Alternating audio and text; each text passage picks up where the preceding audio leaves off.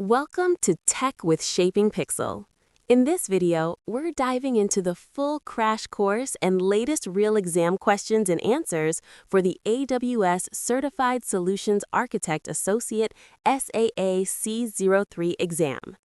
If you haven't subscribed to our YouTube channel yet, we'd love for you to join our growing community. Just hit that subscribe button. Want a downloadable PDF of these questions and answers? You can grab it from our website, www.shapingpixel.com. Full link is in the description below. These certification exams covers 4 key domains: design secure architectures, design resilience architectures, design high performance architectures, and design cost optimized architectures. Each domain is crucial for demonstrating your efficiency in creating robust and efficient cloud solutions using AWS services. Each domain carries a specific percentage weighting within the exam, along with task statements outlining required knowledge and skills. So domain 1, design secure architectures.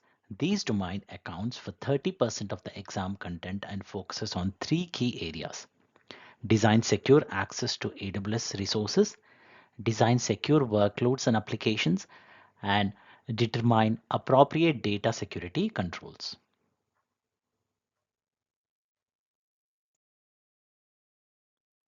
Domain 2, design resilient architectures.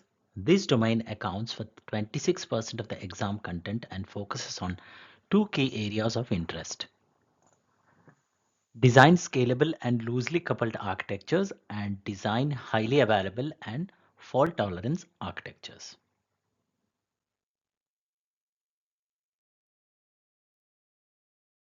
Domain 3, design high performing architectures. These domain accounts for 24% of the exam content and focuses on the following 5 items: determine high performing and scalable storage solutions, design high performing and elastic compute solutions, design high performing database solutions, determine high performance and scalable network architectures, and determine high performing data ingestion and transformation solutions.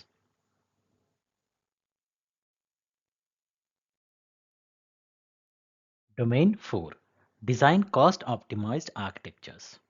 These domain accounts for 20% of the exam content and will assess you in 4 areas: design cost optimized storage solutions, design cost optimized compute solutions, design cost optimized database solutions, and design cost optimized network architectures.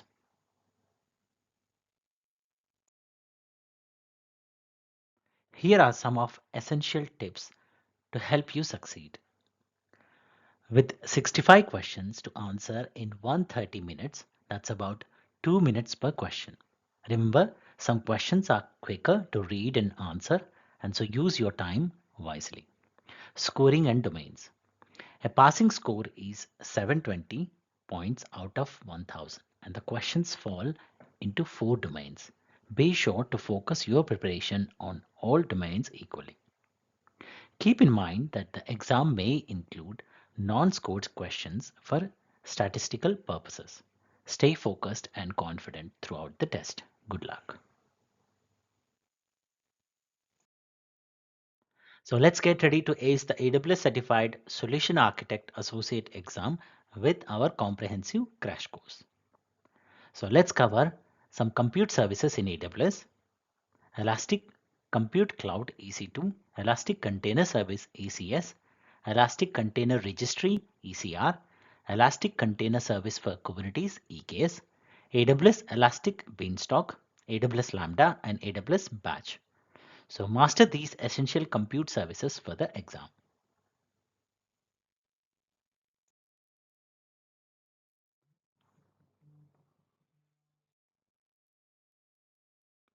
Let's dive into the world of Amazon Elastic Compute Cloud, or EC2.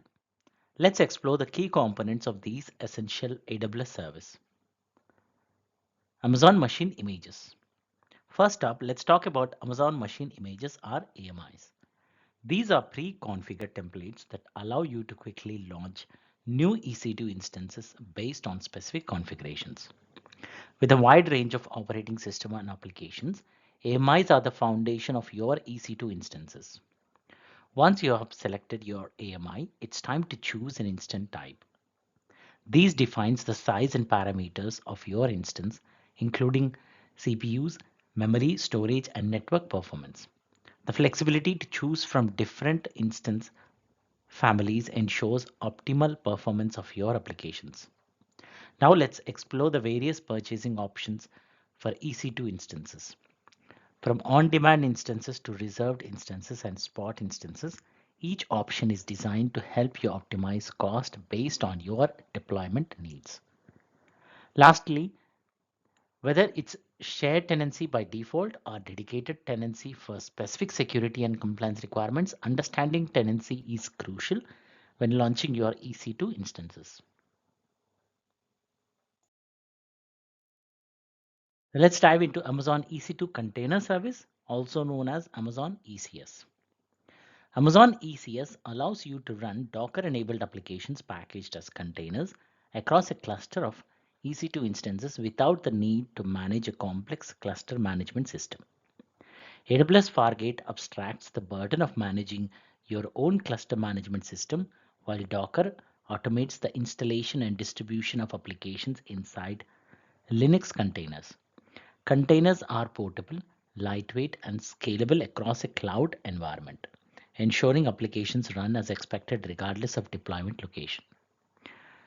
So choose between Fargate Launch for simplicity or EC2 Launch for greater customization and control over parameters. AWS CloudWatch monitors metrics against your containers and clusters, allowing for easy creation of alarm based on specific events. Amazon ECS clusters are dynamically scaled within a single region, allowing for deployment based on resource and availability requirements.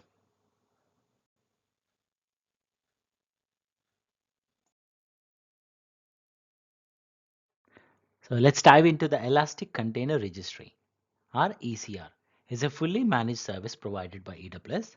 It offers a secure and centralized location for developers to store and manage their Docker images. This service seamlessly integrates with the EC2 container service, providing a hassle-free solution for distributing and deploying Docker images across applications. ECR eliminates the need for developers to provision infrastructure as AWS manages the entire process. It empowers developers to efficiently push, pull, and manage their Docker image library in a secure environment.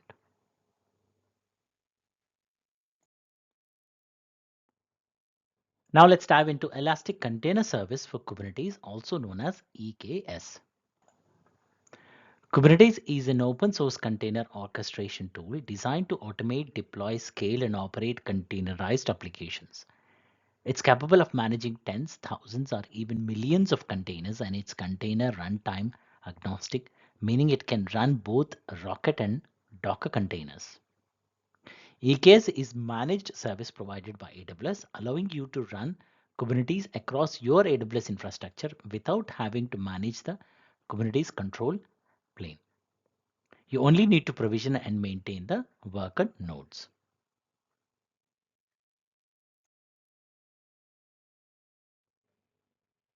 So let's see how the Kubernetes control plane works. Let's dive into and understand the key components that make it all happen. The Kubernetes control plane consists of various components such as different APIs, kubelet process, and the Kubernetes master. These components are responsible for facilitating communication within your cluster and managing the schedule of containers onto nodes based on their compute requirements. In EKS, AWS takes charge of provisioning, scaling, and managing the control plane. They ensure resilience by utilizing multiple availability zones. These means your control plane is in good hands, allowing you to focus on your applications. In Kubernetes, worker nodes are the backbone of your cluster, responsible for running containers managed by the control plane. Each node is an on-demand EC2 instance equipped with Docker, kubelets, and AWS IAM Authenticator for security as a customer. Managing these nodes within EKS is crucial. Once provisioned, the worker nodes seamlessly connect to EKS using an endpoint.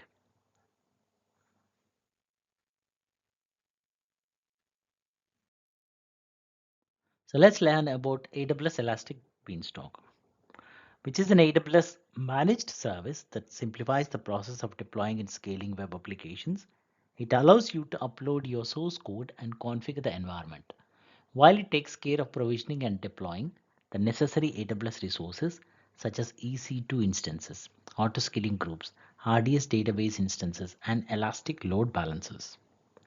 For developers and engineers who may not have extensive AWS experience, Elastic Beanstalk provides a straightforward solution for deploying, provisioning, monitoring, and scaling web applications. It's a quick and effective way to get your applications up and running without the need for in-depth infrastructure management.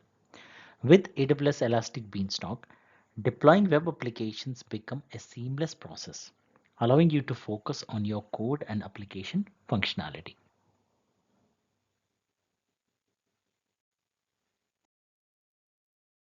So let's dive into a quick overview of AWS Batch. AWS Batch is designed to manage and run batch computing workloads within AWS. It's ideal for tasks like training machine learning models or conducting large-scale data analysis. In a cloud environment, maintaining a batch computing system can be complex and costly. However, with AWS Batch, you can seamlessly create a cluster of compute resources that's highly scalable and takes advantage of the elasticity of AWS. With AWS Batch, AWS handles all the provisioning, monitoring, maintenance, and management of your clusters, making it a powerful and efficient tool for batch processing.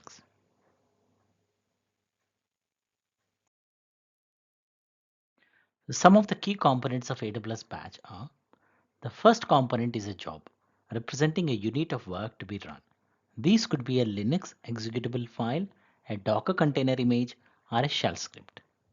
Jobs run as containerized applications, which you can choose to run on AWS Fargate, EC2 resources, or an Amazon EKS cluster.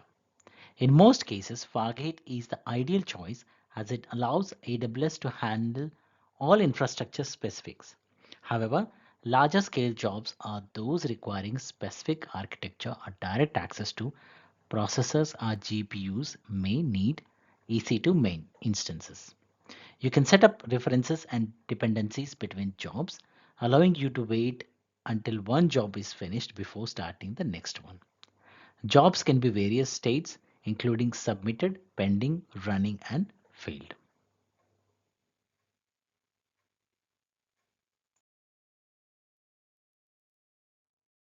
Have you ever wondered how to seamlessly integrate your on-premises environment with the AWS cloud? Let's dive into the world of AWS Outposts.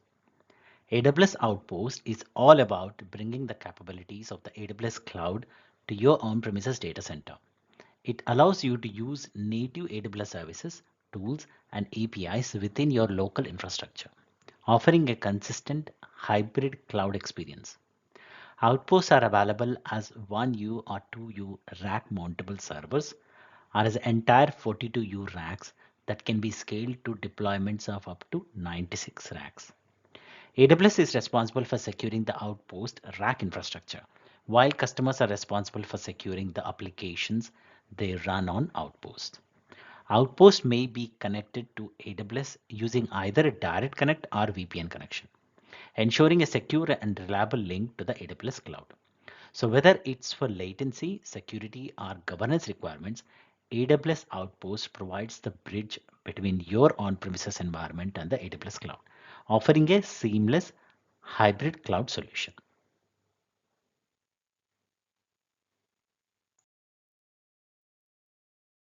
AWS Outposts offer a range of services including ECS, EKS, S3, RDS, and EMR, all available on premises. Customers can securely connect to other services and resources using private link gateway endpoints such as DynamoDB. Additionally, Outposts support EC2 with various instance types like M5, C5, and R5, along with storage options for EBS volumes, local disk, and local instance storage. Outposts enable migration and disaster recovery scenarios through Cloud Endure, allowing workloads to fail over in the event of an outage. It also supports VMware Cloud on AWS, providing a secure and scalable hybrid cloud infrastructure. Plus, AWS manages patch updates, eliminating the need for manual maintenance. Customers can conveniently order Outposts through the AWS Management Console, selecting from different compute and storage options based on their requirements.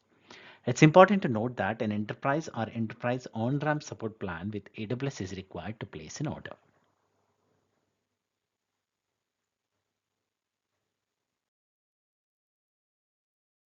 In AWS, there's EC2 auto-scaling for scaling the EC2 fleet and an auto-scaling service for Amazon ECS tasks, DynamoDB tables, and Amazon Aurora replicas.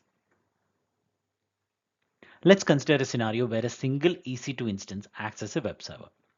As the demand increases, the CPU utilization rises, requiring additional processing power. With auto-scaling, a metric can be configured to automatically launch a second instance when the CPU utilization reaches a certain threshold, ensuring load balancing and optimal performance. Auto-scaling offers automation, greater customer satisfaction, and cost reduction. It automates provisioning based on custom-defined thresholds, ensuring elastic resource provisioning. This prevents manual deployment and removal of resources. It also enhances customer satisfaction by preventing performance issues during demand spikes and reduce cost by automatically scaling resource based on demand.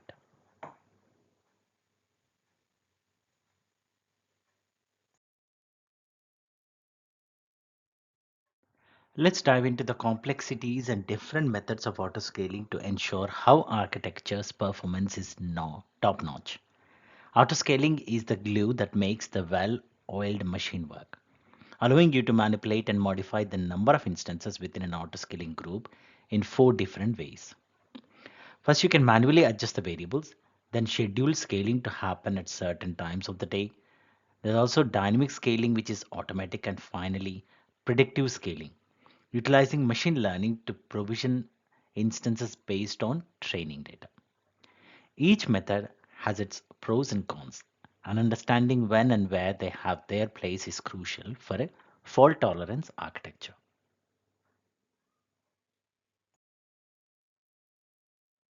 Manual scaling. When you know a traffic spike is coming, manual scaling lets you proactively adjust your fleet size, reducing downtime for users and ensuring a smooth experience.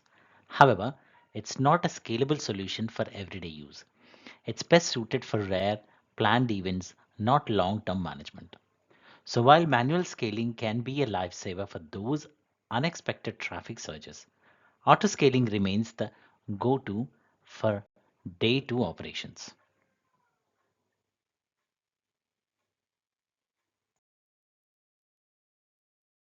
While predictive scaling aims to anticipate load increases, provisioning new instances before they are needed.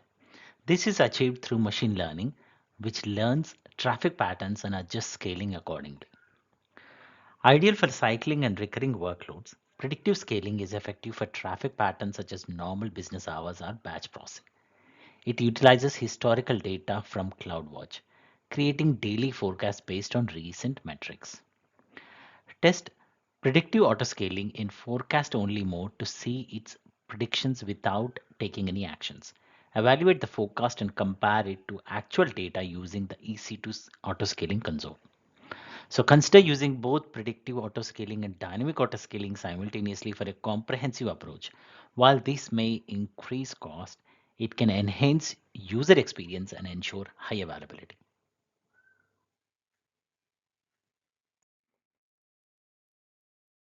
If you're looking to optimize your cloud architecture, time-based or scheduling scaling is a game changer.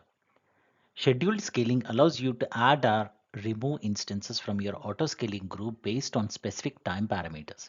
For instance, you can schedule the batch processing instances to come online during off-peak hours when spot instances prices are lower, saving your money.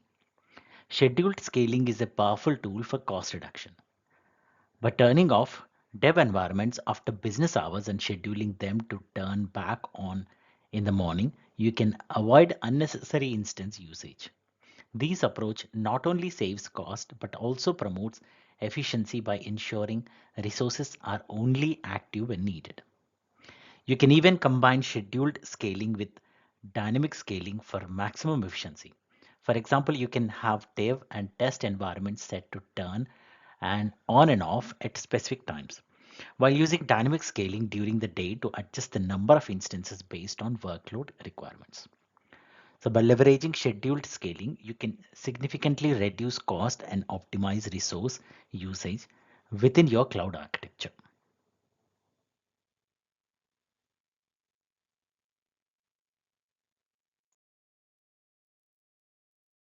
So let's dive into AWS Elastic Load Balancer service.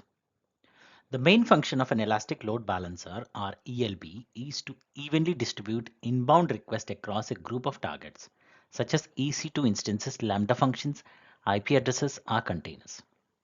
Using an ELB strengthens infrastructure, helps with unpredictable spikes, traffic spikes, and provides high availability. It automatically scales to meet incoming traffic. There are three types of ELBs: application load balancer, network load balancer, and classic load balancer, each with specific features and use cases. Listeners, target groups, rules, and health checks are essential components of an AWS ELB, ensuring efficient routing and resource management. By understanding the AWS Elastic Load Balancer service, you can optimize your infrastructure for better performance and resilience.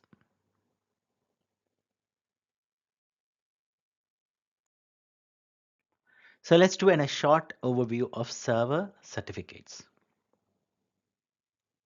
The application load balancer provides a flexible feature set for web applications running the HTTP or HTTPS protocols. When using HTTPS as a listener, additional configurations is required. So to recycle encrypted traffic over HTTPS, the ALB needs a server certificate and an associated security policy. The server certificates used by the ALB are X.509 certificates provisioned by a certificate authority, such as the AWS Certificate Manager service.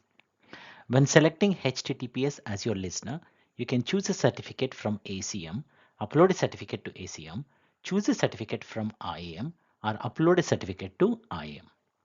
ACM simplifies the configuration process and is the preferred option.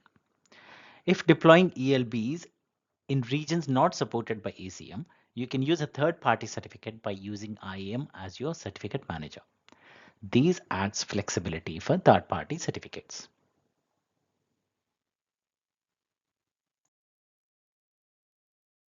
So let's understand the application load balancer in AWS. The ALB operates at layer 7, the application layer of the OSI model. It provides advanced routing and visibility features for application architecture such as microservices and containers when used in HTTP or HTTPS. Before configuring your ALB, it's good practice to set up your target groups. A target group is simply a group of resources that you want your ALB to route requests to. To create a target group, go to the EC2 service, select load balancing, then target groups. Configure the target group settings, including the target type, protocol, VPC, and health check settings. To create an application load balancer, go to the AWS Management Console, select load balancing, then load balancers. Follow the steps to configure the ALB, including setting up listeners, availability zones, security settings, and associating target groups. The ALB in AWS provides a flexible feature set for advanced routing and visibility features. So by understanding how to configure target groups and create an ALB, you can effectively manage and optimize your application architectures.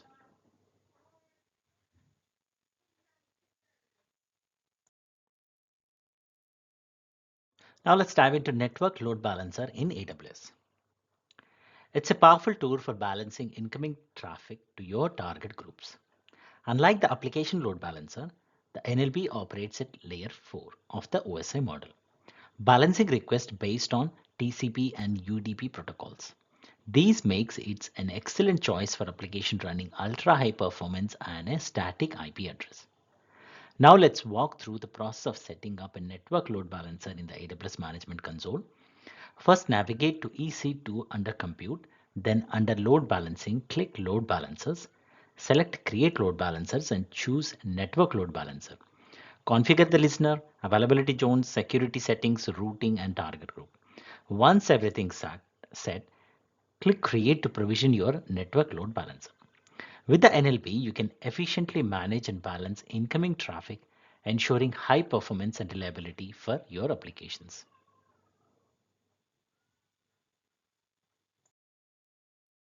Let's have a quick understanding of Classic Load Balancer in AWS. The Classic Load Balancer supports TCP, SSL, TLS, HTTP, and HTTPS protocols. It's best practice to use the ALB over the Classic Load Balancer unless you have an existing application running in the EC2 Classic network. To create a Classic Load Balancer, go to EC2, then Load Balancers and select Create. Configure the listener, availability zones, security groups, health checks, and associate instances. The Classic Load Balancer offers support for EC2 Classic, TCP, and SSL listeners, and sticky sessions using application generated cookies.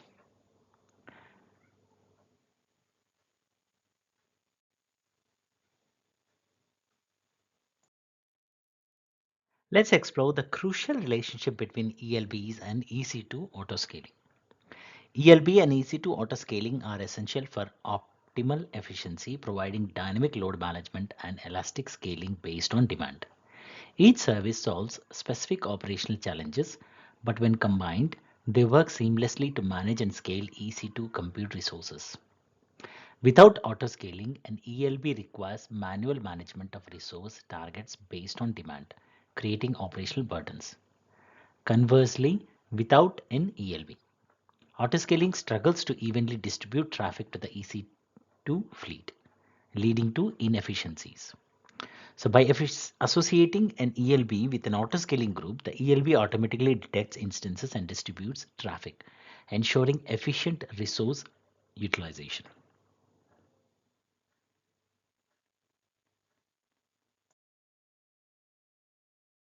Are you curious about how AWS services are driven by customer needs? Let's take a closer look at the customer-driven innovation behind the AWS Gateway Load Balancer service. The AWS Gateway Load Balancer service is a prime example of customer-driven innovation. Customers face challenges with the deployment process and scaling for virtual appliances, leading to the development of these essential features. Two key features were identified as essential for the AWS Gateway Load Balancer service. The first is VPC ingress routing for the Internet Gateway, allowing traffic to be forwarded to a gateway load balancer by updating route table in a VPC. The second feature addresses IP tunneling to ensure seamless traffic redirection without interrupting normal flow and interactions. The gateway load balancer provides a single point of access for all inbound and outbound traffic, enabling seamless scaling of virtual appliances based on demand. It also allows for the addition of custom logic into any networking path in AWS, providing flexibility and control. In conclusion, the AWS Gateway Load Balancer service exemplifies how customers' needs drive innovation, resulting in scalable, flexible, and transparent solutions for managing network traffic.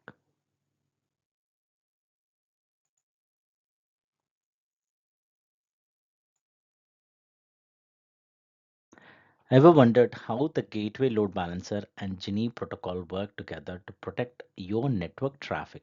Let's dive in and break it down. The Gateway Load Balancer consists of two parts: the VPC Gateway Load Balancer endpoint and the actual Gateway Load Balancer. The VPC Gateway Load Balancer endpoint is defined in the VPC to protect the traffic, while the Gateway Load Balancer sends traffic to a fleet of EC2 instances running third-party network appliance software. To make this happen, the Gateway Load Balancer uses the Geneve tunneling protocol.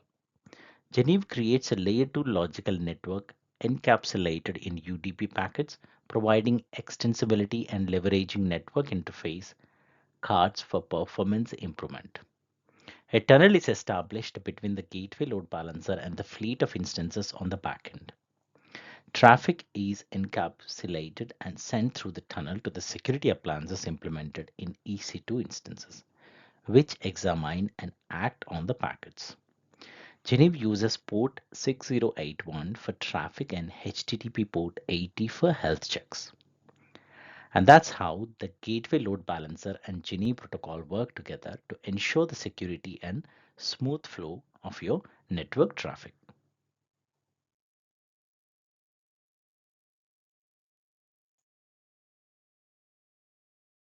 Introducing the gateway load balancer. The gateway load balancer endpoint GWLBE is defined in its own subnet per availability zone. It can be added to a route table as the next hop and integrated into the traffic flow of a VPC. The gateway load balancer endpoint operates across multiple accounts and VPCs with centralized control and administration. It's similar to AWS Private Link and plays a crucial role in integrating the security VPC into the traffic flow. To set up a gateway load balancer, provisioning a dedicated VPC and third-party virtual appliance software on EC2 instances. Then provision the gateway load balancer and target groups similar to other elastic load balancers. The gateway load balancer endpoints are created in dedicated subnets, updating route tables to integrate them into the traffic flow.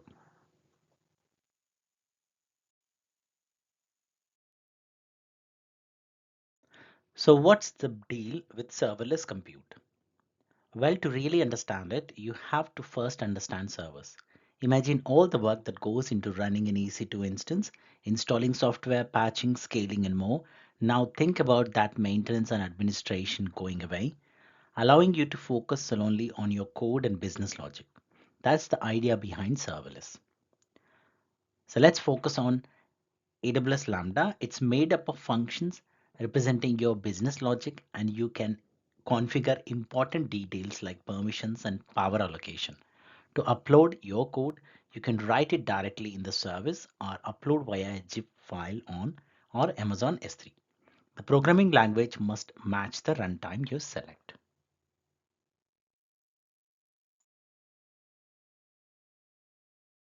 So let's fully understand AWS Lambda. AWS Lambda supports several runtimes like Java, Go, Node.js, C Sharp, Python, and Ruby. If you want to use a language not on that list, you can bring other languages using the custom runtime API. This feature allows running PHP or C in Lambda. Your function can be invoked directly through the console, SDK, AWS Toolkits, or CLI. It can also be invoked using a function, URL, an HTTP endpoint, or automatically by trigger like an AWS service or resource. Once triggered, your Lambda function can make calls to downstream resources like Amazon DynamoDB, Amazon SQS, and Amazon SNS. The server automatically monitors your function through logs and metrics, and you only pay for what you use, request duration, and compute power provisioned. So with AWS Lambda, you have the flexibility to choose your runtime, various invocation methods, and you only pay for what you use.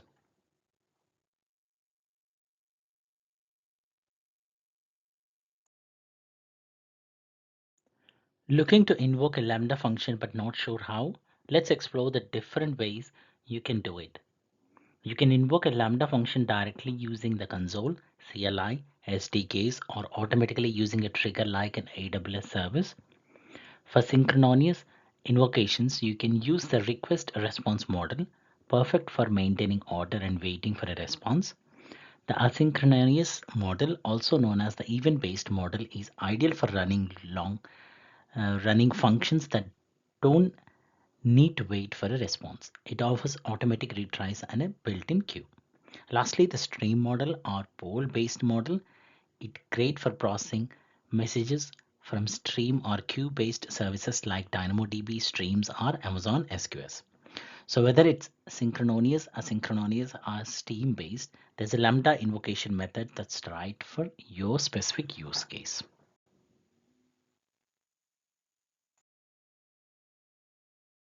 Let's dive into monitoring and troubleshooting with AWS Lambda. When it comes to monitoring and troubleshooting with Lambda, a lot of important metrics are already configured with CloudWatch by default and built into the Lambda dashboard. There are three main categories of metrics: invocation metrics, performance metrics, and concurrency metrics. Invocation metrics are related to the outcome of the invocation. For example, there is a metric called invocation that tracks the number of times the function has been invoked, and the errors metric counts the number of failed invocations of the function. Performance metrics provide details about an invocation, including duration, which measures how long the function runs in milliseconds, and the iterator age metrics, which measures the time it takes for Lambda to receive a batch of records. Concurrency metrics include the concurrent executions metric, which calculates the total sum of concurrent executions at any point in time. In addition to these metrics, CloudWatch also gathers log data sent by Lambda to help you better understand, troubleshoot, and understand issues. Each function running in Lambda will have its own log group in CloudWatch.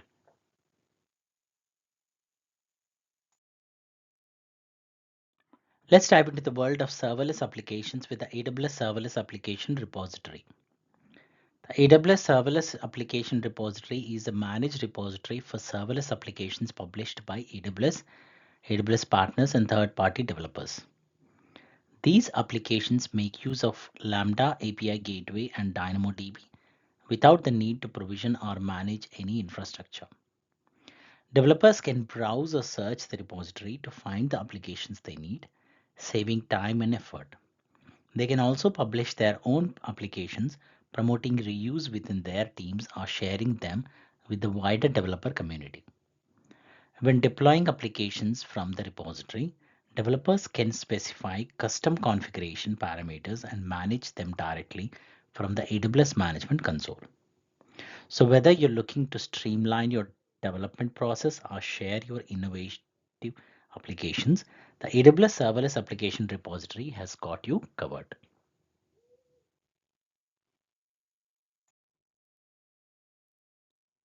So are you familiar with the components that make up the AWS global infrastructure? So let's dive into the world of AWS availability zones, regions, edge, locations, and more. AWS availability zones are the physical data centers of AWS, each with at least one other availability zone geographically located within the same area, linked by highly resilient and low latency private fiber optic connections. Regions are collections of availability zones geographically located close to one another, allowing for low latency connections. Every region will contain at least two availability zones. Edge locations are AWS sites deployed in major cities across the globe, primarily used by end users to reduce latency for accessing services. Local zones are a new type of infrastructure deployment designed to place core AWS services near highly populated areas that do not already have an AWS region nearby. Wavelength zones are embedded within 5G mobile broadband networks that are deployed within the data centers of large telecommunications providers. Understanding these components is crucial for deploying services on AWS.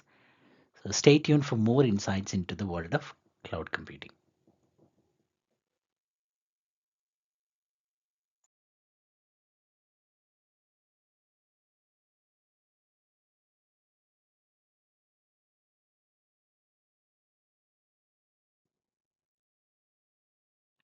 So let's see why there are so many different AWS storage services to choose from. More and more organizations are moving to the cloud for its flexibility, scalability, cost efficiencies, and security benefits. AWS offers a wide range of services covering compute, storage, database, and network, providing core infrastructure elements. So AWS provides different storage services to cater to specific needs, offering varied benefits and features. such as cost, variant, security, durability, accessibility, and use case. Understanding the difference between block, file, and object storage is crucial for selecting the most appropriate AWS storage services for your needs.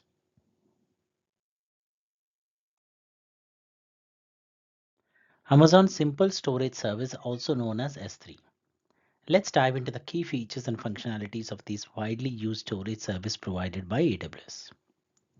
Amazon S3 is a fully managed object-based storage service that is highly available, highly durable, and cost-effective. It offers unlimited storage capabilities, making it extremely scalable.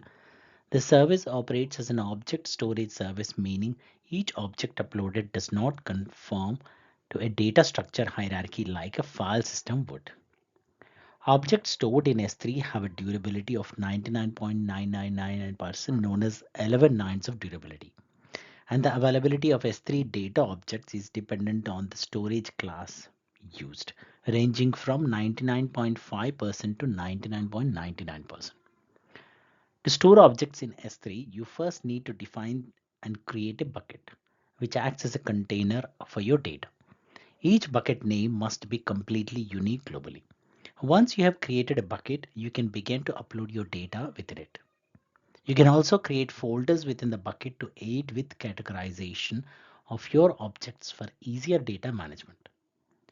Amazon S3 is a powerful and versatile storage service that offers a wide range of features for managing and storing data.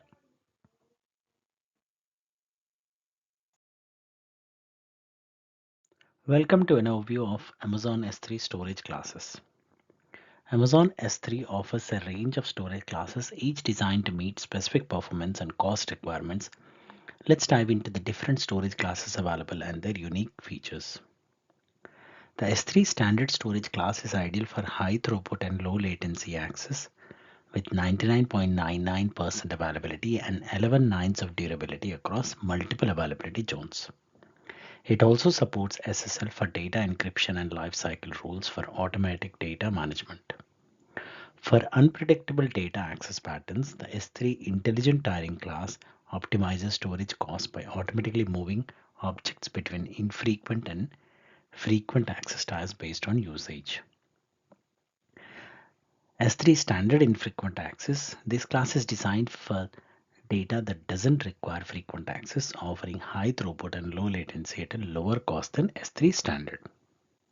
S3 Glacier is a cost-effective archival storage solution, providing 11 nines of durability and multiple retrieval options based on urgency and cost. The Deep Dive Archive class is the cheapest option, focusing on long-term storage with retrieval times within 12 hours. When selecting a storage class, consider the criticality, durability, reproducibility, and access frequency for your data.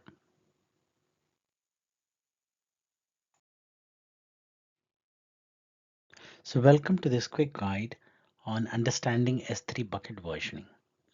So S3 bucket versioning allows for multiple versions of the same object to exist, providing a safety net against accidental or malicious deletion. To enable versioning, simply select the checkbox during the creation of new bucket or enable it on an existing bucket within the AWS Management Console. Once enabled, you can review all versions of an object and manage them easily within the console. So keep in mind that enabling versioning will incur additional storage costs due to storing multiple versions of the same file. Understanding S3 bucket versioning is crucial for managing your objects effectively and ensuring data safety.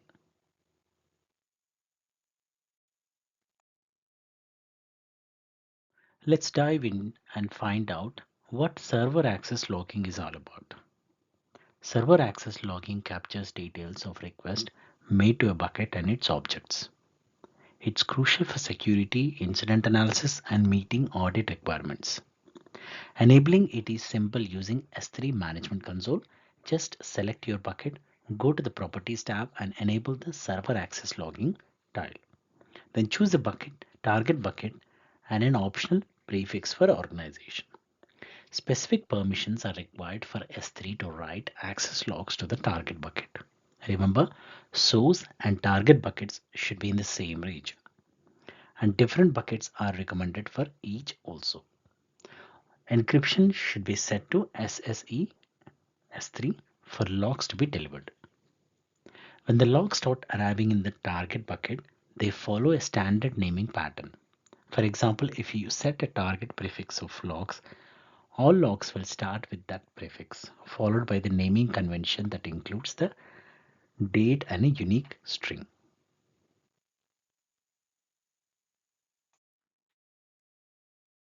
So welcome to a quick guide on configuring S3 buckets to host a static website.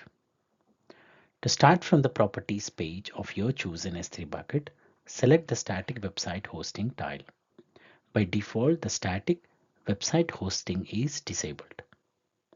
When this tile is selected, you are presented with three options: use this bucket to host a website, redirect request, and disabled.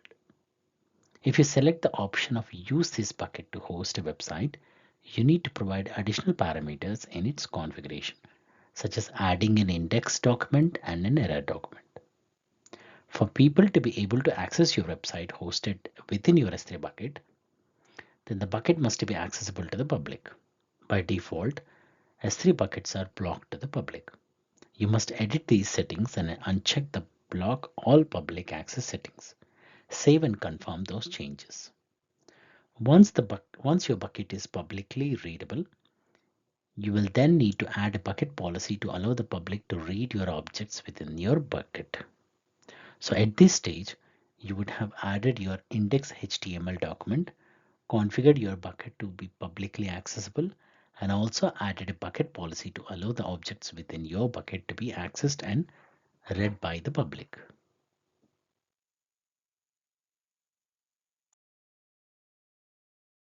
Welcome to an introduction to object level logging with S3 buckets. In this short lecture, I will explore the powerful capabilities of object level logging and its integration with AWS CloudTrail. Let's start by understanding AWS CloudTrail, a service designed to record and track all AWS API requests made. These requests can be initiated from various sources, including SDKs, the AWS command line interface, the management console, or other AWS services. AWS CloudTrail captures S3 data events such as get object, delete objects, and put objects API calls, and records them within log files stored on S3. You can configure the capturing of these events at the bucket level or through AWS CloudTrail itself. To enable object level logging, you will need to select an existing trail from the same region to capture your S3 data events for the bucket. Then choose the type of events you want to capture, whether read events, write events, or both. By enabling object level logging, AWS CloudTrail will capture any S3 data events associated with the bucket, providing valuable insights into the activities within your S3 buckets.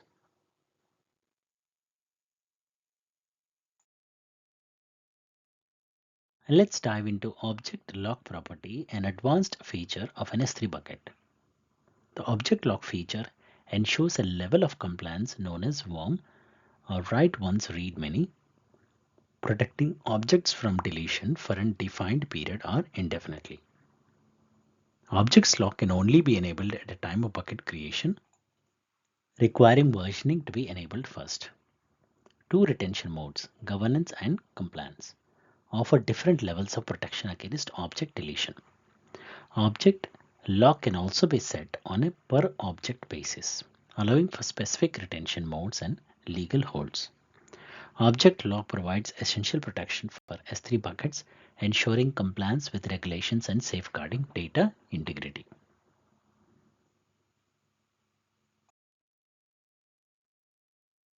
Welcome to a quick guide on using cost allocation tags with your S3 buckets. When using Amazon S3 for various business units and departments, managing buckets can be challenging. Cost allocation tags are key value pairs assigned at the bucket level, help with categorization. For example, you can tag buckets with project and environment to organize resources.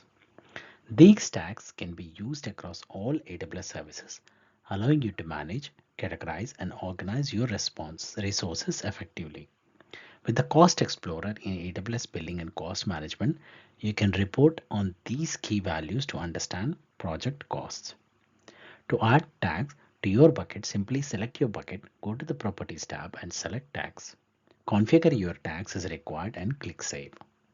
Remember to activate your cost allocation tags in AWS Billing before they show up on your any reports. So start organizing your S3 resources effectively with cost allocation tags.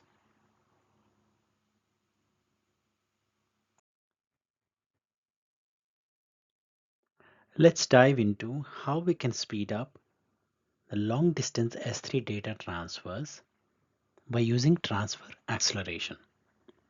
Transfer acceleration can significantly speed up the process of transferring data into or out of Amazon S3 from your remote client or to another AWS region. It achieves these by leveraging Amazon CloudFront, a content delivery network service with edge locations worldwide.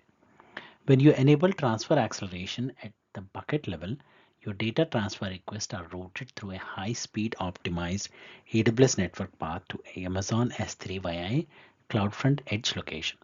These can lead to a dramatic reduction in transfer times. It's important to note that there are costs associated with using transfer acceleration, including a cost per GB depending on the edge location used. Additionally, there are increased costs for any data transferred out of S3 due to the edge location acceleration involved. Enabling transfer acceleration is straightforward. Simply select your bucket within the S3 console, choose Properties, and then select the Transfer Acceleration tile. From there, you can enable or suspend it as needed. So if you are looking to optimize your long distance S3 data transfers, consider leveraging transfer acceleration to speed up the process and improve efficiency.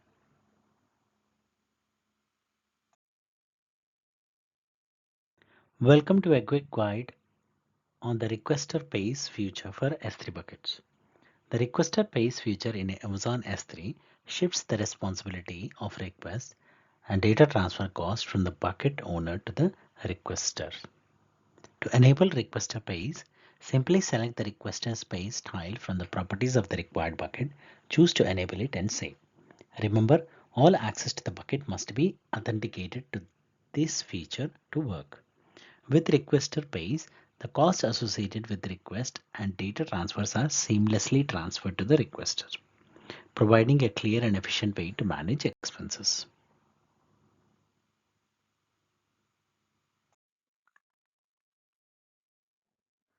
Let's dive into various methods of using policies and permissions to gain access to S3 resources.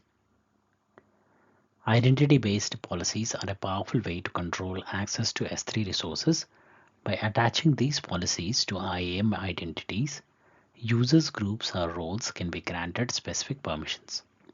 These policies define the resources and can even include conditions for further access control. On the other hand, resource-based policies such as bucket policies and access control lists are associated with the resource itself. They allow for more granular control over access to S3 buckets and objects. When deciding between IAM and bucket policies, consider the scale and scope of access control needed. IAM is ideal for centralized management, while bucket policies are great for maintaining security policies within S3 alone. In the event of conflicting permissions, AWS follows the principle of least privilege. Access is denied by default, and explicit deny permissions always take precedence over allow permissions. By understanding these methods, you can effectively manage access to your S3 resources.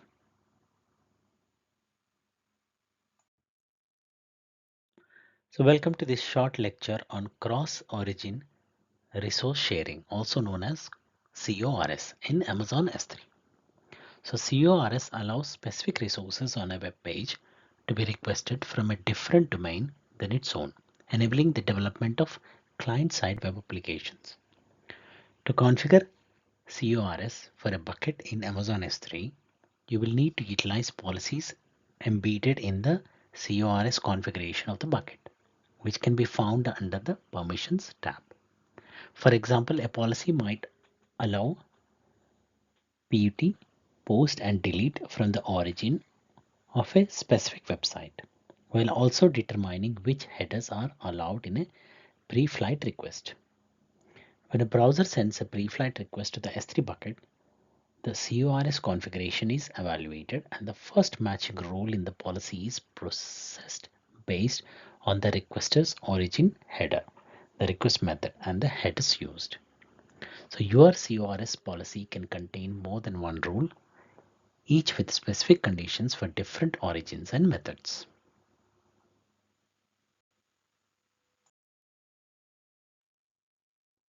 If you are dealing with the data lake workload in a versioned S3 bucket that's growing rapidly, managing these data swamp can be costly and challenging. But there are tools available to help you manage the storage lifecycle of your data efficiently. You can automate these processes using two approaches. The first is the S3 Intelligent Tiering Storage class, which monitors object access pattern and automatically moves objects between tiers. The second approach is using lifecycle configurations, which transition data to lower cost storage classes or delete data based on defined access patterns. If your objects and workloads follow predictable usage patterns, using lifecycle configuration is the most cost-effective strategy. For example, you can create a solid lifecycle configuration based on specific access patterns, leading to significant cost saving in your overall storage spend. If your data follows similar access patterns, such as slowly decreasing real-time access or needing to meet compliance regulations, using lifecycle configurations makes sense for your workloads. So in summary, lifecycle configurations are a crucial cost tool that enables you to manage your data efficiently, transitioning objects to lower cost storage tiers and delete unnecessary objects.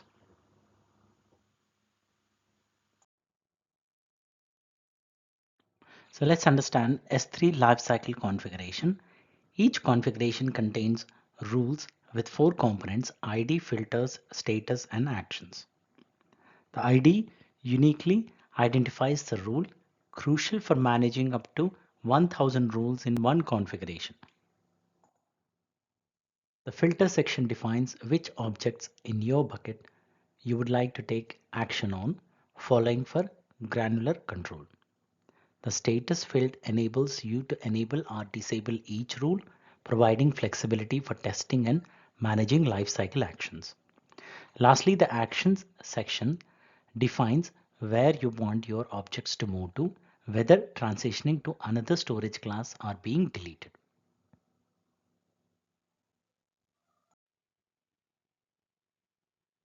Let's explore the Amazon EFS service and its role in the storage ecosystem. Let's start by comparing a few AWS storage solutions. Amazon S3 is ideal for large files like videos and images, while EBS is optimized for low latency access and fast read and write operations. Now let's dive into Amazon EFS.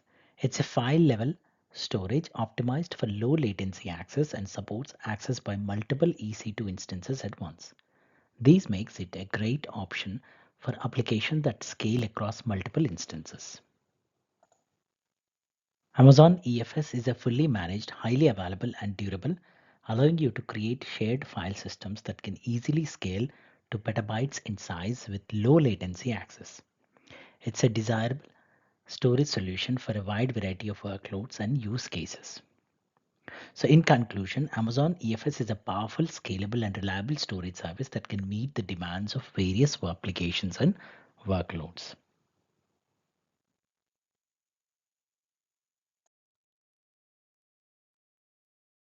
Let's dive into the demonstration on creating and mounting an EFS file system in the AWS Management Console.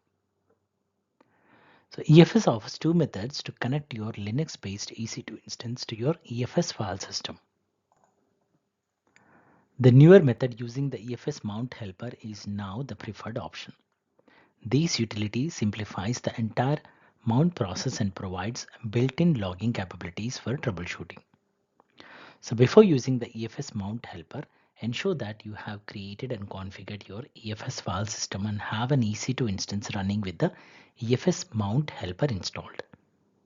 The instance must be in the VPC, configured to use Amazon DNS servers, and have a security group allowing NFS access to your Linux instance. Now let's move on to creating the EFS file system. Start by configuring the file system access, selecting the VPC and adding the security group for the mount target. Then configure optional settings such as lifecycle management, throughput mode, performance mode, and encryption. Once the EFS file system is created, you can proceed to mount it using the EFS mount helper.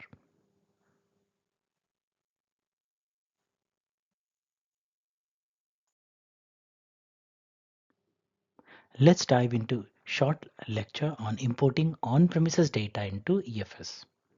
If you're considering using EFS, you likely have a specific dataset in mind that could benefit from these services. To seamlessly move, migrate, and synchronize data from your on-premises site to AWS storage services like Amazon EFS, the recommended approach is to utilize AWS Data Sync. This service is designed to securely transfer data over a direct connect link on the internet, providing simplicity and ease. To sync source files from your on-premises environment, you will need to download the data sync agent as a VMware ESXi to your site. These agents act as a bridge between your on-premises file system and your EFS file system, making the data transfer process seamless. AWS Data Sync is versatile, allowing you to migrate, replicate, and manage EFS file systems across different AWS regions. For detailed use cases and implementation, AWS has provided an in-cloud quick start and scheduler on GitHub. So in conclusion, AWS Data Sync is a powerful tool for effectively transferring data to and from Amazon EFS, providing flexibility and ease of use for various use cases.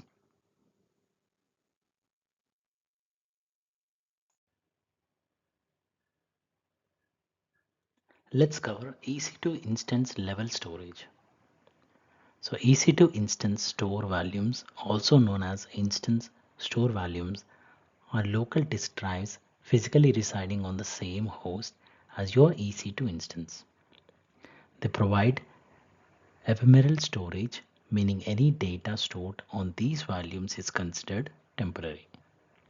While it's not recommended to store critical data on these volumes due to the risk of data loss upon instance stop or termination, they offer benefits such as cost savings, high input-output speeds, and suitability for frequently changing data, or as a cache. Not all instance types supports instance store volumes, and their size increases with the EC2 instance size. From a security perspective, they don't offer additional security features and rely on the security mechanism provided by EC2. If you need persistent data or easy persistency maintenance, the Elastic Block Store service is recommended over EC2 instance store volumes.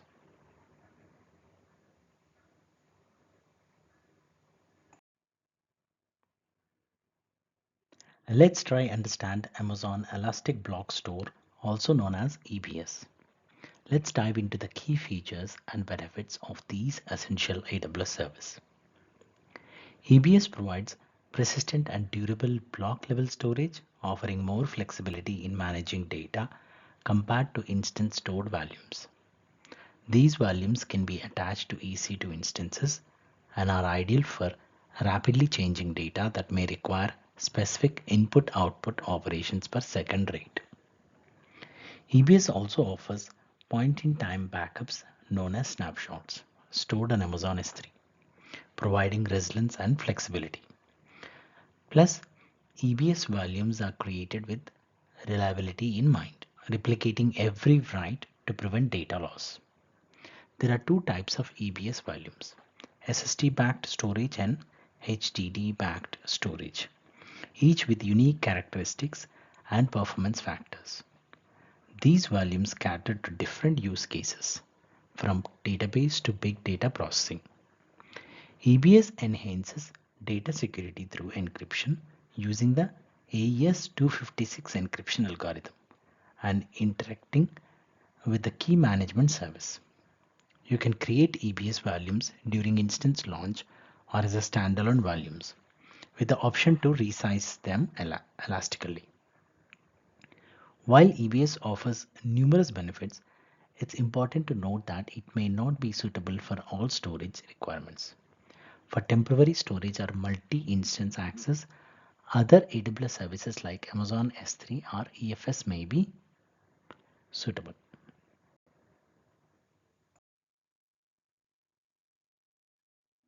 Amazon Data Lifecycle Manager. Let's dive in and explore this essential tool for automating EBS snapshots and AMI backups. Amazon Data Lifecycle Manager is a powerful tool that automates the creation, deletion, and retention of EBS snapshots and EBS backed AMIs. It's like having backups for your EBS data without the hassle of manual intervention. DLM is provided at no extra cost and can be used in conjunction with other AWS services like Amazon CloudWatch Events and AWS CloudTrail, providing a complete backup solution for your EC2 instances. It's important to note that EBS volumes and snapshots will incur cost based on their size and use. Additionally, proper tagging of resources is crucial for DLM to function effectively. With Amazon DLM, you can streamline and automate your backup process, ensuring the safety and security of your EBS data.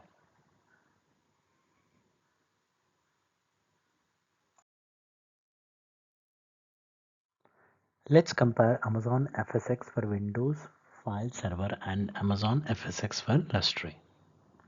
So Amazon FSx for Windows file server provides a fully managed native Microsoft Windows file system on AWS. It's built upon Windows Server, operates as shared file storage, and offers full support for SMB protocol, Windows NTFS, Active Directory integration, and distributed file system. Plus, it uses SSD storage for enhanced performance and throughput, providing sub-milliseconds latencies. On the other hand, Amazon FSx for Lustre is designed for compute-intensive workloads such as machine learning and high-performance computing. It offers massive data processing capabilities with performance running to hundreds of GB per second of throughput, millions of IOPS and sub-milliseconds latencies. The pricing for each option operates differently. Amazon FSx for Windows file server has pricing based on capacity, throughput, and backups, while Amazon FSx for Lustre offers a simpler cost model based on the storage capacity used. Depending on your workload and use case for your data, you will choose either Windows Server or Lustre. The Windows Server option offers more flexibility from a pricing point of view, with the added advantage of data deduplication to help save up to 80% of storage cost. Although it does also have a cost associated with throughput capacity, which Amazon Lustre does not.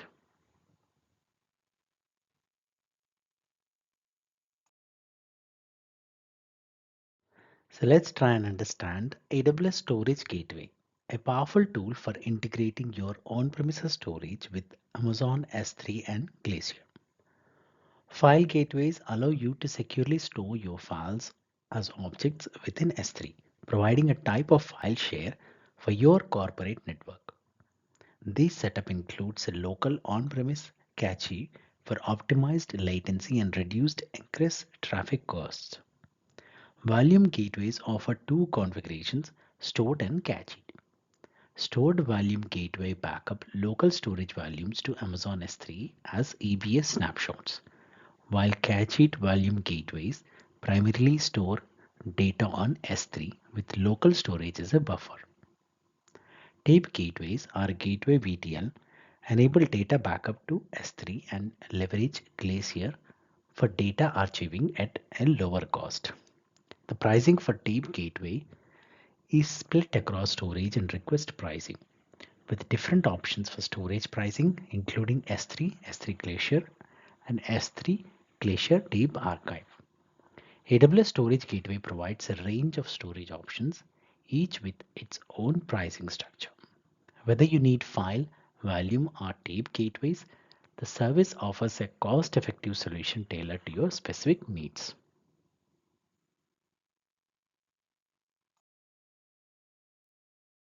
So let's try and understand AWS Backup, a powerful solution for managing and implementing backups across various AWS services. AWS Backup acts as a central hub to manage backups across your environment, providing full auditability and compliance controls. It also allows for the automation of on-premises data backup through its connectivity with the AWS Storage Gateway service. When using AWS Backup, you will need to create backup plans, which include backup schedules, windows, lifecycle rules, backup vaults, regional copies, and tags. These plans allow you to assign resources and create multiple backup plans to meet the needs of different resource types. For cost optimization, AWS Backup supports warm and cold storage, with data transitioned between the two via lifecycle rules. Warm storage is backed by Amazon S3, while cold storage is backed by the Glacier storage class, offering a lower price point per GB month. AWS Backup provides a centralized, comprehensive view of backups, allowing for different requirements for various resources and implementation of life cycle rules for cost optimization. Be mindful for the pricing for backup storage and data restoration, and implement life cycle rules to maximize cost benefits.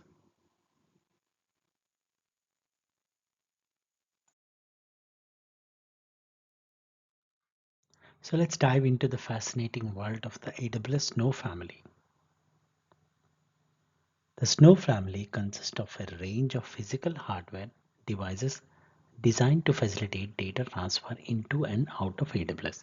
Unlike typical cloud interactions, these devices provide a unique solution for transferring data outside of AWS, involving the use of physical hardware packed with storage and compute capabilities.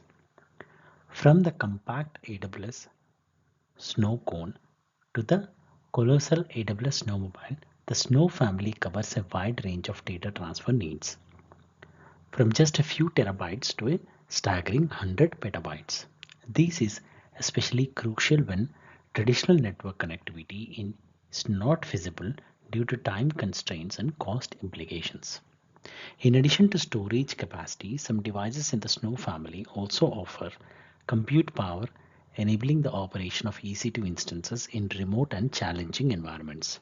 For example, the Snow Cone can be equipped with battery packs, enhancing its versatility and enabling the processing and analyzing of data closer to the source.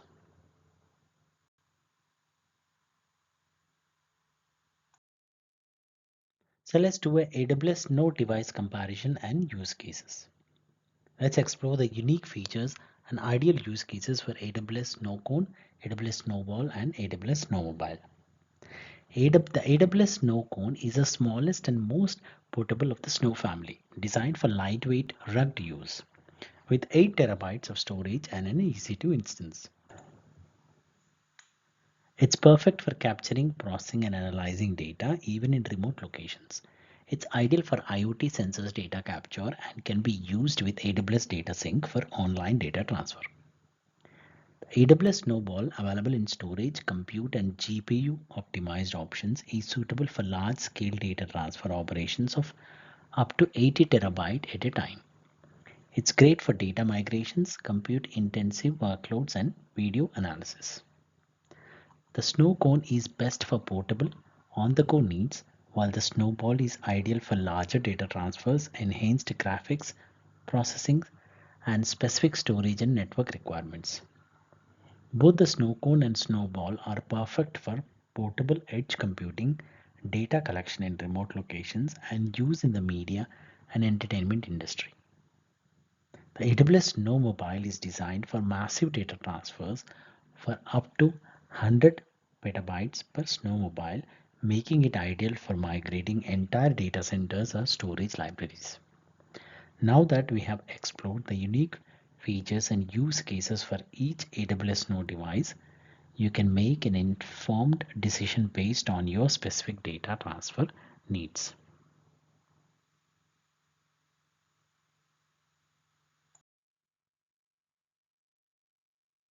Both the snow cone and snowball devices automatically encrypt transferred data backed by keys generated by the key management service.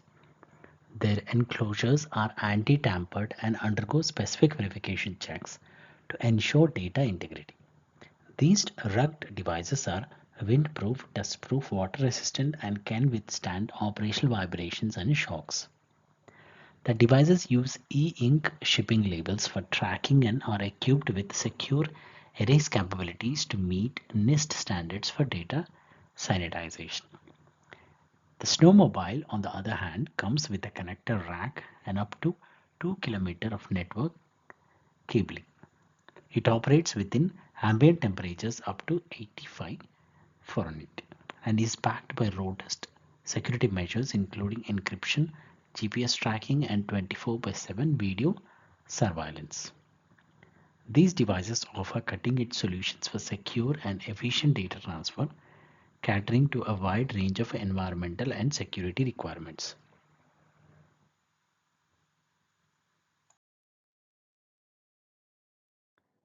If you have been working with different AWS storage services, you may have come across AWS Data Sync.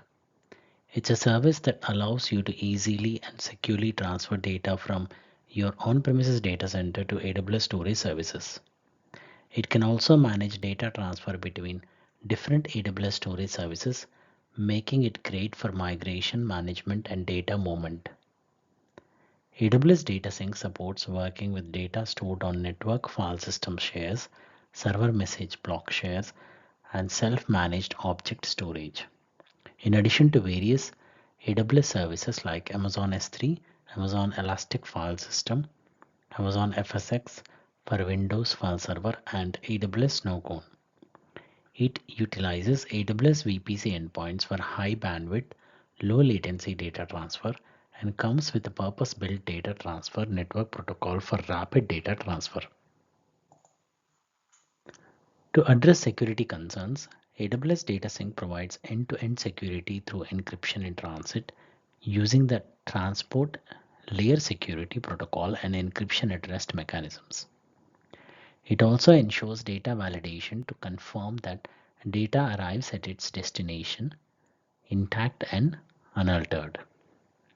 From a cost perspective, AWS Data Sync uses a flat pricing strategy based on a per gigabyte of data transferred, making it easy to predict and avoid unexpected costs.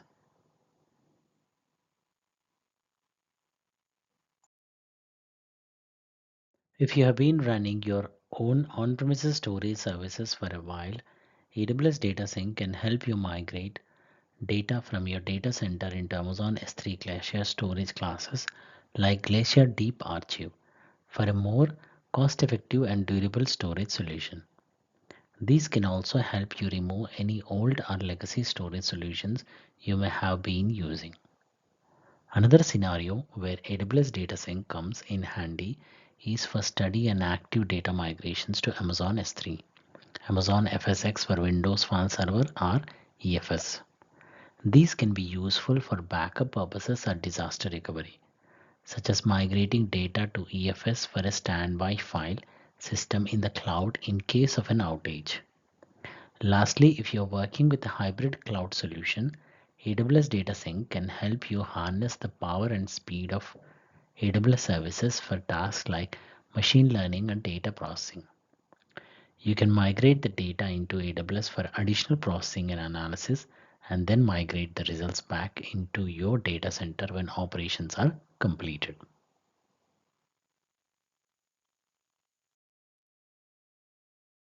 Let's dive into the architecture of the service and the different component levels in carrying out a data sync task. When transferring data from your own managed storage environment to AWS, you will need to configure an agent, a location, and a task. The agent, a virtual machine, is used to read and write data to your storage solution. The location identifies the endpoint of a data sync task, specifying the source and destination locations. The task contains the details of the operation, including the configuration and conditions of the data transfer. When transferring data between two different AWS storage services, such as Amazon S3 to Amazon EFS, the process is similar but without the use of the agent. Two locations and a task are created to carry out the data transfer. AWS Data Sync efficiently moves your storage data, ensuring a seamless transfer process.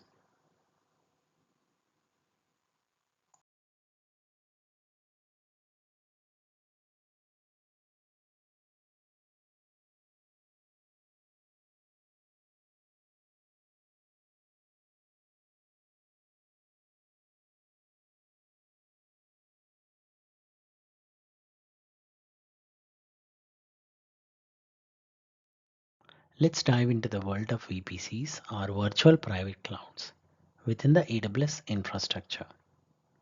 A VPC is essentially your own isolated segment of the AWS cloud, providing a secure environment for deploying resources like compute, storage, databases, and network infrastructure. When you create a VPC, it's completely isolated, accessible only by your own AWS account. Each customer has their own VPC with no access to others. There's a limit of 5 VPCs per region per AWS account. Creating a VPC is straightforward. Just give it a name and define an IP address range using a CIDR block. In summary, a VPC is a secure segment of the AWS public cloud, allowing safe and secure resource deployment.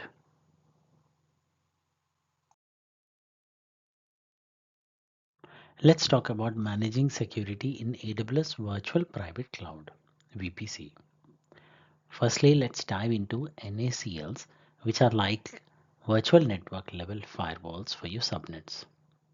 By configuring NACLs, you can control both ingress and egress traffic moving in and out of your VPC and between your subnets. For example, you can set rules to allow only HTTP and HTTPS traffic into your public subnet, ensuring the security of your web servers. Now let's shift your focus to security groups. Unlike NACLs, security groups work at instance level, providing another method of controlling traffic within your VPC.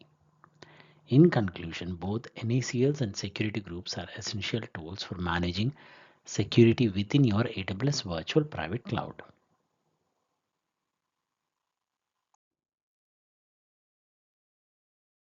So let's dive into AWS security groups. These are a crucial part of managing your AWS infrastructure, so let's break it down. Security groups in AWS are like network access controllers, but they work at the instance level, not the subnet level like NACLs. They filter both inbound and outbound traffic, allowing you to control access to your instances.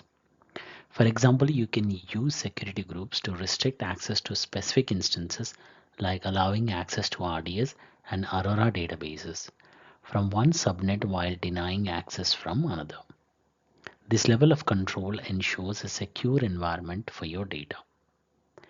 By working in tandem with NACLs, security groups provide layered protection.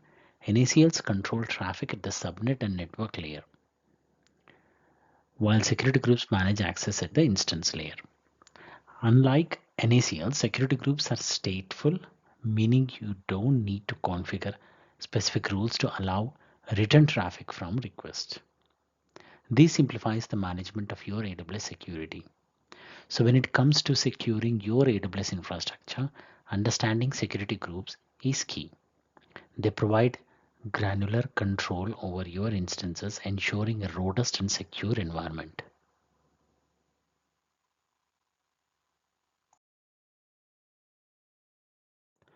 Let's dive into understanding the NAT gateway in AWS VPC. In an AWS VPC, a NAT gateway allows instances within a private subnet to access the internet while blocking all incoming initiations from the internet. It's a crucial component for maintaining the security of your EC2 instances and ensuring their operating systems are kept up to date. The NAT gateway sits within the public subnet, has a public IP address, and is managed by AWS. It's easy to set up. Simply create the NAT gateway, simplify the subnet, and associate an elastic IP address. AWS will handle the rest, including setting up multiple NAT gateways for resiliency. If you have multiple public subnets in different availability zones, you will need to set up another NAT gateway within each subnet. AWS won't automatically deploy a NAT gateway within each public subnet. So a NAT gateway is a powerful tool for providing private subnets with internet access while maintaining security. It's a key part for keeping your AWS deployment secure and up to date.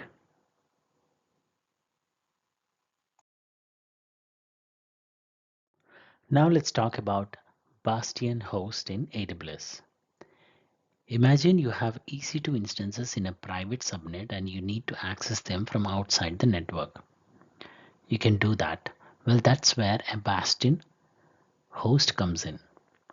In this scenario, the Bastion host sits in the public subnet and acts as a secure gateway.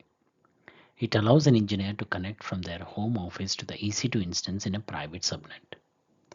The engineer first connects to the Bastion host using SSH and then uses it as a jump server to access the private instances. To ensure security, the Bastion host security groups is configured to allow SSH access only from the engineer's IP address. Additionally, SSH agent forwarding is used to store private keys on the engineer's local client rather than the on-Bastion host. To summarize, the process involves setting up a Bastion host in the public subnet, hardening its security, configuring security groups, and using SSH agent forwarding for secure access to the private instances. Understanding Bastion host is crucial for secure remote access to resources in AWS.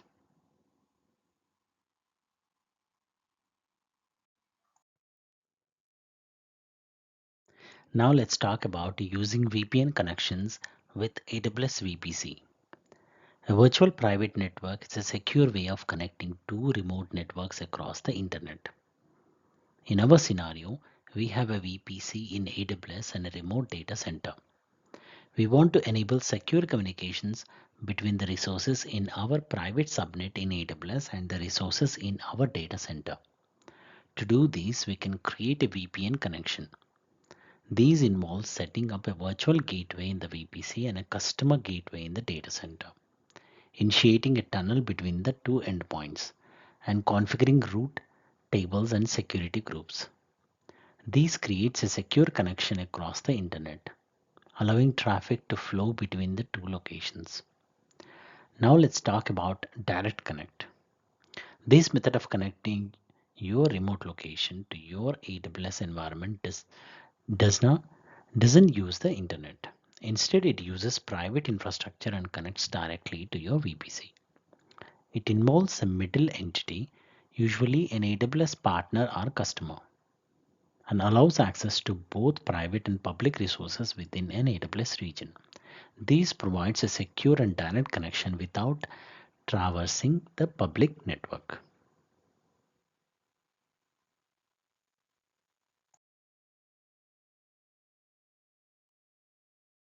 So have you ever wondered how to connect two VPCs together? Let's talk about VPC peering. VPC peering allows you to connect two VPCs together, enabling them to communicate with each other, even if they are in different regions. It's a one-to-one connection only, so each VPC needs a separate peering connection. VPCs cannot have overlapping IP addresses for the connection to work. The process involves a requester and an acceptor, with routing tables updates to allow traffic between the VPCs. VPC peering is a powerful way to exchange information and enable communication between VPCs.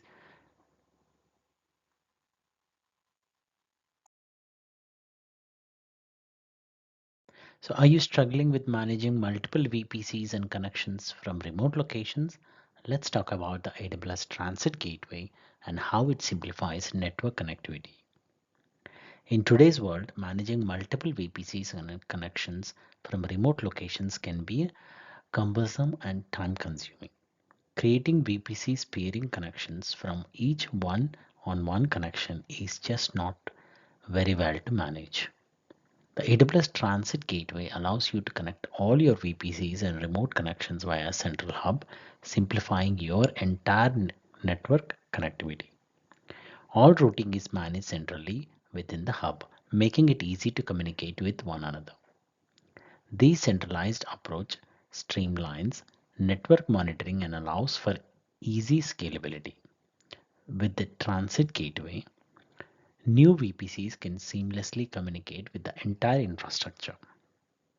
In summary, the AWS Transit Gateway simplifies network connectivity, making it easier to manage multiple VPCs and connections from remote locations.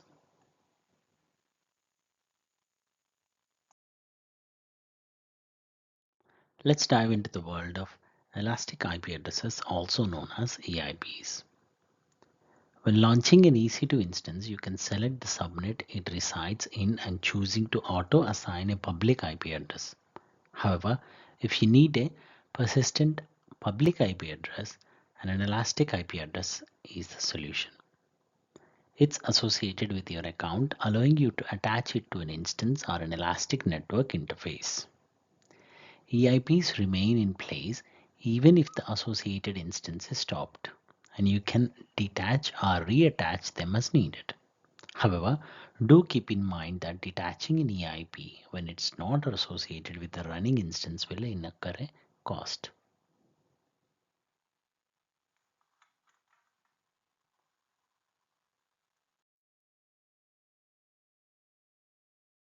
Let's quickly dive into Elastic Network Interfaces, also known as ENIs. ENIs are logical virtual network cards within your virtual private cloud, your VPC, that you can create, configure, and attach to your EC2 instances. The configuration is bound to the ENI and not the instance that it is attached to. This means that you can also detach your ENI from one instance and reconnect it to another instance, and the configuration of the ENI would move with it. There will be occasions where you will need your instances to have multiple network interfaces.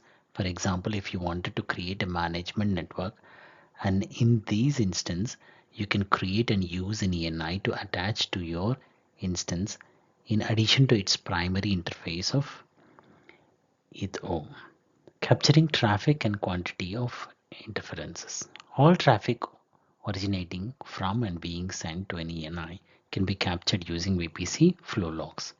When designing your solution and any requirements for multiple interfaces being attached to your instances, you will need to bear in mind that the quantity of interfaces is dependent on the EC2 instance type. ENIs provide flexibility and scalability for managing network interfaces within your VPC.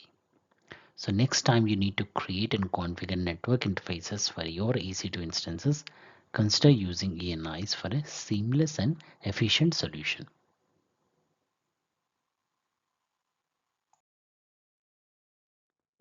Now let's understand VPC endpoints. VPC endpoints come in two types: interface endpoints and gateway endpoints. Interface endpoints are especially ENIs placed within a subnet, while gateway endpoints are targets used within route tables to reach supported services like Amazon S3 and DynamoDB. Interface endpoints operate through private link, allowing a private and secure connection between VPCs, AWS services, and on-premises applications. When configured, the service associated with an interface endpoint cannot initiate a connection to your VPC. Instead, communication must originate from within your VPC burst.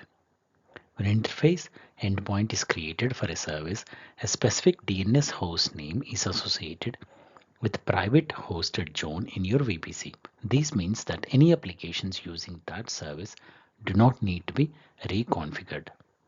Request to that service using the default DNS name will now be resolved to the private IP addresses of the interface endpoint and will route through the internal AWS network instead of the internet. Gateway endpoints are used within route tables to reach supported services like Amazon S3 and DynamoDB.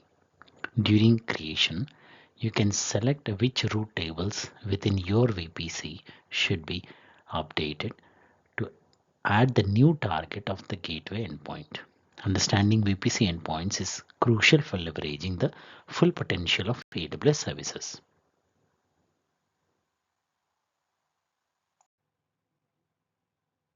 So let's dive into the world of AWS Private Link. AWS Private Link is an AWS capability that enables service providers to create and offer endpoint services to their consumers privately and securely using the AWS Global Network. It involves two entities, service providers and service consumers. AWS Private Link has three primary use cases. First, it allows customer to access services provided by private link service providers without requiring any public internet connectivity. Second, it can be used to maintain regulatory compliance by keeping sensitive data from traversing the public internet. And third, it enables on-premises resources to connect to AWS service endpoints over an AWS Direct Connect or VPN. So whether it's for secure data access, regulatory compliance, or hybrid cloud migrations, AWS Private Link offers a powerful solution for private and secure connectivity.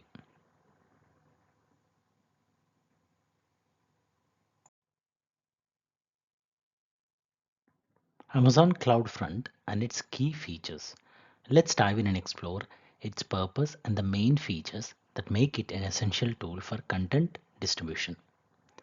Amazon CloudFront plays a crucial role in caching content, allowing us to store our content closer to the users who need it. By caching content on edge locations, CloudFront significantly reduces latency for end users, providing a faster and more efficient content delivery experience. CloudFront works seamlessly with both static and dynamic content, making it a versatile solution for various content types. It also offers a wide range of configuration options, including catchy times to lives, custom headers, and alternate domain names, providing flexibility and customization for content delivery. With its global network of edge locations, Amazon CloudFront ensures low latency and high speed content distribution, making it an indispensable tool for businesses looking to enhance their content delivery capabilities.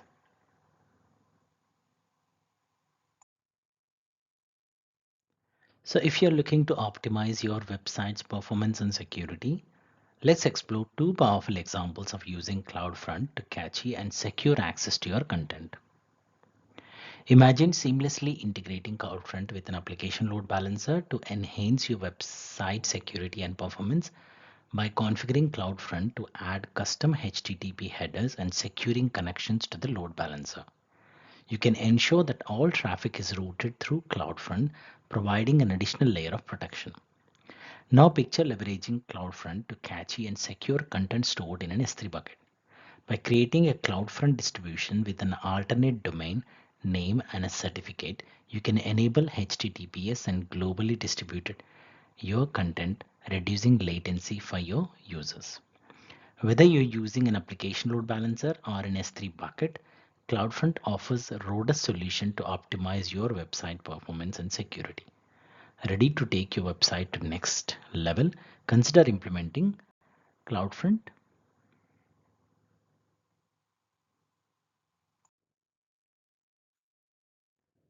Welcome to the AWS Global Accelerator overview.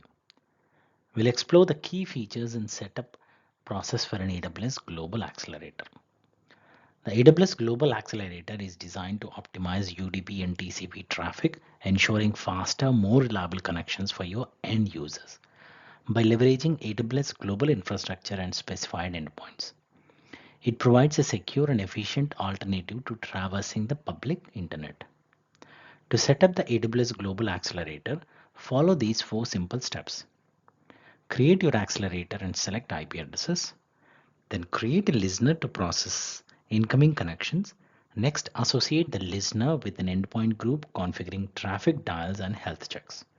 Finally, associate and register your endpoints for your applications such as load balancers or EC2 instances.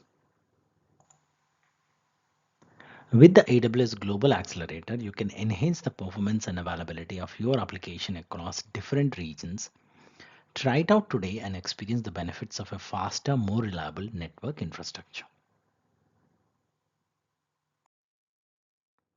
Welcome to the introduction to Amazon Route 53. So let's discover the powerful features and capabilities of Amazon Route 53, a service that goes beyond domain name registration and management. Amazon Route 53 offers domain name registration, DNS management, and traffic management. It implements traffic routing, health checks, and routing policies, including failover and latency routing. The traffic flow features allows for complex routing configurations, and the application recovery controller manages failovers with integrated health checks. Route 53 uses edge locations in the AWS global infrastructure, providing 100% available SLA. It's a global service, eliminating the need to specify a region in configuring Route 53 resources. The Amazon Route 53 resolver service integrates easily with DNS in your data center, while the resolver DNS firewall is a managed service for DNS queries originated in your VPC. With Amazon Route 53, you gain a comprehensive domain name management service with global traffic control capabilities. So get ready to explore the world of Amazon Route 53 and take your domain managed to the next level.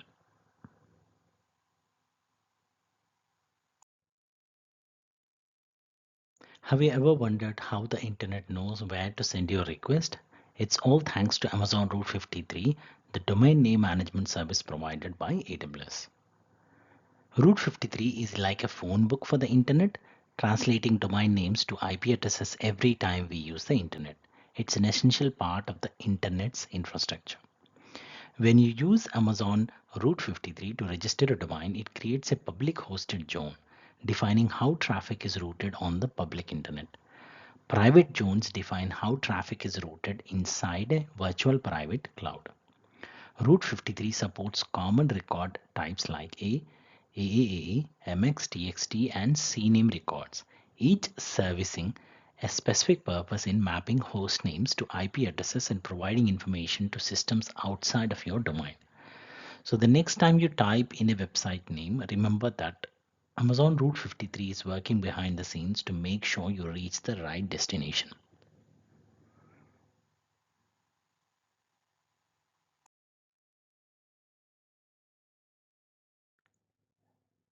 Now let's look into Amazon Route 53 health checks. Amazon Route 53 health checks are independent resources used by most routing policies. They send requests to the endpoint every 30 seconds, determining if it's healthy or unhealthy. You can configure health checks for different tiers of your application and monitor the state of a CloudWatch alarm. Route 53 adds up the number of healthy checks and compares it to the health threshold value. When Route 53 receives a query, it chooses a record based on the routing policy and responds with the value of a healthy record. Unhealthy records are not considered. You can customize the list of health checkers by region and specify health checks by IP addresses or domain name. The protocol can be TCP, HTTP, or HTTPS with optimal string matching for HTTP related protocols. You can choose to get notified when a health check fails.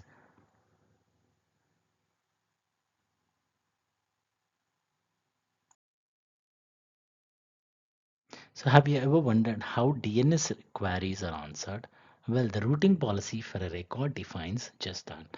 Let's dive into the different types of routing policies and what they do. The simple routing policy provides the IP addresses associated with the name. It's important to note that simple routing policies do not support health checks. All other routing policies do.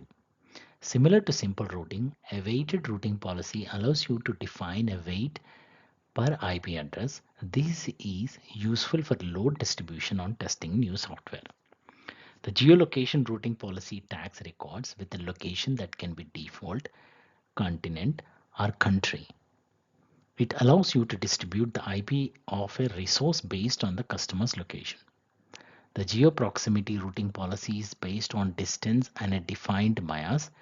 It allows you to shift traffic from one location to another and route traffic based on the location of your resources. The failure routing policy is able to route traffic to a primary resource and redirect traffic to a secondary resource if the health check fails.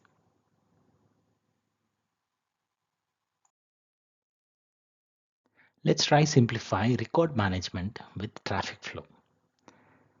The traffic flow visual editor allows you to create and visualize complex sets of records combining multiple routing policies and health checks in a single configuration. Traffic flow automatically creates hundreds of records when you create a policy record, associating traffic policies with domain or subdomain name records.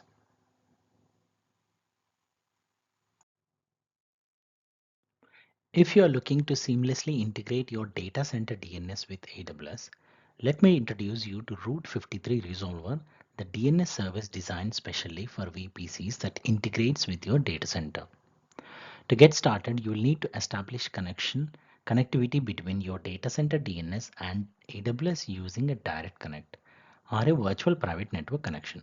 These ensures a smooth integration process. Once connected, you can configure endpoints for DNS queries into and out of VPCs. These endpoints are set up through IP address assignment in each subnet requires the Route 53 resolver. And don't forget about the Route 53 resolver DNS firewall, a managed service that inspects and filters traffic originated in your VPCs. With customizable rules, you can control how DNS queries are handled and protect your VPCs effectively. So if you are ready to streamline your DNS integration, the Route 53 resolver is the solution you have been looking for.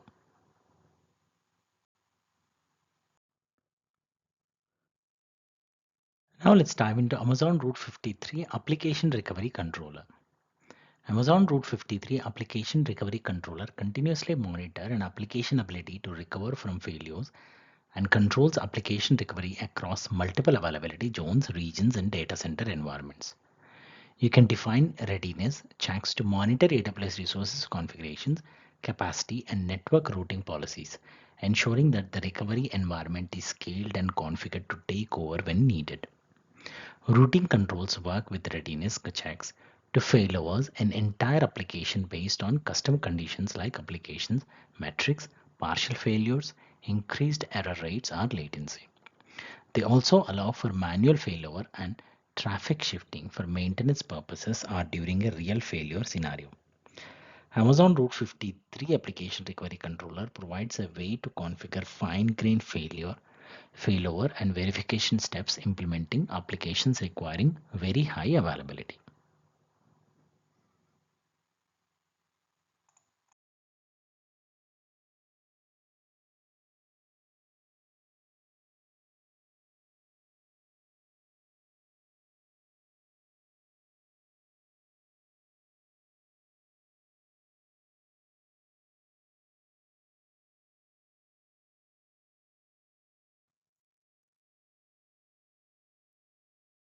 So welcome to this overview of Amazon Relational Database Service RDS, a managed service within AWS that simplifies the provisioning, creation and scaling of relational databases with RDS. Mundane administrative tasks like backups and patching are managed by AWS, allowing you to focus on your applications.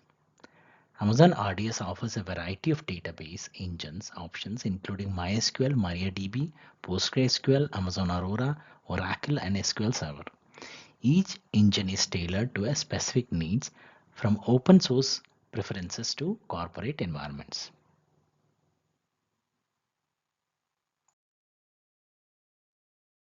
Now let's understand the features and options available in Amazon RDS. Let's dive into the key aspects you need to know.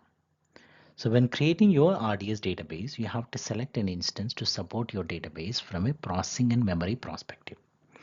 Plus consider multi-AZ for high availability and resiliency. Optimize your RDS database to meet the demands of your load with features like storage, auto-scaling, and scaling your compute size both vertically and horizontally. Amazon RDS take care of administrative tasks like patching and automated backup, providing an automatic backup feature and the ability to perform manual backup anytime you need to. So understand these features and options will make you the most of Amazon RDS for your database needs.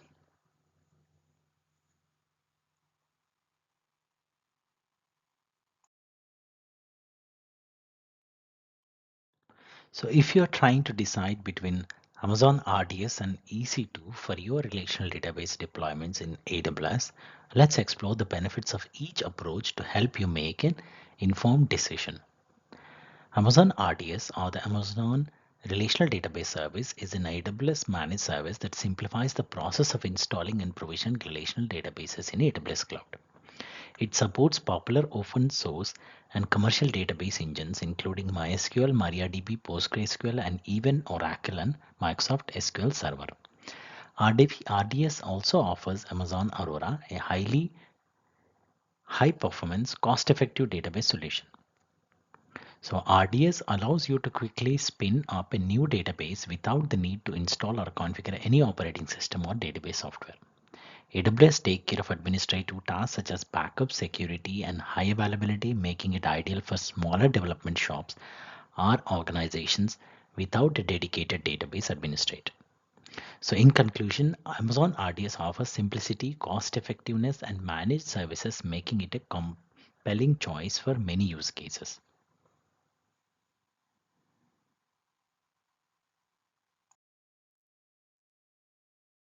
Now let's dive into various purchasing options available for database instances and associated costs. So you can purchase database instances to different payment plans, such as on-demand instances, reserved instances, and serverless. Each option is designed to help you save cost by selecting the most appropriate one for your deployment. Currently, only the Oracle database engine uses BYOL purchase options, while other DB engines utilize on-demand instances and reserved instances. Aurora also offers serverless as an additional purchasing option. So understanding these options can help you save a considerable amount of money based on your specific use case. So let's start by exploring on-demand instances which can be launched at any time and provisioned within minutes. So the cost of the compute capacity is calculated hourly on no minimum usage term. So the larger and the powerful the instance, the higher the cost. Any partial DB instance hours used are cost on per second increments. So it's essential to select the appropriate instance to support your database from a processing and memory perspective, as these will impact the instance price.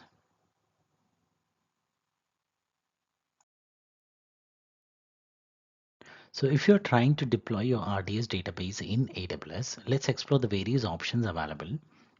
So you can choose to deploy your RDS database within a single availability zone or opt for a multi-AZ deployment to ensure high availability. Keep in mind a multi-AZ deployment will incur additional cost for a standby instance in another availability zone. If you are considering Amazon Aurora as your DB engine, you have the choice between Amazon Aurora with MySQL compatibility or Amazon Aurora with PostgreSQL compatibility, each with different pricing for on-demand instances. So another integrating option is Amazon Aurora Serverless, which eliminates the need to manage instance. Pricing is based on Aurora capacity units with each ACU charged at $0.07 per ACU hours in the London region. Consider the bring your own license option for Oracle, which allows you to use your pre-existing license. Additionally, reserved instances offer significant cost savings with reductions of up to 75% compared to on-demand instances. So with a range of deployment option and cost saving strategies, deploying your RDS database in AWS can be tailored to your specific needs.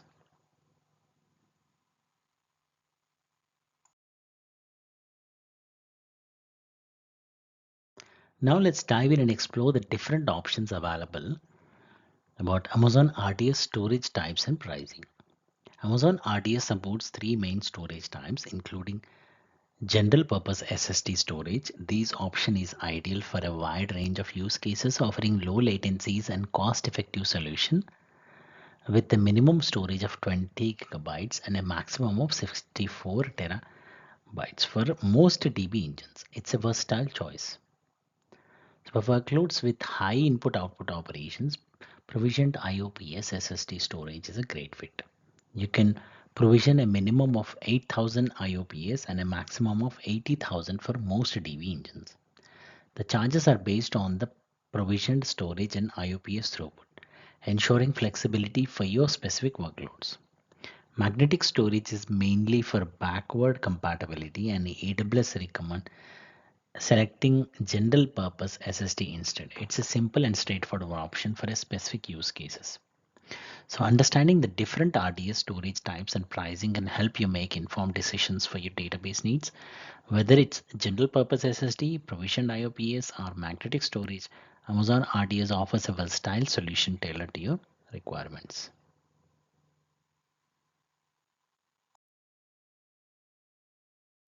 Now let's understand the cost of database backups. So when it comes to the backup storage cost for your database, there are few key points to consider. Firstly, Amazon RDS does not charge for backup storage that equates to the total sum of provisioned storage used within a specific region. Any storage used over these free tier is charged at $0.10 per gigabyte month for MySQL, PostgreSQL, MariaDB, Oracle, and SQL Server. For Aurora, the charge is different based on the region. Additionally, both automated backups and manual snapshots will use backup storage, and extended your backup retention periods will increase the storage required. It's important to note that backup storage is calculated based on the total amount of backups storage consumed within a specific region across all your RDS databases. If you copy your backup to another region, these will also increase the amount of backup storage used within the new region.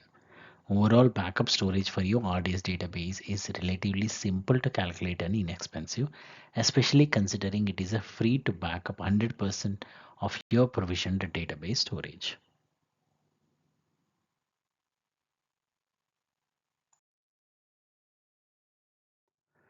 Now let's dive into the world of Amazon Aurora and Backtrack storage cost. Backtrack is a unique feature available for MySQL compatible Aurora databases, allowing you to go back in time on the database to recover from errors or incidents without the need for a full restore. During the database creation process, you can enable Backtrack via a simple checkbox and simplify the number of hours you would like to backtrack to, with a maximum of 72 hours. The number of changes made directly impacts the cost of the backtrack feature. So for example, if you set 12-hour backtrack and your database generates 50,000 change records per hour, the total cost can be calculated based on the number of change records. So using the London region as an example, the cost would be $0.0084 per hour. To keep track of the number of change records, Amazon CloudWatch can help you monitor the changes generated each hour. So with the Amazon Aurora Backtrack feature, you have the power to recover from incidents with ease while keeping an eye on the associated costs.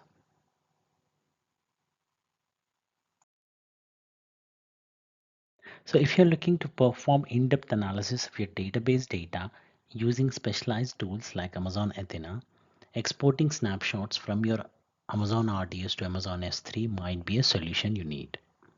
Snapshots in RDS are essential backups of your database tables and instances. By exporting these snapshots to Amazon S3, you can leverage services like Amazon Athena, Amazon SageMaker, and Amazon EMR for detailed data and data analysis using standard SQL.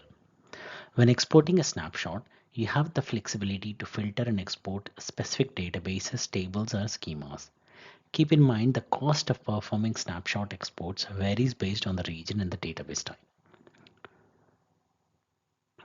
So if you're ready to unlock full potential of your database data, consider exporting snapshot from Amazon RDS to Amazon S3 for a comprehensive analysis.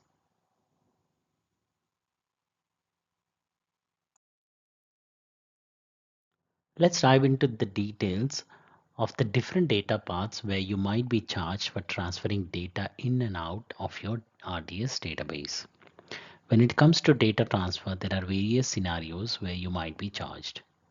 For instance, data transferred in and out of your RDS database from the internet to Amazon CloudFront or to different AWS regions. However, there are instances where you won't be charged for data transfer. These includes data transferred in from the internet out to Amazon CloudFront and to EC2 instances in the same availability zone. Data transfer out from your RDS database to the internet is charged per GB, with the first GB each month being free. The pricing is tied, becoming cheaper per GB as the amount of data transferred increases. Additionally, when copying snapshots across regions, you are charged based on the size of the snapshot at a rate of $0.0 per GB. Understanding the intricacies of data transfer cost is crucial for managing your RDS database efficiently. Stay informed to optimize your data transfer expenses.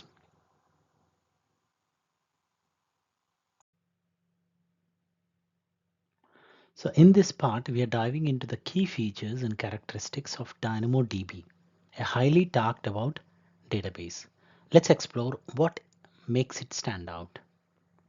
So DynamoDB is designed to be highly available by default, with data automatically replicated across 3 different availability zones within a geographic region. This ensures resiliency even in the case of an outage or incident, affecting an entire hosting facility. The database is also infinitely scalable and fast, supporting both eventual consistency and strong consistency based on your specific workload. This means you can choose whether you would prefer to use strong or eventual consistency with every read request to your database. However, DynamoDB supports transactions, ensuring atomicity, consistency, isolation, and durability. This is crucial for use cases like banking, where the reliability of operations is paramount. So whether it's a high availability, scalability, or support for transaction, DynamoDB offers a robust set of features that cater to a wide range of dataset database needs.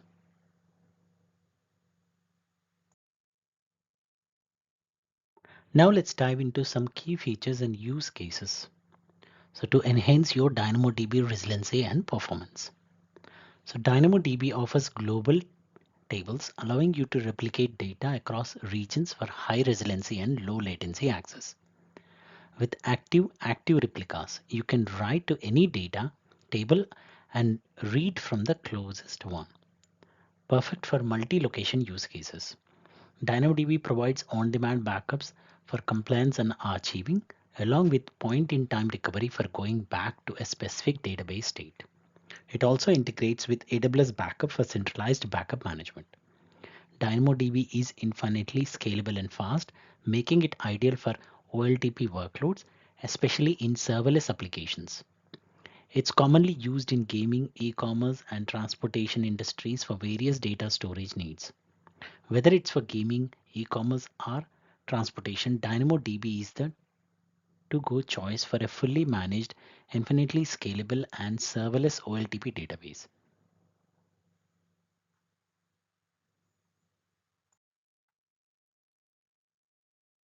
So let's dive into a key differences between DynamoDB and relational databases. So relational databases scale vertically while DynamoDB scales horizontally, allowing it to scale almost infinitely. This means that DynamoDB scales transparently to the user, handling storage and compute scaling for you. So relational databases have a fixed schema, whereas DynamoDB is schemaless, allowing you to adjust columns and data types on the fly without defining a fixed table structure in advance. DynamoDB's built-in query and scan features aren't as flexible as SQL, but it does not support PartiQL, a SQL-like language for querying and modifying data. Additionally, DynamoDB has a limited range of data types compared to relational databases. So if you're already familiar with NoSQL databases like MongoDB, DynamoDB might feel more at home, but it's important to note that NoSQL databases vary within their own category. So DynamoDB has a strict limitation such as a maximum item size of 400 kilobytes, which may require storing large objects in a separate storage solutions like Amazon S3.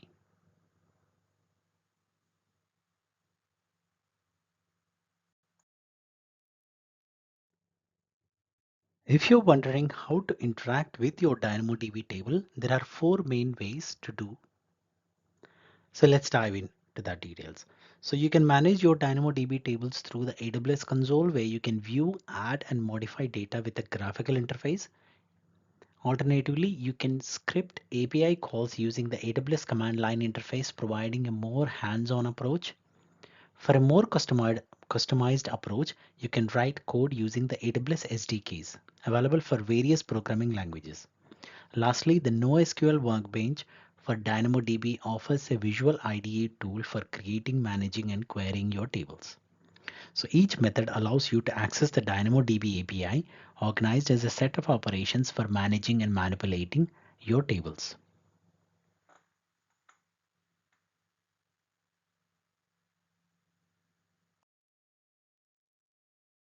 Now let's dive into an overview of DynamoDB and DAX. So Amazon DynamoDB is a fully managed NoSQL database service. It's designed to be highly available, fast, and scalable. So with DynamoDB, you don't have to worry about the database administration or managing servers. So now let's talk about the DynamoDB Accelerator or DAX.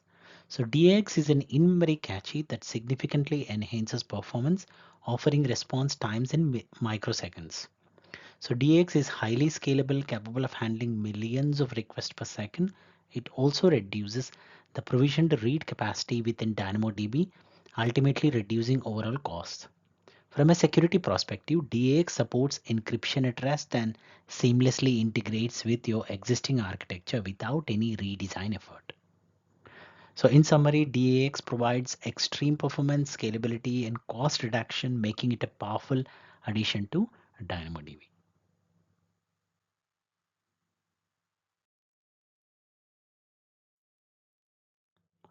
So introducing caching.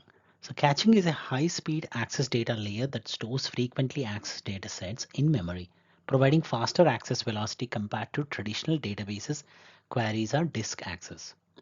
So implementing a caching solution can significantly improve application performance, resiliency, and scalability, delivering at least 50 times faster access than disk access, reducing latencies from milliseconds to microseconds. So caching is crucial for read-heavy workloads in social media, gaming, media sharing, news sites, and high-performance computing, wherein memory access is essential for high-speed data retrievals.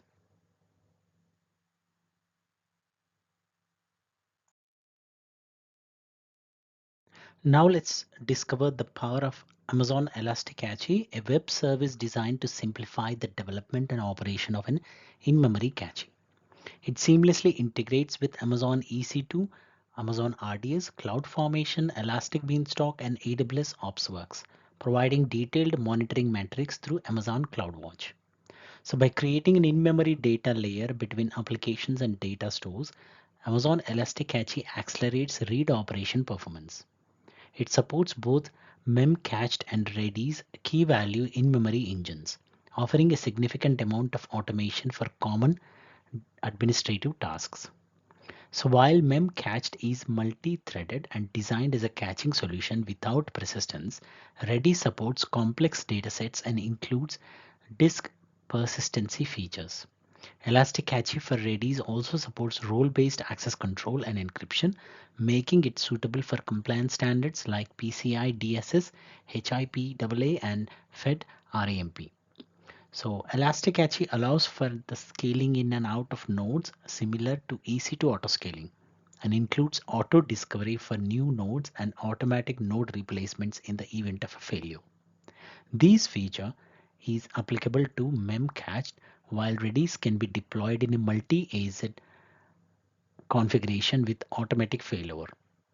So Amazon Elastic Cache offers a powerful automated solution for managing in-memory caches, supporting both mem-cached and Redis engines with distinct features and benefits.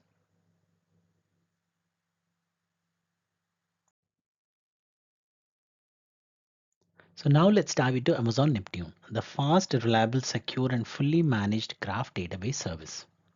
So the graph databases are designed to store and navigate relationships between highly connected data, making them ideal for identifying complex relationships of interconnected data.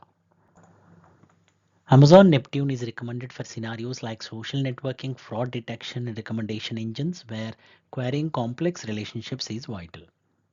So Amazon Neptune uses its own graph database engine and supports two graph query frameworks, Apache Tinkerpop Kremlin and World Wide Web Consortium SPARQL. An Amazon Neptune database cluster consists of single or multiple databases instances across different availability zones with a virtual database cluster volume containing the data. So each cluster maintains a separate copy of the shared volume in at least three different availability zones, ensuring high durability and reliability of data. So there are three types of Amazon Neptune endpoints: cluster endpoint, reader endpoint, and instance endpoint, each serving different purpose for connecting to the database.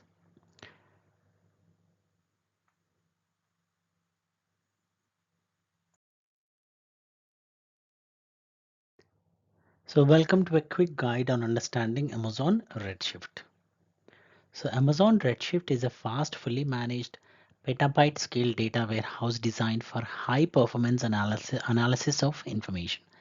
It's capable of storing and processing petabytes of data and provide access to these data using standard SQL. So a data warehouse consolidates data from multiple sources, allowing you to run business intelligence tools across your data to identify actionable business information. The need for performing an extract, transform, and load ETL job is crucial for combining data from multiple systems into a single database data store or a warehouse for storage or analytics.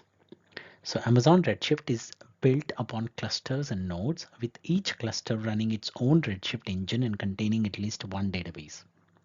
The leader node coordinates communication between compute nodes and external applications. So Amazon Redshift boosts industry standard open database connectivity and Java database connectivity drivers for PostgreSQL and is three times faster than other cloud data warehouses. Amazon Redshift offers features like massively parallel processing, columnar data storage, result caching, and integration with Amazon CloudWatch for monitoring performance.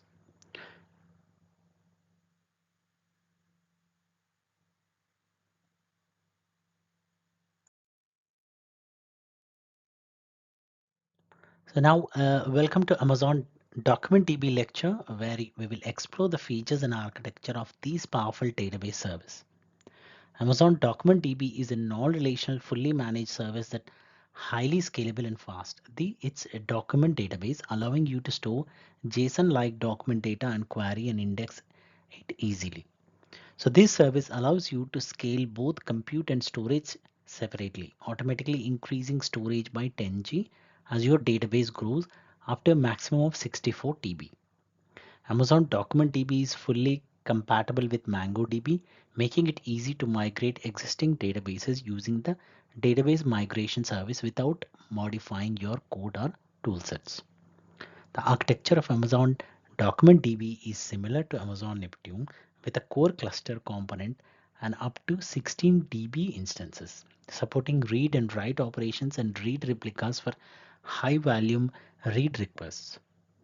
So the service uses endpoints for connectivity and performs automatic backups, allowing point in time recovery and defining backup windows for minimal impact on database service performance.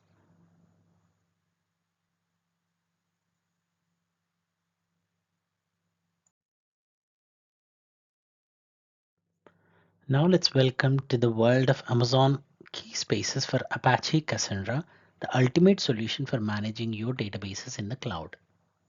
So Apache Cassandra is a free, open source, distributed wide column store NoSQL database management system designed to handle large amounts of data across many commodity servers, providing high availability with no single point of failure. Amazon Key Spaces is a serverless, fully managed service designed to be highly scalable, highly available, and compatible with Apache Cassandra, allowing you to use all the same tools and code as you do with your existing Apache Cassandra databases. Boosting unlimited throughput, Amazon Key Spaces is designed for massive scale solutions, allowing you to service business critical workloads requiring thousands of requests per second. It offers extreme performance, scalability, and elasticity, growing at a rate of demand for your applications, ensuring you only pay for what you use. So using Amazon Key Spaces removes the need for you to manage infrastructure, allowing you to focus on the business logic of the database and your applications, ensuring you get the best performance possible. So Amazon Key Spaces is a perfect choice for applications where low latency is essential and for managing existing Cassandra databases in the cloud without the burden of maintaining your own infrastructure.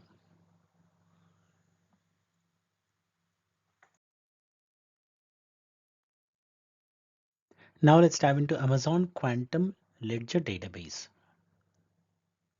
where we will explore the features and use cases and integration of these innovative database service.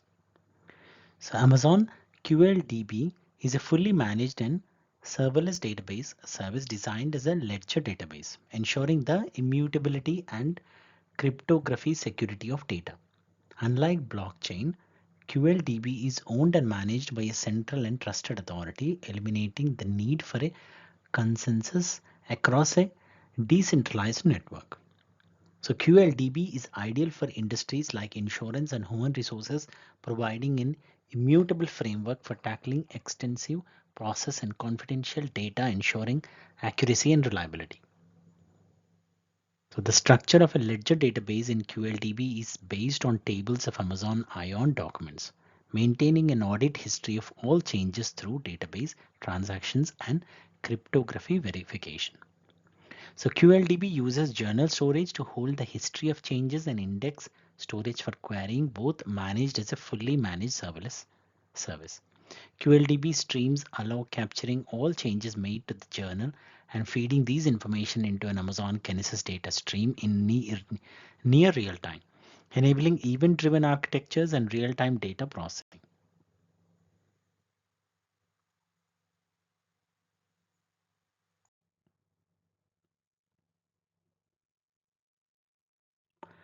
So let's dive into data lake.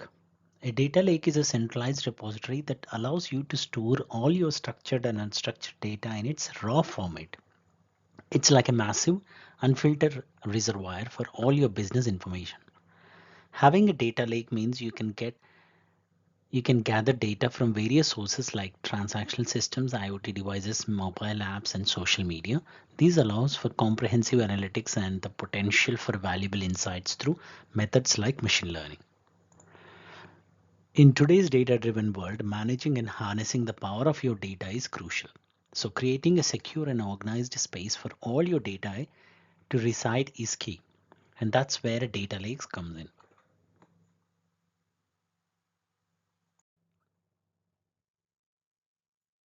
So if you're wondering what makes a good data lake, let's dive into the key components that makes a data lake effective. So first, let's talk about storage. The sheer volume of data can be overwhelming, but AWS offers a solution, S3. It's not only capable of handling large volumes of data, but also unstructured data like log files and binary output. Next, data movement is crucial. Whether it's streaming data with Kinesis, using a direct connection from on-premises, or utilizing the database migration service, automating the process is key. Once the data is in the lake, cataloging and understanding it is essential. AWS Glue provides a managed transform engine with a robust data catalog, making it easier to manage metadata and automate the process. Analyzing the data is where the real value lies. AWS offers services like Kinesis Data Analytics, Amazon Athena, Amazon QuickSight, and Redshift for different analytical needs. So lastly, predictive analytics is made possible through machine learning services like AWS SageMaker and deep learning AMIs, allowing you to gain insights into the future based on your data.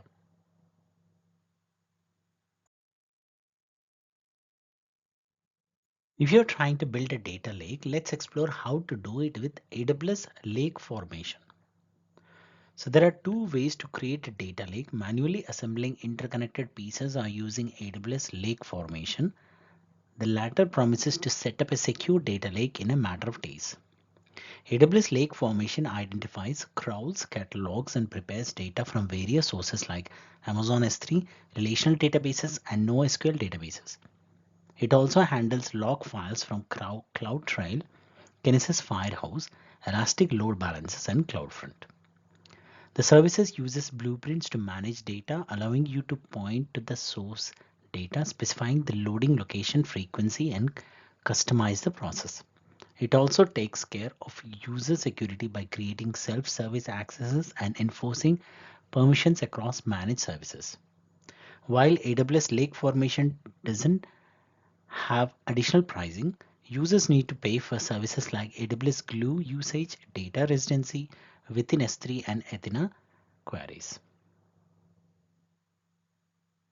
So if you're trying to build a data lake efficiently and securely, so consider AWS Lake Formation for a streamlined process.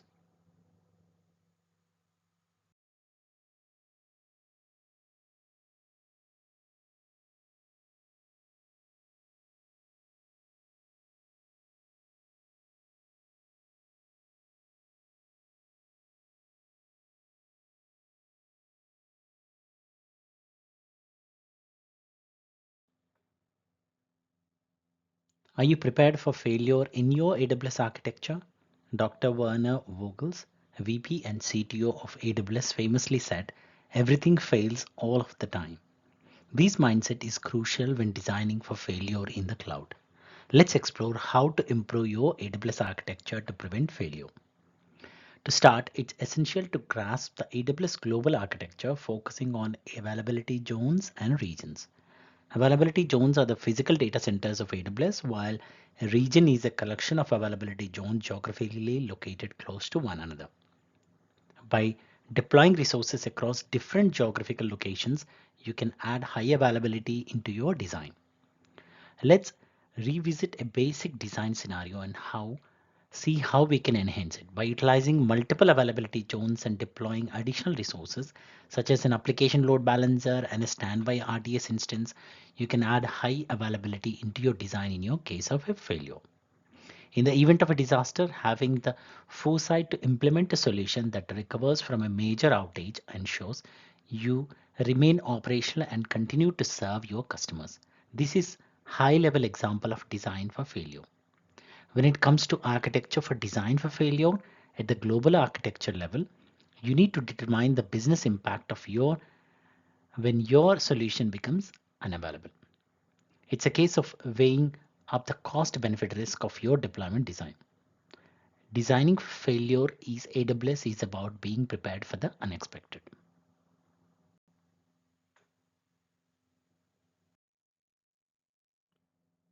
Now let's dive into the world of disaster recovery and understanding the crucial concepts of recovery time objective and recovery point objective. Disaster recovery is all about restoring operations quickly with minimal data loss. RTO is the maximum time a service can remain unavailable before it damages the business, while RPO measures the acceptable data loss between the last backup and the service interruption. To meet RTO and RPO needs, there are different recovery strategies to consider when architecting in AWS for your DR plan. These includes backup and restore, pilot light, warm standby, and multi-site active, each with varying RTO and RPO metrics. Understanding RTO and RPO is essential for building an effective disaster recovery strategy.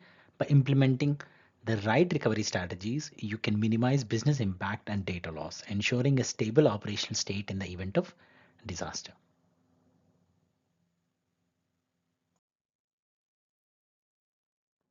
If you're struggling to determine the correct RTO and RPO of your cloud architecture and applications, So let's have some guidance to help you navigate these essential aspects of disaster recovery and business activity planning. It's crucial to access each application individually as their RTO and RPO requirements will vary. Lower metrics may necessitate more complex architecture and higher cost. So understanding these needs is key. Ask yourself and your team important questions such as impact of application loss, associated cost, service level agreements, dependencies, and regulatory requirements. These answers will help classify RTO in seconds, minutes, hours, or days. Similarly, consider data recreation backup strategies and the rate of data change when determining RPO. These factors will guide your backup strategy and data recovery process. So remember, there's a one size fits all approach to RTO and RPO. It's all about evaluating your internal business factors before designing and implementing your disaster recovery strategy.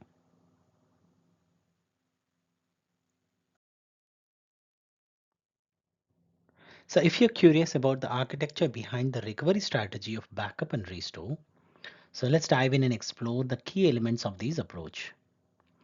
The backup and restore method provides the longest recovery time objective and recovery point objective values. It's crucial for deployments that don't pose a significant business risk if services are not quickly restored. AWS offers various services for point-in-time recovery, including RDS snapshot, Amazon Aurora DB snapshot, DynamoDB backup, and more. These services provide flexibility and reliability for your recovery strategy. AWS Backup is a versatile AWS managed service that centralizes backup management across multiple regions. It offers fully auditable compliance controls and consolidated logging for your all backups. By implementing a simple architecture using core AWS managed services, you can effectively manage your RTOs and RPOs. Keep in mind that the complexity of your resources and the volume of data can significantly impact your recovery time. Understanding the architecture behind backup and restore strategy is essential for ensuring the resilience of your deployments. So explore the possibilities and optimize your recovery approach with AWS services.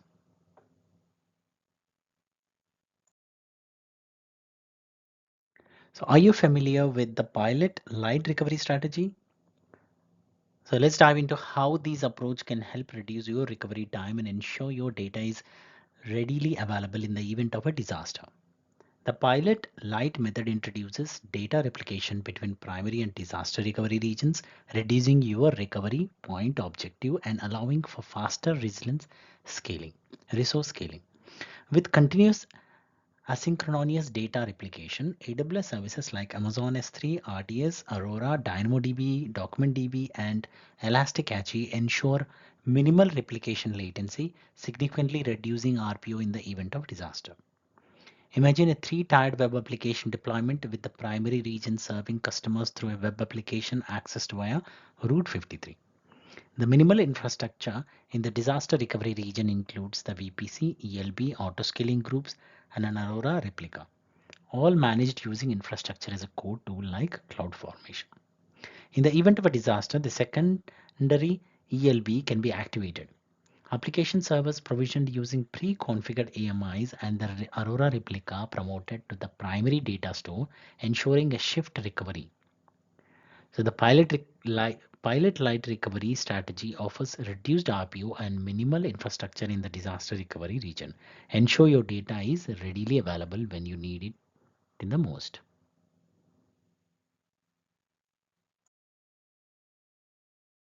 If you are looking to minimize your RTO and RPO greater than what backup and restore or pilot light strategies could offer when planning for a regional failure, then warm standby is your next best choice.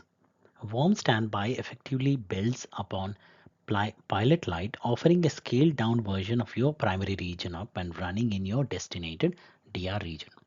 These reduces your RTO more than what pilot light could offer. The increased cost is due to the additional resources running, but there aren't any other distinguishing features between the two strategies.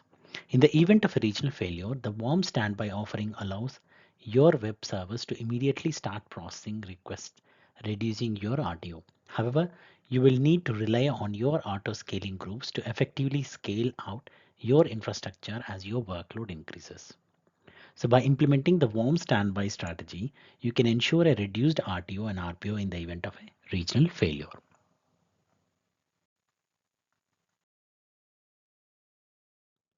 Introducing the multi-site active-active recovery strategy. The multi-site active-active recovery strategy offers the lowest recovery time objective and recovery point objective for critical applications and solutions. By deploying infrastructure across multiple regions at full scale, there is no need for failover events to be triggered, ensuring the continuous access to your applications and data. In this configuration, both regions are actively running operational overheads. Route 53 routes traffics based on specific policies. The ELB balances incoming request and DynamoDB global tables handles data replication and continuous backups in both regions. While this strategy offers robust continuity testing the ability of the remaining regions to handle additional traffic and potential data and corruption or deletion are more important considerations. Restoring databases from backup may also affect the RTO. The multi-site active recovery strategy provides unparalleled resilience for critical applications, ensuring seamless access to services and data in the event of the disaster.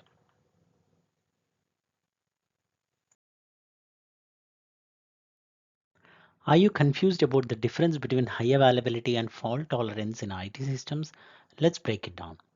High availability focuses on maintaining a percentage of uptime to ensure operational performance, often aligned with an SLA. For example, using multiple availability zones and EC2 instances with an elastic load balancer can contribute to a highly available solution. Fault tolerance goes beyond high availability, offering greater protection against component failures. These can involve deploying the system across multiple regions to maintain operation even in the event of an entire region failure. In summary, fault tolerant systems are inherently high available, but not all high available solutions are completely fault tolerance. The choice between high availability and fault tolerance depends on the business impact of potential failures. So remember, it's not if a failure occurs, but when.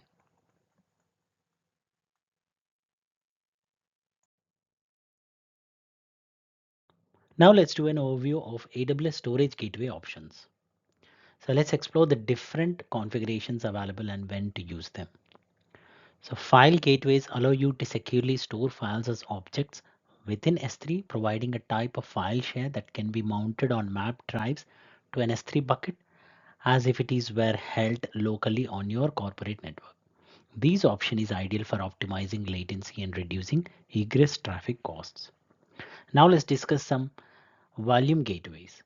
Stored volume gateways are often used to back up local storage volumes to Amazon S3 while ensuring the entire data library remains locally on premises for low latency data access.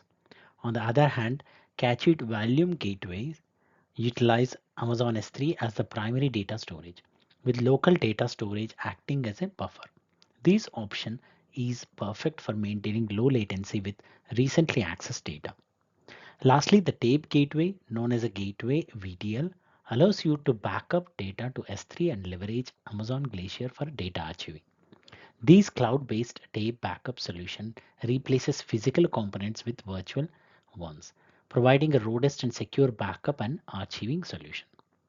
With these options, AWS Storage Gateway offers versatile configurations to meet your storage needs.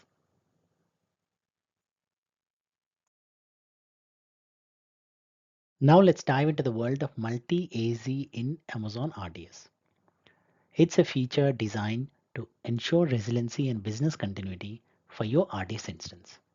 Multi-AZ stands for multi-availability zone. When configured, a secondary RDS instance known as a replica is deployed within a different availability zone within the same region as the primary instance. This provides a failover option for the primary RDS instance. In the event of an outage, the failover process is automatic and managed by AWS. It typically takes between 60 to 120 seconds depending on the database size and activity. You can configure RDS to notify when when a failover event occurs. For SQL Server, multi-availability zone is achieved through SQL Server mirroring, which provisions a secondary instance in a separate AZ for resilience and fault tolerance. Amazon Aurora clusters are fault tolerant by default, but enabling multi-AZ can significantly reduce the time it takes to provision a replica in the event of a primary instance failure. So that's a wrap on multi-AZ in Amazon RDS. Stay tuned for the next segment on RDS read replicas.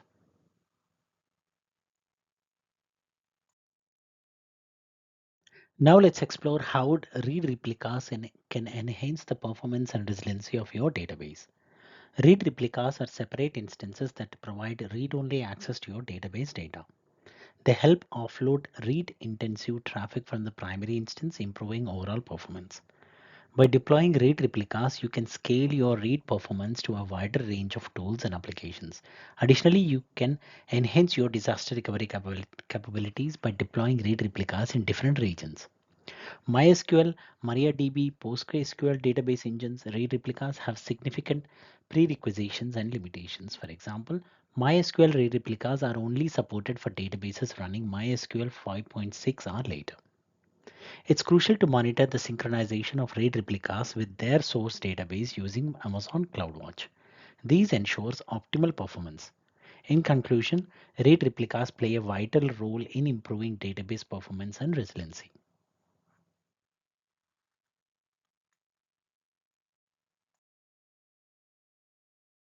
Now let's dive into Amazon Aurora's HA configuration options.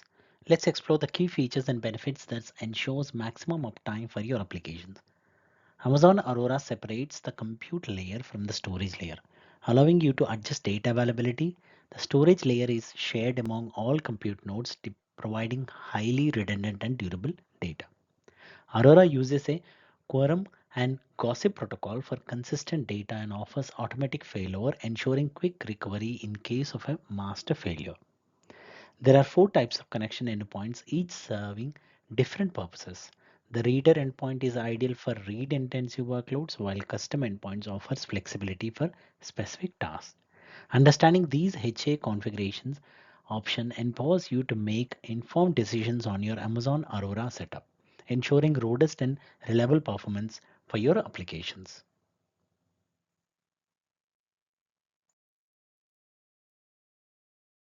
Let's dive into some Aurora's powerful configuration options. Aurora can be configured with a single read write master instance and up to 15 read replicas. Replication of data is confirmed asynchronously in milliseconds, providing the impression of synchronous replication. Read replicas allows for increased read throughput and offload database reads from the master instance. In the event of the master instance going down, any read replica can be prompted to take over the role of being master. Daily backups are automatically performed with a default retention period of 1 day, and manual snapshots can be taken at any time. Restores are performed into a new database, providing flexibility and security.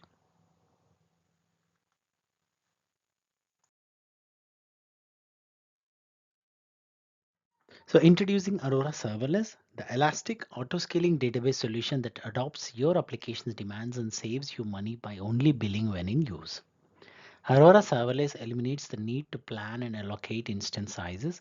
Instead, you set lower and upper limits of capacity measured in Aurora capacity units. These service continuously adjust and optimizes capacity based on incoming demand, automatically starting and stopping compute instances in seconds. Underpinned by a fault tolerance, self-healing storage layer, Aurora Serverless ensures high availability without the need for manual configuration. It auto-adjusts the compute layer and capacity behind the scenes, scaling up or down as needed. When traffic drops off, it can even shut down the compute entirely, saving you cost on unused capacity. With a single connection endpoint, Aurora Serverless simplifies database access. It also offers the Web Service Data API feature, enabling HTTP web server interface for executing queries without the need for a JDBC driver or connection. This feature is particularly useful for implementing Lambda functions and can be accessed through the AWS CLI. Aurora Serverless performs continuous automatic backups with a default retention period of 1 day, extendable up to 35 days. These backup style allows for restoring to a point in time with the retention period, providing peace of mind for data recovery.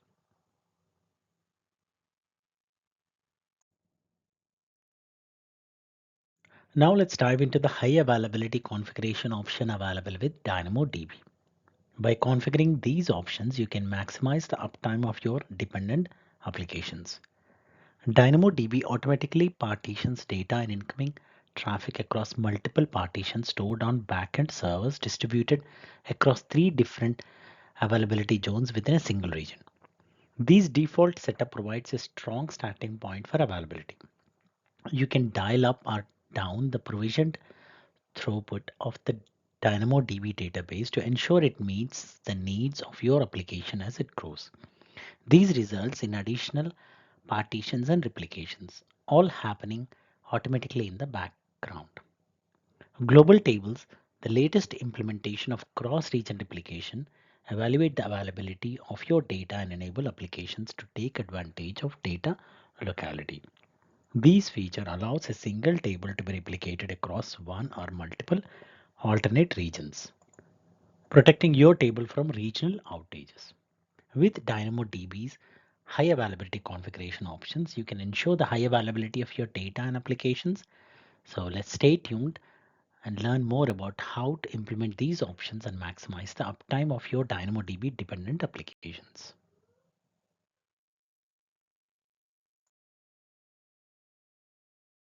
If you are looking for a way to request a full backup of a table at a specific moment in time, look no further than on-demand backups. On-demand backups are manually requested and can be performed through the AWS DynamoDB console or by using the AWS CLI. They are useful for scenarios like table corruption, regulatory data requirements, and testing. Scheduling on-demand backups provides the ability to restore table data back to a point in time. They can be requested anytime with no limit to the number or retention period. Plus, backups are completed within seconds and have zero impact on table performance and availability. In the AWS DynamoDB console, we can easily view and restore backups. Once restored, the table contains all the items captured at the time the backup was created. So on-demand backups provide peace of mind and flexibility, ensuring your table data is secure and easily restorable.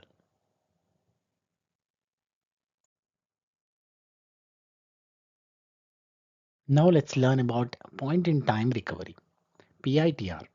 So PITR is an enhanced version of the on-demand backup and restore feature, providing the ability to perform point-in-time recoveries.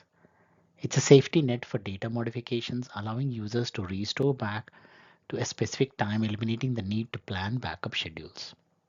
So PITR operates at the table level, enabling recovery for any time between the current time and the last 35 days. Once enabled, users can request a recovery by specifying a date and time with second precision, restoring the data into a new table in the same region or a different region altogether.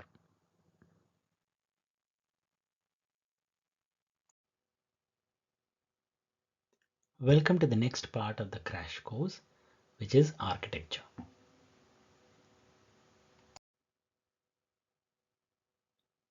Now let's look into decoupled architecture. In the past, applications were tightly coupled, with changes in one part easily disrupting other services. Coupled architecture, on the other hand, allows different components to operate independently without being closely tied to each other. This means that changes to one component won't affect others, enabling faster and more efficient development. In the event-driven architecture, services are triggered by events that occur within the infrastructure.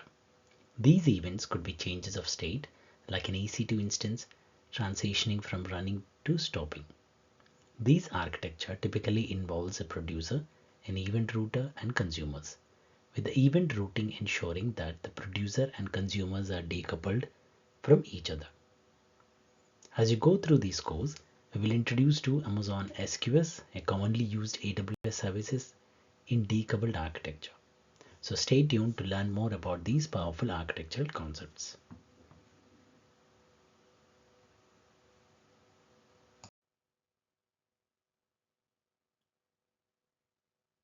Let's dive and understand the capabilities of AWS Lambda and AWS Step Functions. AWS Lambda is a powerful resource for serverless compute, but it has limitations. For complex operations, the 15-minute execution time may not be enough. AWS Step Functions, it acts as a state machine service, allowing you to create interactive and complex systems with complete orchestration and ease of transparency. AWS Step Functions operate by reading in your workflow from an Amazon state language file, providing a visual representation of your state machine right in the console. There are 8 states that your state machine can be in at any time, include pass, task, choice, wait, succeed, fail, parallel, and map. With AWS Step Functions, you can overcome the limitations of AWS Lambda, creating powerful, fully serverless applications and workflows.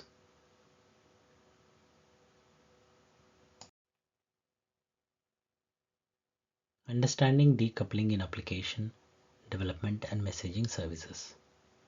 A decoupled application allows each component to perform its task independently, remaining completely autonomous and unaware of each other. A change in one component shouldn't require a change anywhere else, and a failure in one layer should not propagate to other layers. This is in contrast to tightly coupled applications, where a failure in one layer may negatively impact the following layer and impair the entire application's functioning. Introducing messaging mechanism.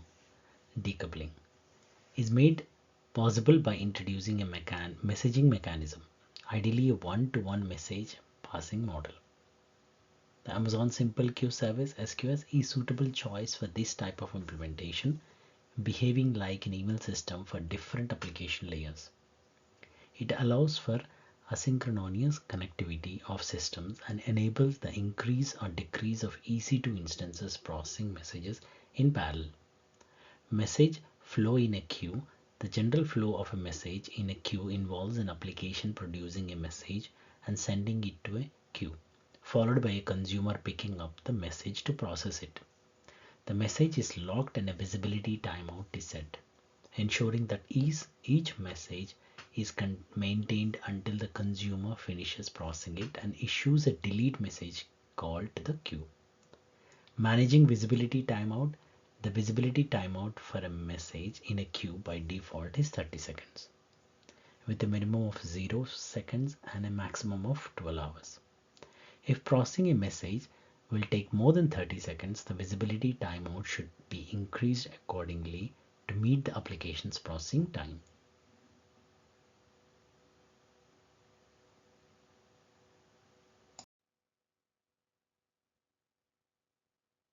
Let's look into the difference between short polling and long polling in Amazon SQS. Short polling is the default method for listening to messages in a queue. It sends a response even if no messages are available. These can lead to an overlimit error if there are too many in-flight messages. On the other hand, long polling waits for a specified time to collect messages, reducing the risk of errors due to message value. If a message isn't processed successfully, it can become stuck in a cycle. To prevent this, you can use a dead letter queue to capture and examine problematic messages. So understanding the differences between short and long polling, as well as the importance of dead letter queues, is crucial for effective message management in Amazon SQS.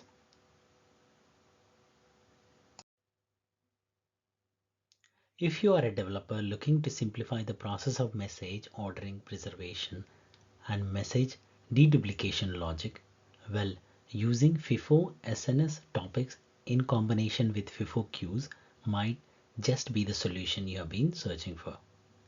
As developers, we often need to design applications with components that ensure processing a message more than once does not create any errors or inconsistencies. This is known as idempotency. By using an SNS FIFO topic, you can configure a message group by including a message group ID when publishing to the topic. This allows all messages to be sent and delivered in the order of their arrival, while also avoiding duplicate message deliveries through content-based message deduplication. Using SNS FIFO topics and SQS FIFO queues together allows for the implementation of application components that are idempotent by design, simplifying the complex process of message ordering preservation and message deduplication logic. So if you're ready to reduce the effort required to process high throughput, consistently ordered transactions and simplify your messaging architecture, consider leveraging FIFO SNS topics and FIFO queues. Achieve independency at the messaging layer without having to modify your applications.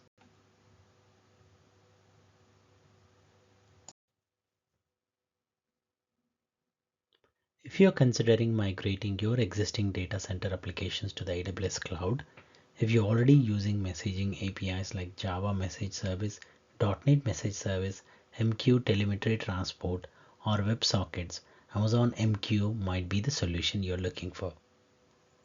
Amazon MQ is an AWS managed message broker service for Apache ActiveMQ designed to enable seamless migration of messaging and applications without the need to rewrite your code. It's cost effective, automated, and highly available with features like message encryption, network isolation, and seamless integration with Amazon CloudWatch and AWS CloudTrail.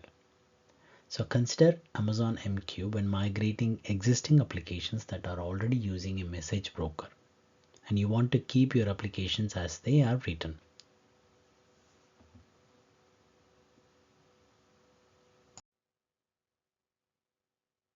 If you are curious about real-time data processing and its impact on modern applications, let's dive into the world of Amazon Kinesis data streams and explore its powerful capabilities.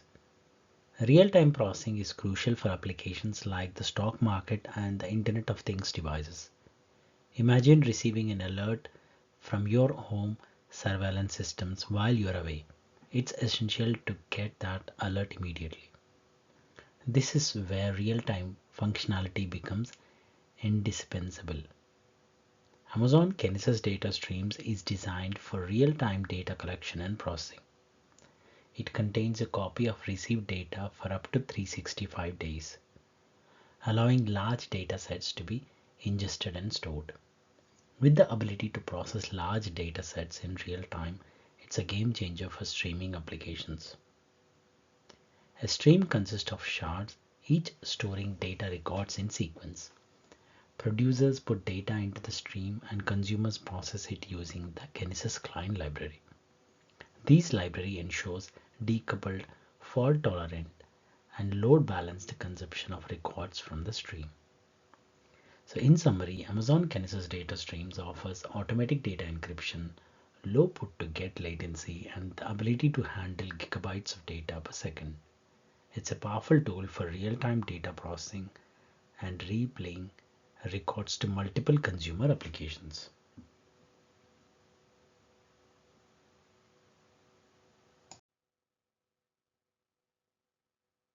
And if you're looking for a seamless way to handle large data sets and deliver them to various destinations, let me introduce you to Amazon Kinesis Data Firehose, a fully managed service that can transform and load your data to destinations like Amazon S3, DynamoDB, and more.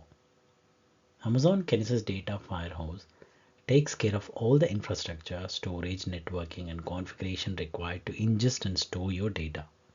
It automatically scales and replicates data across 3 facilities in a region, ensuring reliability. With buffer sizes ranging from 1 megabyte to 128 megabytes of S3 and the ability to compress and encrypt data, it offers flexibility and security. Unlike Kinesis data streams, Kinesis Firehose does not use shards and is fully automated in terms of scalability. It can seamlessly integrate with various applications and systems, including the Kinesis agent, which is available for Linux systems and web servers. When using Kinesis Firehose, you pay for the amount of data going through it, while it operates fast. It's important to note that there may be latency of 60 seconds or more when storing data to destinations. Amazon Kinesis Data Firehouse is a powerful, fully managed solution for handling large data sets and delivering them to AWS storage services. With its seamless integration and automated scalability, it's a valuable tool for businesses looking to streamline their data delivery processing.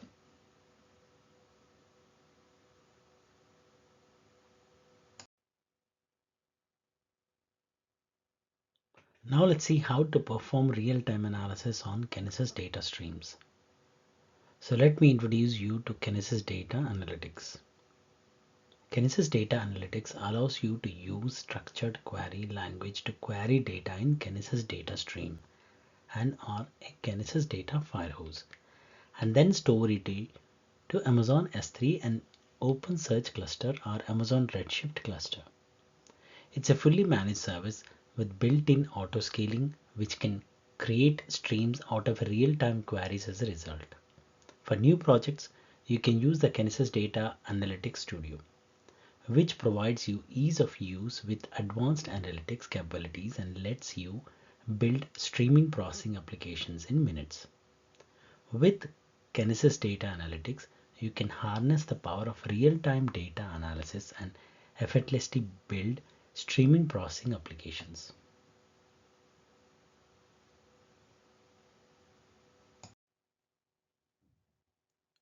Are you curious about stream processing, machine learning, and artificial intelligence within cloud computing? Let's dive into the world of modern stream processing tools and the increasing demand for specialists in this field. Stream processing is the act of reacting to data while it's in motion. Unlike batch processing, which analyzes data in fixed chunks, stream processing allows for real-time reactions to data as it's produced or received. The value of data changes over time, and stream processing addresses issues of latency, session boundaries, and inconsistent load. It's crucial for industries like e-commerce, finance, healthcare, and security that require immediate response to data. Real-time trading in commodities and global product launches are just a few examples of where stream processing plays a critical role. The ability to recognize important events and act on them immediately is essential for businesses in these sectors. So stream processing provides actionable insights within milliseconds to seconds of a recorded event, making it a vital component of modern cloud computing.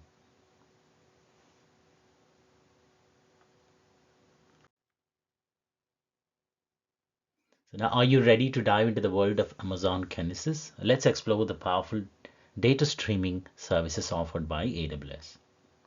Amazon Kinesis was designed to simplify the complexity and cost of streaming data into the AWS cloud. It offers an easy way to collect, process, and analyze various types of data streams in real time or near real time. Access to Kinesis is controlled using AWS Identity and Access Management. Data is automatically protected using the AWS Key Management Service and TLS for data in transit. Amazon Kinesis is composed of four services: Kinesis Video Streams, Kinesis Data Streams, Kinesis Data Firehouse, and Kinesis Data Analytics. So Amazon Kinesis provides a comprehensive solution for streaming and analyzing data, offering a range of services to meet diverse data streaming needs.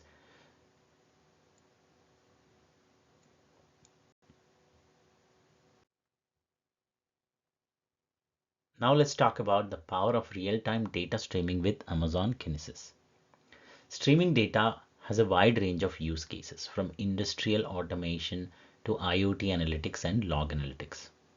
Stream processing offers low latency, real-time reaction to events, and the ability to match real-world process. Real-time data streaming involves five layers: the source layer, stream ingestion layer, stream storage layer, stream processing layer, and the destination. Amazon Kinesis is a fully managed framework that provides high availability, durability, and scalability for streaming data. With Amazon Kinesis, you can focus on insights and analysis rather than worrying about streaming infrastructure. Thanks for joining me in this journey through the power of real-time data streaming.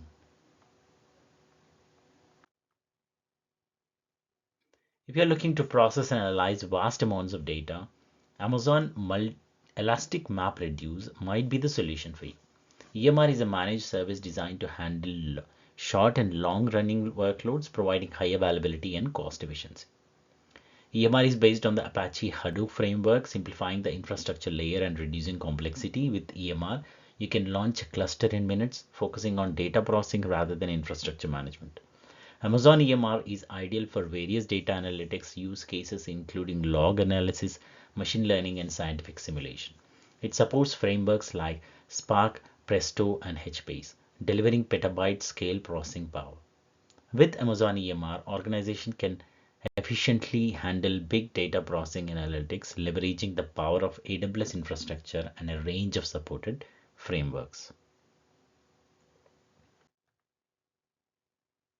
Discover the power of Amazon managed streaming for Apache Kafka with AWS. Amazon MSK allows you to run applications that utilize Apache Kafka, a platform for stream processing and a publisher subscriber based durable messaging system. Apache Kafka provides extreme fault tolerance, preserving the integrity and order of receiving data. It acts as a buffer between data producing entities and subscribers, delivering information on a first in, first out basis for an accurate timeline of produced data. Utilize the native Apache Kafka APIs to create data lakes, stream information to multiple sources, and power data analytics applications and pipelines all within AWS. Amazon MSK is a fully managed service, eliminating the need to handle servers, upgrades, or Apache Zookeeper maintenance. So experience the freedom of build and create with the customizable community-driven tools and add-ons of Apache Kafka, all made accessible and hassle-free through Amazon MSK. Let's discover the core concepts of Kafka. Kafka revolves around three main ideas: producers, topics, and consumers. Producers create data, topics receive the data with extreme fault tolerance, and consumers read the data in order, ensuring it has never changed along the way. Kafka acts as a decoupling mechanism, easing tension among multiple producers and consumers.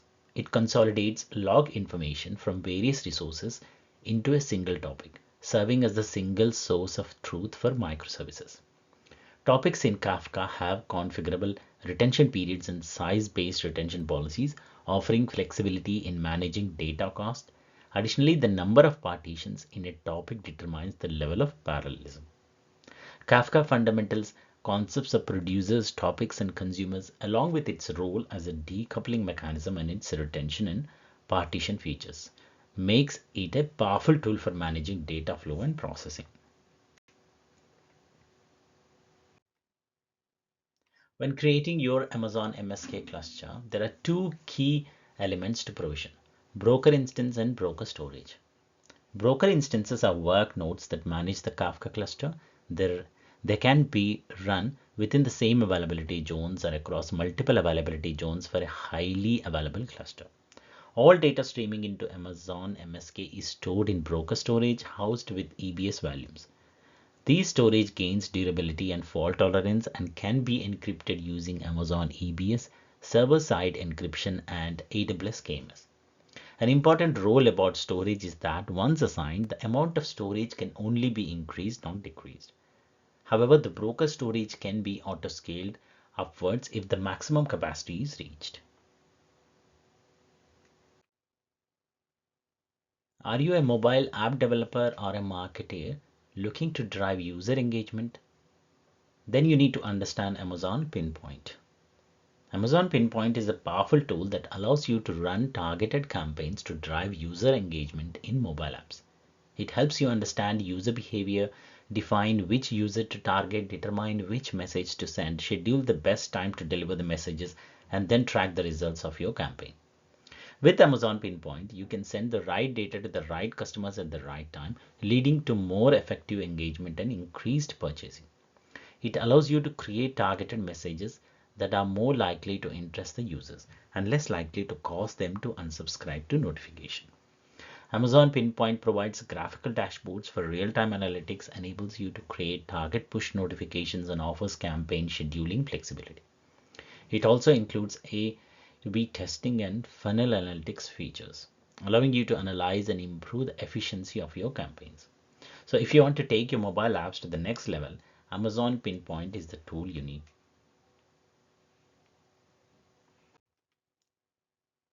Have you ever wondered how to extract valuable insights from text documents at scale? Let me introduce you to Amazon Comprehend, a powerful machine learning service by AWS that does just that. Amazon Comprehend is a machine learning service that uses natural language processing (NLP) to identify and extract valuable insights from text documents. It can analyze and detect meaningful insights from any text in UTF-8 format or in a semi-structured document such as Word doc or a PDF file. One of the key features of Amazon Comprehend is its ability to produce insights, which is just another way of saying meaningful data.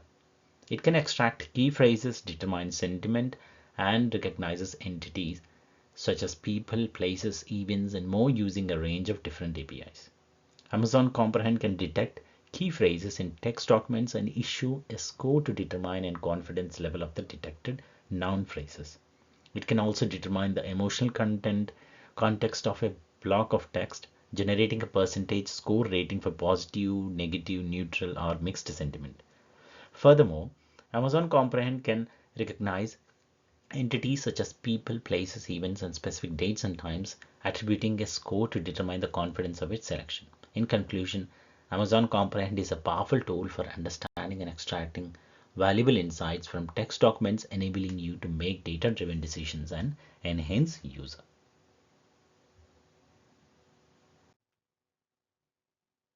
Let's discover the power of Amazon Forecast, a fully managed service that leverages machine learning to provide accurate forecast for time series datasets.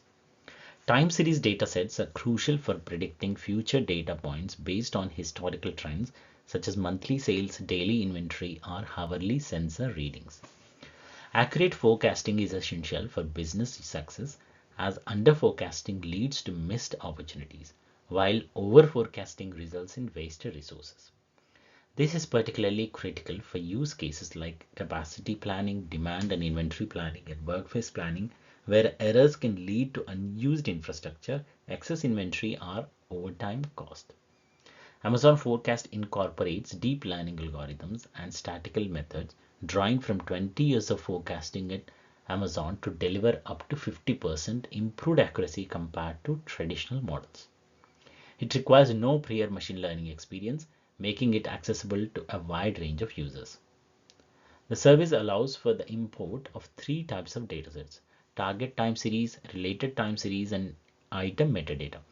The time series dataset is essential for generating a forecast containing item IDs, timestamps, and associated values. More complex time series can include additional dimensions such as store locations in the case of a retail store. Amazon Forecast simplifies the process with a three-step sequence: data impact, predictive training, and forecast generation.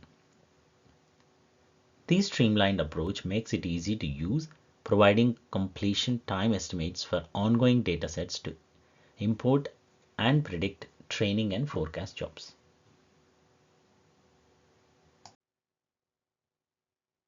Have you ever wondered where Amazon SageMaker fits into the machine learning ecosystem? So let's dive in and explore its role. At its core, SageMaker is a fully managed service that provides the tools to build, train, and deploy machine learning models. It's where you go when you need to build, train, and deploy models. SageMaker fits into the platform service range along with other popular services like Spark, EMR, Databricks, and DataRobot. It's the go-to platform for everyone from level 2 upwards. The Amazon learning workflow involves four key steps: preparing data, building the model, managing and training, and deploying it into a production environment. SageMaker plays a crucial role in simplifying and streamlining the machine learning process within the larger Amazon ecosystem. Ready to explore the world of machine learning with SageMaker? Let's get started.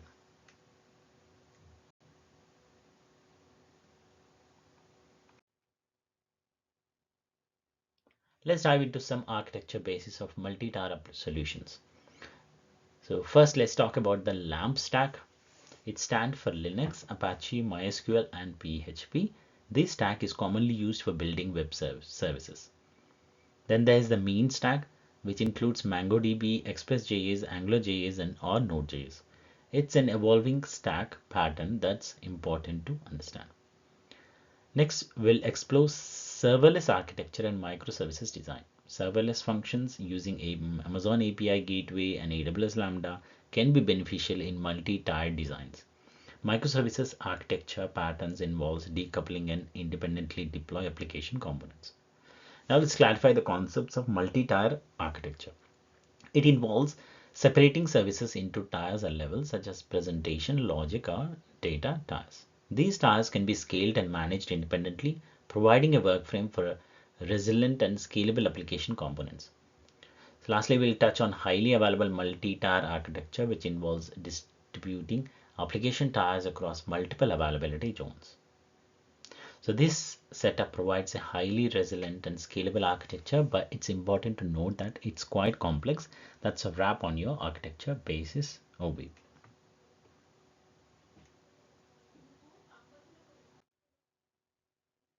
Ever wondered how to define the right tiering when designing in AWS? Let's break it down using a cake analogy. Imagine two cakes, a single layer birthday cake and a multi-layer wedding cake. The single layer cake represents a single tier architecture, while the multi-layer wedding cake represents a multi-tier architecture. In a multi-tier architecture, each layer is independent and can be sealed up or down to meet specific needs. This design suits cloud environments, allowing for truly scalable infrastructure. The most popular implementation of a multi-tier architecture is the three-tier architecture consisting of a presentation tier, a logic tier, and a data tier. Each tier can run on managed infrastructure in the AWS cloud. By separating out the layers, each can operate and scale independently, preventing overwhelming of one tier from impacting the others. This flexibility is key in AWS design. So next time you're designing in AWS, think of it as creating a multi-layered cake.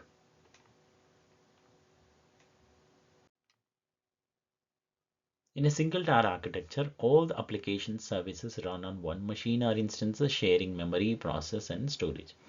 This setup is suitable for simple services, small applications, or dev test environments that don't require frequent scaling. However, to scale a single tier of architecture, you need to vertically scale the instance or machine, which may not be efficient. While running a single tier architecture in AWS can enhance resiliency and scalability, it doesn't allow services to scale independently, posing a availability risk.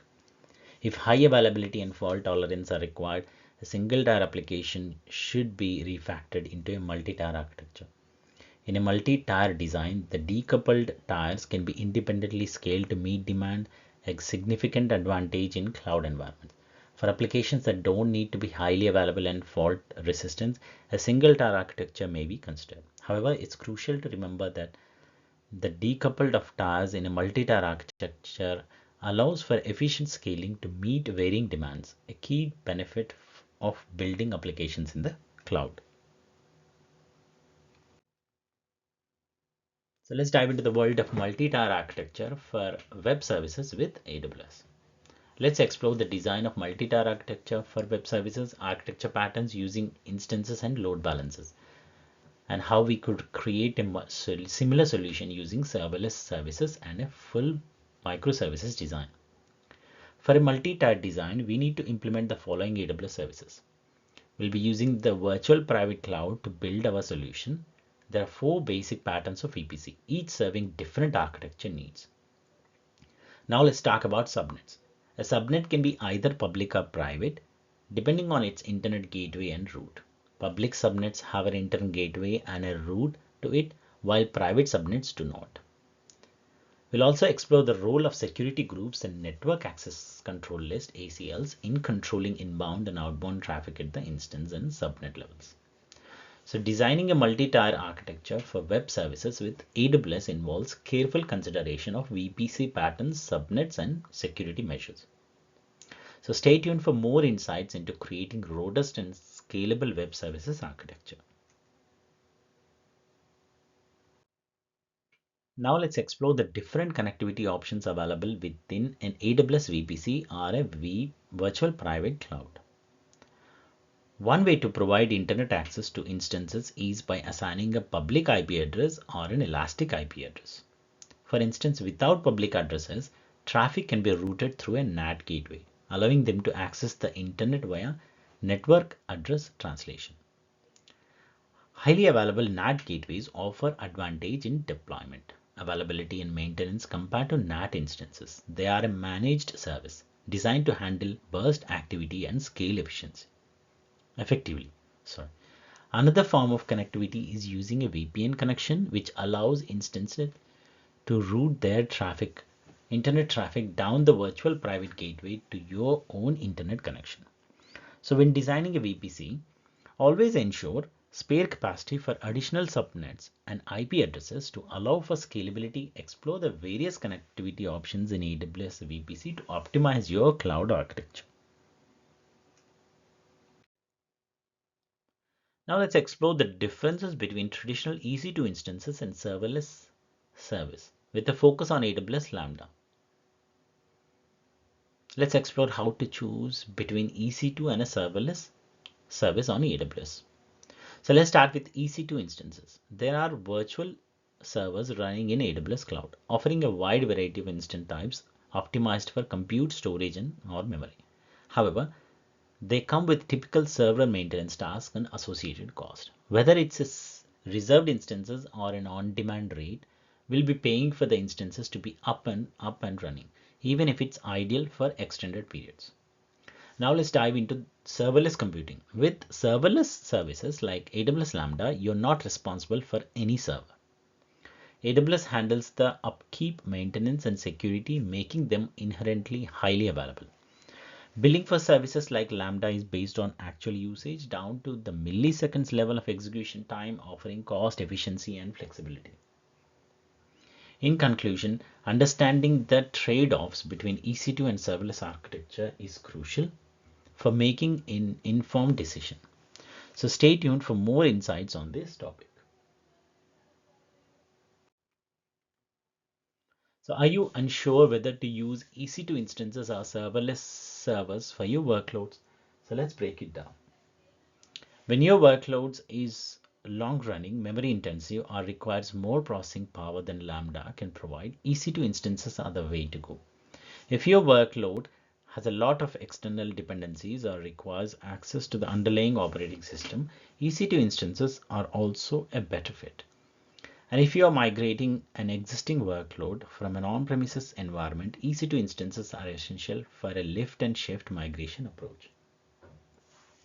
On the other hand, if your workload doesn't require extreme processing, memory, or power, and you don't need access to an underlying server, a serverless implementation might be more suitable. Serverless architectures are ideal for unpredictable demand levels and maintaining multiple concurrent versions of your functions. So whether it's EC2 instances or serverless servers, understanding the right fit for your workload is crucial. Make the right choice for your business needs. Now let's dive into the cost comparison between EC2 and serverless architecture. So let's start with the workload deployed as a Lambda function executed 1 milli times per month. The cost just $8.54 per month. But if the demand massively scales up to 100 million requests, the cost skyrockets to over 854 per month. Now let's compare these two deploying the workload on an EC2 instance. With a single instance, the cost is close to Lambda at 9.67 per month. But for high availability, adding a second instance double the cost to just over £19 per month. In conclusion, there's no hard and fast rules when choosing between serverless and EC2. Serverless is ideal for rapid prototyping and event-driven applications, while EC2 is best for complete control over our infrastructure. Always consider your performance requirements and forecasted demand to make the best choice for your use case. So have you ever wondered about serverless architecture patterns? Let's dive in and explore the benefits of using AWS Lambda and Amazon API Gateway for a serverless design. In a serverless architecture, AWS Lambda and Amazon API Gateway provide managed computing and automatic scaling, making it easy to build highly available, scalable, and secure solutions. By using AWS Lambda, you eliminate the need to provision instances, manage operating systems, and worry about over or under provisioning. It also integrates directly with your AWS data tier, ensuring appropriate isolation and access to resources. The API gateway simplifies the deployment, monitoring, and security of APIs, reducing the amount of infrastructure management reduced. It also enables improved API performance via caching and content delivery. So whether it's integrating with the Lambda function or managing communication between code functions and services, the serverless architecture patterns using AWS Lambda and Amazon API Gateway offers a streamlined and efficient approach to building applications. So are you ready to explore the world of serverless architecture patterns? So let's get started.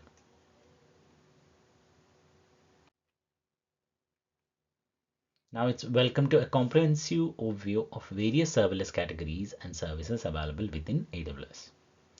Let's start by exploring the serverless compute services, which are crucial for any application.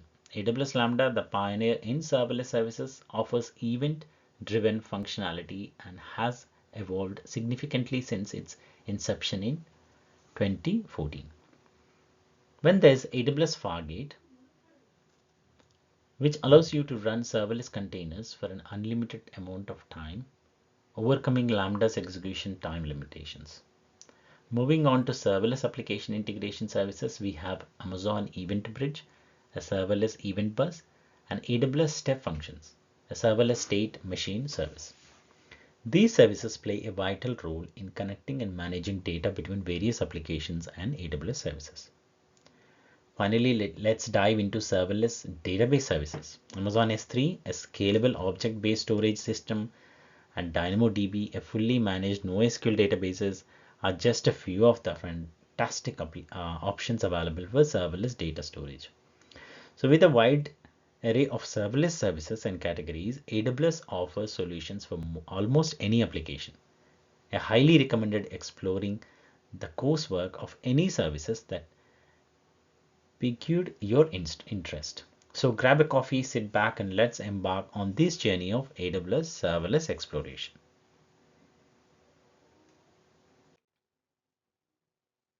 Are you curious about the 7 R's and why they exist? Let's dive in and find out. The 7 R's exist to guide organizations in transitioning from an on-premises infrastructure to the public cloud, like AWS. Whether it's migrating a whole data center or hosting an existing application, the 7 R's help evaluate the most efficient migration strategy that aligns with business requirements. Migrating to the cloud involves addressing all components, not just the application itself. It includes considerations like customer data, communication, security, and ongoing management. So what are the 7 R's? They are rehosting, replatforming, repurchasing, refactoring, re-architecting, relocating, retiring, and retaining. These 7 R's provide a framework for focusing on the most appropriate migration method based on specific use case and needs.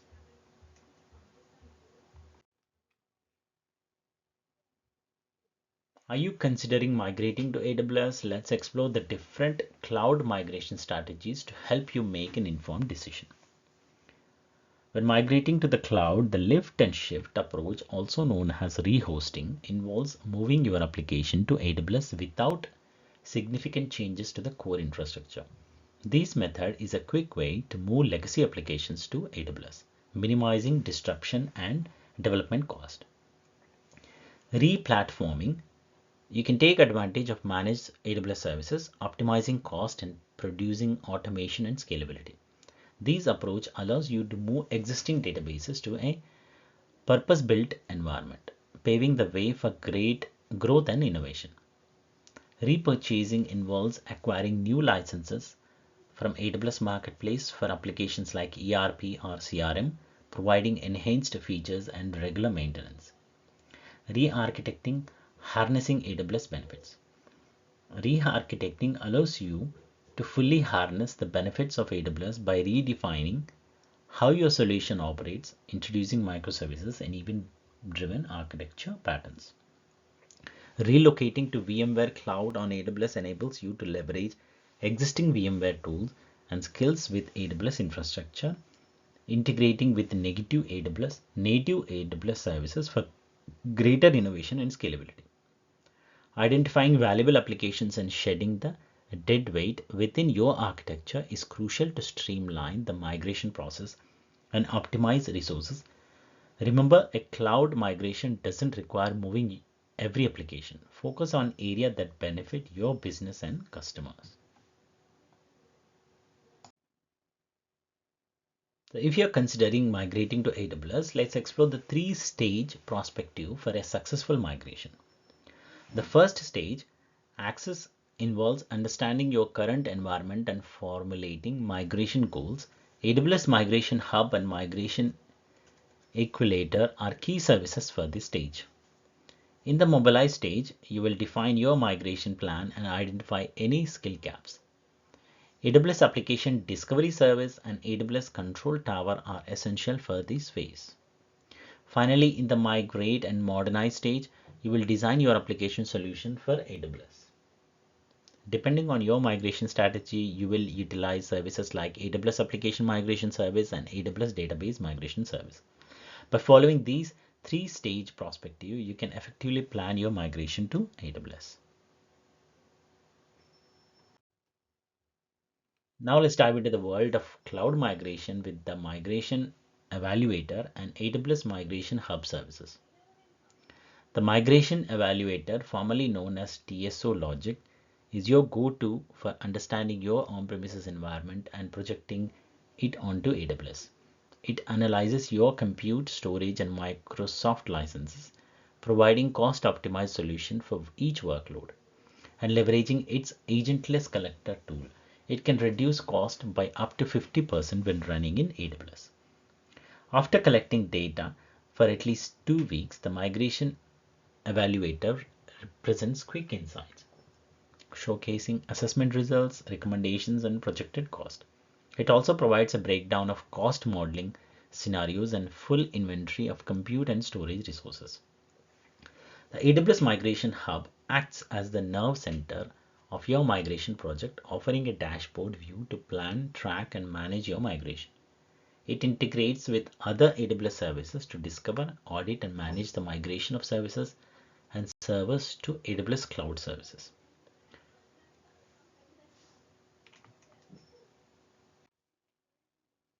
Now let's explore the AWS migration and modernization services that can help you manage the migration and modernize stage of your migration strategy. We'll cover the services that assist in migrating servers, databases, and applications, as well as how to migrate data from your data center to the AWS cloud. The AWS Application Migration Service is a recommended solution for a migrating application to AWS with minimal downtime and interruption. It works on a lift and shift approach, converting existing physical and virtual machines to run natively across AWS infrastructure. The Database Migration Service is designed to migrate relational NoSQL databases and data warehouses from on-premises environments to AWS with minimal downtime and security in mind. It offers flexibility in migrating to and from different databases, making use of cost-effective DB solutions. The AWS Service Catalog is an organizational tool that simplifies the provisioning and creating of IT stacks, making resources creation easier while maintaining best practices and system security. With AWS Service Catalog, you have full control over what end users have access to, allowing you to apply constraints on the products within your portfolio based on predefined settings. This is just the beginning of your exploration of AWS migration and modernization service. Stay tuned for more insights. So if you are looking for seamlessly way to transfer data between your on-premises data center and AWS storage services, look no further than AWS DataSync. AWS DataSync is a powerful service that simplifies the secure data transfer between different storage locations. It supports various storage services including Amazon S3, Amazon Elastic File System, Amazon FSx, for Windows File Server and AWS Snowcone. With its high-speed data transfer network protocol and end-to-end security measures, AWS Data Sync ensures rapid and secure data transfer. It also supports encryption in transit at rest as well as data validation to maintain the integrity of your data. To begin using AWS Data Sync, you will need to configure your destination storage, grant permissions using IAM roles, set up a transfer family server, and add a user to the server. Then you can seamlessly complete the transfer using a supported client. So experience the ease and security of data transfer with AWS Data Sync. Start simplifying your data management with AWS Data Sync today. AWS Know Family. Let's dive into what it is and what it consists of. The AWS Know Family is a range of physical hardware devices designed to facilitate data transfer into and out of AWS. These devices are essential for transferring data from the edge or beyond the cloud, such as your data center, and can also be used to transfer data out of AWS. For example, from Amazon S3 back to your data center. The Snow family consists of various devices including the Snow Cone, Snowball, and Snowmobile, each offering different storage and compute capabilities. These devices enable you to run usable EC2 instances, process and analyze data closer to the source, and securely store files as objects using File Gateway for Amazon S3. With the AWS Snow family, you can efficiently transfer data at any scale, securely store files, and seamlessly integrate your on-premises storage with AWS. So embrace the power of AWS Snow family for your data transfer needs. Welcome to the part 7 of AWS Certified Solution Architect Associate full crash course. Let's dive into security aspects. Welcome to this overview of identity and access management services. Let's dive into what IAM actually means and how it works. IAM involves two key components, identity management and access management. Identity management is about defining who you are and verifying your identity. For example, your AWS username serves as your unique identity within IAM. Access management, on the other hand, focuses on authorization and access control. It determines what resources an identity can access within your AWS account. These include permissions for specific AWS resources such as EC2 or RDS. Access control is achieved through various authentication methods, including username and password, multi-factor authentication, and federated access. These mechanisms ensure secure access to AWS resources without compromising using user credentials. In essence, IAM enables the management, control, and governance of authentication, authorization, and access control mechanisms within your AWS account. Understanding these security controls is crucial for designing the right level of security for your infrastructure. If you're looking to enhance the security of your AWS account, understanding AWS IAM for secure cloud management is essential. IAM, or identity and access management, is crucial for maintaining security and control over who or what can access your resources. It provides the components to manage access, but it's up to you to configure it securely.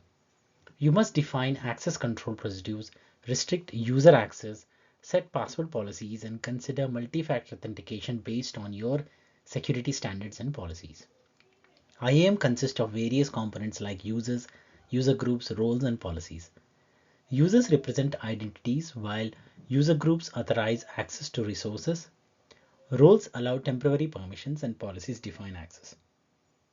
Managed and inline policies offer different ways to manage access, and federated access allows external credentials for authentication.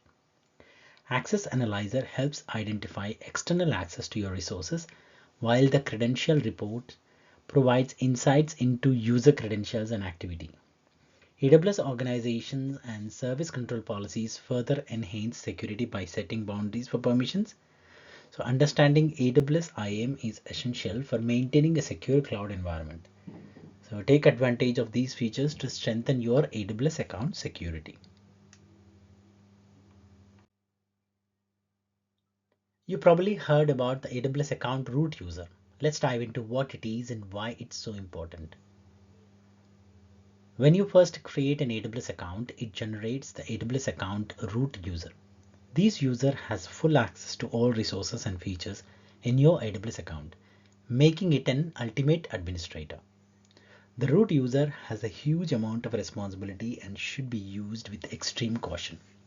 Specific measures and security restrictions should be linked to the root user to restrict its use and accessibility.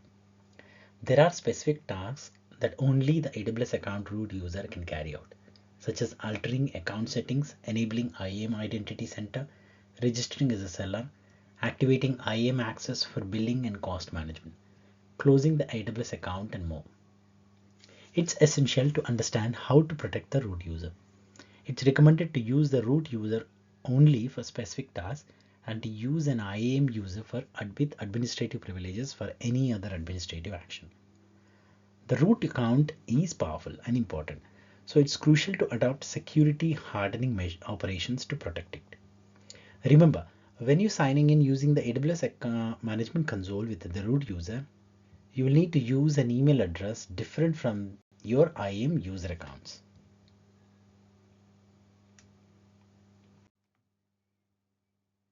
And welcome to this short course on securing your AWS root user account. Let's dive into some best practices to enhance the security of your AWS root user account. To start, implementing multi-factor authentication for the root user is crucial. MFA adds an extra layer of security, requiring a second step of authentication after entering the password. Next, consider deleting the access keys for the root account. These keys, if compromised, can make your entire account vulnerable. Regularly changing the password for the root account is another essential practice. Ensure the password is strong and unique, using a mix of symbols, numbers, upper and lowercase letters. Lastly, setting up security challenge questions on your account can further improve your AWS account security posture. By implementing these best practices, you can significantly enhance the security of the most important user within your AWS account, the root user.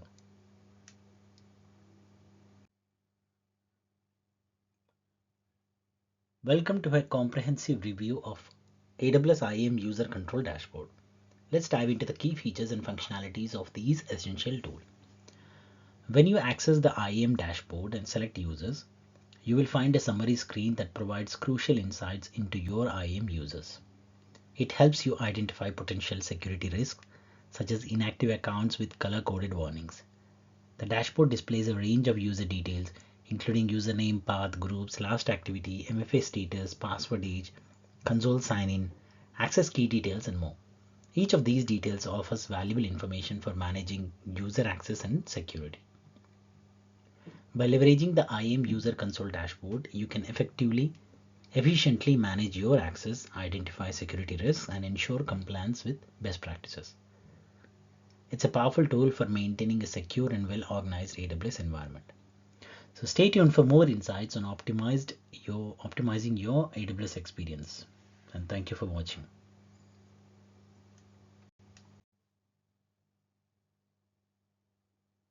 Welcome to creating a new user in AWS Management Console. Creating a new user in the AWS Management Console is a simple process. First, set the user details by creating a username, then select the AWS access type, either AWS Management Console access or programmatic access. You can attach permission policies to the user, assign permissions boundaries, and add tags to the users as you would with any other AWS resources. Review and confirm the information submitted before creating the user. Once the user is created, you can download the security credentials via a CSV file containing the username, access keys, and the console login link. And that's it. Creating a new user in the AWS console is quick and easy. Now let's dive into the additional features and security options available for IAM users. First, let's talk about the user details and permissions. We can view the user's permissions, set permission boundaries, and generate policies based on CloudTrail events. Moving on to security credentials, we can manage the user's password, set up multi-factor authentication, and manage access keys. Lastly, the access advisor allows us to review the services that users can access and the associated permissions, helping us ensure users have appropriate access. That's a quick overview of the key points for configuring IAM user properties. Stay tuned for more insights on user management and security options.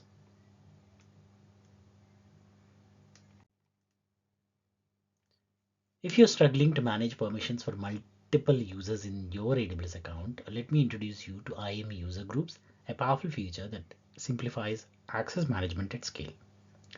IAM user groups are subjects that contain IAM users and have IAM policies associated with them. These policies can be AWS managed, customer managed, or inline policies, allowing or denying access to AWS resources. By applying permissions to a group instead of individual users, it becomes easy to modify permissions for multiple users at once, simplifying access management at scale. It's a security best practice to apply permissions to user groups and then associated users to that group, then to associate policies to individual users. Creating a group is a simple three-step process. Give the group a meaningful name, add users to the group, and attach permissions via policies. Once created, you can easily review its configurations, edit permissions, and see other details. IAM user groups are a game changer for managing multiple users in your AWS account, simplifying your access management and enhance security by leveraging these powerful features.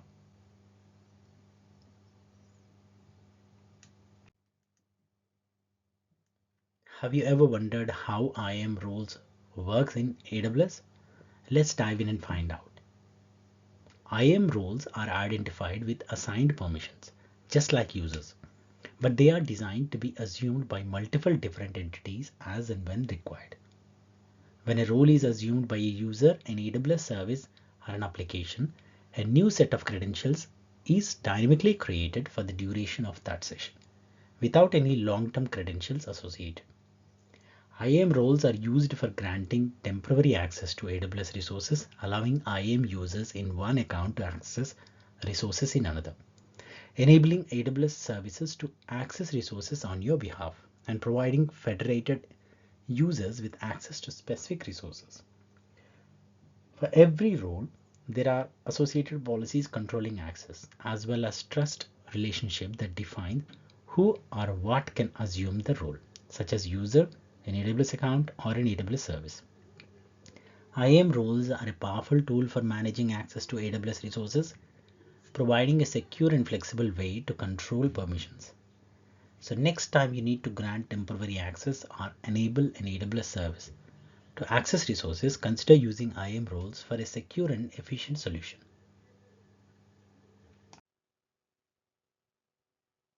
Are you curious about AWS service roles and how they can benefit your AWS resources? Let's dive into understanding the power of AWS service roles and how they can simplify your access management. An AWS service role allows an AWS service to assume a role to access other AWS resources within your own account on your behalf. This is commonly used for EC2 instances, whereby you could create a role for an EC2 instance to assume to gain access to AWS resources on your behalf. By assigning an IAM role to an EC2 instance, you can easily manage permissions and make changes across multiple instances simultaneously. These eliminates the need to manually manage credentials and ensures a more secure and efficient access management process. In addition to AWS service roles, there are also service linked roles, which come pre-configured with specific read-only AWS managed policies. These roles are designed for specific AWS services and provide a secure and controlled way for those services to interact with other AWS resources. Understanding AWS service roles is essential for optimizing access management within your AWS environment. By leveraging these roles, you can streamline access, enhance security, and simplify permissions management across your AWS resources.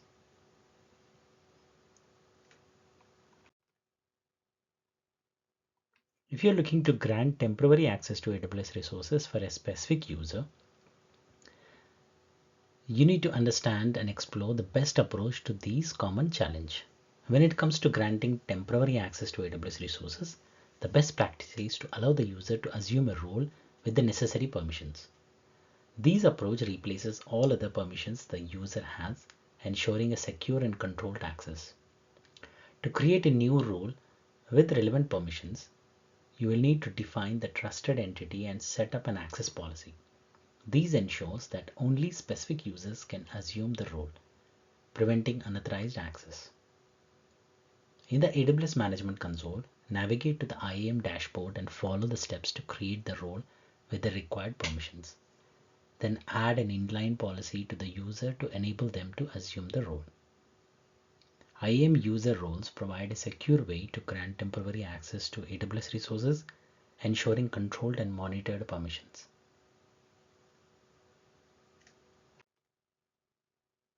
If you're looking to understand how federated users can access your AWS resources using roles, let's dive into two options available: Web Identity and SAML 2.0 Federation.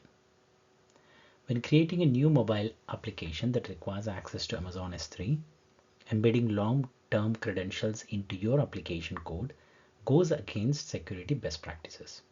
Instead, design your application to request temporary credentials from authenticated users through Web Identity Federation. Identity Federation is a method of authentication where two different providers establish a level of trust, allowing users to authenticate from one, which authorizes them to access resources in the other. In the case of your application on AWS, the web identity provider could be Google or Facebook. For example, SAML 2.0 is generally used to authenticate your employees using existing directory services. It's a standard used to exchange authentication and authorization identifiers between different security domains, which uses security tokens containing assertions to pass information about a user between SAML identity provider and a SAML consumer. Understanding these two methods of federation access using roles in AWS is crucial for managing access to your resources. Whether it's for a large-scale access from unknown user or authenticating your employees using existing directory services, AWS provides the necessary tools for secure and efficient access management.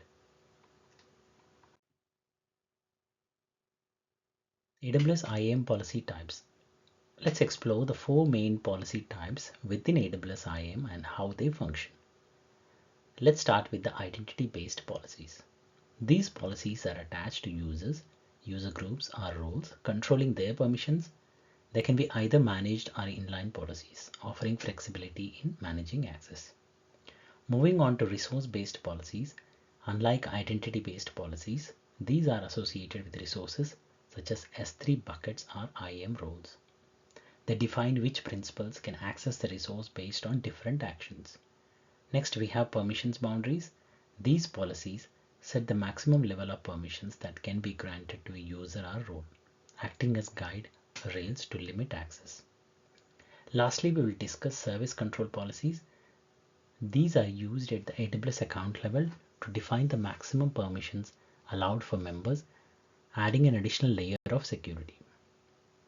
So understanding these policy types is crucial for effective IAM management.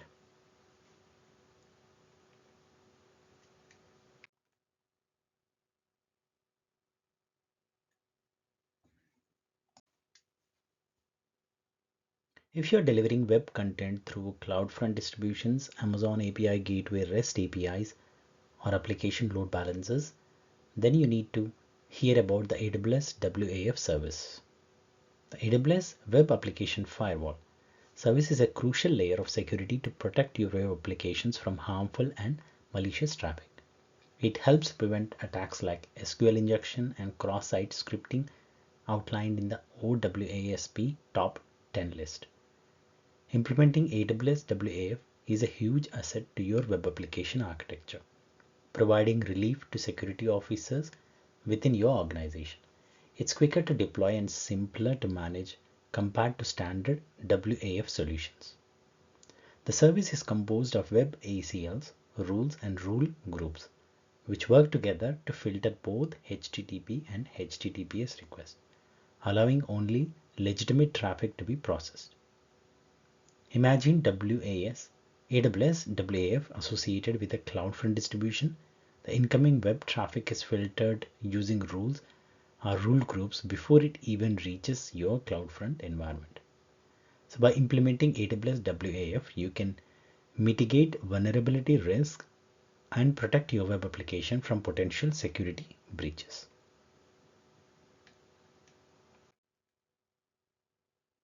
Let's dive into the world of AWS WAF rules and rule groups.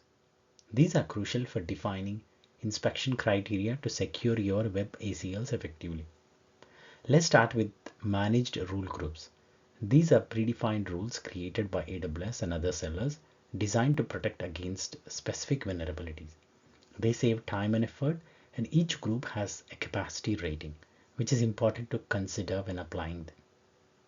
Now let's talk about creating your own rules. You can choose from IP set, rule builder, or rule group. For example, with IP sets, you can configure rule criteria based on source IP addresses or IP addresses in headers. The rule builder option allows you to create rules using a visual editor or a JSON builder. Regular and rate-based rules are available, each with specific actions and logic options. Lastly, rule group need to be built outside of your web ACL creation. You can create and add rules and specify the maximum capacity WCUs for future planning.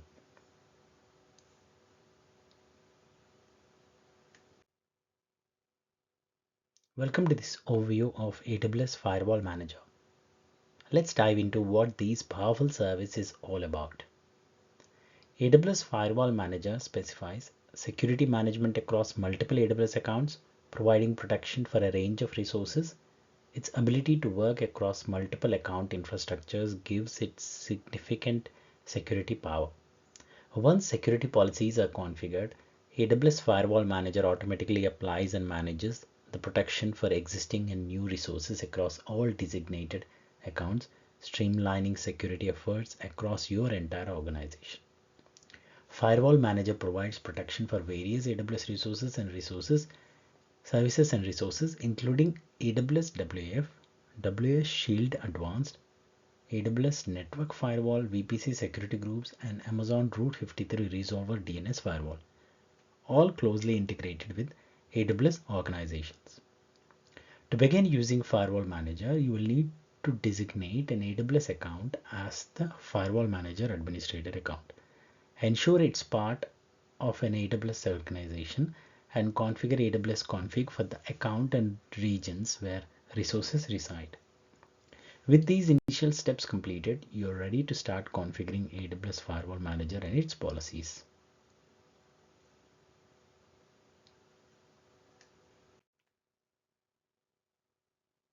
Let's deep dive into configuring AWS Firewall Manager policies. Let's explore the different types of policies and their configurations. AWS Firewall Manager allows you to create policies protecting AWS WAF, Shield Advanced, Network Firewall, Amazon VPC, Security Group, and Amazon Route 53 Resolver DNS Firewall. To configure an AWS WAF policy, you will go through a 5-step process. These include choosing the policy and region, describing the policy, defining the policy scope, configuring policy tags, and reviewing and creating the policy. For the AWS Shield Advanced policy, the configuration process is simpler, with steps for describing the policy and defining the policy scope. When configuring the security group policy, you will also select the security group policy type, such as common security groups, auditing and enforcement of security group rules, or auditing and clean up unused and redundant security groups. Understanding the configuration process for each policy type is crucial for effectively managing and securing your resources across multiple accounts.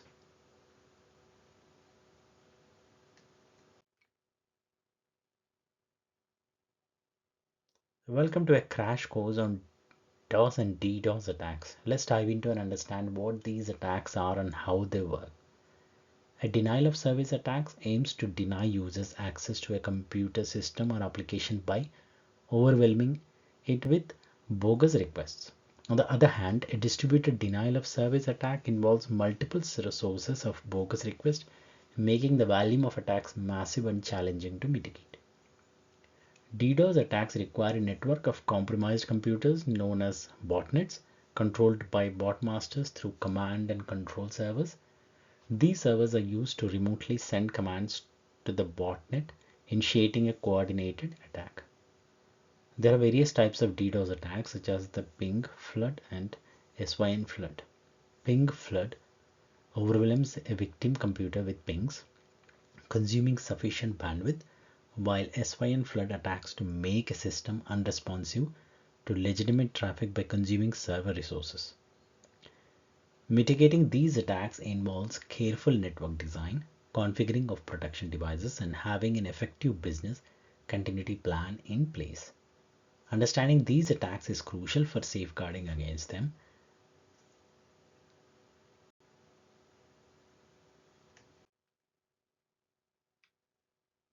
Now, welcome to a quick guide on understanding AWS Shield and its protection levels. AWS Shield is a managed service designed to protect your AWS applications and resources from distributed denial of service attacks by automatically detecting threats that may impact your environment. There are two protection levels offered by AWS Shield. AWS Shield Standard, free and offers protection against common Layer 3 and Layer 4 DDoS attacks. AWS Shield Advanced provides enhanced protection against a wider scope of AWS services, including Layer 7 application attacks, but comes at an additional cost. Enhanced DDoS protection 24/7 specialized Shield response team, Layer 7 protection and integration with AWS WAF, enhanced monitoring and Route 53 health checks, cost protection and integration with AWS Firewall Manager. These are the key features of AWS Shield Advanced. So both versions provide insights into DDoS events, but AWS Shield Advanced offers additional monitoring features and CloudWatch metrics. So before subscribing to AWS Shield Advanced, consider the additional cost and features.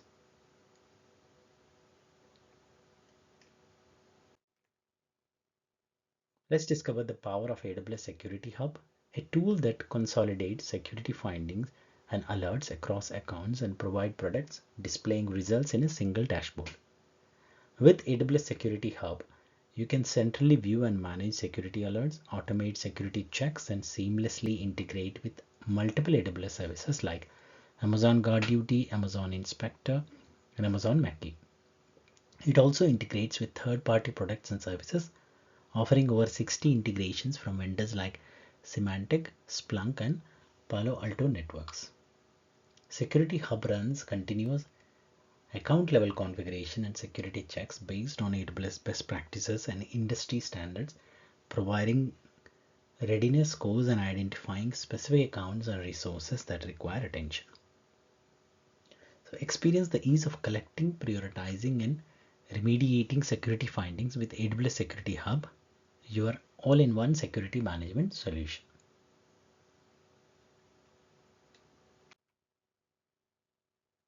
Let's discover how AWS Security Hub automatically implements these three fundamental standards as designed by the Center for Internet Security or CIS to safeguard your AWS infrastructure against cyber threats. AWS Security Hub supports these standards, which includes enabling multi-factor authentication for all accounts users, defining a robust password policy, and ensuring no publicly accessible Amazon S3 buckets. These actions are crucial for securing your AWS account. These benchmark focuses on AWS configuration best practices for security, including monitoring and logging. Once enabled, AWS Security Hub automatically checks for your compliance with these benchmarks. The PCI DSS standard applies to the storing and processing of credit card information in your AWS implementation. AWS Security Hub serves as your central point of access to verify AWS security and take appropriate action when needed. Take AWS security seriously and ensure that best practices are defined, implemented, and regularly reviewed. AWS Security Hub simplifies the process of collecting and remediating security issues in your AWS infrastructure, helping you protect your business from potential losses.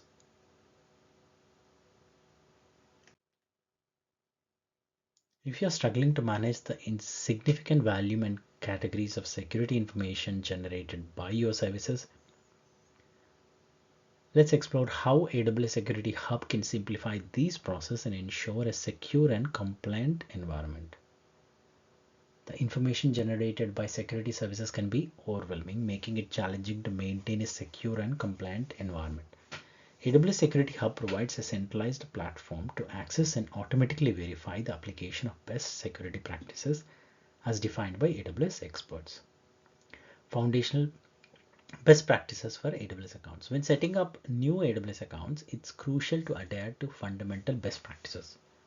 These include securing the root user with multi-factor authentication, creating groups with administrator permissions, and provisioning users with access keys and roles. Utilizing groups for permissions and provisioning keys and roles to users is an efficient mechanism for your provisioning. It's essential to avoid storing access keys in code and EC2 instances or Amazon S3 buckets for maximum security.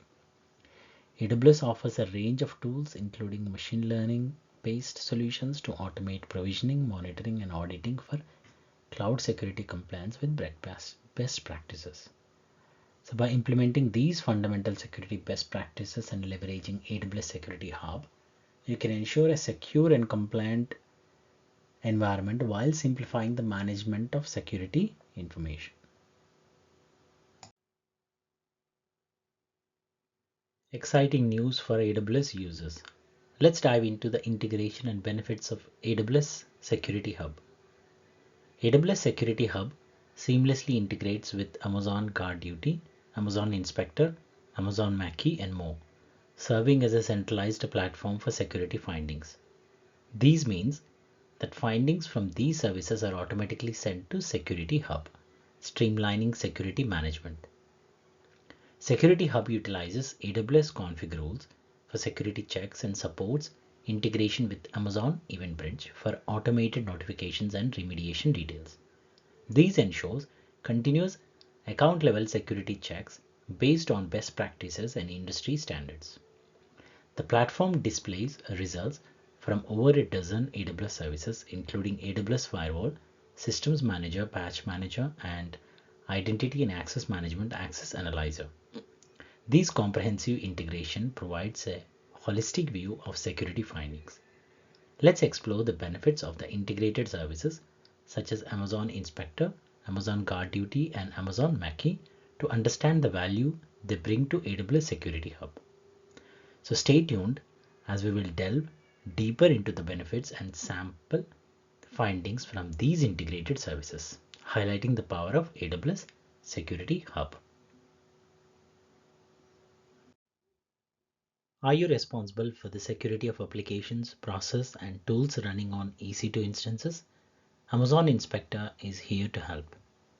Amazon Inspector offers a knowledge base with hundreds of rules mapped to common security compliance standards and vulnerability definitions. These rules are regularly updated by AWS security experts. You can also install an agent in the operating system of an Amazon EC2 instance to monitor behavior like network, file system, and process activity. With Amazon Inspector, you can automate vulnerability assessments to make security testing of EC2 instances a regular part of your cloud operations. As a result, you will receive a prioritized list of findings ensuring the security of your EC2 instances. Amazon Inspector, your solution for securing EC2 instances.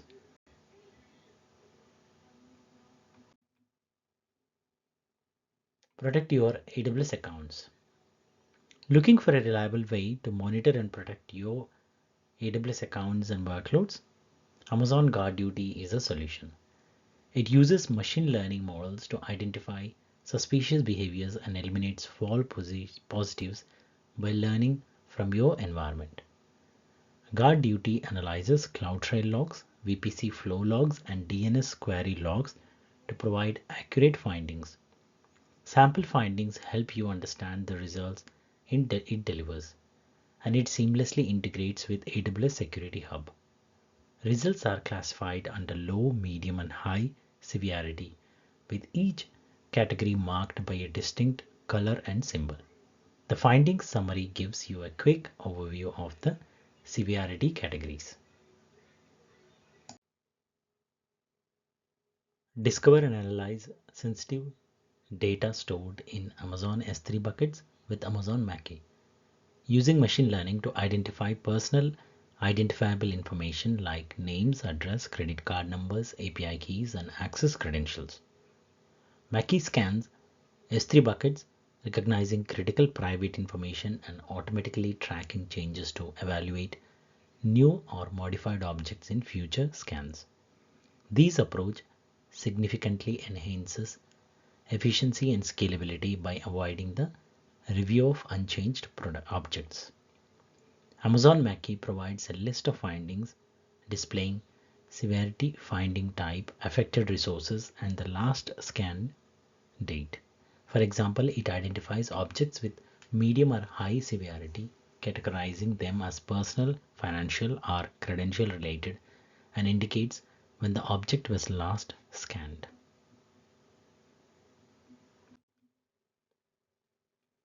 Are you tired of hustle of setting up user authentication for your applications? So you're not alone. Dealing with user authentication can be tedious and time consuming, especially when determining who is allowed to access specific resources. In the past, user information was stored in traditional databases, requiring significant effort to set up and maintain. But there's a better way. Amazon Cognito, a powerful yet compact service, can streamline the entire process from managing user data to integrate with existing corporate directory services. Say goodbye to the headaches of user authentication and hello to a more efficient application development experience.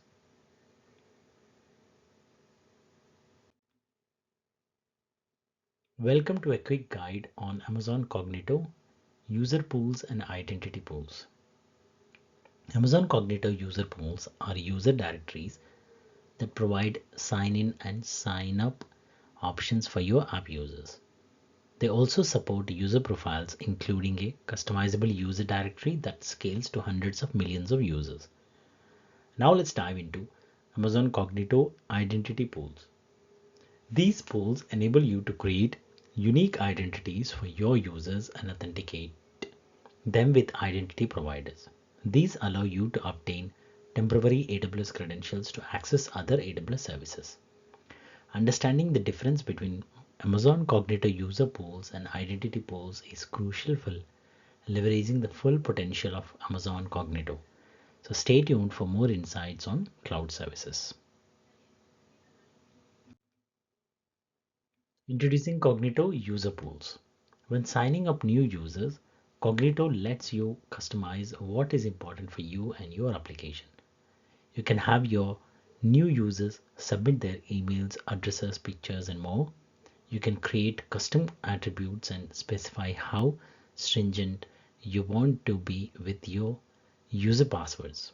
Cognito provides multi-factor authentication and account recovery features, making it ideal for financial services or applications with high value information.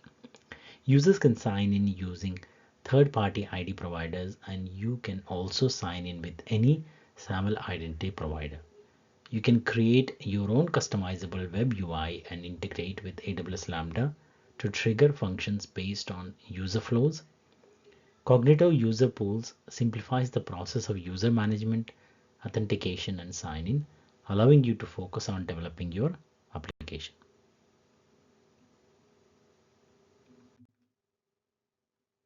In the authentication flow, the user submits their credentials, initiating the process. The application then calls the initial authorization operation, signaling to Amazon Cognito the intent to authenticate. If successful, Cognito responds with a token or a challenge, which may include captchas or custom challenges. The client then responds to the challenging using respond to auth challenge. If the user fails the challenge, Cognito can resend a new one. Upon successful authentication, Cognito provides token for the clients to use. Learn about Amazon Cognito Identity Pools. Amazon Cognito Identity Pools, also known as federated identities, provide temporary access AWS credentials for users or guests needing access to AWS services. There are two types of identities within the identity pool: authentication identities and unauthenticated identities. Each type of identity has a role with policies attached to set permissions for accessing AWS resources.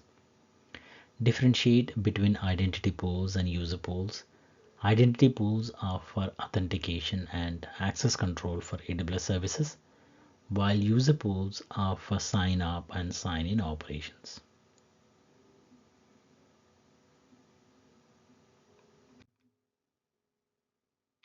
Alright, let's dive into how authentication works with identity pools. Your application can have the user sign in with Cognito user pools using the user pool itself. Social sign-in, SAML-backed authentication service are similar methods. Once the user sign in, an identity token is sent by the IDP back to the Cognito user pool. This token is then normalized into a Cognito user pool token and stored by Cognito, allowing standardized access to your app regardless of the authentication method. For accessing backend services or APIs, Cognito uses the cup token to authenticate an authorized usage of services like API, Gateway, or Lambda. If your app needs access to services like S3 or DynamoDB, the identity pool is used for authentication, creating an STS token based on the cup token, allowing access to these services. These AWS credentials are linked to an AWS role associated with your user within the identity pool, enabling access to other AWS services. Now let's understand what AWS Identity Federation, what it is and how it works. Identity Federation is a method where two different providers establish trust, allowing users to authenticate from one, which authorizes them to access resources in the other. One party acts as an identity provider and the other as service provider. Think of websites where you can log in using existing credentials or authenticate using credentials from a third-party provider like Google or Facebook. This is similar to how Identity Federation works. AWS offers various services and methods that allow you to access your AWS services via federated access, including Auth 2.0, OpenID Connect, and SAML 2.0. In summary, AWS Identity Federation provides a flexible and scalable way to manage access control systems. Services like AWS Single Sign-On, AWS IAM, and Amazon Cognito play a crucial role in implementing federated access. Thanks for joining me. I hope you now have a better understanding of AWS Identity Federation and services involved.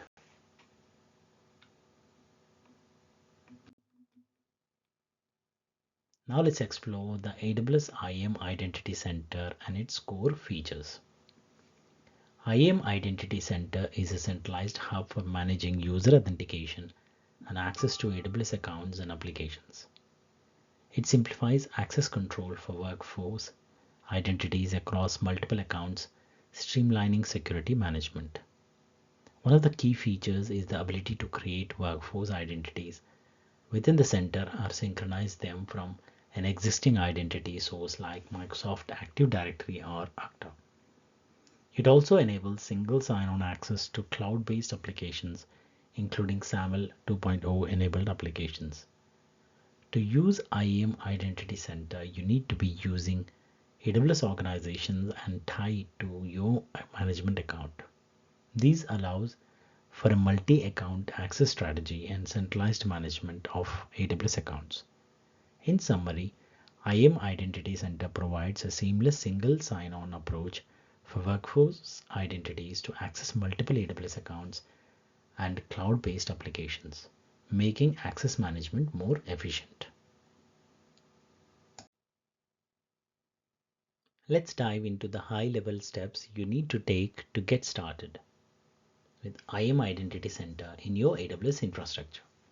Before configuring IAM Identity Center, it's crucial to review your current identity sources, such as Active Directory or external identity providers. These will save you time and effort by syncing data from your existing source. Once you have taken care of the considerations, you can enable IAM Identity Center within your management account.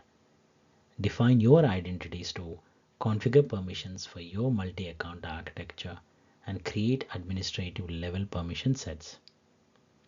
Associate these permissions with a group or user within your AWS accounts. If you are using the default identity store, create new users easily within the IAM Identity Center. Finally, use the AWS Access portal to sign in and connect to a wide range of AWS accounts and applications, all without creating IAM users accounts in each AWS account. By implementing IAM Identity Center, you will have a robust authentication system in place, ensuring secure access to your AWS infrastructure.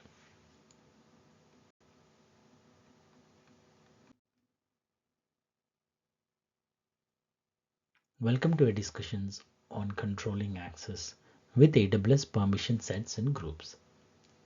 So when creating permission sets from within IAM Identity Center, you have two methods to choose from. You can use predefined permission sets such as database administrators, network administrators, data scientists, administrator access, read-only access, and more. Or you could create a custom permission set offering greater flexibility in granting permissions for users or groups.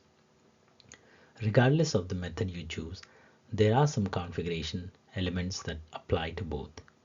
You need to supply a name for the permission set, specify the session duration and an operational relay state. You can also add an optional tag for management purpose. For custom permission sets, you have the flexibility to add a combination of AWS managed policies, customer managed policies, inline policies, and permission boundaries. You can view the name, description, ARN, and provisioned status of the permission sets in the console. Provisioned means the permission set is in use, while not permissioned means it hasn't been associated with a group or user. It's a good practice to assign permission sets to groups instead of individual users, allowing you to control access for more users at a time.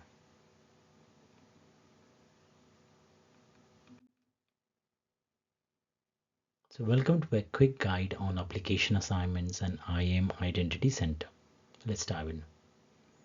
To begin, you will need to add your cloud applications to AWS IAM Identity Center. This involves establishing a trust between the application and your IAM Identity Center. You can choose from a library of pre-integrated cloud applications or opt to add a custom SAML 2.0 application. Once you have selected an application such as Slack, you will be guided through the configuration process. This includes providing a name and description of your application, as well as supplying IAM Identity Center metadata details to your cloud application. You will also have the opportunity to adjust optional application properties such as the application start URL, relay state, and session duration. These are optional and can be left blank based on your specific use case. Finally, to assign permissions to your applications for your workforce users, simply select the application from application assignments, choose the required groups or permissions, and assign users. It's simple as that. With these steps, you can seamlessly integrate your cloud applications with IAM Identity Center, providing a single sign-on approach for your workforce users.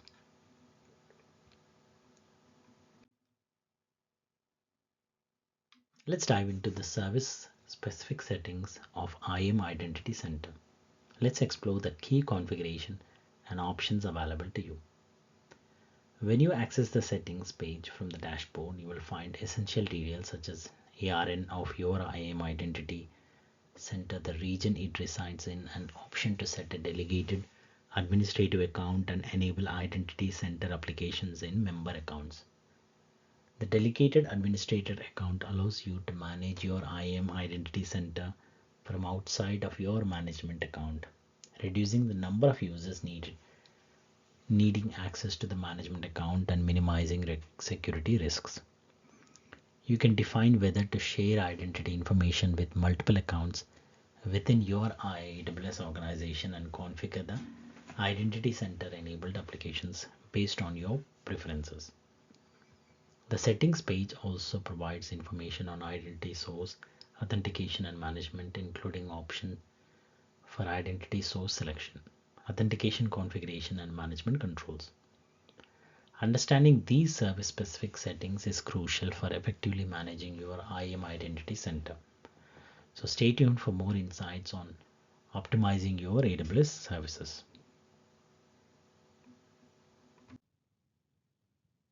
Hello and welcome to the part 9 of AWS Certified Solution Architect full crash course.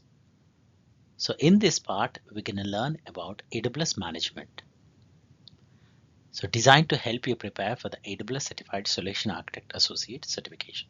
So in this course, we will cover various management services in AWS, including Amazon CloudWatch, AWS CloudTrail, AWS Config, AWS Organizations, AWS Control Tower, and AWS Systems Manager. We will also discuss logging options, cost management services, and more. So this course is curated to provide a high-level introduction to the management services in AWS, essential for passing the AWS Certified Solution Architect Associate exam. It's ideal for anyone looking to learn about these services in preparation for the exam. So by the end of this course, you will be fully prepared to sit for the AWS Certified Solution Architect Associate exam. So let's start on this exciting journey.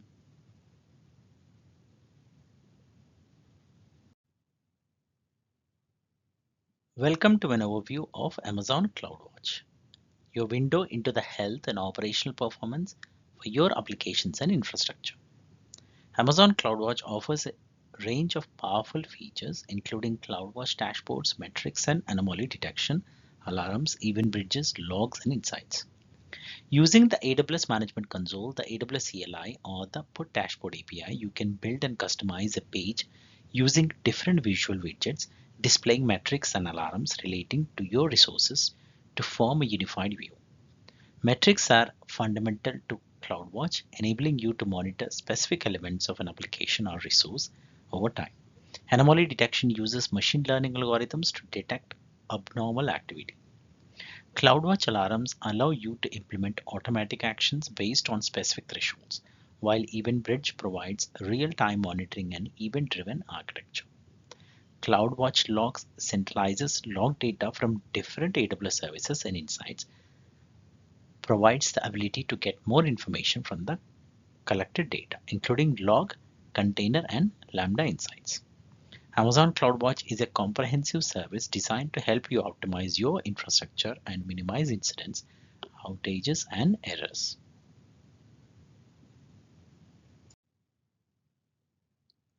Welcome to this overview of AWS CloudTrail, where we will dive into the fundamental aspects of these essential services. So AWS CloudTrail is a service designed to record and track events, including API request and non-API request made within your AWS account. These events are captured from various sources such as user-initiated requests, AWS services, and non-API activities like key, rotations, and sign-ins. CloudTrail categorizes events into management events, data events, and CloudTrail Insights events, each providing valuable information about different types of operations and activities within your AWS environment. So by default, CloudTrail is enabled for all new AWS accounts, allowing you to view and analyze events using the event history. Additionally, you can configure CloudTrail trails to store, review, and respond to specific events, providing deeper insights and enabling event-driven architectures. There are three types of trails you can create: all region trail, single region trail, and AWS organization trail. each offering unique capabilities and coverage across your AWS infrastructure. AWS CloudTrail and CloudTrail Lakes provide powerful tools for capturing, storing, and analyzing events within your AWS account, offering valuable insights and enhancing security and optimization capabilities.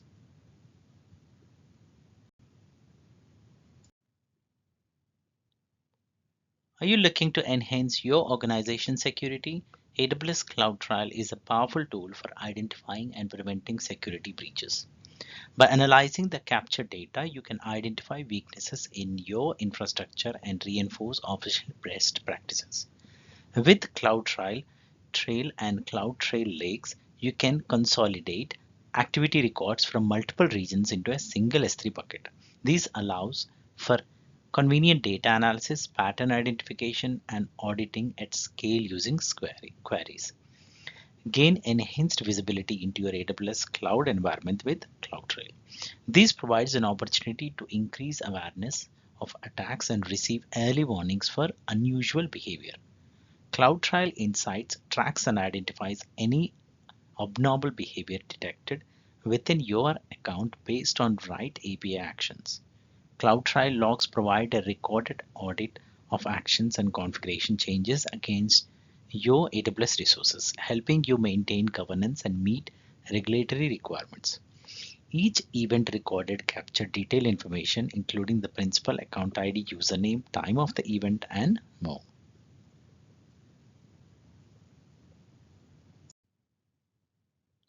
Are you looking to set up and create trials within your AWS account?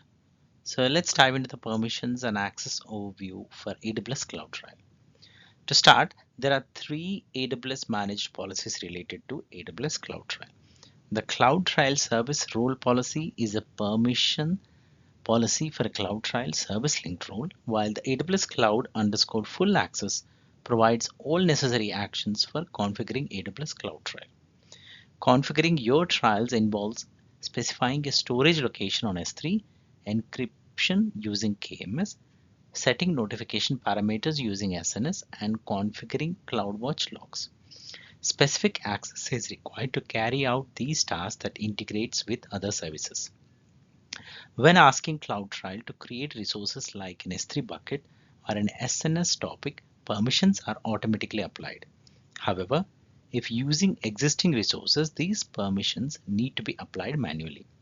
The AWS CloudTrail read-only access policy allows actions like get, describe, list, and lookup events, but does not permit creating or modifying trails.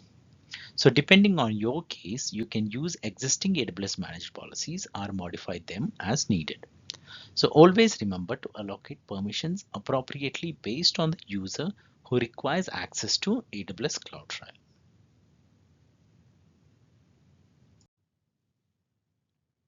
So let's understand CloudTrail event logs and how they can provide valuable insights into your AWS environment. CloudTrail trails capture, track, and retain events across your AWS accounts, allowing you to store and review them for up to 7 years. The log files are written in JSON format and contain detailed information about each event, including the user identity, event time, event source, and more. Let's break down an example event log to understand these information it provides. So we will explore elements like user identity, event time, event source, and request parameters to gain a comprehensive understanding of the captured event. Each log file is given a standard naming format and is stored in a structured manner within your AWS S3 bucket, making it easy to navigate and locate specific log files. So for organizations with multiple AWS accounts, CloudTrail offers the ability to aggregate logs from different accounts into a single S3 bucket, simplifying log management and administration. So understanding CloudTrail event logs is crucial for maximizing the potential value of the data captured, allowing you to effectively monitor and secure your AWS environment.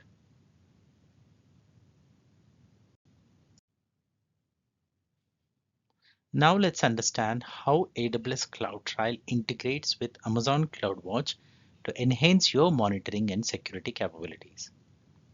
Enabling your trial events logs to be delivered to CloudWatch is an optional configurable item. You can either select an existing or new log group in CloudWatch and must also select a role to allow CloudTrial to publish to the log group. CloudWatch enables a whole host of security monitoring checks to be utilized. For example, you can be notified when certain API calls request any changes to your security groups or network access control list within your VPC. By sending event logs to Amazon CloudWatch, you can use features like metric filters, CloudWatch log insights, and contributor insights to interpret the data in significant and useful ways. Amazon CloudWatch offers various features that enable you to analyze, identify, monitor, and report on the data captured from within your CloudTrial log files, allowing you to proactively detect security risks, identify performance problems, and resolve potential issues.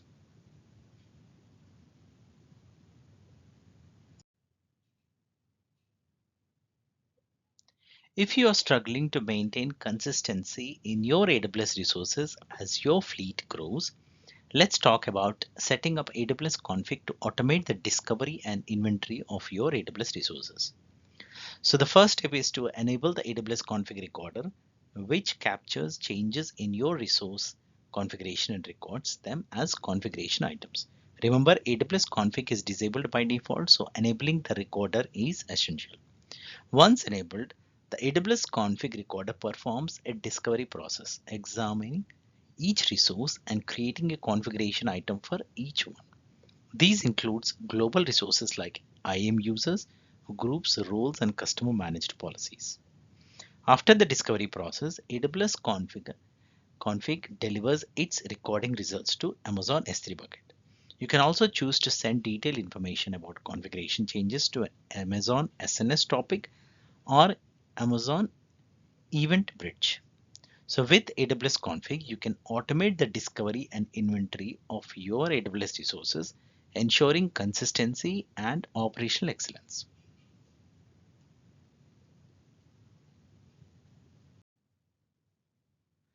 Are you curious about what's delivered to the Amazon S3 bucket after setting up AWS config? So let's dive into the details.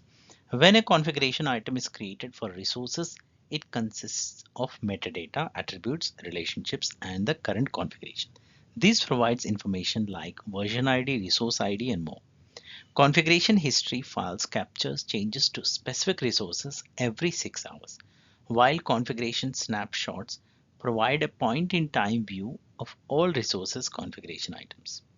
Aggregators in AWS config gather configuration and compliant data from multiple accounts and regions, presenting them in a single account and region for easy visibility. So now you know the anatomy of configuration items, the purpose of configuration history and snapshots, and the role of aggregators in AWS config.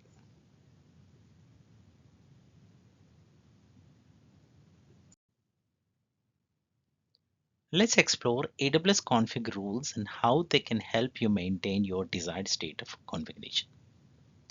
So AWS config provides over 320 managed rules covering over 55 AWS services.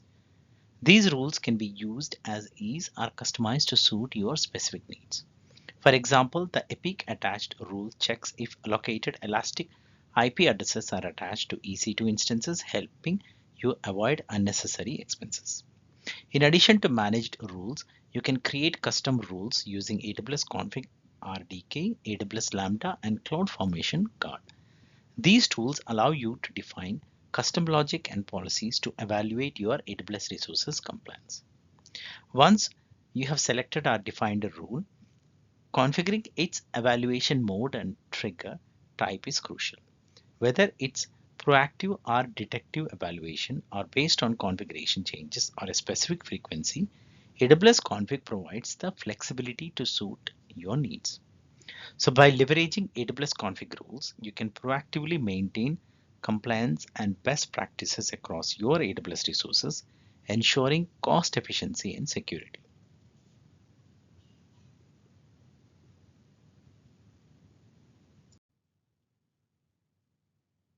Now let's dive into ensure compliance and manage changes effectively within your AWS environment.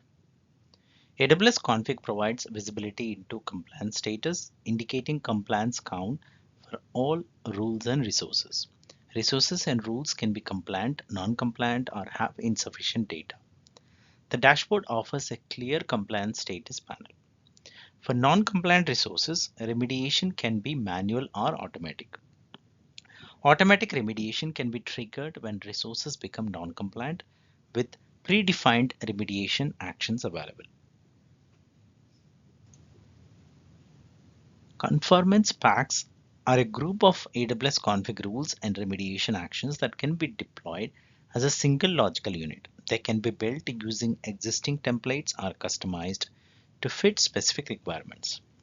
So AWS config compliance, remediation, and conformance packs offers a comprehensive solution for maintaining compliance and managing changes within your AWS environment.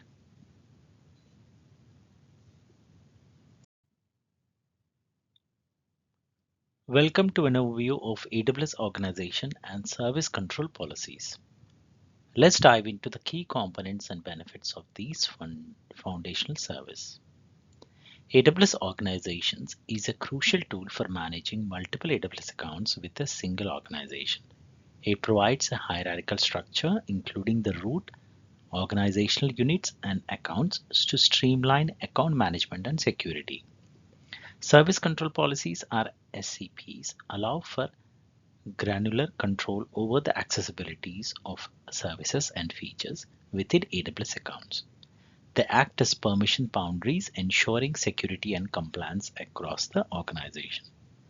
By leveraging AWS organizations, businesses can achieve centralized management, greater control over their environment, consolidated billing, and effective categorization and grouping of accounts. With AWS organizations and service control policies, businesses can effectively scale their AWS environment while maintaining robust security and governance.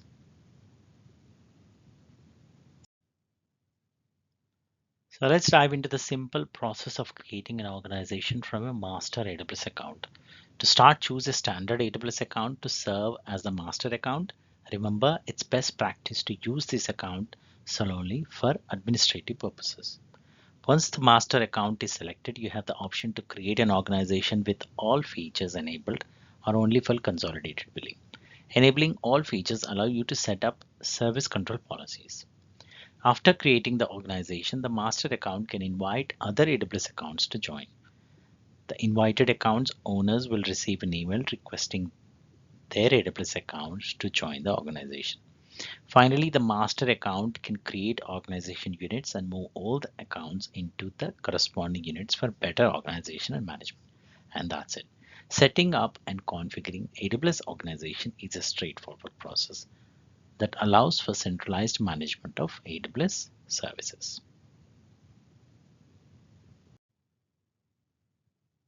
Now let's dive into service control policies to understand how they can be used to secure your AWS organization. Service control policies are different from both identity-based and resource-based policies, which grant permissions to users, groups, and roles. However, SCPs do not actually grant permissions themselves. Restrictions made within an SCP set a boundary of permissions for AWS accounts. For example, if a user within an AWS account had full access to S3, RDS, and EC2 via an identity-based policy, but the SCP associated with the AWS account denied access to the S3 service, then that user would only be able to access RDS and EC2 despite having full access to S3. To use service control policies to help manage security at an account level, you need to ensure that you deploy AWS organization using the enable all features setting. Before you start using SCPs, you first need to enable them from the root account of your organization.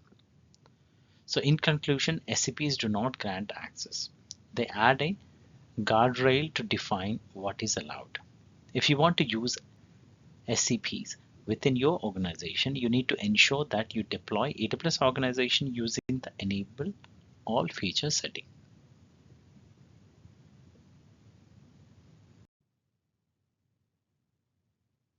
So if you're struggling with managing multiple AWS accounts, it's a common challenge, but there's a solution. Let's talk about how AWS Control Tower can simplify multi-account management. Managing multiple AWS accounts can be overwhelming. From provisioning new accounts to ensuring teams follow best practices, the workloads can be daunting. It's crucial to track log files, enforce security rules, and allocate cost effectively. AWS Control Tower offers a centralized method for creating, managing, and auditing multiple accounts. It orchestrates various services, removing the burden of setting up infrastructure and security control individuals. With Control Tower, you can automate account provisioning and apply consistent governance across all your AWS accounts. By using AWS Control Tower, you can streamline the management of your AWS accounts, ensuring centralized identity and access management, logging, and security. Plus, it's free to use with charges only for the underlying services. With AWS Control Tower, you can simplify multi-account management, automate account provisioning, and ensure consistent governance across your AWS accounts. So say goodbye to the complexities of multi-account setup and embrace a more efficient approach with AWS Control Tower.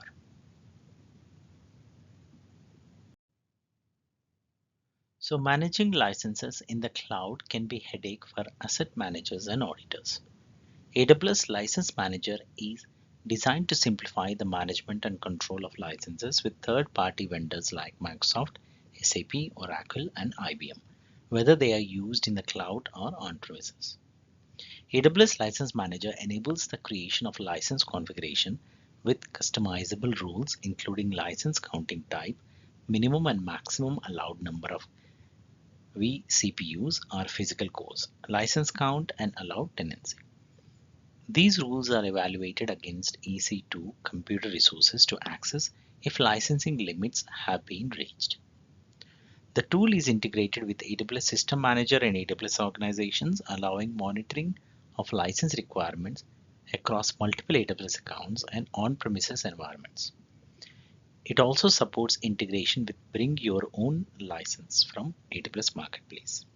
So in summary, AWS License Manager provides a centralized solution for addressing, tracking, monitoring, and managing licenses for on-premises and multi-account AWS environments across multiple third-party vendors using customized rules.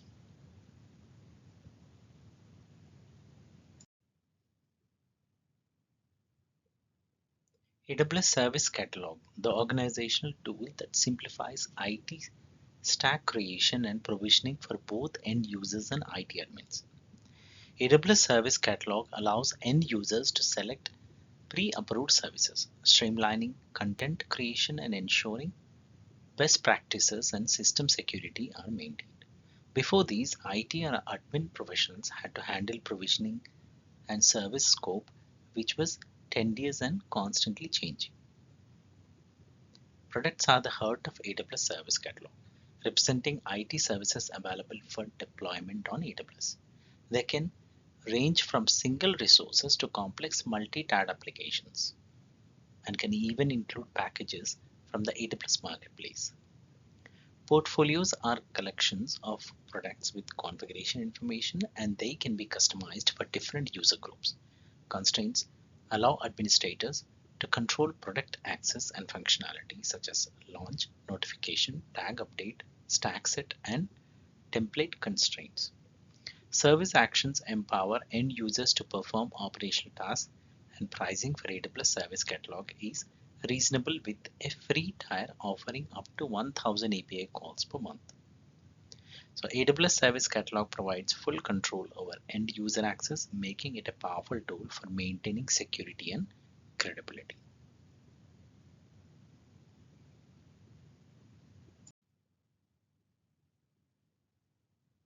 Now let's understand AWS Systems Manager, a set of fully managed AWS services that enables automated configuration and ongoing management of systems at scale.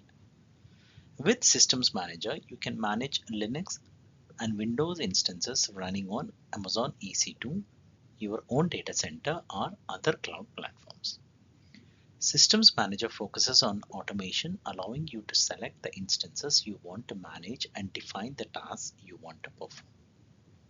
You can configure maintenance windows, create and update system images, collect software inventory, apply system or application patches, and manage the state of your instances, all from the same console or command line interface. Systems Manager is built for cloud type scalability, enabling you to manage one or thousands of instances regardless of their workloads. It also offers native integration with other AWS management tools such as Identity and Access Management, CloudTrail, and CloudWatch events. In summary, System Manager provides extensive building blocks and services, allowing you to use automation to manage traditional and cloud workloads while maintaining complete visibility and control over your entire machine farm.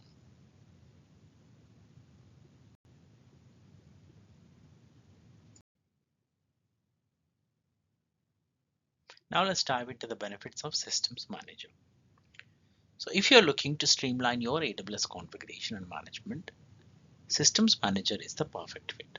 With the Systems Manager Explorer, you can customize your operations dashboard, view operational data, and manage work items across all your accounts and regions. Plus, you have the flexibility to configure settings and preferences, customize the display, and take action using automated runbooks if necessary. Systems Manager seamlessly integrates with Amazon CloudWatch and personal health dashboards, providing a comprehensive solution for provisioning and operating your resources at scale.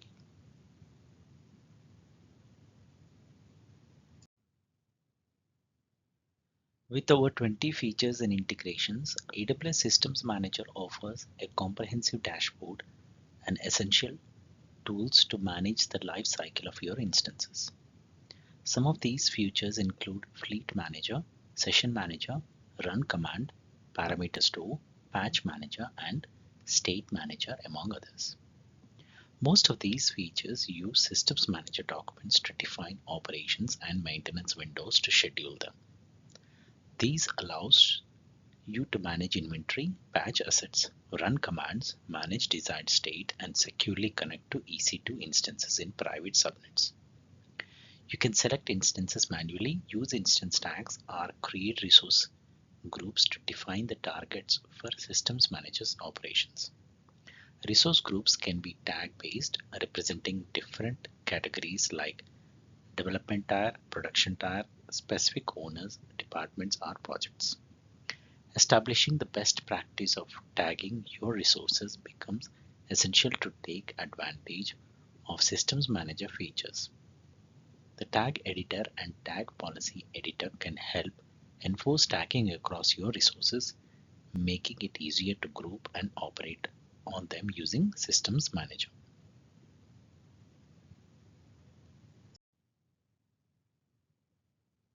Let's understand the requirements and building blocks of AWS Systems Manager.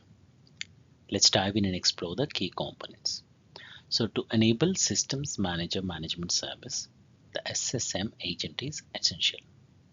It's the software that needs to be installed and configured on all instances to be called managed instances. The agent is open sourced and available on GitHub and can be installed on various operating systems. Managed instances require an identity and access management role applied as an instance profile. AWS provides predefined managed policies for Systems Manager, such as the Amazon EC2 role for SSM, which can save time in instance configuration. Once configured, managed instances can be viewed in the Fleet Manager feature of the Systems Manager console. This feature provides visibility into details of each managed instances and allows you to connect to instances using the Session Manager feature. The Session Manager feature allows you to connect to any managed instance using an interactive browser shell login without the need for open inbound ports or managing Bastion hosts. It provides full logging and session auditing activity and can control which users can access specific instances using identity and access management policies.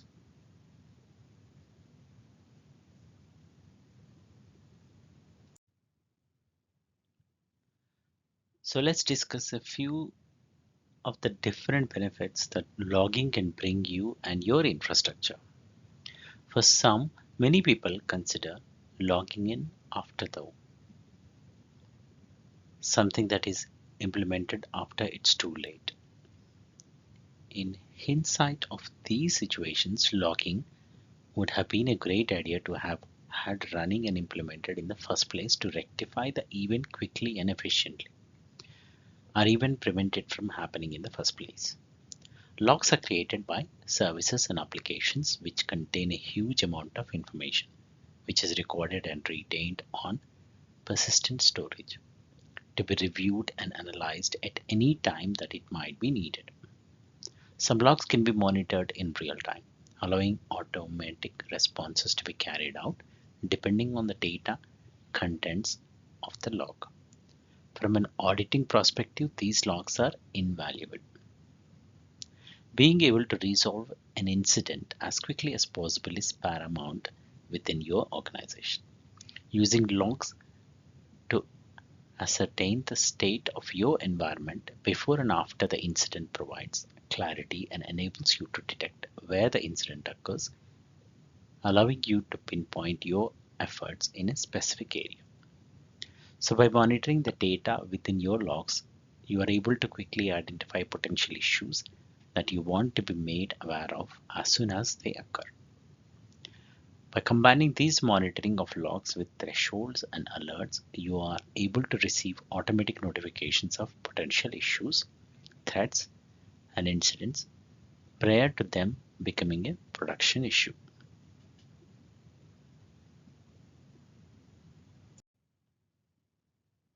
Now let's explore CloudWatch logs, how they function and how to configure them. CloudWatch is a monitoring service used to collect metrics on resources running on your AWS account, allowing you to monitor their performance and response to alerts. CloudWatch logs, on the other hand, act as a central repository of real-time monitoring of log data. This allows you to monitor log streams in real time and set up metric filters to search for specific events. The unified CloudWatch agent allows you to collect logs and additional metric data from EC2 instances and on-premises services running Linux or Windows operating systems.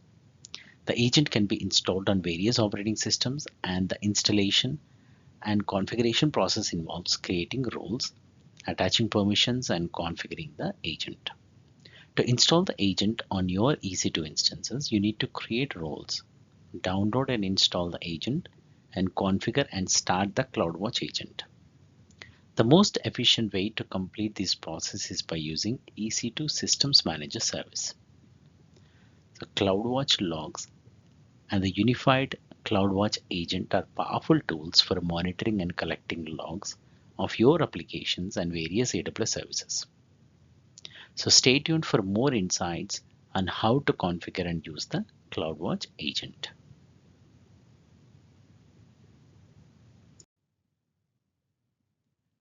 Now let's understand Amazon CloudFront access logs.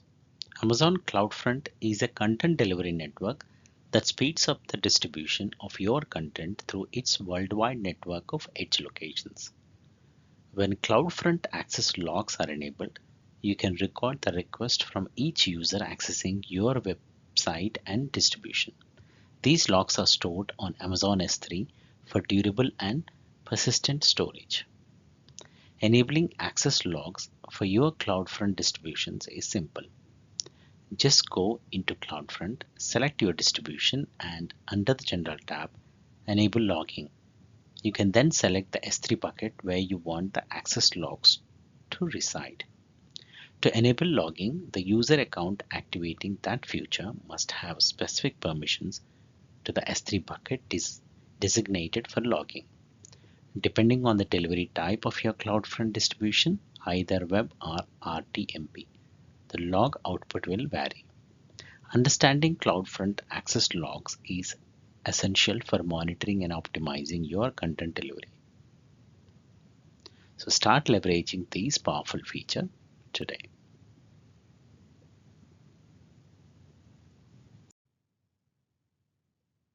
Now let's dive into understanding VPC flow logs and how they can benefit your network security and incident resolution. VPC flow logs capture IP traffic information within your VPC, helping you monitor network communication and traffic flow. This data is crucial for resolving incidents and enhancing security by identifying prohibited traffic. Before setting up VPC flow logs, be aware of limitations. For instance, VPC paired connections and EC2 classic environments have restrictions.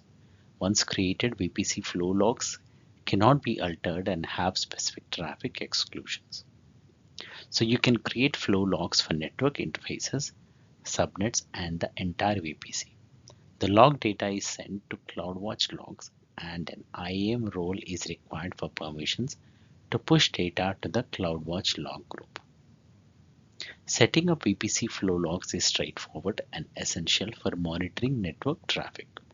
So it's a powerful tool for enhancing security and resolving network incidents.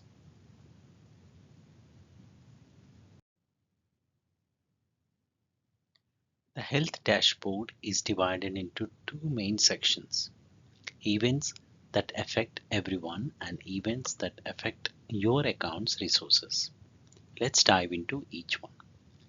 In the events that affects everyone section, you will find open and recent issues.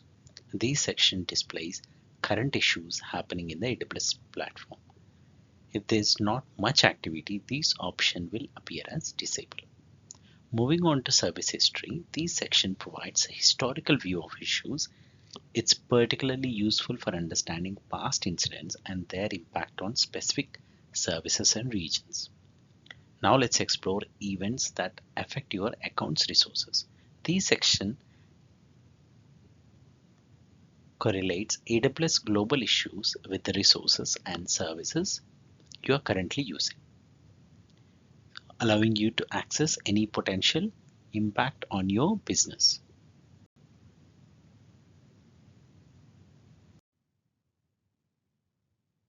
Now let's dive into maximizing the potential of the Health API.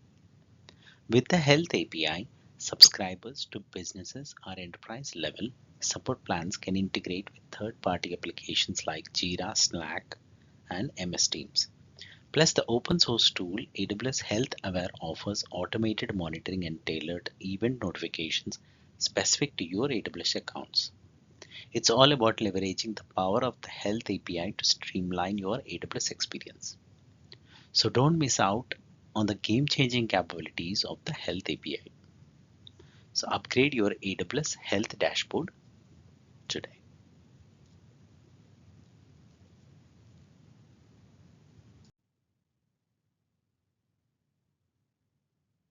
If you're looking to gain deeper insights into your cloud environment's cost and usage, let me introduce you to the AWS Cost Explorer, a powerful tool for cloud financial management within AWS.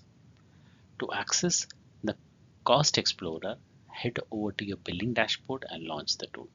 Once inside, you can visualize your usage patterns over time, identify underlying cost drivers, and detect anomalies. The Cost Explorers allow you to analyze your cost by different services, view detailed data tables, and even export the data for further analysis in tools like Excel.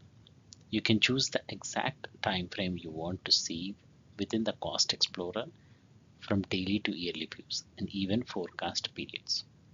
With the Cost Explorer, you can segment your data based on specific cost or usage, refine your data sets using filters, and gain insights into usage types and API operations. Explore advanced options like viewing untagged resources, analyzing cost as unblended or amortized, and even factoring in discounts for a comprehensive financial analysis. The AWS Cost Explorer is a valuable tool for managing your cloud financials, providing you with the insights you need to optimize your cost and usage effectively.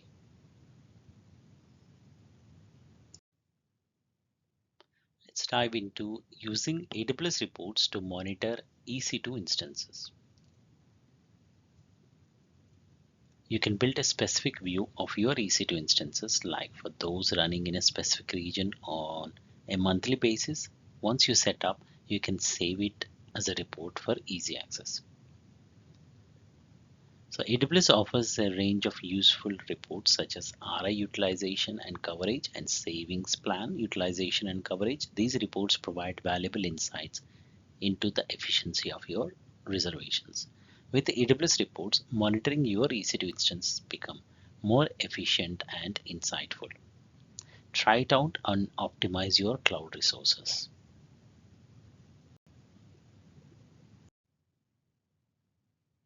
The AWS cost and usage reports is crucial for capturing detailed AWS billing data. It provides historical by the hour data, offering clarity on trends and enabling accurate data driven insights. Without the CUR, valuable usage data older than 12 months is lost. To enable the CUR, go to the AWS Management Console, click on the Billing dashboard and select the Cost and Usage report. Enable it, create a report and include resource IDs for unique identification. Choose an S3 bucket to store the file, set a path and select the time granularity for the data. You can export the files for Redshift or QuickSight usage, changing the output format to be readable for Athena, Redshift, or QuickSight. Athena allows data analysis using standard SQL, while Redshift is a data warehouse service for querying big datasets, and QuickSight is a visually driven business intelligence service. After configuring the options, expect the first report to be delivered within 24 hours. Be aware of minimal S3 storage cost. The CUR is a powerful tool for comprehensive AWS cost and usage insights.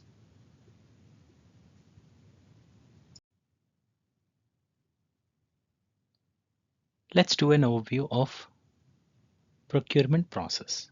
Before the cloud, companies had a fixed procurement process with well understood costs and easier tracking and control. Now with cloud computing, costs are variable, making it more difficult to understand and control procurement cost.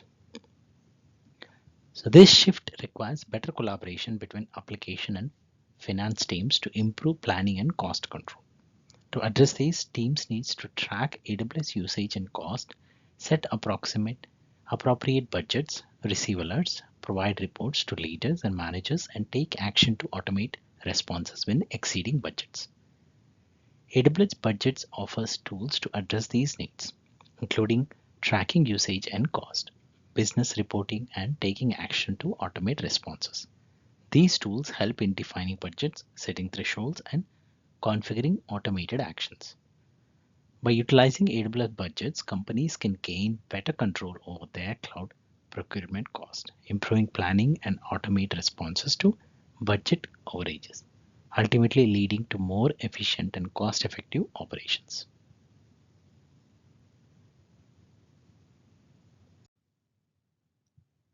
Let's talk about automated budget actions in AWS. To manage your AWS spendings. When your budget alert is triggered, you have the option to take three types of automated actions: IAM policies, service control policies, and stopping EC2 and RDS instances.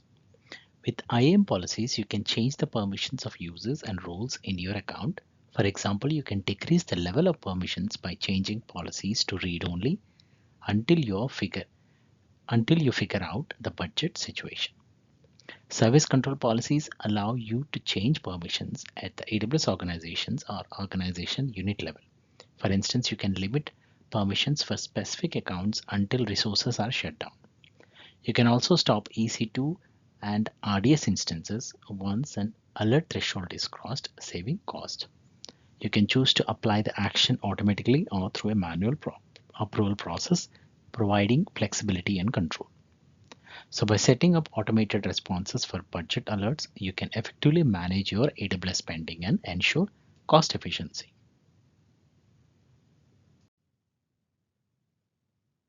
Have you ever wondered how to effectively track your AWS costs and usage? Let's dive into understanding AWS cost allocation and usage reports. Tags in AWS allow you to assign metadata to your resources, providing valuable insights into cost allocation. By using key value pairs, you can associate resources with specific business dimensions, such as cost center, business unit, or project. The AWS cost and usage report provides detailed billing data, allowing you to track monthly AWS cost and usage with hourly, daily, or monthly reports. You can gain in-depth insights into your AWS spending. Properly managing tags is crucial for effective cost allocation. By implementing a tagging strategy early on, you can ensure accurate and insightful cost analysis. So in conclusion, understanding AWS cost allocation and usage reports is essential for optimizing your AWS spending. By leveraging tags and the AWS cost and usage report, you can gain valuable insights and make informed decisions about your cloud resources. So start optimizing your AWS spending today by implementing a robust tagging strategy and leveraging the AWS cost and usage report.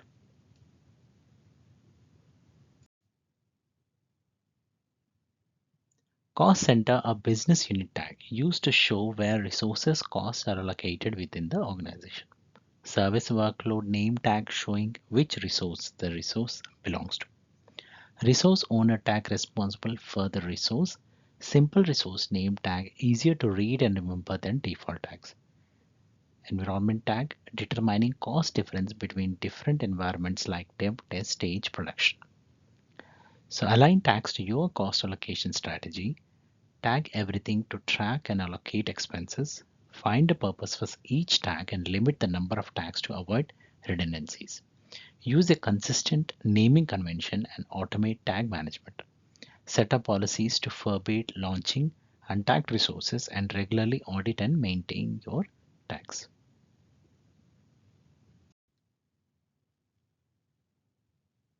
Let's quickly understand cost allocation tags in AWS.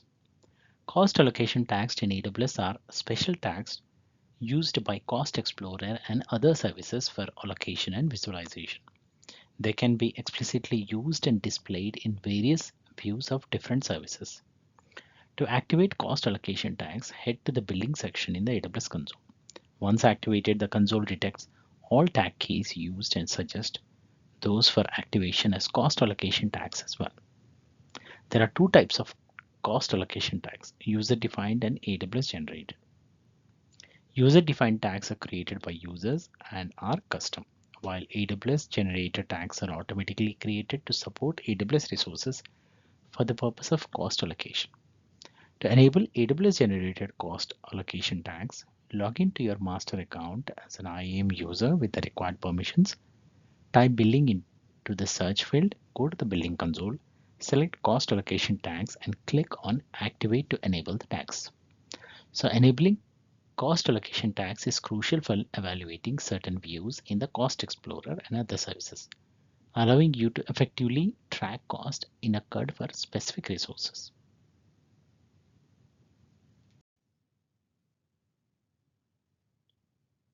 Let's dive into the suite of tools available to present and manipulate big data results.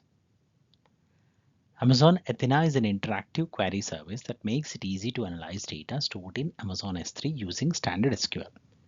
It's serverless, so there's no infrastructure to manage and you pay only for the queries that you run. With Athena, there's no need for complex ETL jobs to prepare your data for analysis, making it easy for anyone with SQL skills to quickly analyze large-scale data sets. Plus, Athena uses Amazon S3 as its underlying data store, ensuring durability and high availability. Amazon QuickSight makes it easy to build visualizations, perform ad hoc analysis, and quickly get business insights from your data. It has pre-configured reports, taking out the undifferentiated heavy lifting of creating visual reports. With Amazon QuickSight, you can create visuals and scenes that provide information relevant to different business units or reporting agendas, and easily share graphs, reports, or business insights as creative stories. So get ready to explore the power of AWS visualization tools and services.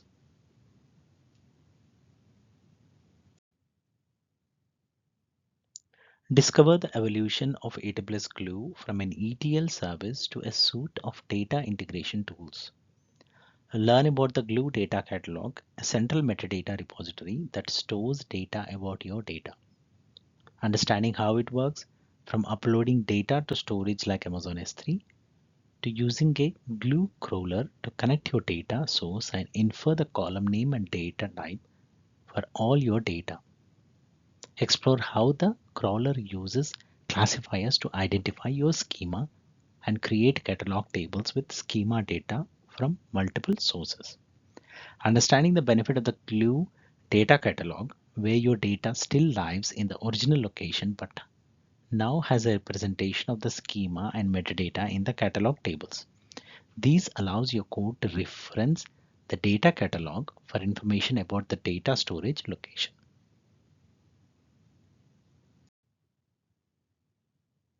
So let's dive into AWS Glue Studio, a powerful tool in the AWS Glue ecosystem for creating, submitting, and monitoring ETL jobs. Every ETL job in AWS Glue Studio consists of a data source, a transformation script, and a target for exporting the output. In the AWS Glue Studio console, you can create ETL jobs either programmatically or through a visual interface, allowing you to create graphical relationships between a source, transformation scripts, and a target destination. Using the visual interface, you can quickly build an ETL job by selecting a data source, applying a transformation script, and specifying a target destination such as an Amazon S3 bucket. While Glue Studio offers pre-built transformation scripts, it also allows for custom scripts in Python or Scala. However, the built-in transformation scripts are limited with only about 10 options available. For more complex or custom scripts, other development environments may be more suitable.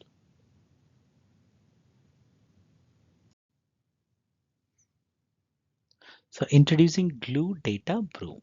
Glue Data Brew is a true no-code service for transforming data. It allows users to upload data directly to the service or connect to various data sources like Amazon S3, Amazon Aurora, Amazon Redshift, and more. Users can preview the data in a visual interface and choose from hundreds of built-in transformations, including formatting, modifying columns, handling duplicate or missing values, and encoding data. Glue Data Brew is a no-code tool with over 250 plus built-in transformations, creating to business analyst and data scientist. In contrast, Glue Studio is for ETL engineers and provides programmatic opportunities for working with ETL through Jupyter notebooks and shell scripts. DataBrew offers a profiling feature to obtain statistics about the data, such as the number of rows and unique values in each column, which Glue Studio does not have. That's it for this one. Let's jump on to the next topic.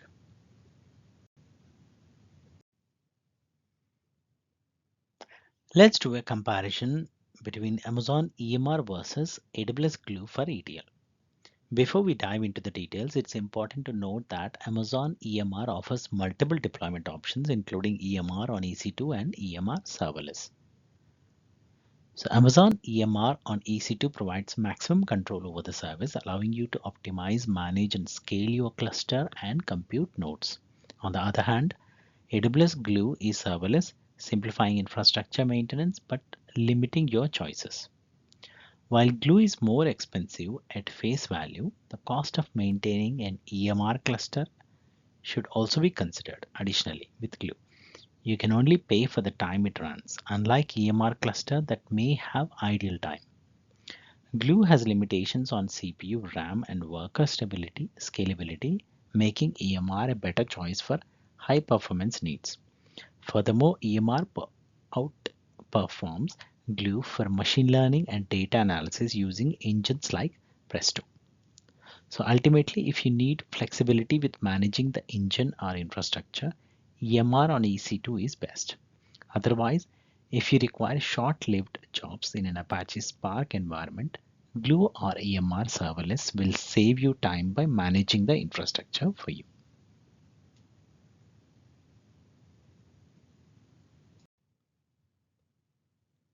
So if you are running multiple ETL jobs at varying intervals on AWS, managing these complexity can be challenging. But there are orchestration services available to automate and streamline your ETL pipelines. Let's start with AWS Data Pipeline. This service coordinates data processing from one service to another without human intervention. It's simple in nature, made up of data nodes, activities, and preconditions. Plus, it has retry functionality built in, allowing up to 5 retries per activity. Now let's talk about AWS step functions. This service provides more flexibility, integrating with over 200 AWS services. It's robust, allowing you to make choices between multiple states, pass data between services, and implement delays in your pipeline. So in summary, while AWS Glue workflow is great for Glue components, AWS Data Pipeline is simplistic with limitations, and AWS Step Functions offers sophisticated logic and extensive AWS integration. Choose the right orchestration service to streamline your ETL pipelines on AWS. Now let's dive into AWS Artifact, your gateway to accessing security and compliance reports on AWS. AWS Artifact is a self-service portal that provides immediate access to security and compliance reports. You can view, download, accept, and terminate legal agreements between you and AWS at both the account and organization level. So you might need to access AWS Artifact to provide evidence of compliance for audits, learn about your responsibilities for regulatory standards, or ensure the security to your AWS architecture. AWS Artifact reports include ISO certifications, PSI, and SOC reports, which can be shared with auditors and regulators to provide evidence of AWS security controls. You can also view and execute legally binding agreements between you and AWS, such as the AWS Business Associate Addendum for storing personal health information. AWS Artifact is a crucial tool for ensuring the security and compliance of your AWS solutions. Access it directly from the AWS console and take control of your security and compliance needs.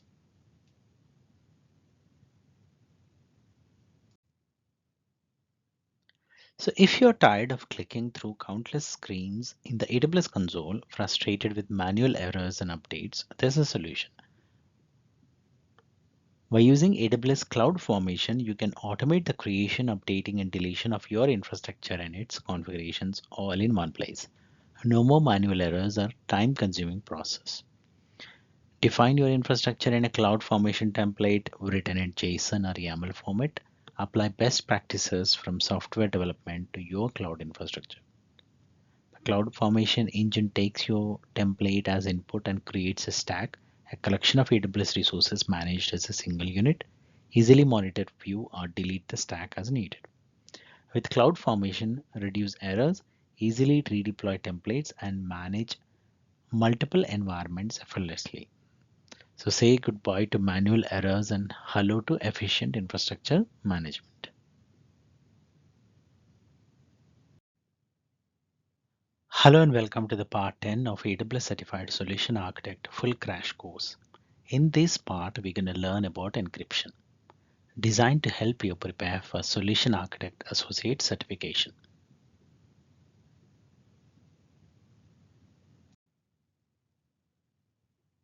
Are you new to encryption method used by AWS KMS? Let's dive into the basic before exploring the AWS Key Management Service itself.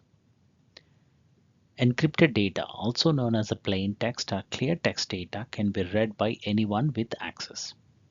But when it comes to sensitive information, encryption is crucial.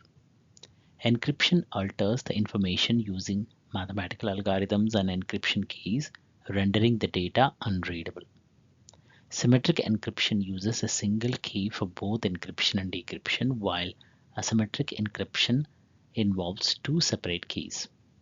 AWS KMS use both methods, ensuring secure data handling. Symmetric encryption requires secure key transmission, while asymmetric encryption allows the public key to be freely shared. Although symmetric encryption is faster, it carries additional risks. So understanding these encryption methods is essential for securing your data with AWS KMS.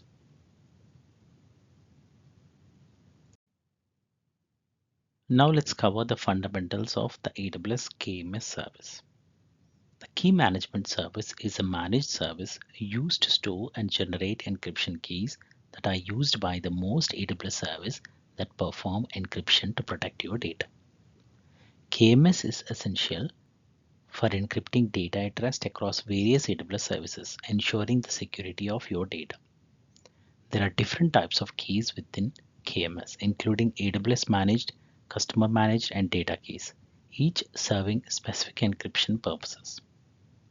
KMS seamlessly integrates with AWS CloudFront to track and audit encryption key usage, ensuring compliance and governance within your production environment. In summary, AWS KMS is a crucial tool for generating and managing encryption keys, enabling secure data encryption at rest across multiple AWS services.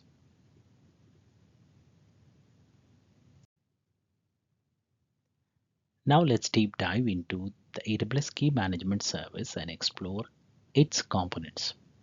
The primary keys within the KMS service used for cryptographic operations like encrypting and decrypting data.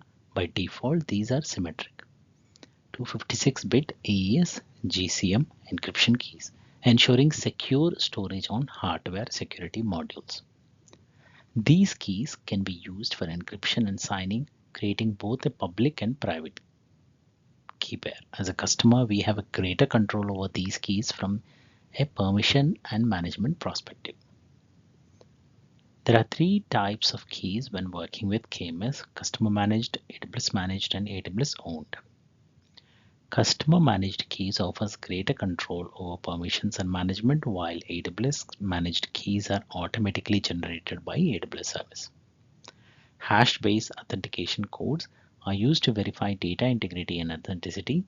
Within KMS, HMAC keys are created as symmetric keys at varied lengths and are used to create and verify HMAC codes.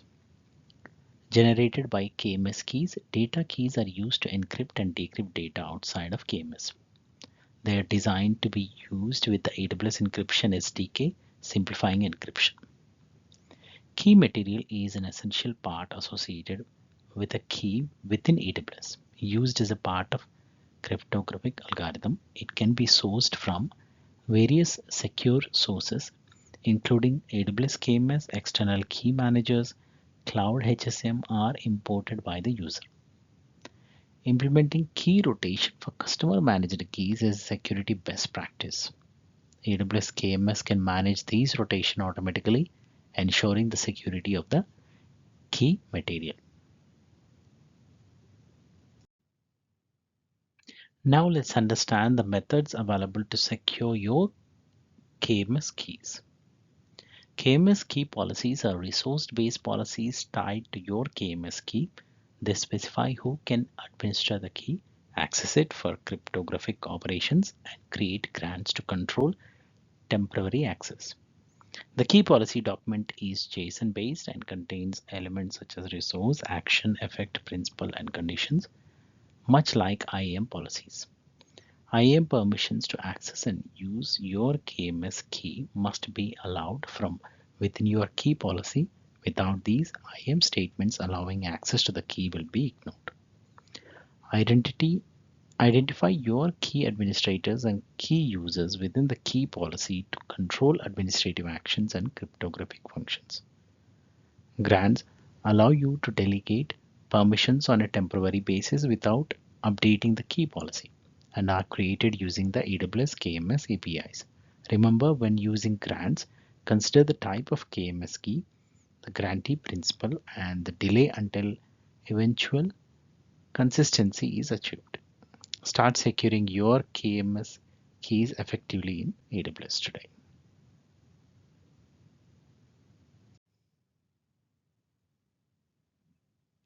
Now let's dive into foundational view of the AWS Cloud HSM service.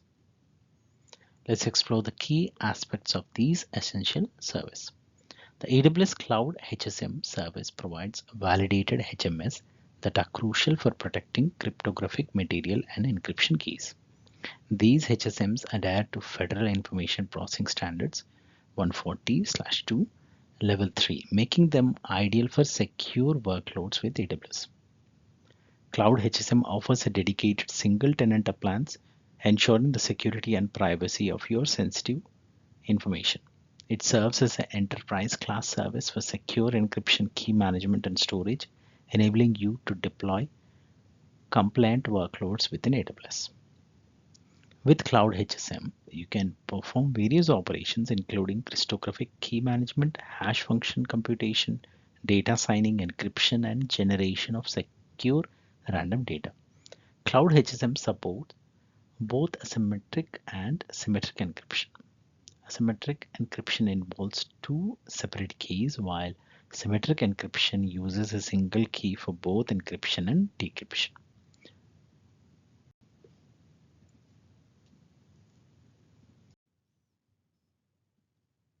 Let's explore the interaction between two essential AWS encryption services, AWS Key Management Service and AWS Cloud HSM.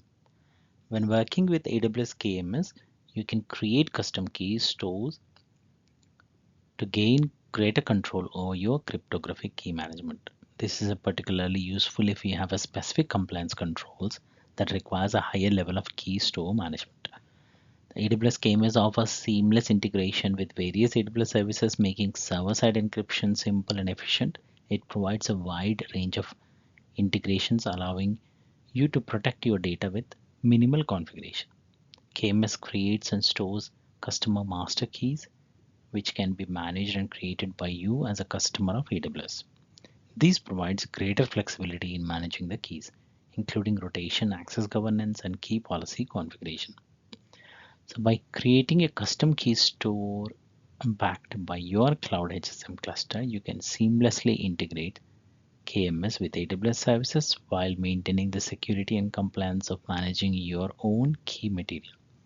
This allows you to control access to your key material used within the CMKs. Remember, each HSM cluster can only be associated with one custom key stored for KMS, and both the cluster and the KMS creation of the custom key store must be within the same region.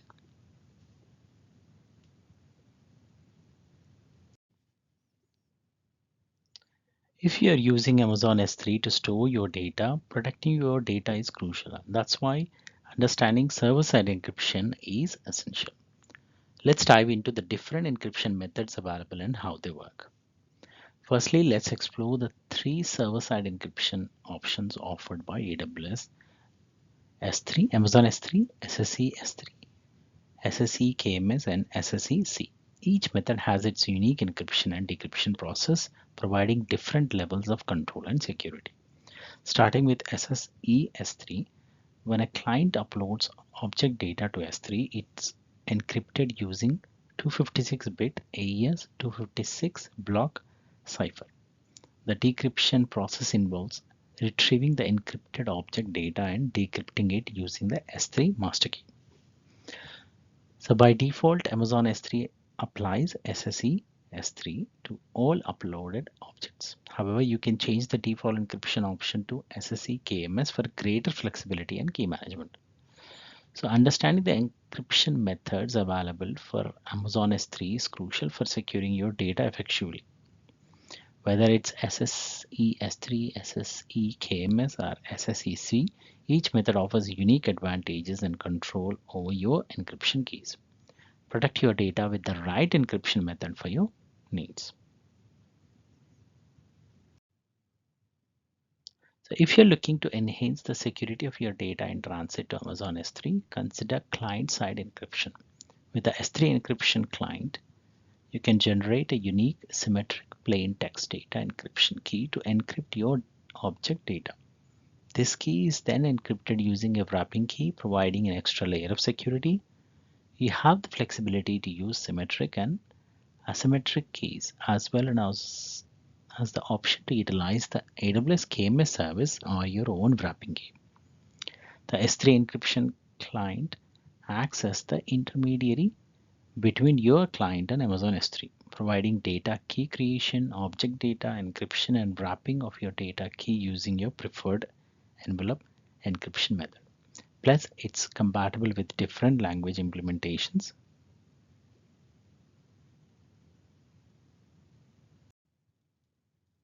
If you're looking to enhance your security posture when working with different secrets within your AWS environment, AWS Secrets Manager can help you protect your sensitive data and streamline your security practices. So historically, developers embedded credentials directly into applications, posing security risks and making password rotation time consuming. AWS Secret Manager solves these by securely storing secrets such as database credentials and automatically rotating them without updating application code. AWS Secrets Manager supports various secrets including database passwords, API keys, and plain text data with built-in Lambda function support for automatic rotation. Your secrets are encrypted using the key management service and can be accessed and controlled using fine-grained IAM identity-based policies and resource-based policies. So creating a secret in AWS Secrets Manager is simple, and retrieving the values can be done programmatically or via the AWS Management Console or CLI. AWS Secrets Manager provides a secure and efficient way to manage your secrets, ensuring enhanced security and streamlined access. So if you're ready to take your security practices to the next level, try AWS Secrets Manager.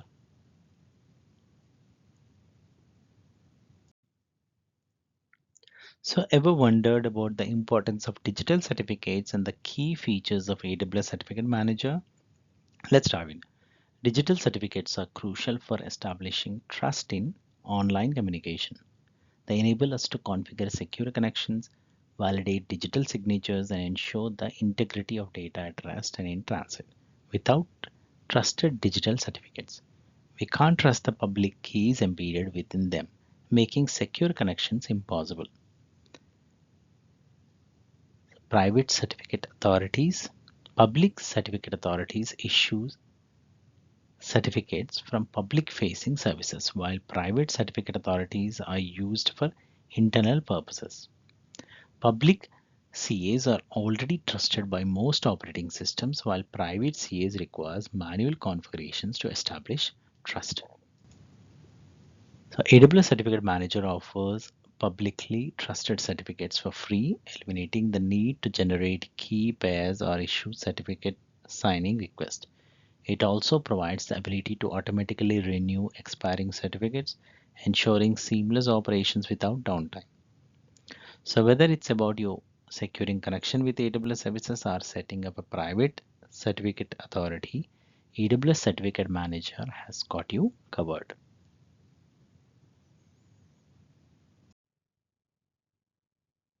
Hello and welcome to this new video. In this video, we're going to cover some important real exam question answers for AWS Certified Solution Architect Associate SAA-C03 version certification exam. So before going to the question answers, we request you to kindly subscribe to our YouTube channel if you're not already a subscriber. And these question answers PDF is also available to download from shapingpixel.com website. The full link will be in the description. So let's jump on to the questions.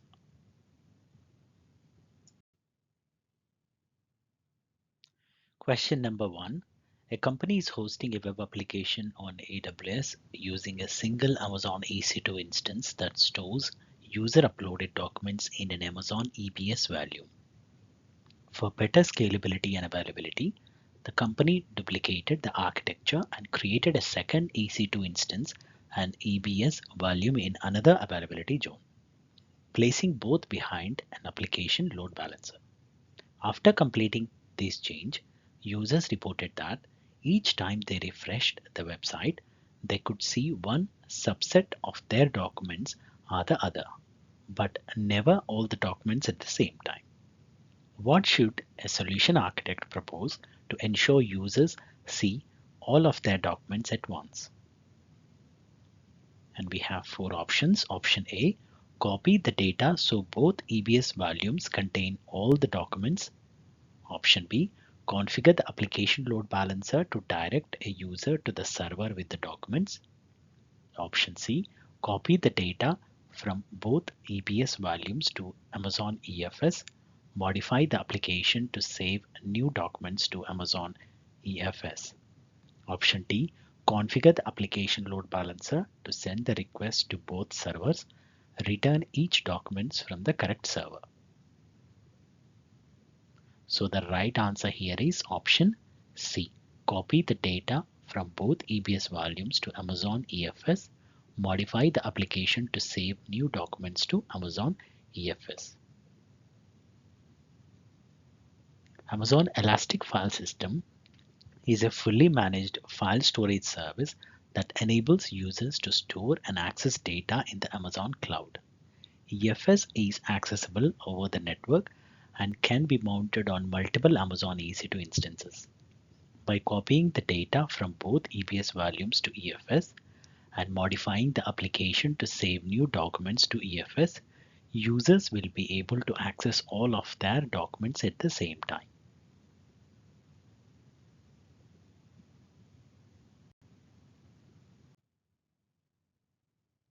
Question number 2.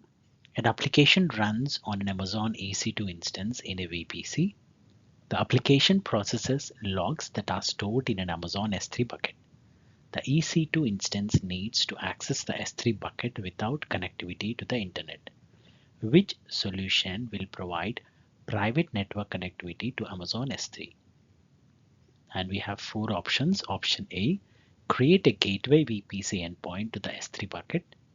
Option B, stream the logs to Amazon CloudWatch logs. Export the logs to the S3 bucket. Option C, create an instance profile on Amazon EC2 to allow S3 access. Option D, create an Amazon API gateway API with a private link to access the S3 endpoint. So the right answer here is option A, create a gateway VPC endpoint to the S3 bucket. A gateway VPC endpoint is a connection between your VPC and an AWS service that enables private connectivity to the service. A gateway VPC endpoint for S3 allows the EC2 instance to access the S3 bucket without requiring internet connectivity.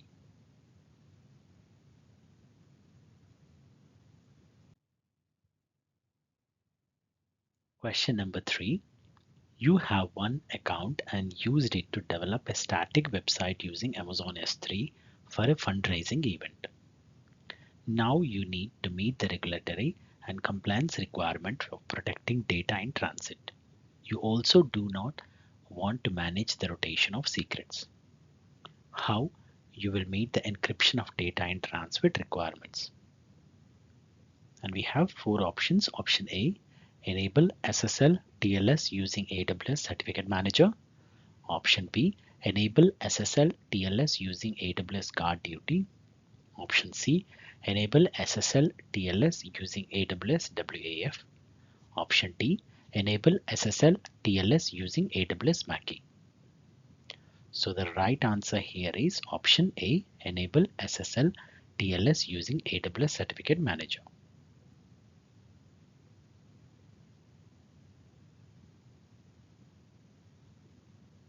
To meet the regulatory and compliance requirement in this scenario, you have to protect the data in transit using an SSL TLS certificate. AWS Certificate Manager enables you to hand off to AWS encryption of data in transit as well as rotation of secrets.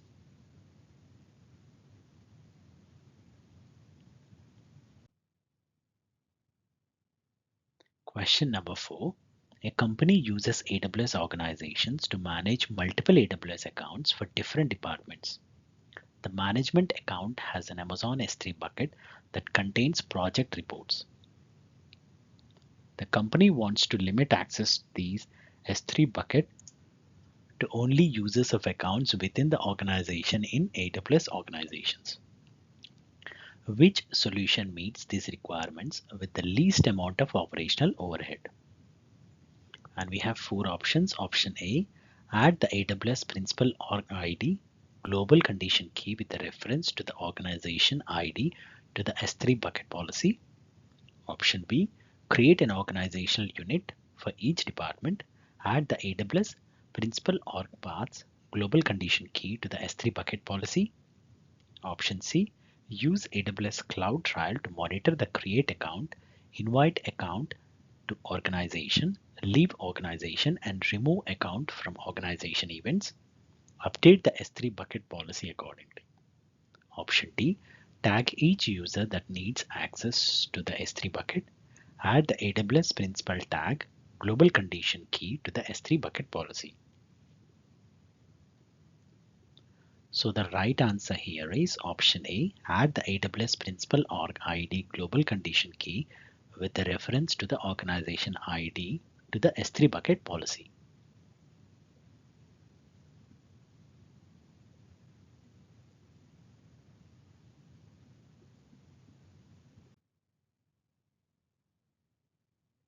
Question number 5.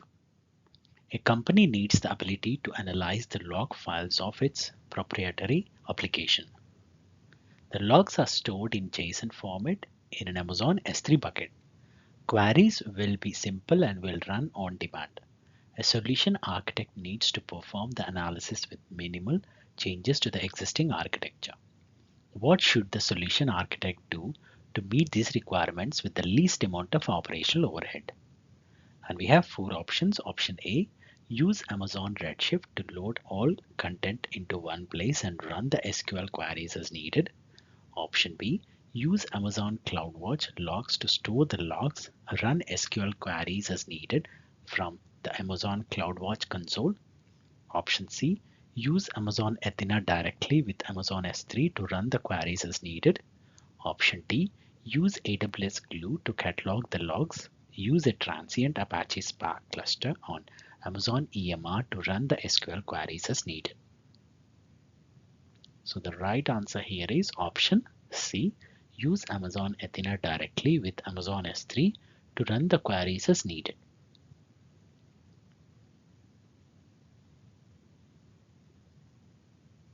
Amazon Athena is an interactive query service that makes it easy to analyze data directly in Amazon Simple Storage Service using standard SQL. With a few actions in the AWS Management Console, you can point Athena at your data stored in Amazon S3 and begin using standard SQL to run ad hoc queries and get results in seconds.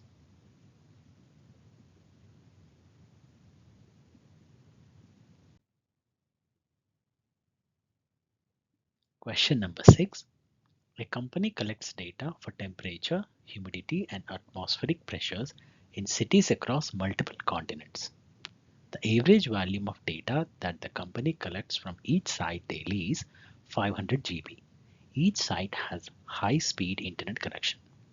The company wants to aggregate the data from all these global sites as quickly as possible in a single Amazon S3 bucket. The solution must minimize operational complexity. Which solution meets this requirement? And we have 4 options. Option A, turn an S3 transfer accelerator on the destination S3 bucket. Use multi-part uploads to directly upload site data to the destination S3 bucket. Option B, upload the data from each site to an S3 bucket in the closed region. Use S3 cross-region replication to copy objects to the destination S3 bucket. Then remove the data from the origin S3 bucket. Option C, schedule AWS Snowball Edge storage optimized device jobs daily to transfer data from each site to the closest region. Use S3 cross-region replication to copy objects to the destination S3 bucket. Option D. Upload the data from each site to an Amazon EC2 instance in the closest region. Store the data in an Amazon Elastic Block Store volume at regular intervals. Take an EBS snapshot and copy it to the region that contains the destination S3 bucket.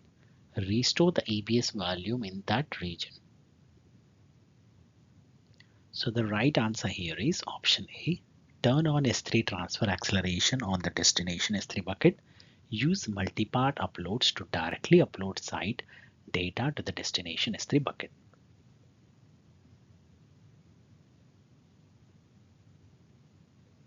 S3 transfer acceleration is the best solution because it's faster, good for high speed. Transfer acceleration is designed to optimize transfer speeds from across the world into S3 buckets.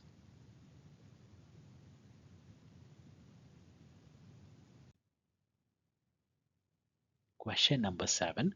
A company maintains an on-premises data center and performs daily data backups to an on-disk and tape storage to comply with regulatory requirements. The IT department is looking for an AWS cloud solution to back up its data.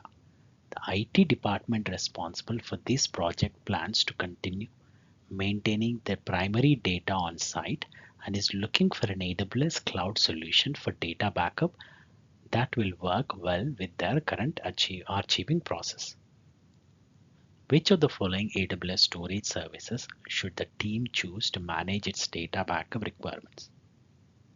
And we have 4 options: AWS Tape Gateway, AWS File Gateway, AWS Volume Gateway, AWS Backup.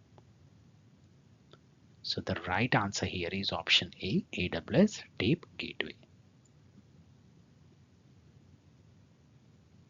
The Tape Gateway, also known as the Virtual Tape Library, allows you to back up your on-premises data to S3 from your corporate data center. With Tape Gateway, you can leverage the Glacier storage classes for data archiving at a lower cost than S3. The Tape Gateway is essentially a cloud-based tape backup solution that replaces physical components with virtual ones.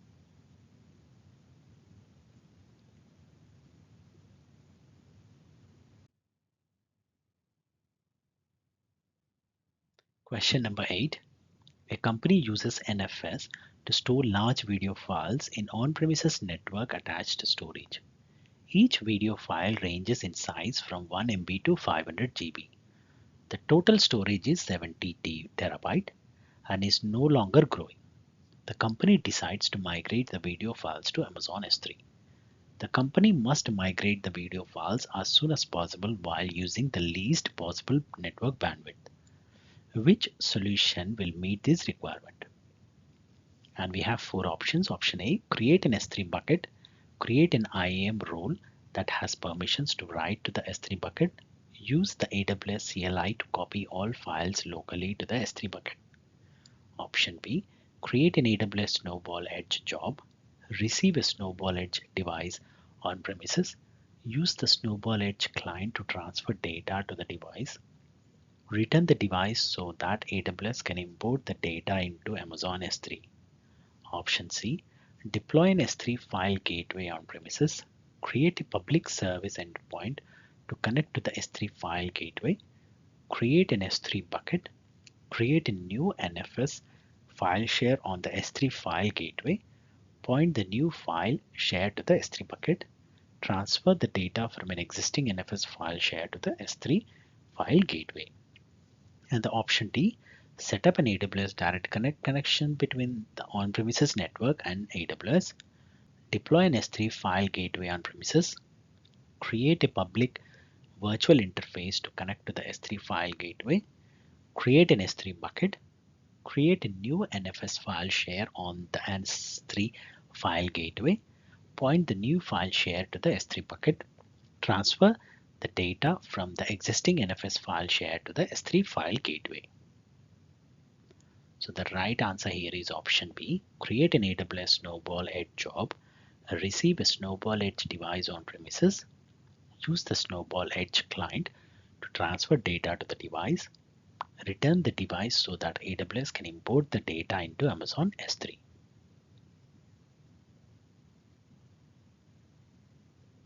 The basic difference between Snowball and Snowball Edge is the capacity they provide. Snowball provides a total of 50 terabyte or 80 terabyte, out of which 42 terabyte or 72 terabyte is available, while Amazon Snowball Edge provides 100 terabyte, out of which 83 terabyte is available.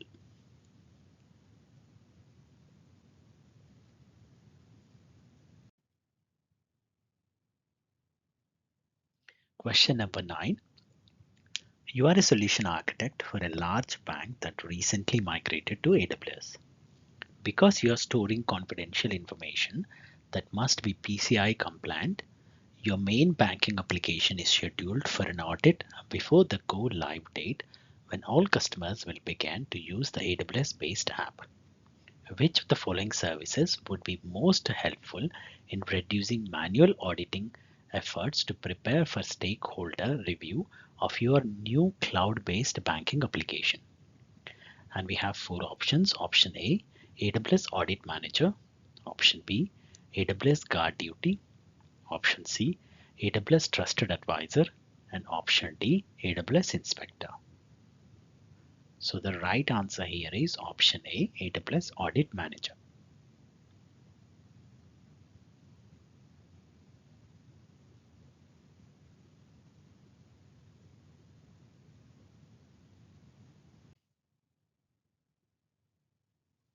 Question number 10. A company has an application that ingests incoming messages. Dozens of other applications and microservices then quickly consume these messages. The number of messages vary drastically and sometimes increases suddenly to 100,000 each second. The company wants to decouple the solution and increase scalability. Which solution meets these requirements? And we have 4 options. Option A, persist the messages to Amazon Kinesis Data Analytics. Configure the consumer application to read and process the messages. Option B, deploy the ingestion application on Amazon EC2 instances in an auto-scaling group to scale the number of EC2 instances based on CPU metrics. Option C, write the messages to Amazon Kinesis data streams with a single shot. Use an AWS Lambda function to pre-process messages and store them in Amazon DynamoDB. Configure the consumer application to read from DynamoDB to process the messages. Option D, publish the messages to an Amazon Simple notification service topic with multiple Amazon Simple Queue service subscription. Configure the consumer application to process the messages from the queues. So the right answer here is option D, publish the messages to an Amazon Simple notification service topic with multiple Amazon Simple Queue service subscription. Configure the consumer applications to process the messages from the queues.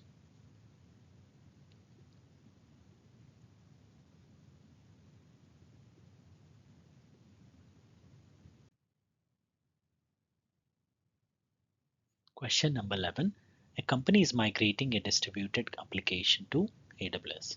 The application serves variable workloads. The legacy platform consists of a primary server that coordinates jobs across multiple compute nodes. The company wants to modernize the application with a solution that maximizes resiliency and scalability. How should a solution architect design the architecture to meet these requirements? And we have 4 options. Option A, configure an Amazon Simple Queue service, queue as a destination for the jobs. Implement the compute nodes with Amazon EC2 instances that are managed in an auto-scaling group. Configure EC2 auto-scaling to use scheduled scaling. Option B, configure an Amazon Simple Queue service, queues as a destination for the jobs. Implement the compute nodes with Amazon EC2 instances that are managed in an auto-scaling group. Configure EC2 auto-scaling based on the size of the queue. Option C, implement the primary server and the compute nodes with Amazon EC2 instances that are managed in an auto-scaling group. Configure AWS Cloud Trial as a destination for the jobs. Configure EC2 auto-scaling based on the load on the primary server. Option D. Implement the primary server and the compute nodes with Amazon EC2 instances that are managed in an auto-scaling group. Configure Amazon Event Bridge as a destination for the jobs. Configure EC2 auto-scaling based on the load on the compute nodes. So the right answer here is option B. Configure an Amazon Simple Queue service queues as a destination for the jobs. Implement the compute nodes with Amazon EC2 instances that are managed in an auto-scaling group.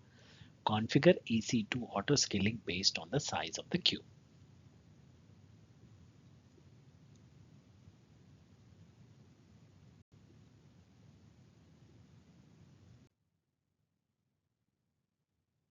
Question number 12. You are managing a two-tiered legacy application with a front-end web tier and a back-end data tier, which has been lifted and shifted from on-premises servers and to Amazon EC2 instances. Your business can tolerate if the application experiences brief outages due to front-end instance failure, but you are concerned about how to cost-effectively and quickly restore availability. Which of the following scenarios would minimize service outages and restore the application's availability? And we have four options. Option A, assign web tier instances to an auto-scaling group that requires a fixed number of instances at all times. Option B, assign an elastic IP address to the EC2 instances and have a backup instance running. In the event of failure, move the elastic IP from the primary instance to the backup instance. Option C, assign an elastic network interface to the EC2 instance and have a backup instance running. In the event of failure, move the ENI from the primary instances to the backup instances. Option D, install enhanced network adapters on the front-end instances and make installation of ENAs part of the bootstrapping process for any replacement instances that are deployed. So the right answer here is option B, assign an elastic IP address to the EC2 instance and have a backup instance running. In the event of failure, move the elastic IP from the primary instance to the backup instance.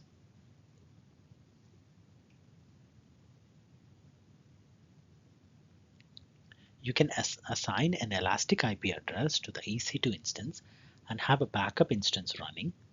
In the event of failure, move the elastic IP from the primary instance to the backup instance. Alternatively, Amazon Route 53 lets you configure DNS failover in active passive, and mixed configurations to improve the availability of your application. When you have more than one resources performing the same function, you can configure Amazon Route 53 to check the health of your resources and respond to DNS queries using only the health resources.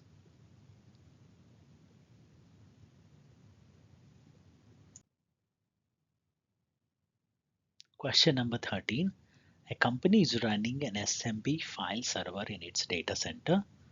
The file server stores large files that are accessed frequently for the first few days after the files are created. After 7 days, the files are rarely accessed. The total data size is increasing and is close to the company's total storage capacity. The solutions architect must increase the company's available storage space without losing low latency access to the most recently accessed files. The solution architect must also provide file lifecycle management to avoid future storage issues. Which solution will meet this requirement? And we have four options. Option A, use AWS Data Sync to copy that data that is older than 7 days from the SMB file server to AWS. Option B, create an Amazon S3 file gateway to extend the company's storage space. Create an S3 lifecycle policy to transition the data to S3 Glacier Deep Archive after 7 days. Option C, create an Amazon FSX for Windows File Server file system to extend the company's storage space. Option D, Install a utility on each user's computer to access Amazon S3. Create an S3 lifecycle policy to transition the data to S3 Glacier flexible retrieval after 7 days. So the right answer here is option B. Create an Amazon S3 file gateway to extend the company's storage space. Create an S3 lifecycle policy to transition the data to S3 Glacier deep archive after 7 days.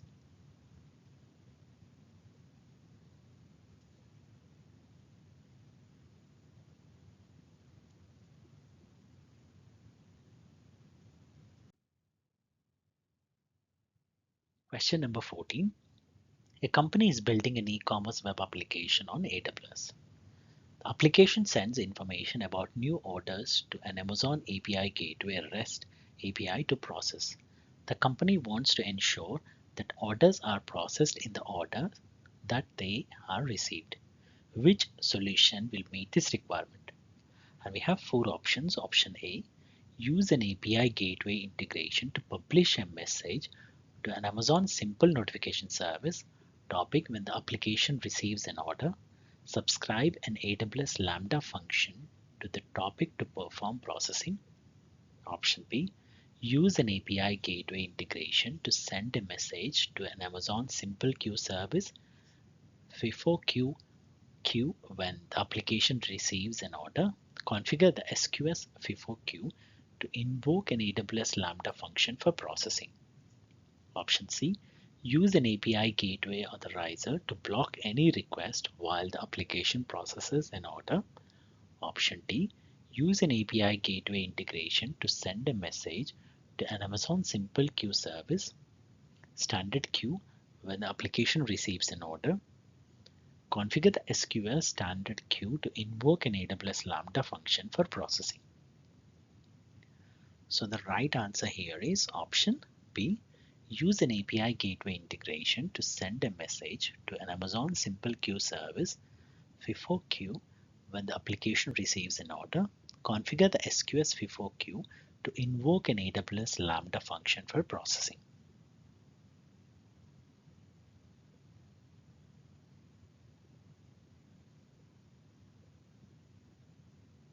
SQS FIFO will help message process in order. So it's first, which is first in, first out.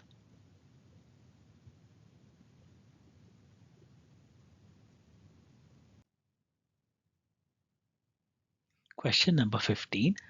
An environmental agency is concluding a 10-year study of mining sites and needs to transfer over 200 terabytes of data to the AWS cloud for storage and analysis. Data will be gradually collected over a period of weeks in an area with no existing network bandwidth. Given the remote location, the agency wants a transfer solution that is cost effective while requiring minimal device shipments back and forth. Which AWS solution will best address the agency's data storage and migration requirements? And we have 4 options. Option A, AWS Snowcone. Option B, AWS Snow Mobile. Option C, AWS Snowball Storage Optimized. And option D, AWS Snowball Compute Optimized. So the right answer here is option C, AWS Snowball Storage Optimized.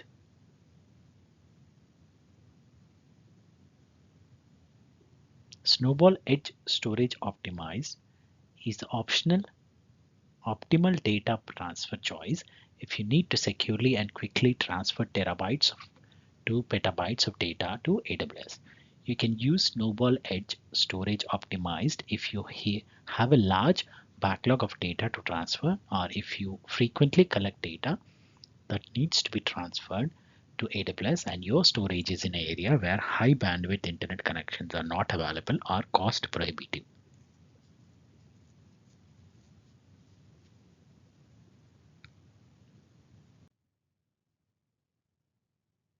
Question number 16. A company has an application that runs on Amazon EC2 instances and uses an Amazon Aurora database. The EC2 instances connect to the database by using usernames and passwords that are stored locally in a file. The company wants to minimize the operational overhead of credential management. What should a solution architect do to accomplish this goal? And we have four options. Option A, use AWS Secret Manager, turn on automatic rotation. Option B, use AWS Systems Manager parameter store, turn on automatic rotation. Option C, create an Amazon S3 bucket to store objects that are encrypted with an Amazon AWS Key Management Service encryption key. Migrate the credential file to the S3 bucket, point the application to the S3 bucket. Option D, create an encrypted Amazon Elastic Block store value for each EC2 instance. Attach the new EBS value to each EC2 instance. Migrate the credential file to the new EBS value. Point the application to the new EBS value. So the right answer here is option A, use AWS Secrets Manager, turn on automatic rotation.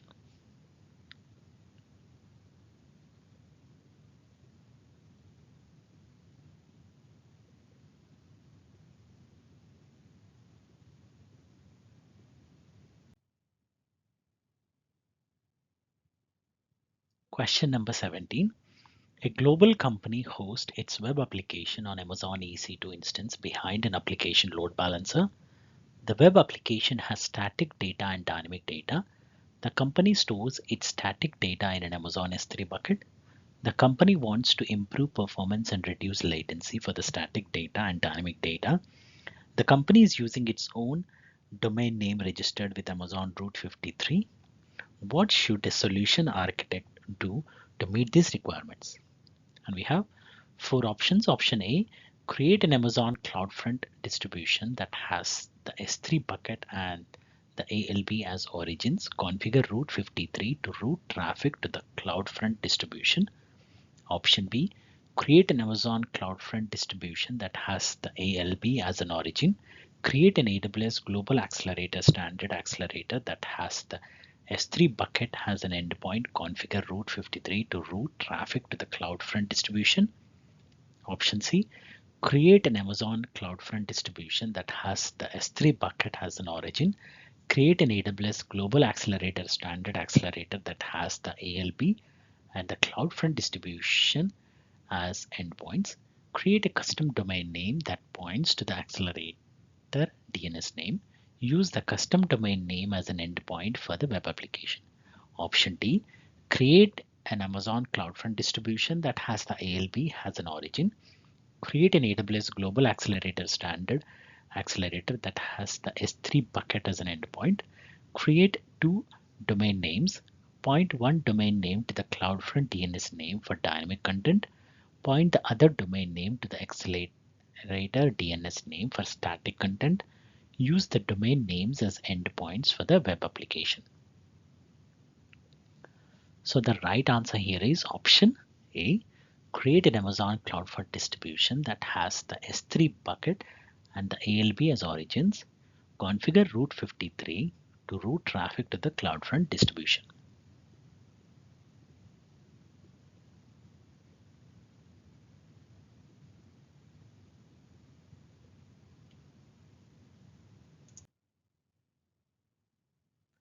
Question number 18.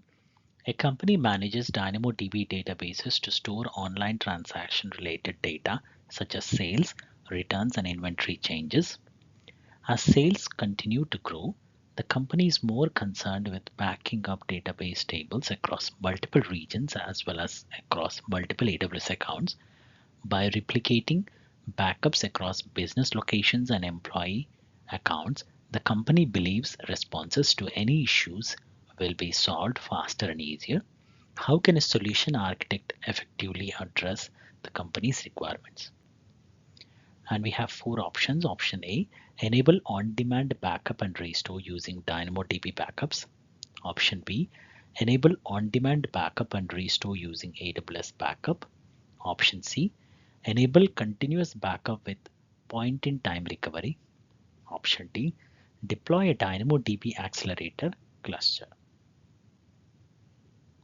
So the right answer here is option B. Enable on-demand backup and restore using AWS Backup.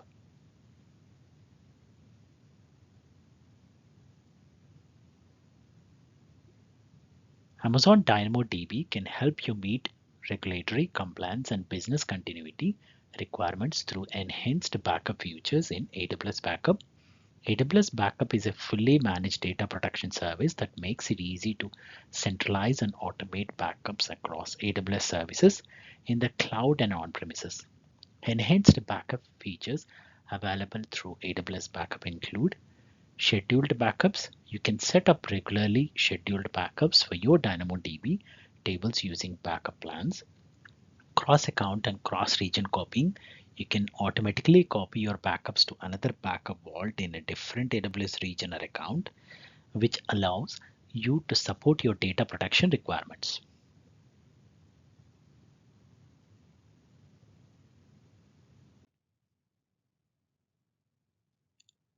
Question number 19.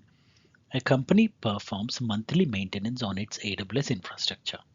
During these maintenance activities, the company needs to rotate the credentials for its Amazon RDS for MySQL databases across multiple AWS regions.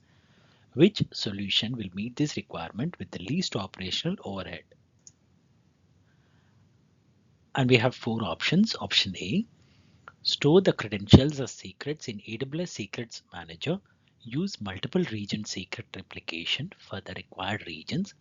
Configure Secrets Manager to rotate the secrets on a schedule. Option B, store the credentials as secrets in AWS Systems Manager by creating a secure string parameter. Use multi-region secret replication for the required regions. Configure Systems Manager to rotate the secrets on a schedule. Option C, store the credentials in an Amazon S3 bucket that has server-side encryption enabled. Use Amazon Event Bridge to invoke an AWS Lambda function to rotate the credentials. Option D, encrypt the credentials as secrets by using AWS Key Management Service, multiple region customer managed keys. Store the secrets in Amazon DynamoDB global table. Use an AWS Lambda function to retrieve the secrets from DynamoDB. Use the RDS API to rotate the secrets. So the right answer here is option A. Store the credentials as secrets in AWS Secrets Manager. Use multi-region secret replication for the required regions. Configure Secrets Manager to rotate the secrets on a schedule.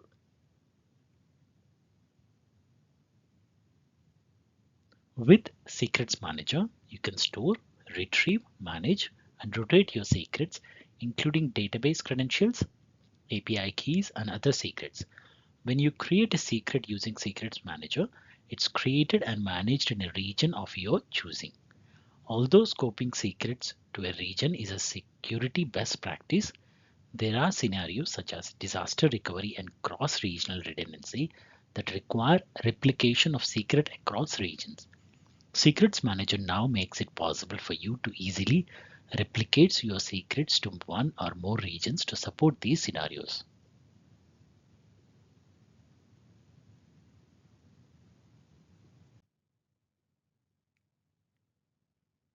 Question number 20. A company runs an e-commerce application on Amazon EC2 instance behind an application load balancer. The instance run in an Amazon EC2 auto-scaling group across multiple availability zones. The auto-scaling group scales based on CPU utilization metrics. The e-commerce application stores the transaction data in a MySQL 8.0 database that is hosted on a large EC2 instance. The database performance degrades quickly as application load increases. The application handles more read requests than write transactions. The company wants a solution that will automatically scale the database to meet the demand of unpredictable read workloads while maintaining high availability. Which solution will meet these requirements? And we have four options. Option A, use Amazon Redshift with a single node for leader and compute functionality. Option B, use Amazon RDS with a single agent deployment configure Amazon RDS to add reader instance in a different availability zone. Option C, use Amazon Aurora with a multi-AZ deployment. Configure Aurora auto-scaling with Aurora replicas. Option D, use Amazon Elastic Cache for memcached with EC2 spot instances. So the right answer here is option C, use Amazon Aurora with a multi-AZ deployment. Configure Aurora auto-scaling with Aurora replicas.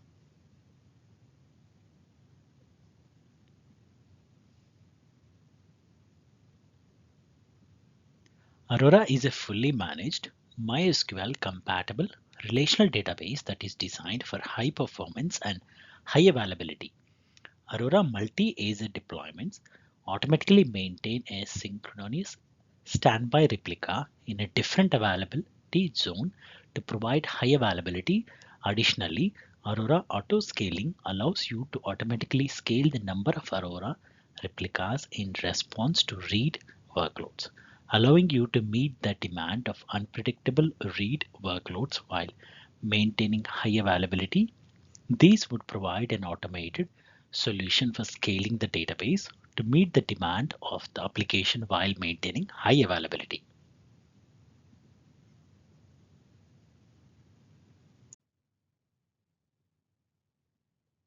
Question number 21. Because you work for a financial institution, security is of the utmost importance. Lately, your team of security engineers has noticed an uptick in fraudulent activities on your site. Currently, engineers are manually responding to and monitoring these situations. Which of the following AWS services could best lighten the load for your security team?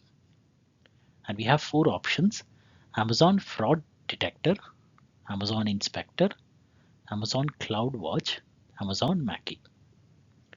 So the right answer here is option A, Amazon Fraud Detector. Amazon Fraud Detector is a fully managed fraud detection service that automates the detection of potentially fraudulent activities online. These would be the quickest and best solution to a fraud issue. The remaining choices are incorrect of the following reasons. Inspector is used to detect security vulnerabilities but not fraud especially. CloudWatch alarms can be used to help in fraud detection but will not alert specifically to fraudulent behavior. Amazon Mackie is a data service.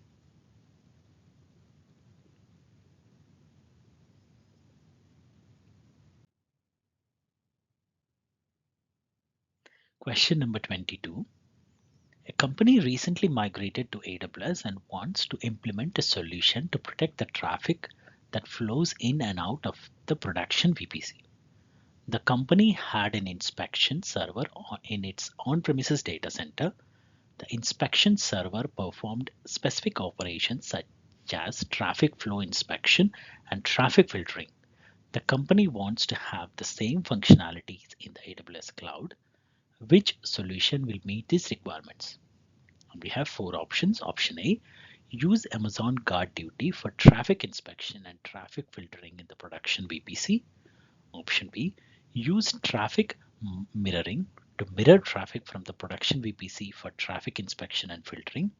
Option C, use AWS Network Firewall to create the required rules for traffic inspection and traffic filtering for the production VPC. Option D, use AWS Firewall Manager to create the required rules for traffic inspection and traffic filtering for the production VPC. So the right answer here is option C. Use AWS Network Firewall to create the required rules for traffic inspection and traffic filtering for the production VPC.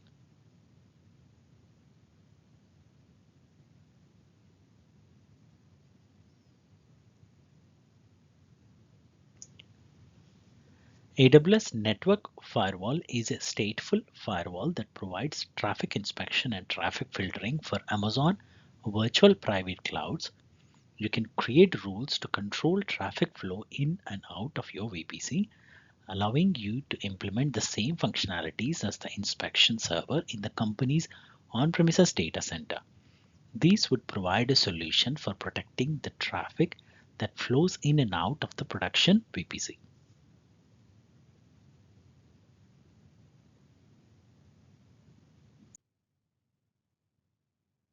Question number 23. A company is implementing a new business application. The application runs on two Amazon EC2 instances and uses an Amazon S3 bucket for document storage. The solutions architect needs to ensure that the EC2 instances can access the S3 bucket. What should the solutions architect do to meet this requirement?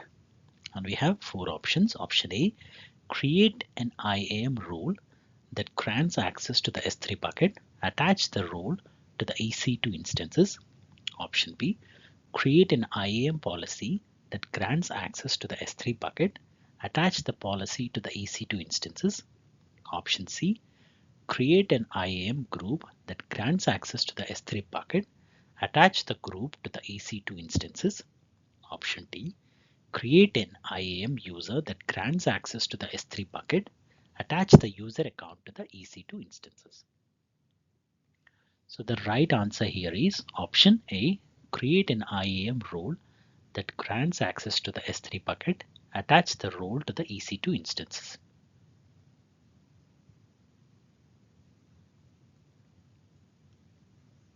An IAM role is an AWS resource that allows you to delegate access to AWS resources and services. You can create an IAM role that grants access to the S3 bucket and then attach the role to the EC2 instances. These will allow the EC2 instances to access the S3 bucket and the documents stored within it.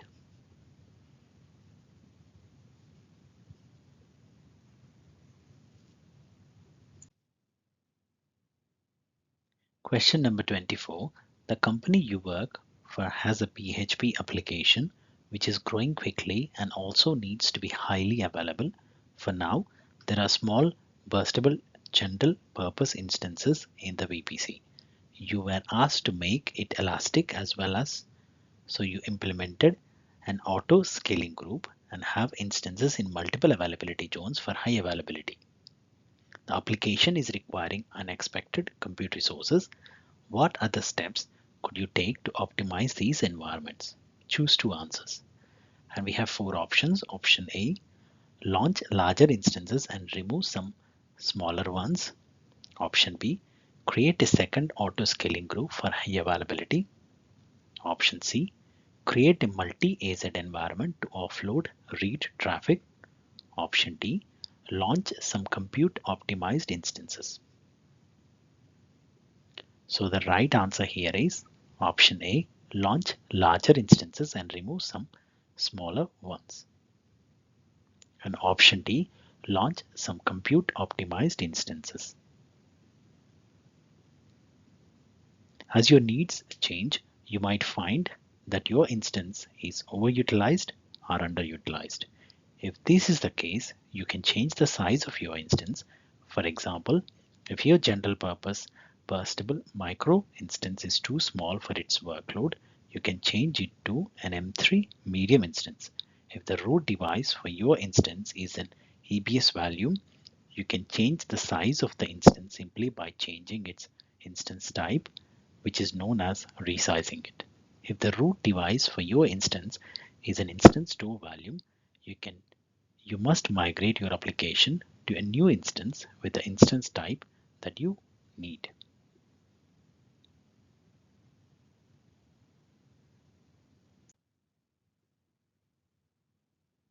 Question number 25. An application development team is designing a microservice that will convert large images to smaller, compressed images.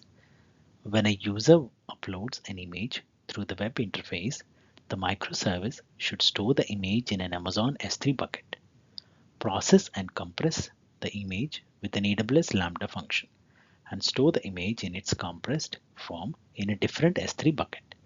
The solutions architect needs to design a solution that uses durable, stateless components to process the images automatically. Which combination of action will meet these requirements? Choose 2. And we have 4 options. Option A, create an Amazon simple queue service queue. Configure the S3 bucket to send a notification to the SQS queue when an image is uploaded to the S3 bucket. Option B, configure the Lambda function to use the Amazon simple queue service queue as the invocation source. When the SQS message is successfully processed, delete the message in the queue. Option C, configure the Lambda function to monitor the S3 bucket for new uploads. When an uploaded image is detected, write the file name to a text file in memory and use the text file to keep track of the images that were processed. Option D, launch an Amazon EC2 instance to monitor an Amazon simple queue service queue when items are added to the queue. Log the file name in a text file on the EC2 instance and invoke the Lambda function. Option E, configure an Amazon event bridge event to monitor the S3 bucket. When an image is uploaded, send an alert to an Amazon sample notification service topic with the application owner's email address for further processing. So the right answer here is option A, create an Amazon simple queue service queue, configure the S3 bucket to send a notification to the SQS queue where an image is uploaded to the S3 bucket. And option B, configure the Lambda function to use the Amazon simple queue service queues as the invocation source. When the SQS message is successfully processed, delete the message in the queue.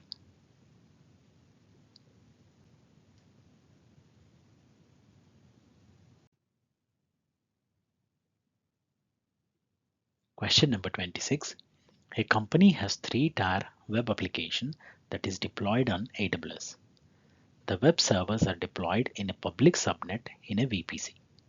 The application servers and database servers are deployed in a private subnet in the same VPC. The company has deployed a third-party virtual firewall appliance from AWS Marketplace in an inspection VPC. The appliance is configured with an IP interface that can accept IP packets.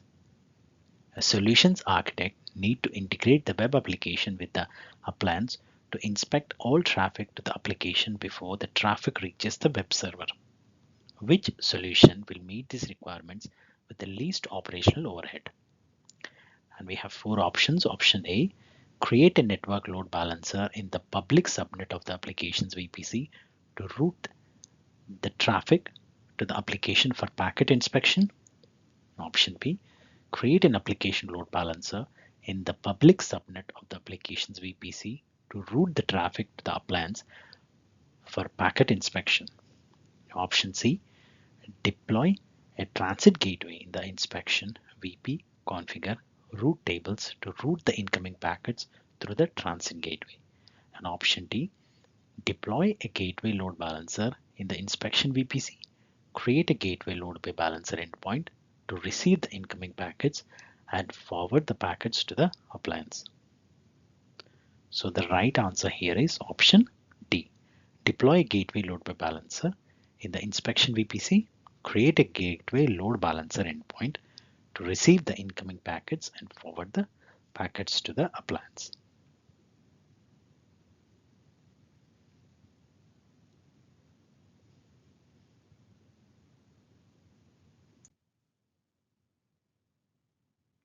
Question number 27. You have been hired by a large news organization to design its web application. These applications will eventually horizontally scale to over 400,000 concurrent users during peak hours. Your major requirements are high availability, scalability, and consistent handling of a very large session state for all those users. Which technology is best equipped to handle this session state? And we have 4 options: Amazon S3, Amazon Redshift, Amazon RDS, Amazon DynamoDB. So the right answer here is option D, Amazon DynamoDB. Tomcat applications often store sessions state data in memory. However, this approach doesn't scale well because once the application grows beyond a single web server, the session state must be shared among servers. A common solution is to set up a dedicated session state server with MySQL. However, this approach also has a drawbacks.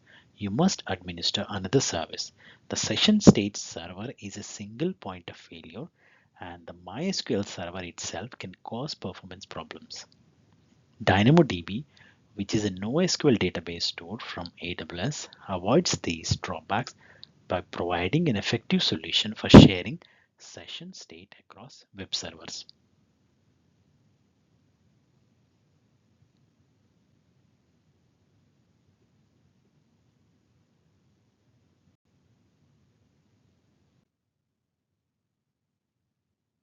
Question number 28.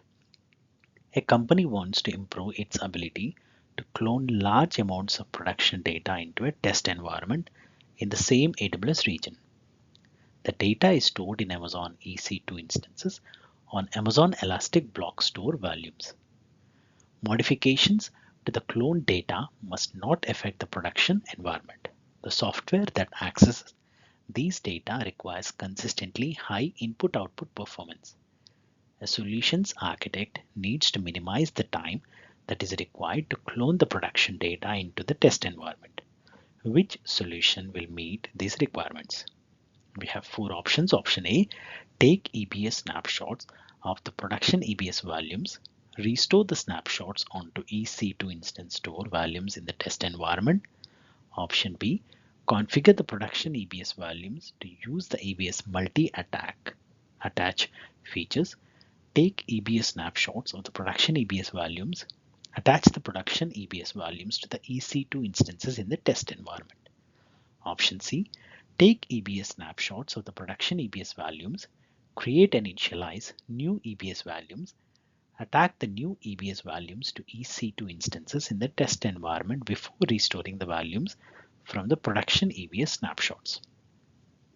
And option D, take EBS snapshots of the production EBS volumes, turn on the EBS fast snapshot restore feature on the EBS snapshot, restore the snapshot into new EBS volumes, attach the new EBS volumes to EC2 instances in the test environment. And the right answer here is option D. Take EBS snapshots of the production EBS volumes, turn on the EBS fast snapshot restore feature on the EBS snapshots, restore the snapshots into new EBS volumes, attach the new EBS volume to EC2 instances in the test environment. So Amazon EBS Fast Snapshot Restore enables you to create a volume from a snapshot that is fully initiated at creation. This eliminates the latency of input-output operations on a block when it is accessed for the first time. Volumes that are created using fast snapshot restore instantly, deliver all of their provisioned performance.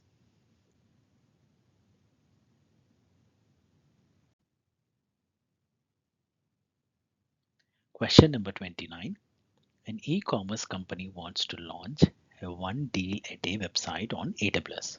Each day will feature exactly one product on sale for a period of 24 hours. The company wants to be able to handle millions of requests each hour with millisecond latency during peak hours. Which solution will meet this requirement with the least operational overhead? And we have four options. Option A, use Amazon S3 to host the full website in different S3 buckets. Add Amazon CloudFront distribution set the S3 buckets as origins for the distribution. Store the order data in Amazon S3. Option B, deploy the full website on Amazon EC2 instances that run in auto-scaling groups across multiple availability zones. Add an application load balancer to distribute the website traffic. Add another ALB for the backend APIs. Store the data in Amazon RDS for MySQL. Option C, migrate the full application to run in containers. Host the containers on Amazon Elastic Kubernetes service Use the Kubernetes cluster autoscaler to increase and decrease the number of pods to process burst in traffic. Store the data in Amazon RDS for MySQL. And option D, use an Amazon S3 bucket to host the website static content. Deploy Amazon CloudFront distribution. Set the S3 bucket as the origin. Use Amazon API Gateway and AWS Lambda function for the backend APIs. Store the data in Amazon DynamoDB. So the right answer here is option D. Use an Amazon S3 bucket to host the website static content. Deploy an Amazon CloudFront distribution. Set the S3 bucket as the origin. Use Amazon API Gateway and AWS Lambda function for the backend APIs. Store the data in Amazon DynamoDB.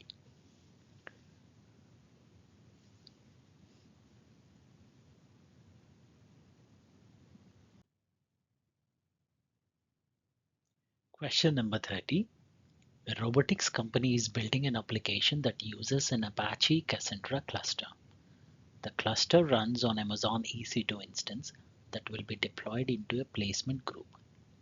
A SysOps administrator must design for maximum resiliency of the compute layer.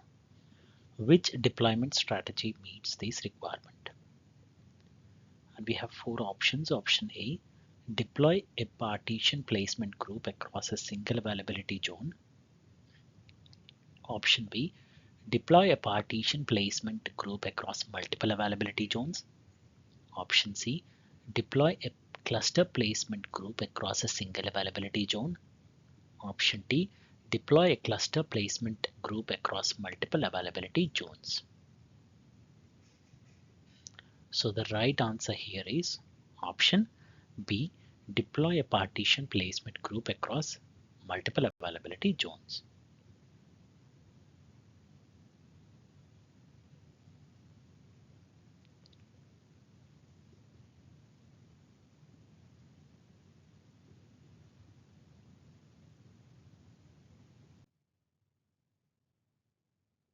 Question number 31. A solutions architect is using Amazon S3 to design the storage architecture of a new digital media application. The media files must be resilient to the loss of an availability zone. Some files are accessed frequently while other files are rarely accessed in an unpredictable pattern. The solutions architect must minimize the cost of storing and retrieving the media files. Which storage option meets this requirement? And we have four options: S3 standard, S3 intelligent tiering, S3 standard frequent access, and S3 one zone infrequent access. So the right answer here is option B, S3 intelligent tiering. Amazon S3 intelligent tiering is a storage class that automatically moves data to the most cost-effective storage tier based on access pattern. It can store objects in two access tiers, the frequent access tier and the infrequent access tier. The frequent access tier is optimized for frequently accessed objects and is charged at the same rate as S3 standard. The infrequent access tier is optimized for objects that are not accessed frequently, are charged at a lower rate than S3 standard.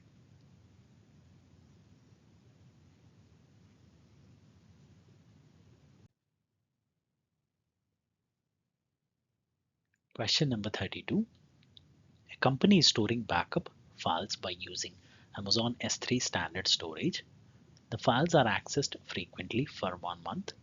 However, the files are not accessed after 1 month. The company must keep the files indefinitely. Which storage solution will meet these requirements most cost effectively? And we have four options. Option A, configure S3 intelligent tiering to automatically migrate objects. Option B, create an S3 lifecycle configuration to transition objects from S3 standard to S3 Glacier deep archive after 1 month. Option C, create an S3 lifecycle configuration to transition objects from S3 standard to S3 standard infrequent access after 1 month. Option D, create an S3 lifecycle configuration to transition objects from S3 standard to S3 one zone infrequent access after 1 month.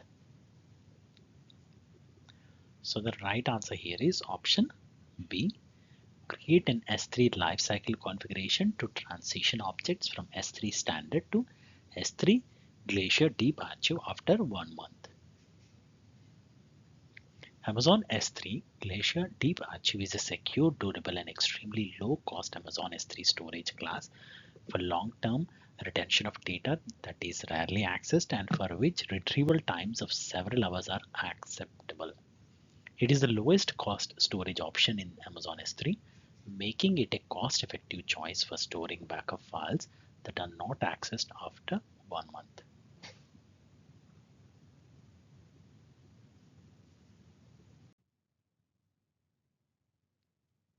Question number 33. You have several EC2 instances deployed in multiple availability zones within a VPC. Some are placed in public subnets while others are placed in private subnets. You are deploying Amazon EFS with a standard storage class.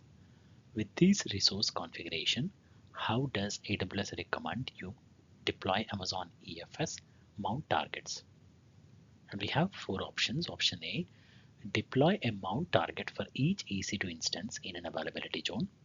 Option B, deploy a mount target into each availability zone within the VPC.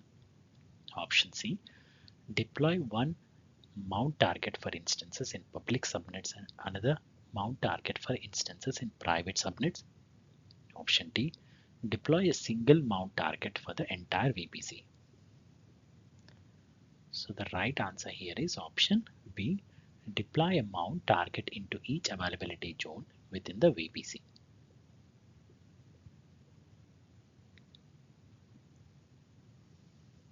It is possible to deploy a single mount target for the entire VPC, but this is not recommended due to added cost for EFS mount targets communicating with instances in different availability zones. The recommended approach is to deploy a mount target into each availability zone. The subnet types will not be an issue, and one mount target per EC2 instance defeats the purpose of the service capability to communicate with a large number of instances simultaneously.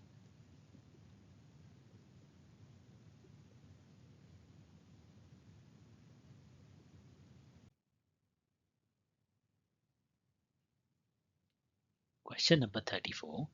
A company is designing an application. The application uses an AWS Lambda function to receive information through Amazon API Gateway and to store the information in an Amazon Aurora PostgreSQL database. During the proof of concept stage, the company has to increase the Lambda quotas significantly to handle the high volume of data that the company needs to load into the database. The solutions architect must recommend a new design to improve scalability and minimize the configuration effort. Which solution will meet these requirements? And we have 4 options. Option A, refactor the Lambda function code to Apache Tomcat code that runs on Amazon EC2 instances. Connect the database by using native Java database connectivity drivers. Option B, change the platform from Aurora to Amazon DynamoDB, provision a DynamoDB accelerator cluster. Use the DAX client SDK to point the existing DynamoDB API calls at the DAX cluster. Option C, set up 2 Lambda functions, configure one function to receive the information, configure the other function to load the information into the database, integrate the Lambda functions by using Amazon Simple Notification Service. Option D, set up 2 Lambda functions, configure one function to receive the information, configure the other function to load the information into the database, integrate the Lambda functions by using an Amazon Simple Queue Service queue. So the right answer here is option D, set up 2 Lambda functions, configure one function to receive the information, Configure the other function to load the information into the database. Integrate the Lambda functions by using an Amazon Simple Queue Service queue.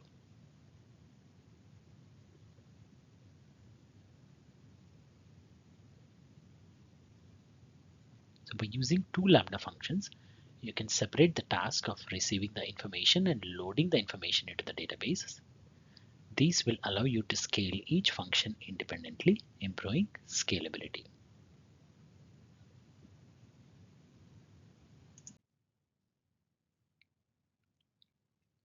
Question number 35. A company needs to review its AWS cloud deployment to ensure that its Amazon S3 buckets do not have unauthorized configuration changes. What should a solutions architect do to accomplish this goal? And we have four options. Option A, turn on AWS config with the appropriate rules. Option B, turn on AWS Trusted Advisor with the appropriate checks. Option C, turn on Amazon Inspector with the appropriate assessment template. Option D, turn on Amazon S3 server access logging, configure Amazon Event Bridge. So the right answer here is option A, turn on AWS config with the appropriate rules.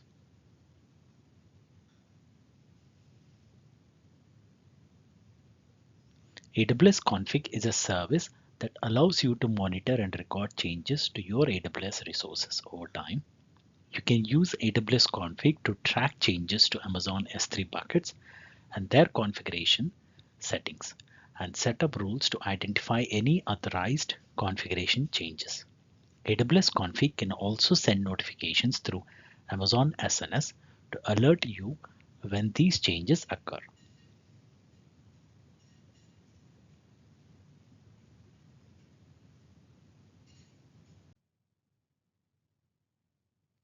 Question number 36. An application is going under maintenance for 8 hours. Amazon Guard Duty was enabled and a junior test engineer disabled it as the app will not be used for 8 hours. After 8 hours, when the app was back online, the engineer did not find previously generated findings. How should the engineer proceed next time the detectors are not needed for a period of time? Select two correct answers. And we have four options. Option A, configure automatic export of findings to an S3 bucket that the team owns. Option B, disable guard duty during offline time. Enable detectors when the app is back online. Option C, suspend guard duty during offline time. Disable guard duty when the app is back online. Option D, suspend guard duty during offline time. Enable guard duty when the app is back online. So the right answer here is option A, configure automatic export of findings with an S3 bucket that the team owns. And option D, suspend guard duty during offline time. Enable guard duty when the app is back online.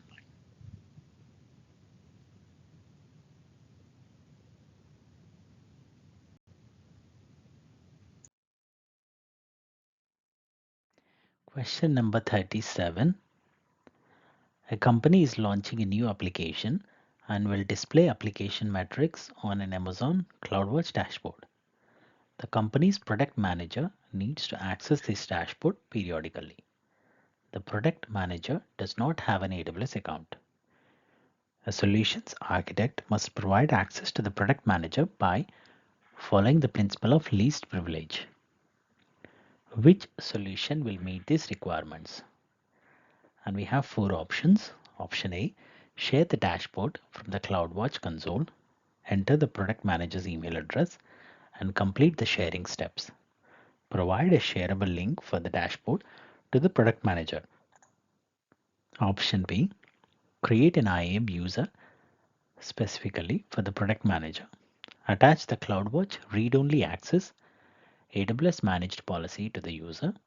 Share the new login credentials with the product manager. Share the browser URL of the correct dashboard with the product manager. And option C, create an IAM user for the company's employees Attach the view-only access AWS managed policy to the IAM user. Share the new login credentials with the product manager. Ask the product manager to navigate the CloudWatch console and locate the dashboard by name in the dashboard section. Option D. Display a Bastion server in a public subnet. When the product manager requires access to the dashboard, start the server and share the RDP credentials on the Bastion server. Ensure that the browser is configured to open the dashboard URL with cached AWS credentials that have appropriate permissions to view the dashboard. So the right answer here is option A.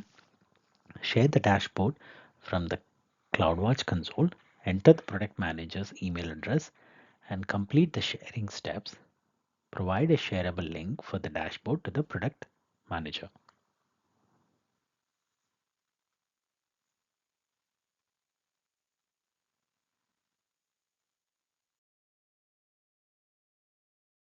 Question number 38. A company is migrating applications to AWS. The applications are deployed in different accounts. The company manages the accounts centrally by using AWS organizations. The company's security team needs a single sign-on solution across all the company's accounts. The company must continue managing the users and groups in its on-premises self-managed Microsoft Active Directory. Which solution will meet these requirements? And we have four options. Option A, enable AWS single sign-on from the AWS SSO console. Create a one-way forest trust or a one-way domain trust to connect the company's self-managed Microsoft Active Directory with AWS SSO by using AWS Directory Service for Microsoft Active Directory. Option B, enable AWS single sign-on from the AWS SSO console.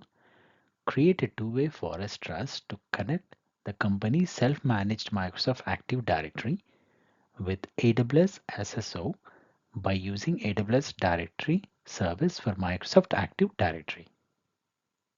Option C, use AWS Directory Service. Create a two-way trust relationship with the company's self-managed Microsoft Active Directory. Option D, deploy an identity provider on premises. Enable AWS single sign-on from the AWS SSO console. So the right answer here is option B, enable AWS single sign-on from the AWS SSO console. Create a two-way forest trust to connect the company's self-managed Microsoft Active Directory with AWS SSO by using AWS Directory Service for Microsoft Active Directory.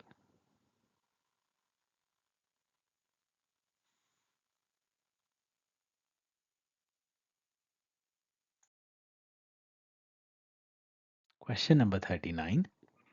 A business is slowly migrating to the AWS cloud, but must also support its on-premises servers and networks for the foreseeable future. As a result, management is identifying every possible way to optimize cost while ensuring resources remain secure. The business currently has numerous EC2 instances deployed that connect with DynamoDB and Amazon S3. Which connection method would limit network cost and maintain communication between EC2 instances and these services over a private connection? And we have four options. Option A, AWS Direct Connect. Option B, VPC peering connections. Option C, VPC interface endpoints. Option D, VPC gateway endpoints. So the right answer here is option D, VPC gateway endpoints. VPC gateway endpoints can be deployed at no additional charge to connect to Amazon S3 and DynamoDB within your VPC network.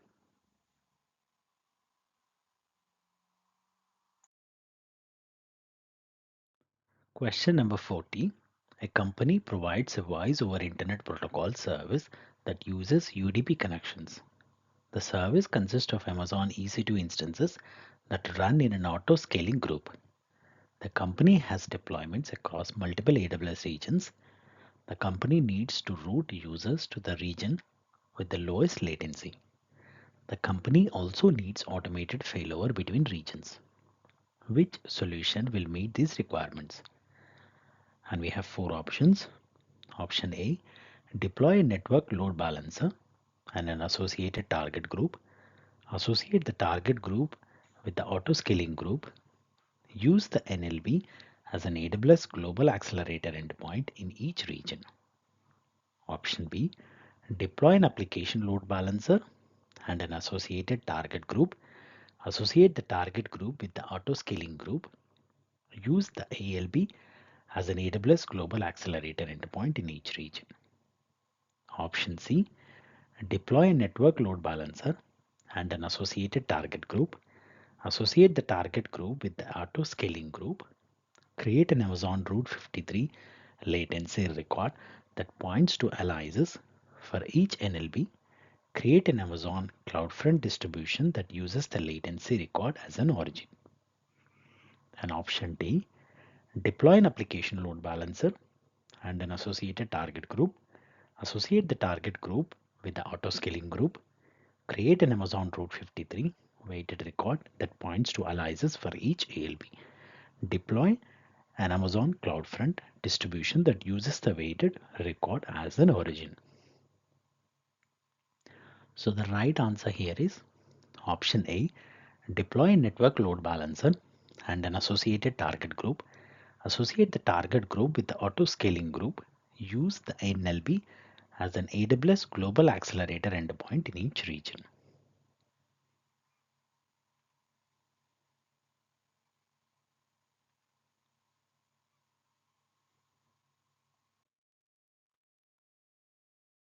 Question number 41.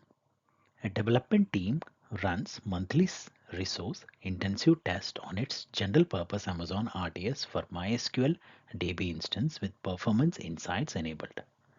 The testing lasts for 48 hours once a month and is the only process that uses the database. The team wants to reduce the cost of running the test without reducing the compute and memory attributes of the DB instance. Which solution meets these requirements most cost effectively? And we have four options. Option A, stop the DB instance when tests are completed, restart the DB instance when required. Option B, use an auto-scaling policy with the DB instance to automatically scale when tests are completed.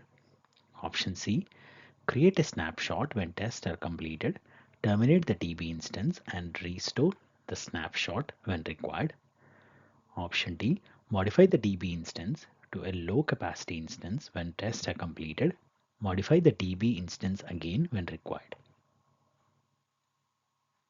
So the right answer here is option C, create a snapshot when tests are completed, terminate the DB instance and restore the snapshot when required.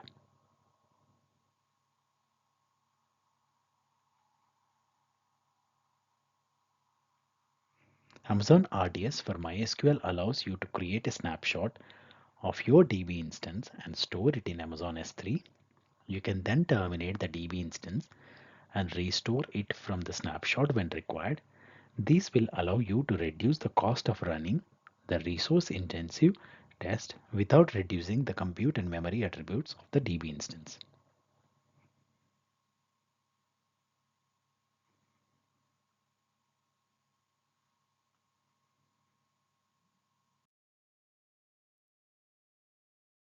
Question number 42.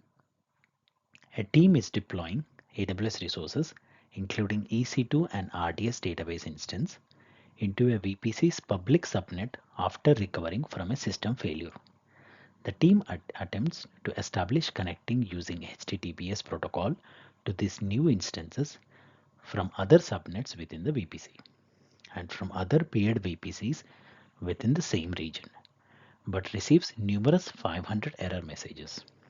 The team needs to quickly identify the cause or causes of the connection problem that prevents connecting to the new subnet. What AWS solution should they use to identify the cause of the network problem? And we have four options. Option A, Amazon Route 53 Resolver. Option B, VPC Reachability Analyzer. Option C, VPC Network Access Analyzer. Option D, Amazon Route 53 Application Recovery Controller, ARC. So the right answer here is option B, VPC Reachability Analyzer.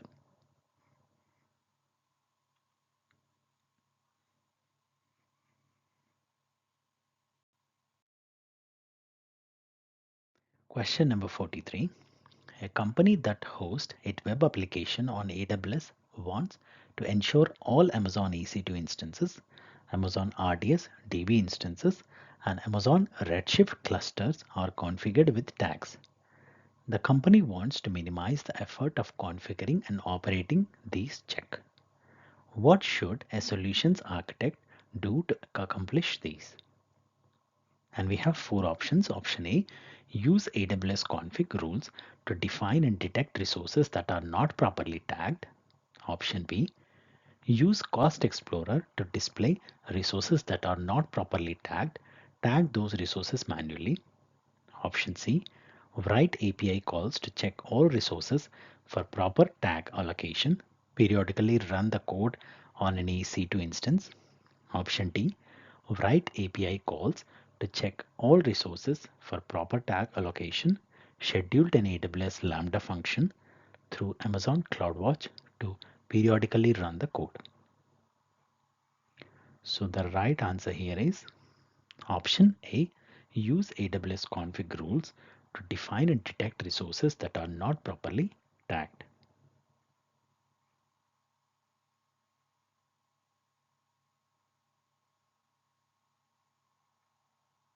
AWS Config is a service that provides a detailed view of the configuration of AWS resources in an account.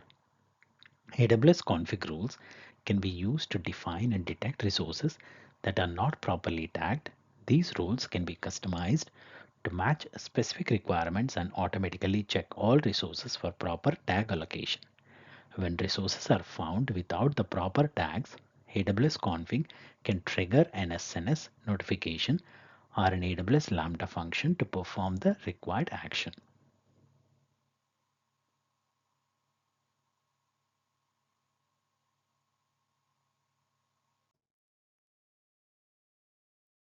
Question number 44.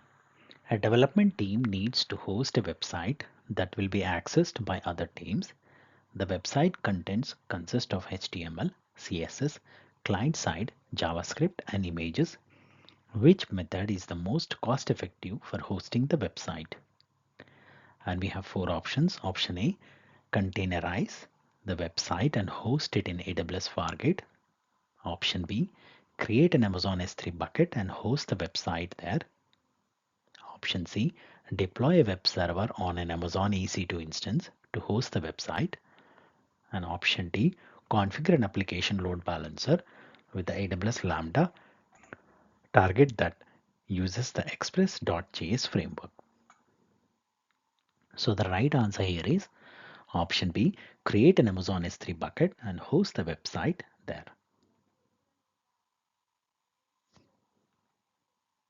With S3, the company can store and serve its website contents such as HTML, CSS, client-side JavaScript and images and static content.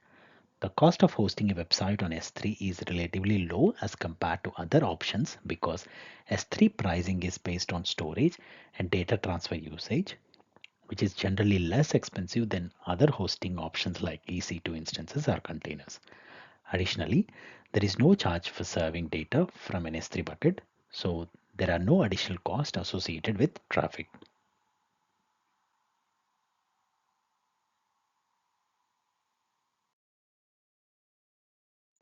Question number 45. As the administrator in charge of your company's AWS deployments for a new application, you have the approval to use CloudFormation to deploy and manage architecture. The new application will be a large cloud environment and you see an opportunity for reuse of resources between multiple separate stacks. You have created a dedicated template for an application load balancer which you will be able to use for multiple stacks. The one key requirement is the ability to modify the application load balancer template whenever necessary. As the administrator, how could you allow the application load balancer template to be shared between multiple stacks and still be able to modify the template when necessary? And we have four options. Option A, configure the ALB CloudFormation template as a nested stack. Option B, add the ALB CloudFormation template output values to other stacks using fn import value. Option C, create a change set for all stacks that reference the ALB CloudFormation template. Option D, create a stack policy for the ALB CloudFormation template. So the right answer here is option A, configure the ALB CloudFormation template as a nested stack.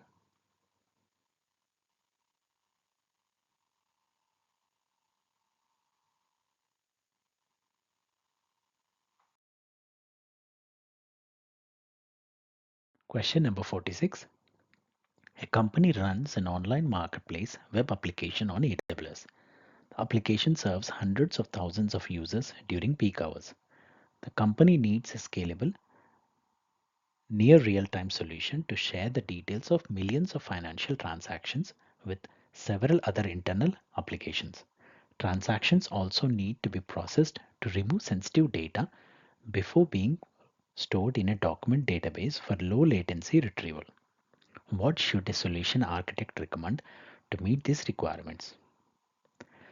And we have four options. Option A, store the transaction data into Amazon DynamoDB. Set up a rule in DynamoDB to remove sensitive data from every transaction upon write.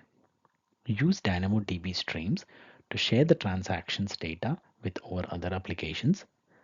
Option B, stream the transactions data into Amazon Kinesis data firehose to store data in Amazon DynamoDB and Amazon S3. Use AWS Lambda integration with Kinesis data firehose to remove sensitive data. Other applications can consume the data stored in Amazon S3. Option C, stream the transaction data into Amazon Kinesis data streams. Use AWS Lambda integration to remove sensitive data from every transaction and then store the transaction data in Amazon DynamoDB. Other applications can consume the transactions data of the Kinesis data stream. And option D, store the batch transaction data in Amazon S3 as files. Use AWS Lambda to process every file and remove sensitive data before updating the files in Amazon S3. The Lambda function then stores the data in Amazon DynamoDB. Other applications can consume transaction files stored in Amazon S3. So the right answer here is option C. Stream the transaction data into Amazon Kinesis data streams. Use AWS Lambda integration to remove sensitive data from every transaction and then store the transaction data in Amazon DynamoDB. Other applications can consume the transactions data of the Kinesis data stream.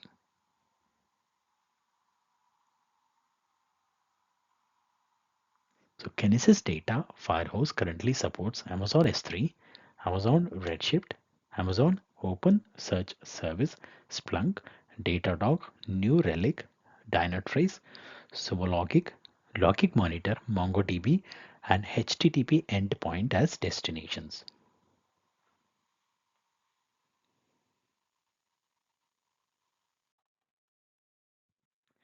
Question number 47. A company hosts its multi-tier application on AWS.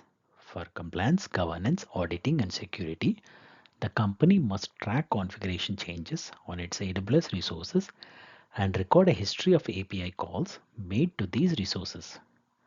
What should a solutions architect do to meet these requirements? And we have four options. Option A, use AWS Cloud Trial to track configuration changes and AWS config to record API calls. Option B, Use AWS config to track configuration changes and AWS Cloud Trial to record API calls. Option C, use AWS config to track configuration changes and Amazon CloudWatch to record API calls. Option D, use AWS Cloud Trial to track configuration changes and Amazon CloudWatch to record API calls. So the right answer here is option B, use AWS config to track configuration changes and AWS Cloud Trial to record API calls. AWS Cloud Trial track users activity and API call history, and AWS config access audits and evaluates the configuration and relationships of tag resources.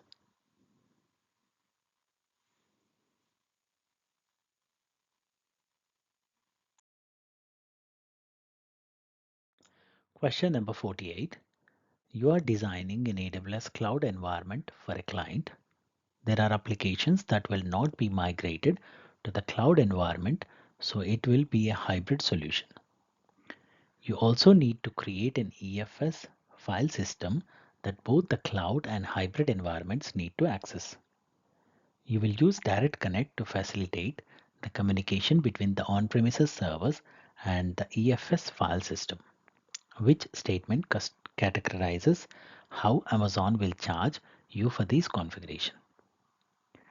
And we have four options. Option A, you will be charged for AWS Direct Connect and for the data transmitted between the on-premises servers and EFS. Option B, there is no charge for Direct Connect and a flat fee for EFS. Option C, this is all covered under the VPC charge, so there is no additional charge. Option D, you will be charged for AWS Direct Connect. There is no additional cost for on-premises access to your Amazon EFS file systems. So the right answer here is option D. You will be charged for AWS Direct Connect. There is no additional cost for on-premises access to your Amazon EFS file systems.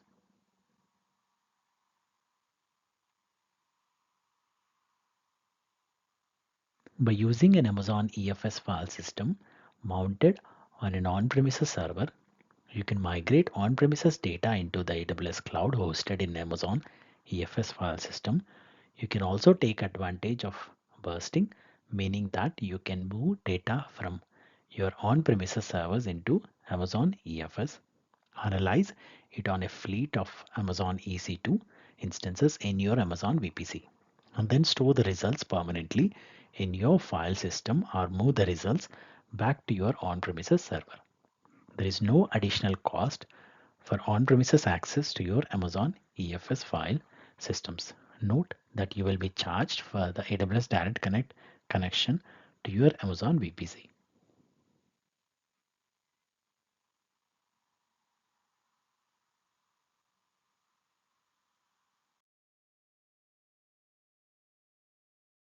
Question number 49. A company is preparing to launch a public-facing web application in the AWS cloud. The architecture consists of Amazon EC2 instances within a VPC behind an elastic load balancer. A third-party service is used for the DNS. The company's solutions architect must recommend a solution to detect and protect against large-scale DDoS attacks. Which solution meets these requirements? And we have four options. Option A, enable Amazon Guard Duty on the account. Option B, enable Amazon Inspector on the EC2 instances. Option C, enable AWS Shield and assign Amazon Route 53 to it. Option D, enable AWS Shield Advanced and assign the ELB to it. So the right answer here is option D, enable AWS Shield Advanced and assign the ELB to it.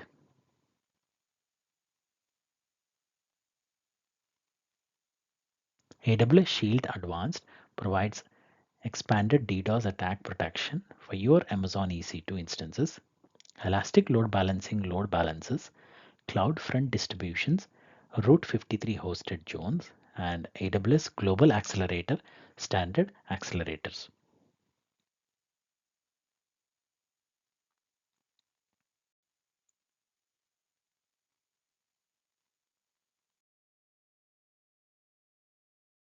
Question number 50.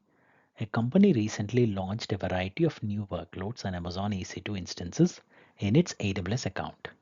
The company needs to create a strategy to access and administer the instances remotely and securely.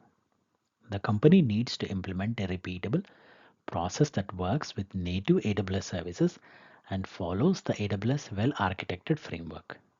Which solution will meet these requirements with the least operational overhead? And we have four options. Option A, use the EC2 serial console to directly access the terminal interface of each instance for administration. Option B, attach the appropriate IAM role to each existing instance and new instance. Use AWS Systems Manager session manager to establish a remote SSH session. Option C, create an administrative SSH key pair. Load the public key into each EC2 instance. Deploy a bastion host in a public subnet to provide a tunnel for administration of each instance. Option D, establish an AWS site-to-site VPN connection. Instruct administrators to use their local no on-premises machines to connect directly to the instances by using SSH keys across the VPN tunnel. So the right answer here is option B. Attach the appropriate IAM role to each existing instance and new instance. Use AWS Systems Manager session manager to establish a remote SSH session.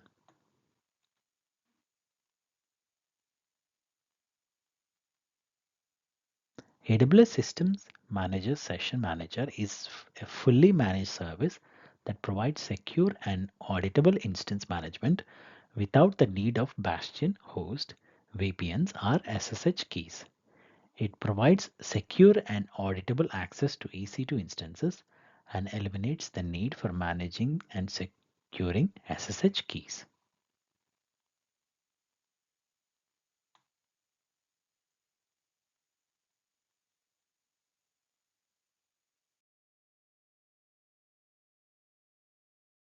Question number 51. A solutions architect is designing the network architecture of a new REST API. All the media and sensitive files will be stored in Amazon S3, and the API will run in EC2 instances in a private subnet. By internal policies, the communication between the API and the files must not be through the public internet. What is the most secure way to establish this connection? And we have four options. Option A, configure a NAT gateway to connect your API to Amazon S3. Option B, configure a VPC endpoint to connect your API to Amazon S3. Option C, configure an AWS VPN to connect your API to Amazon S3. Option D, configure a CloudFront distribution with Amazon S3 bucket as the origin to connect your API to Amazon S3. So the right answer here is option B, configure a VPC endpoint to connect your API to Amazon S3.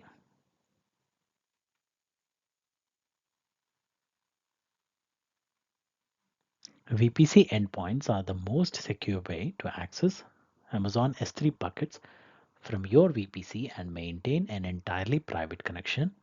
The endpoint exists within the VPC and is a direct private connection to Amazon S3.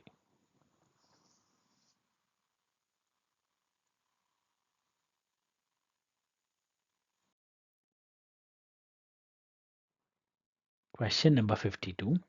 A company is hosting a static website on Amazon S3 and is using Amazon Route 53 for DNS.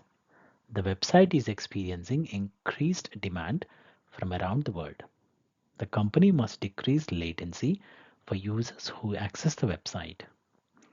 Which solution meets this requirement most cost effectively? And we have four options. Option A, replicate the S3 bucket that contains the website to all AWS regions.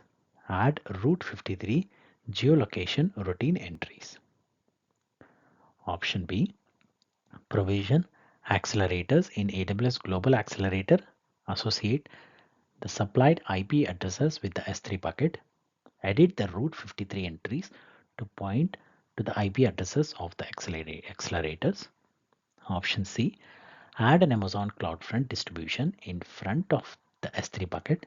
Edit the root 53 entries to point to the CloudFront distribution. Option D, enable S3 transfer acceleration on the bucket. Edit the root 53 entries to point to the new endpoint. So the right answer here is option C. Add an Amazon CloudFront distribution in front of the S3 bucket. Edit the root 53 entries to point to the CloudFront distribution.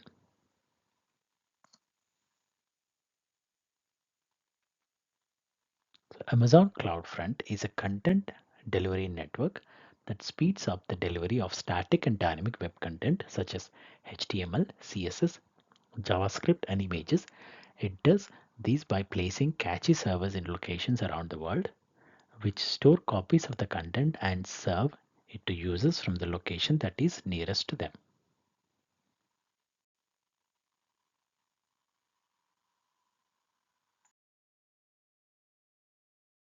Question number 53.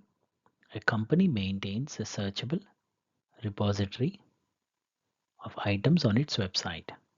The data is stored in an Amazon RDS for MySQL database table that contains more than 10 million rows. The database has 2 terabytes of general purpose SSD storage. There are millions of updates against this data every day through the company's website. The company has noticed that some insert operations are taking 10 seconds or longer. The company has determined that the database storage performance is the problem. Which solution addresses this performance issue? And we have 4 options. Option A, change the storage type to provisioned IOPS SSD. Option B, change the DB instance to a memory optimized instance class. Option C, change the DB instance to a burstable performance instance class. Option D, enable multi-AZ RDS read replicas with MySQL native asynchronous replication. So the right answer here is option B, change the DB instance to a memory optimized instance class.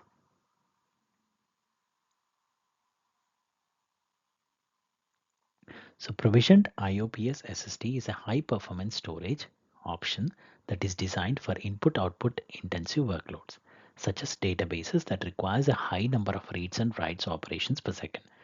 It allows you to provide a specific number of input-output operations per second IOPS for your Amazon RDS for MySQL database instance, which can improve the performance of insert operations that requires high values of input-output.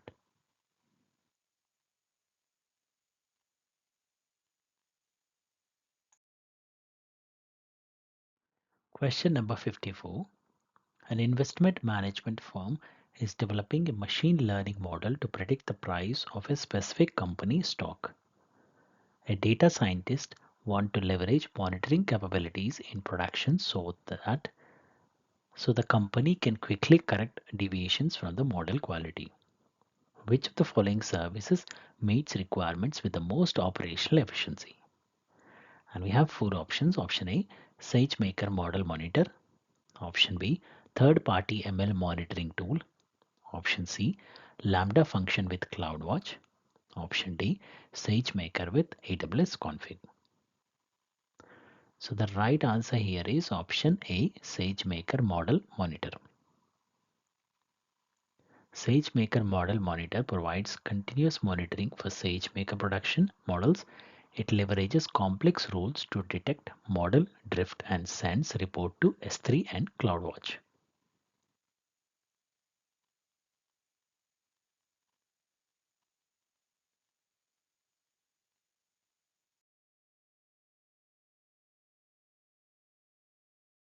Question number 55. A company has thousands of edge devices that collectively generates 1 terabyte of status alerts each day. Each alert is approximately 2 KB in size. A solution architect needs to implement a solution to ingest and store the alerts for future analysis. The company wants a highly available solution. However, the company needs to minimize cost and does not want to manage additional infrastructure. Additionally, the company wants to keep 14 days of data available for immediate analysis and archive any data older than 14 days. What is the most operationally efficient solution that meets this requirement?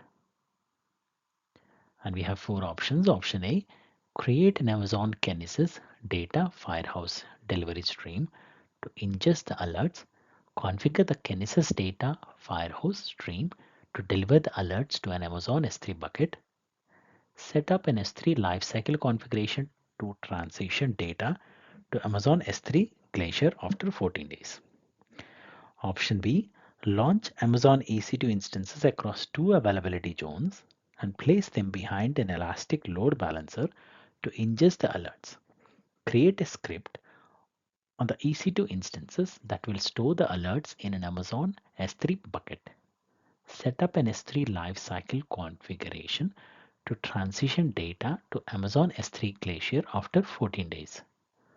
Option C, create an Amazon Kinesis data firehose delivery stream to ingest the alerts. Configure the Kinesis data firehose streams to deliver the alerts to an Amazon OpenSearch service cluster. Set up the Amazon OpenSearch service cluster to take manual snapshots every day and delete data from the cluster that is older than 14 days. Option D, create an Amazon Simple Queue service standard queue to ingest the alerts and set the message retention period to 14 days. Configure consumers to poll the SQS queue, check the age of the message and analyze the message data as needed. If the message is 14 days old, the consumer should copy the message to an Amazon S3 bucket and delete the message from the SQS queue.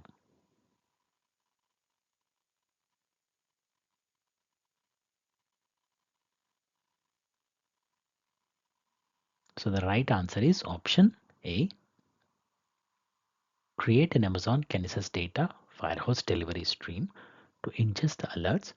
Configure the Kinesis data firehose stream to deliver the alerts to an Amazon S3 bucket.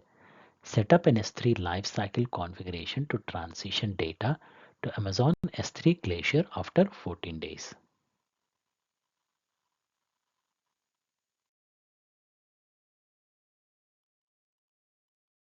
Question number 56. A company's application integrates with multiple software as a service sources for data collection. The company runs Amazon EC2 instances to receive the data and to upload the data to an Amazon S3 bucket for analysis. The same EC2 instance that receives and uploads the data also sends a notification to the user when an upload is complete. The company has noticed low application performance and wants to improve the performance as much as possible.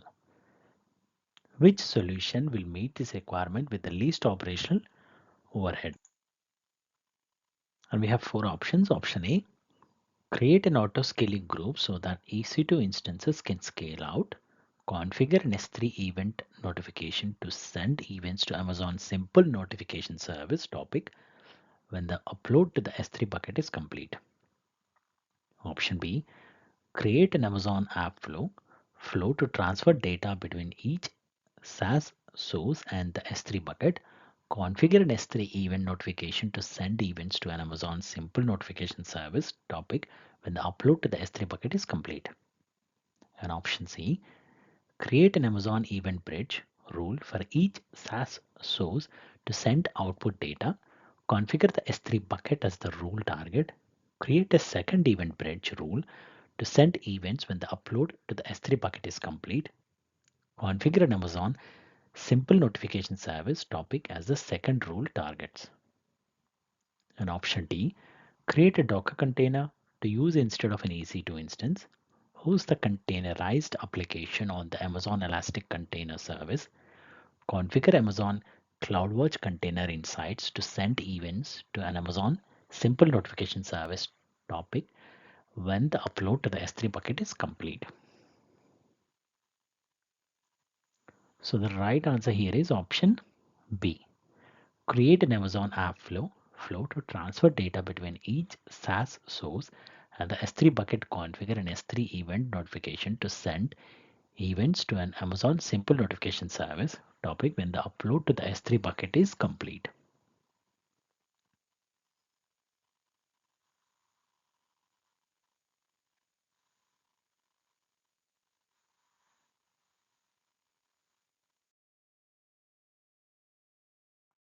Question number 57.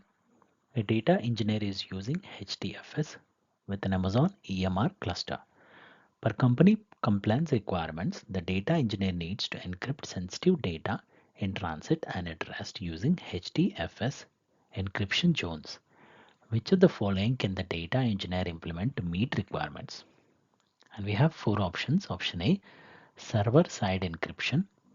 Option B, client-side encryption. Option C, transparent encryption. And option D, SSL TLS encryption. So the right answer here is option C, transparent encryption.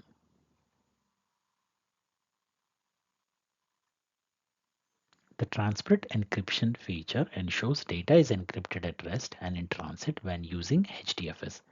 Server-side or client-side encryption is used for at rest data encryption when S3 is the source. SSL TLS encryption is for securing data in transit.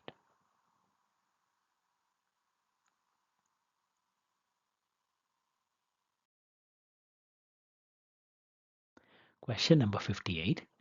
A company runs a highly available image processing application on Amazon EC2 instances in a single VPC.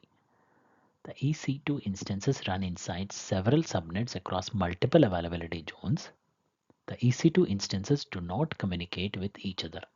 However, the EC2 instances download images from Amazon S3 and upload images to Amazon S3 through a single NAT gateway. The company is concerned about data transfer charges. What is the most cost-effective way for the company to avoid regional data transfer charges? And we have four options. Option A, launch the NAT gateway in each availability zone. Option B, replace the NAT gateway with a NAT instance. Option C, deploy a gateway VPC endpoint for Amazon S3. Option D, provision an EC2 dedicated host to run the EC2 instances. So the right answer here is option C, deploy a gateway VPC endpoint for Amazon S3.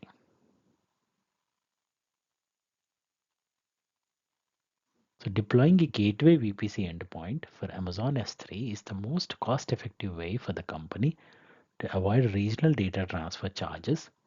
A gateway VPC endpoint is a network gateway that allows communication between instances in a VPC and a service, such as Amazon S3, without requiring an internet gateway or a NAT device. Data transfer between the VPC and the service through a gateway VPC endpoint is free of charge, while data transfer between the VPC and the internet through an internet gateway or NAT device is subject to data transfer charges. By using a gateway VPC endpoint, the company can reduce its data transfer costs by eliminating the need to transfer data through the NAT gateway to access Amazon S3. This option would provide the required connectivity to Amazon S3 and minimize data transfer charges.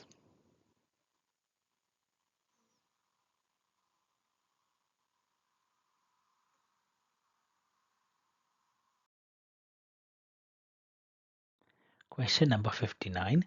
A company has an on-premises application that generates a large amount of time-sensitive data that is backed up to Amazon S3. The application has grown and there are users' complaints about internet bandwidth limitations. A solution architect needs to design a long-term solution that allows for both timely backups to Amazon S3 and with minimal impact on internet connectivity for internal users. Which solution meets these requirements? And we have four options. Option A, establish AWS VPN connections and proxy all traffic through a VPC gateway endpoint. Option B, establish a new AWS Direct Connect connection and direct backup traffic through this new connection. Option C, Order daily AWS Snowball devices, load the data onto the Snowball devices and return the devices to AWS each day. Option D, submit a support ticket through the AWS Management Console. Request the removal of S3 service limits from the account. So the right answer here is option B. Establish a new AWS Direct Connect connection and direct backup traffic through this new connection.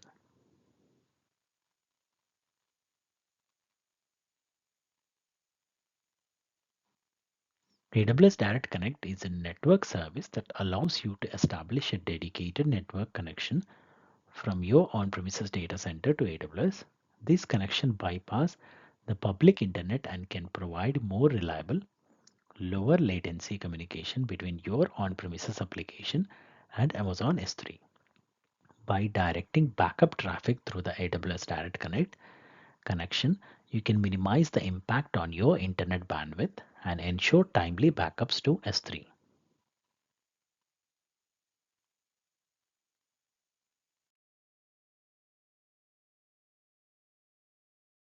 Question number 60. A company has a data ingestion workflow that consists of the following: an Amazon Simple Notification Service topic for notifications about new data deliveries, an AWS Lambda function to process the data and record metadata. The company observes that the ingestion workflow fails occasionally because of network connectivity issues. When such a failure occurs, the Lambda function does not ingest the corresponding data unless the company manually reruns the job. Which combination of actions should a solution architect take to ensure that the Lambda function ingests all data in the future? Choose two. And we have 5 options. Option A, deploy the Lambda function in multiple availability zones. Option B, create an Amazon simple queue service, queue and subscribe it to the SNS topic. Option C, increase the CPU and memory that are allocated to the Lambda function. Option D, increase provisioned throughput for the Lambda function. Option E, modify the Lambda function to read from an Amazon simple queue service queue. So the right answer here is option B and option E.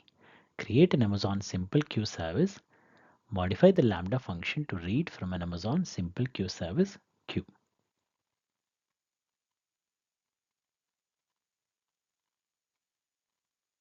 Create an Amazon simple queue service queue and subscribe it to the SNS topic.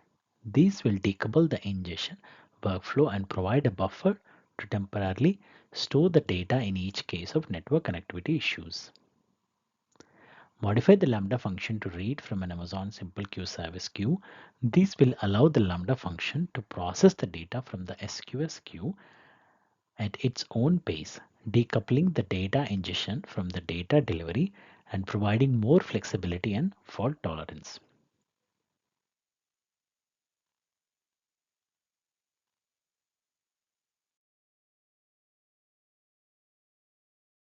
Question number 61. You have created a VPC with one public subnet. You create an internet gateway and attach it to your VPC and a route in the routing table to your internet gateway. You launch an EC2 instance in the management console, but find that you do not have a public IP address. At this point, you find that you are unable to reach the internet. What steps should you take? Choose two answers. And we have 4 options. Option A, assign a private IP address to the instance. Option B, enable a source destination check on the instance. Option C, assign an elastic IP address to the instance. Option D, allow all outbound traffic on the instance security group. So the right answer here is option C, assign an elastic IP address to the instance. And option D, allow all outbound traffic on the instance security group. So there are valid reasons not assign an IP address. However, you may have configured your EC2 instance incorrectly at launch time. If you want an IP address after launch, your option is to assign an elastic IP address. It's important to note that this associated elastic IP address remains allocated to your account until you explicitly release it, which could accumulate unwanted cost. It is always prudent to verify proper security group and ACL configuration.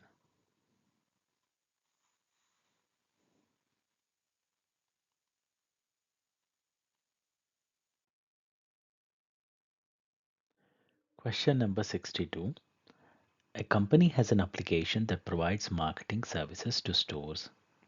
The services are based on previous purchases by store customers. The stores upload transaction data to the company through SFTP, and the data is processed and analyzed to generate new marketing offers. Some of the files can exceed 200 GB in size. Recently, the company discovered that some of the stores have uploaded files that contains personally identifiable information that should not have been included. The company wants administrators to be alerted if PII is shared again. The company also wants to automate remediation. What should a solutions architect do to meet these requirements with the least development effort? And we have four options. Option A, use an Amazon S3 bucket as a secure transfer point. Use Amazon Inspector to scan the objects in the bucket. If objects contain PII, trigger an S3 lifecycle policy to remove the objects that contain PII. Option B, use an Amazon S3 bucket as a secure transfer point. Use Amazon Mackie to scan the objects in the bucket. If objects contain PII, use Amazon Simple Notification Service to trigger a notification to the administrator to remove the objects that contain PII. Option C, implement custom scanning algorithm in an AWS Lambda function. Trigger the function when objects are loaded into the bucket. If objects contain PII, use Amazon Simple Notification Service to trigger a notification to the administrators to remove the objects that contain PII. Option D, implement custom scanning algorithm in an AWS Lambda function. Trigger the function when objects are loaded into the bucket. If objects contain PII, use Amazon Simple Email Service to trigger a notification to the administrator and trigger an S3 lifecycle policy to remove that means that contain PII.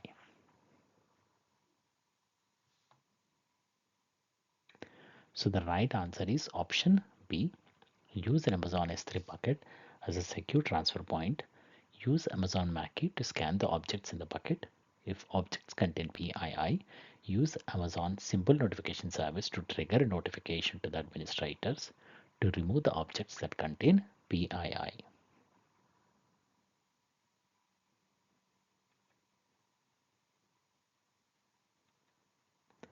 Amazon Mackie is a data security and data privacy service that uses machine learning and pattern matching to discover and protect your sensitive data.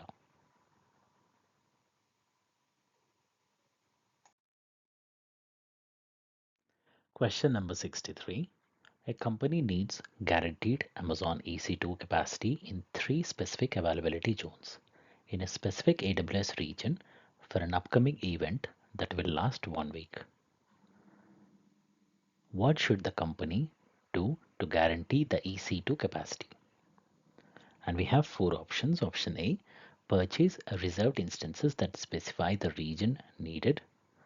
Option B, create an on-demand capacity reservation that specifies the region needed. Option C, purchase reserved instances that specify the region and 3 availability zones needed. Option D, create an on-demand capacity reservation that specifies the region and 3 availability zones needed.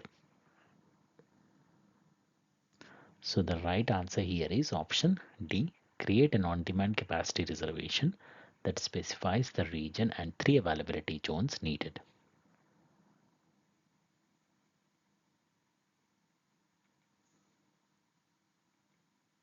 An on-demand capacity reservation is a type of Amazon EC2 reservation that enables you to create and manage reserved capacity on Amazon EC2 with an on-demand capacity reservation.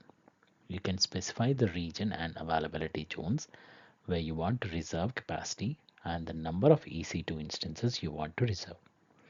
These allows you to guarantee capacity in specific availability zones in a specific region.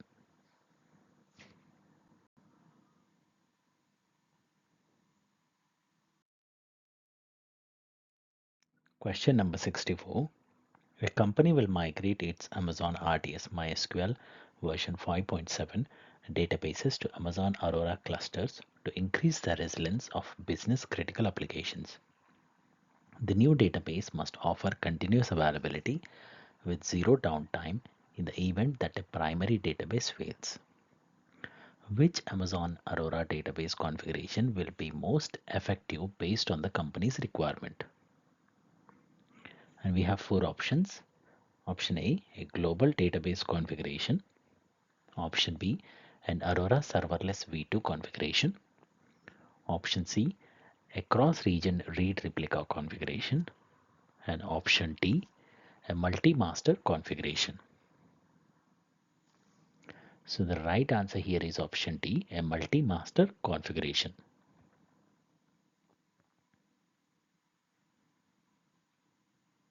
A multi-master NoSQL MySQL database configuration is the only option that offers continuous availability rather than high availability.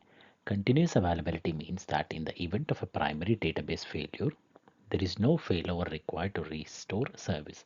In a multi-master configuration, all read and write requests will immediately be sent to the working master database.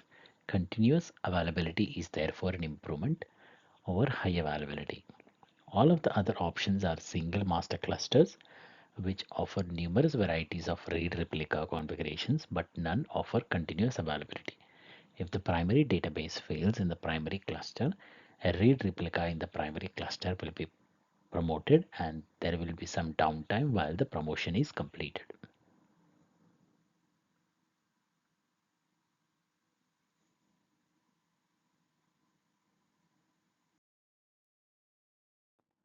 Question number 65. A company's website uses an Amazon EC2 instance store for its catalog of items. The company wants to make sure that the catalog is highly available and that the catalog is stored in a durable location. What should a solutions architect do to meet these requirements? And we have four options. Option A, move the catalog to Amazon Elastic Cache for Redis. Option B, deploy a larger EC2 instance with a larger instance store. Option C, move the catalog from the instance store to Amazon S3 Glacier Deep Archive. Option D, move the catalog to an Amazon Elastic file system.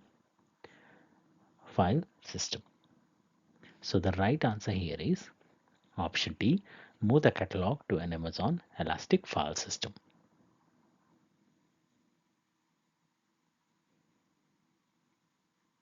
Amazon EFS is a fully managed, scalable, and highly available file storage service that provides durable and scalable storage for shared access to files. It is designed to provide high availability and durability with data stored across multiple availability zones within a region.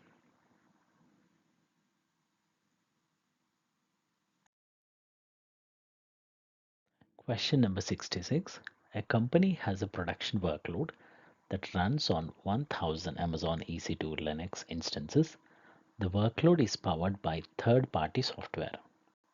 The company needs to patch the third-party software on all EC2 instances as quickly as possible to remediate a critical security vulnerability. What should a solution architect do to meet these requirements? And we have four options. Option A, create an AWS Lambda function to apply the patch to all EC2 instances. Option B, configure AWS Systems Manager Patch Manager to apply the patch to all EC2 instances. Option C, schedule an AWS Systems Manager maintenance window to apply the patch to all EC2 instances. Option D, Use AWS Systems Manager run command to run a custom command that applies the patch to all EC2 instances. So the right answer here is option D. Use AWS Systems Manager run command to run a custom command that applies the patch to all EC2 instances.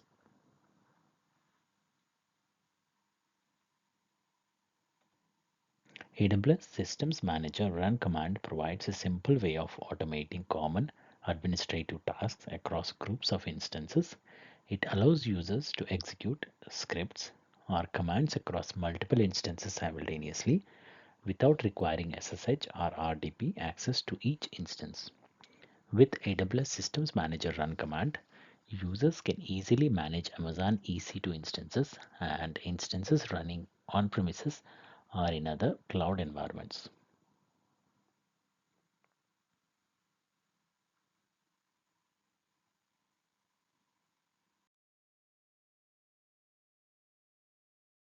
Question number 67. Your client's auto scaling group with a simple scaling policy is maintaining service availability during traffic spikes, but the client is concerned about managing cost. After reviewing CloudFront logs, it appears that short traffic spikes cause the auto scaling group to launch several instances and then terminate them after only a few minutes. What modifications, if any, does AWS recommend you make to the auto scaling group to maintain steady performance during traffic spikes and manage scaling events more efficiently? And we have four options. Option A, replace the auto scaling group's simple scaling policy with a target tracking scaling policy and specify an instance warm-up period. Option B, replace the auto scaling group's simple scaling policy with a step scaling policy. Option C, create a scaling specific cooldown period for the auto scaling group's simple scaling policy. Option D, create a change in capacity to limit the number of instances deployed in a scale out event. So the right answer here is option A. Replace the auto scaling group's simple scaling policy with a target tracking scaling policy and specify an instance warm-up period.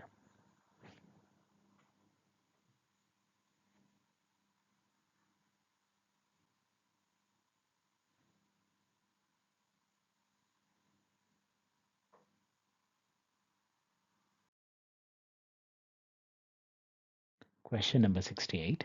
A company wants to migrate its on-premises application to AWS. The application produces output files that vary in size from tens of gigabytes to hundreds of terabytes. The application data must be stored in a standard file system structure. The company wants a solution that scales automatically, is highly available, and requires minimum operational overhead. Which solution will meet these requirements? And we have four options. Option A, migrate the application to run as containers on Amazon Elastic Container Service. Use Amazon S3 for storage. Option B, migrate the application to run as containers on Amazon Elastic Kubernetes Service. Use Amazon Elastic Block Store for storage. Option C, migrate the application to Amazon EC2 instances in a multi-AZ autoscaling group. Use Amazon Elastic File System for storage. Option D, migrate the application to Amazon EC2 instances in a multi-AZ autoscaling group. Use Amazon Elastic Block Store for storage. So the right answer here is option C. Migrate the application to Amazon EC2 instances in a multi-AZ autoscaling group. Use Amazon Elastic File System for storage. EFS is a standard file system. It scales automatically and is highly available.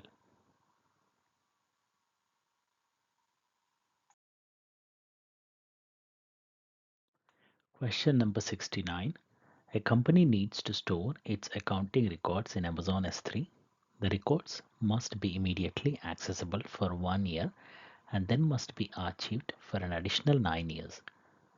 No one at the company, including administrative users and root users, can be able to delete the records during the entire 10 years period. The records must be stored with maximum resiliency. Which solution will meet these requirements?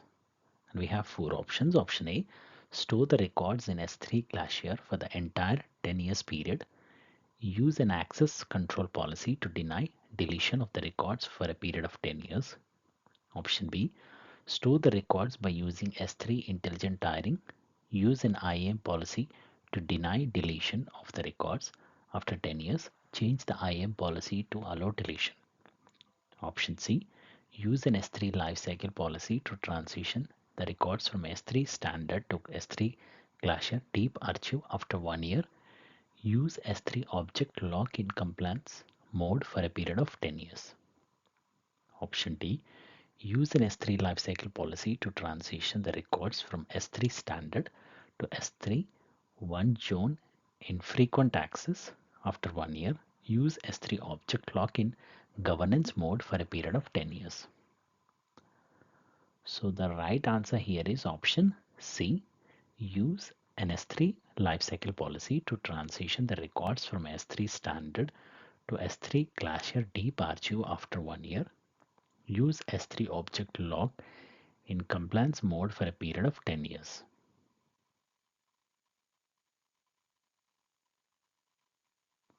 To meet the requirements, the company could use an S3 lifecycle policy to transition the records from S3 standard to S3 Glacier deep archive after 1 year. S3 Glacier Deep Archive is Amazon's lowest cost storage class, specifically designed for long-term retention of data that is accessed rarely. This would allow the company to store the records with maximum resiliency and at the lowest possible cost.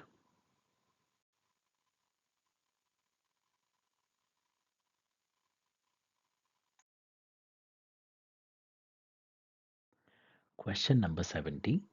You need a shared file system that integrates with Amazon S3, supports multiple connections simultaneously, and is ideal for compute intensive workloads such as high performance computing. Which AWS service should you use? And we have four options. Option A, Amazon FSx for Windows File Server. Option B, Amazon Elastic File Service. Option C, Amazon FSx for Lustre. Option D, Amazon Elastic Block Storage. So the right answer here is option C, Amazon FSx for Lustre. So Amazon FSx for Lustre is a fully managed file system designed for compute intensive workloads. For example, machine learning and high performance computing. It has the ability to process massive data sets.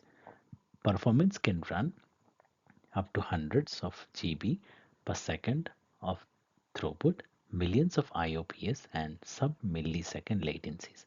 It has integration with Amazon S3 and supports cloud busting workloads from on-premises over direct connect and VPN connections.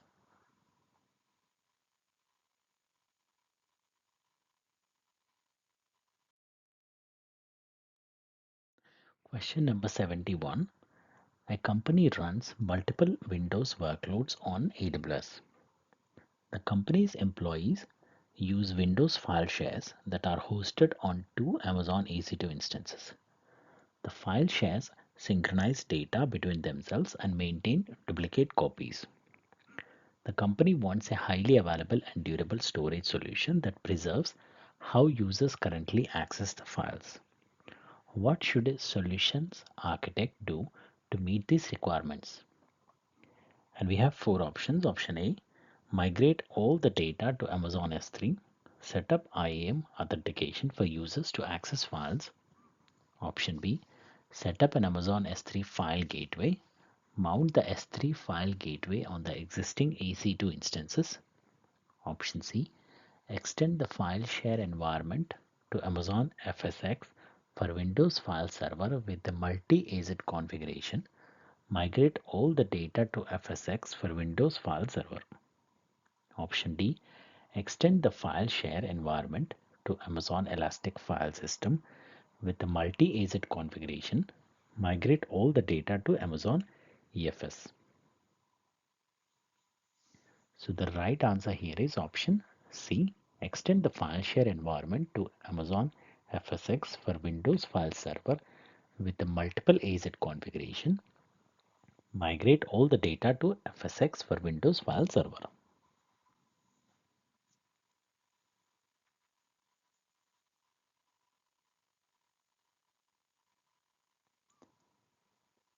EFS is not supported on Windows instances.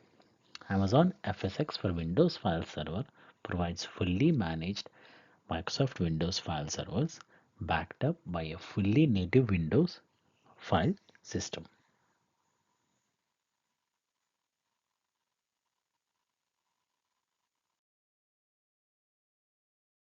Question number 72. A solutions architect is developing a VPC architecture that includes multiple subnets.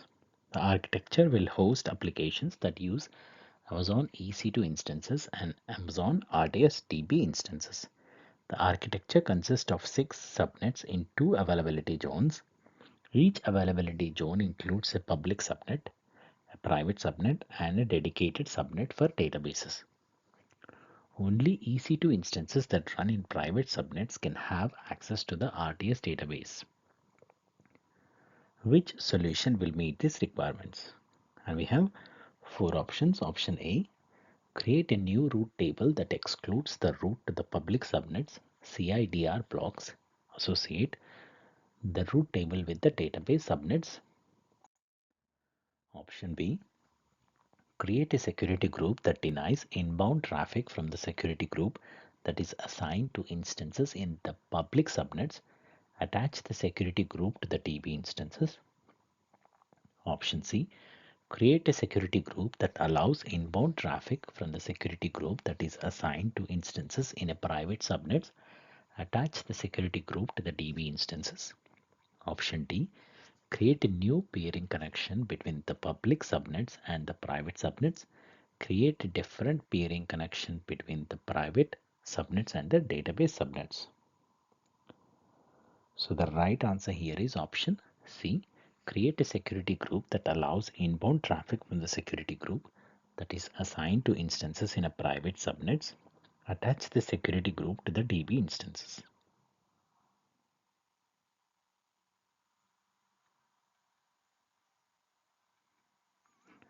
So create a security group that allows inbound traffic from the security group that is assigned to instances in a private subnet.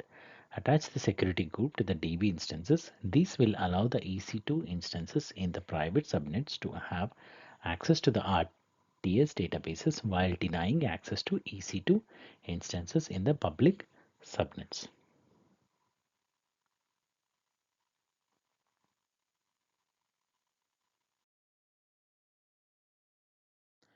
Question number 73. Your CFO is extremely concerned with your company's growing AWS bill and overloaded resources. Because your development and DevOps teams have both recently stood up new ECS services on EC2 instances as well as Lambda functions, you are having a hard time finding which workflows can be modified to reduce cost. Which of the following resources would help identify ways to reduce costs and improve workload performance? And we have 4 options: AWS Compute Optimizer, AWS Inspector, AWS Trusted Advisor, AWS Cost Explorer. So the right answer here is option A, AWS Compute Optimizer. AWS Compute Optimizer recommends optimal AWS resources for your workloads to reduce cost and improve performance by using machine learning to analyze historical utilization metrics. Over provisioning resources can lead to unnecessary infrastructure costs, and under provisioning resources can lead to poor application performance. Compute Optimizer helps you choose optimal configurations for 3 types of AWS resources. Example: Amazon Elastic Compute Cloud Instance types Amazon Elastic Block Store volumes, and AWS Lambda functions based on your utilization data.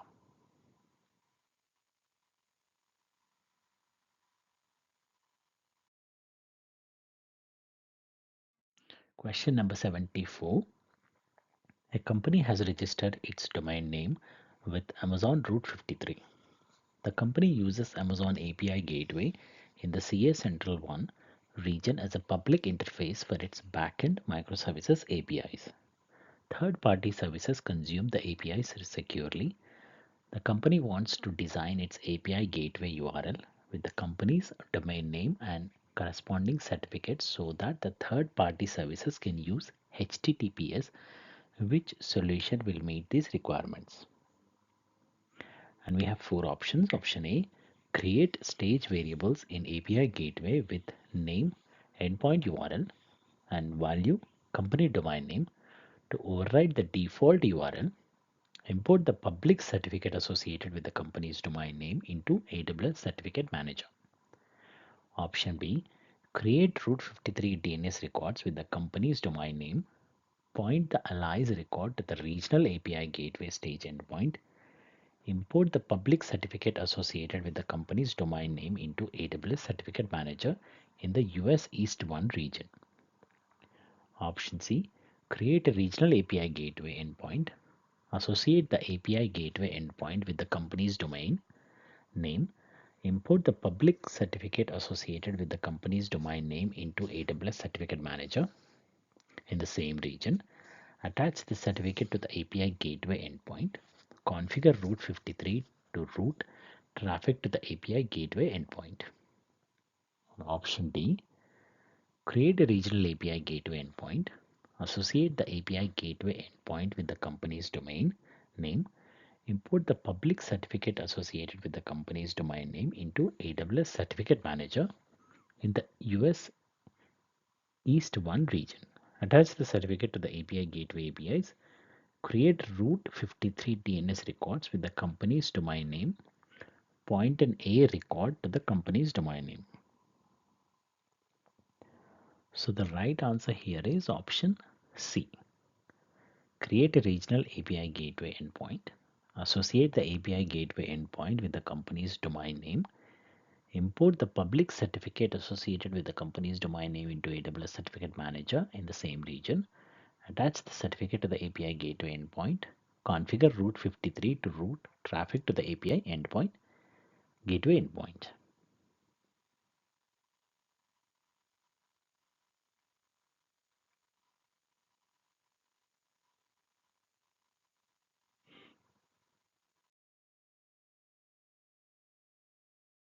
Question number 75.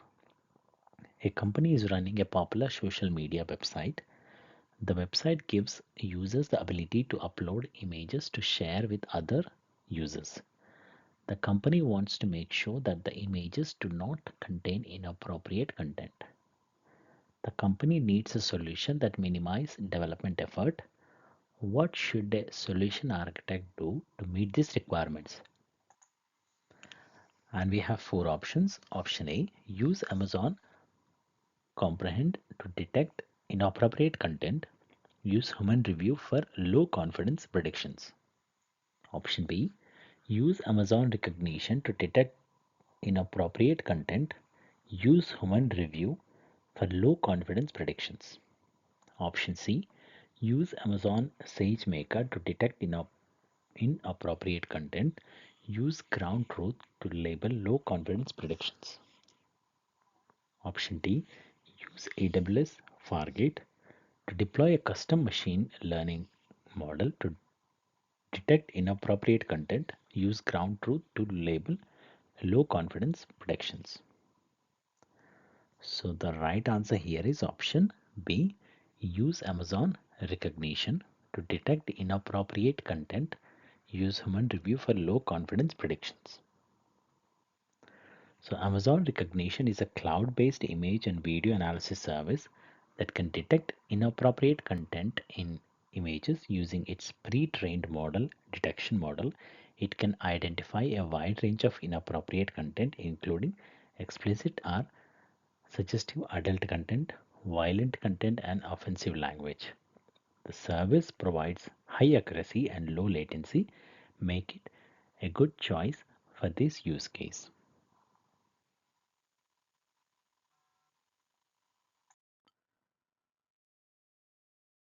Question number 76. A company is using AWS Key Management Service to encrypt its Elastic Block Store volumes. To meet industry compliance requirements, all KMS keys must use imported key material to encrypt and decrypt data. This key material has a specific expiration date based on the related key policies, and the security auditor recommends keeping track of when the KMS keys will expire. To avoid costly delays caused by expired KMS keys, what solution would best address the security requirement? And we have four options. Option A, use Amazon CloudWatch alarms. Option B, configure a trail. Option C, deploy Amazon Inspector to monitor the EC2 instance where the EBS volume are attached. Option D, use Amazon Data Lifecycle Manager to automate key material updates. So the right answer here is option A, use Amazon CloudWatch alarms.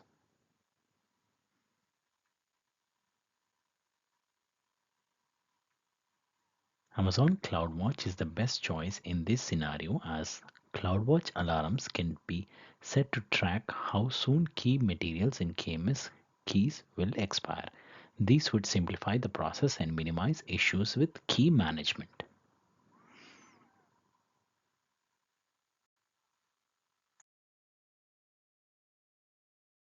Question number 77. A company wants to run its critical applications in containers to meet requirements for scalability and availability. The company prefers to focus on maintenance of the critical applications. The company does not want to be responsible for provisioning and managing the underlying infrastructure that runs the containerized workload. What should a solution architect do to meet these requirements? And we have four options. Option A, use Amazon EC2 instances and install Docker on the instances. Option B, use Amazon Elastic Container Service on Amazon EC2 worker nodes. Option C, use Amazon Elastic Container Service on AWS Fargate. Option D, use Amazon EC2 instances from an Amazon Elastic Container Service. Optimized Amazon machine image. So the right answer here is option C, use Amazon Elastic Container Service on AWS Fargate.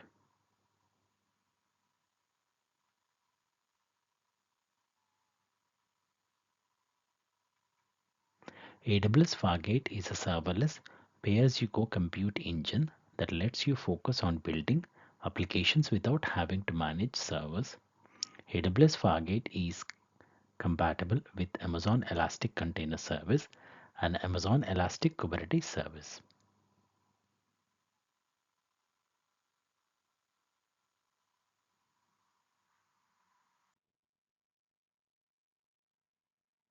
Question number 78. A company hosts more than 300 global websites and applications. The company requires a platform to analyze more than 30 terabyte of clickstream data each day. What should a solution architect do to transmit and process the clickstream data? And we have four options. Option A, design an AWS data pipeline to archive the data to an Amazon S3 bucket and run an Amazon EMR cluster with the data to generate analytics. Option B, create an auto-scaling group of Amazon EC2 instances to process the data and send it to an Amazon S3 data lake for Amazon Redshift to use for analysis. Option C, cache the data to Amazon CloudFront, store the data in an Amazon S3 bucket. When an object is added to the S3 bucket, run an AWS Lambda function to process the data for analysis. Option D, collect the data from Amazon Kinesis data streams. Use Amazon Kinesis data firehose to transmit the data to an Amazon S3 data lake. Load the data in Amazon Redshift for analysis. So the right answer here is option D. Collect the data from Amazon Kinesis data streams. Use Amazon Kinesis data firehose to transmit the data to an Amazon S3 data lake. Load the data in Amazon Redshift for analysis.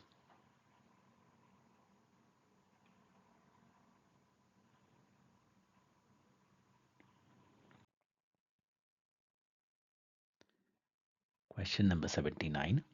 Company is running an internal application on an Amazon EC2 instance in a VPC.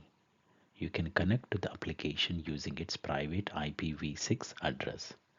As a solutions architect, you need to design a solution that will allow traffic to be quickly directed to a standby instance if the application fails and becomes unreachable. Which approach will meet these requirements the most effectively?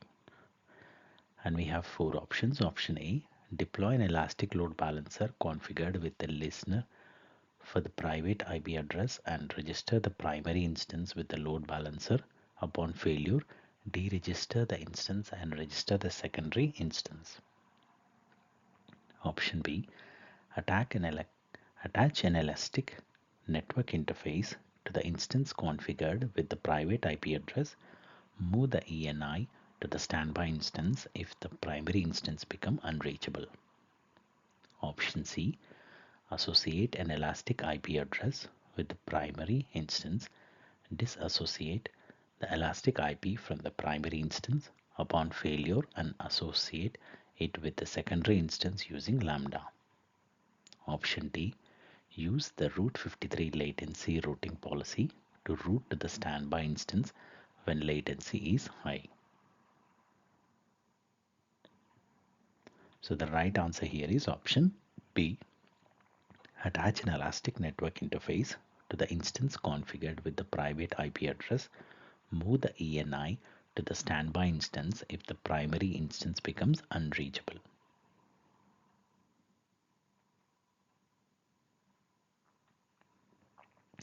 A secondary ENI can be added to an instance.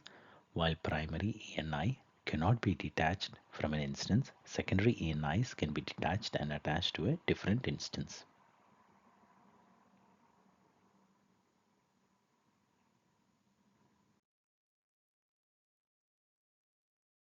Question number 80. A company has a website hosted on AWS. The website is behind an application load balancer that is configured to handle HTTP and HTTPS separately. The company wants to forward all requests to the website so that the requests will use HTTPS. What should a solutions architect do to meet this requirement? And we have four options. Option A, update the ALB's network ACL to accept only HTTPS traffic. Option B, create a rule that replaces the HTTP in the URL with HTTPS. Option C, create a listener rule on the ALB to redirect HTTP traffic to HTTPS. Option D, replace the ALB with a network load balancer configured to use server name indication. So the right answer here is option C, create a listener rule on the ALB to redirect HTTP traffic to HTTPS.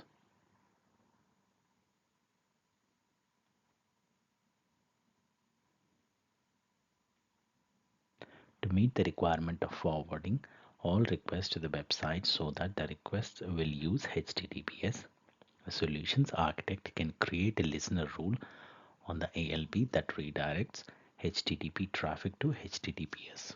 These can be done by creating a rule with a condition that matches all HTTP traffic and a rule action that redirects the traffic to the HTTPS listener.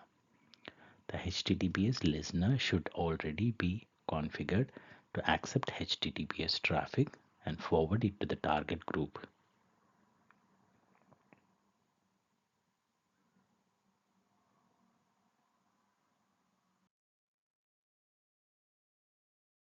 Question number 81. A company is developing a two-tier web application on AWS. The company's developers have deployed the application on Amazon EC2 instance that connects directly to a backend Amazon RDS database. The company must not hard code database credentials in the application. The company must also implement a solution to automatically rotate the database credentials on a regular basis. Which solution will meet these requirements with the least operational overhead? And we have four options. Option A, store the database credentials in the instance metadata. Use Amazon Event Bridge rules to run a scheduled AWS Lambda function that updates the RDS credentials and instance metadata at the same time. Option B, store the database credentials in a configuration file in an encrypted Amazon S3 bucket. Use Amazon Event Bridge rules to run a scheduled AWS Lambda function that updates the RDS credentials and the credentials in the configuration file at the same time. Use S3 versioning to ensure the ability to fall back to previous values. Option C, store the database credentials as a secret in AWS Secrets Manager. Turn on automatic rotation for the secret. Attach the required permissions to the EC2 role to grant access to the secret. Option D, store the database credentials as encrypted parameters in AWS Systems Manager parameter store. Turn on automatic rotation for the encrypted parameters. Attach the required permissions to the EC2 role to grant access to the encrypted parameters. So the right answer here is option C. Store the database credentials as a secret in AWS Secrets Manager. Turn on an automatic rotation for the secret. Attach the required permission to the EC2 role to grant access to the secret.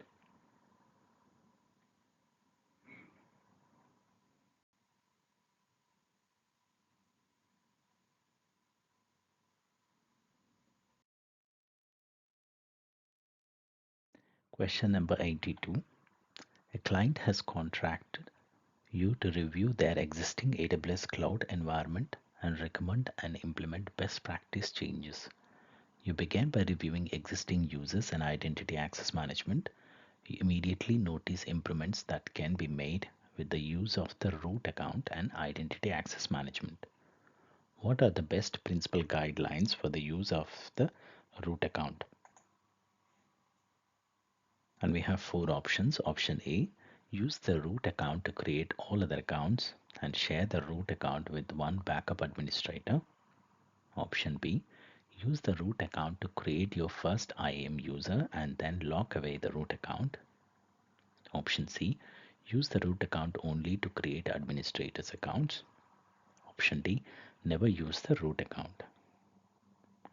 So the right answers are option B, use the root account to create your first IAM user and then lock away the root account.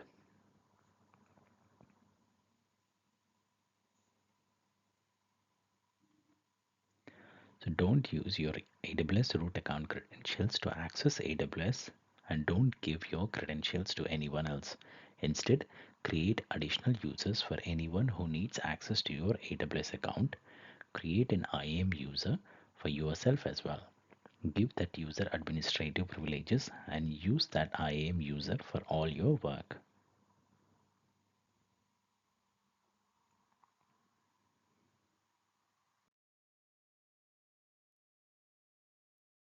Question number 83. A company is deploying a new public web application to AWS. The application will run behind an application load balancer. The application needs to be encrypted at the edge with an SSL TLS certificate that is issued by an external certificate authority. The certificate must be rotated each year before the certificate expires. What should a solutions architect do to meet this requirement? And we have four options. Option A, use AWS Certificate Manager to issue an SSL TLS certificate. Apply the certificate to the ALB. Use the managed renewal feature to automatically rotate the certificate. Option B, use AWS Certificate Manager to issue an SSL TLS certificate, import the key material from the certificate, apply the certificate to the ALUs, the managed renewal feature to automatically rotate the certificate. Option C, use AWS Certificate Manager Private Certificate Authority to issue an SSL TLS certificate from the root CA, apply the certificate to the ALB, use the managed renewal feature to automatically rotate the certificate. Option D, use AWS Certificate Manager to import an SSL TLS certificate, apply the certificate to the ALB, use Amazon Event Bridge to send a notification when the certificate is nearing expiration, rotate the certificate manually. So the right answer here is option D.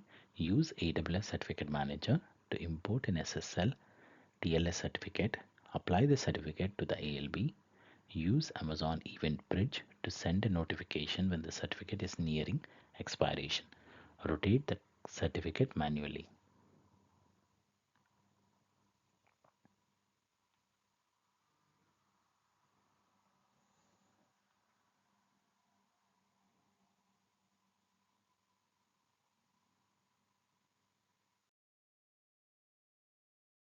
Question number 84. A company runs its infrastructure on AWS and has a registered base of 700,000 users for its document management application. The company intends to create a product that converts large .pdf files to .jpg image files. The .pdf files average 5 MB in size. The company needs to store the original files and the converted files. A solutions architect must design a scalable solution to accommodate demand that will grow rapidly over time. Which solution meets these requirements most cost effectively? And we have four options. Option A, save the .pdf files to Amazon S3, configure an S3 put event to invoke an AWS Lambda function to convert the files to .jpg format and store them back in Amazon S3.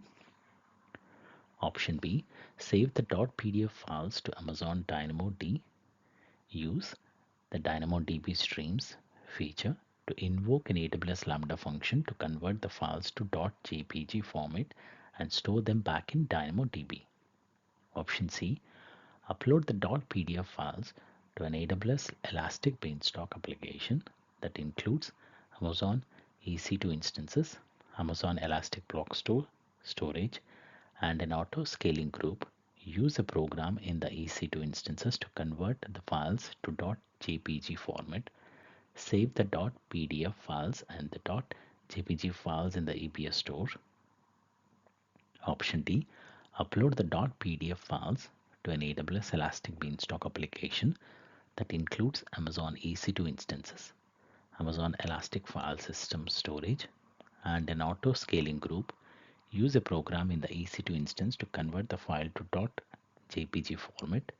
Save the .pdf files and the .jpg files in the EBS store. So the right answer here is option A. Save the .pdf files to Amazon S3. Configure an S3 put event to invoke an AWS Lambda function to convert the files to .jpg format and store them back in Amazon S3.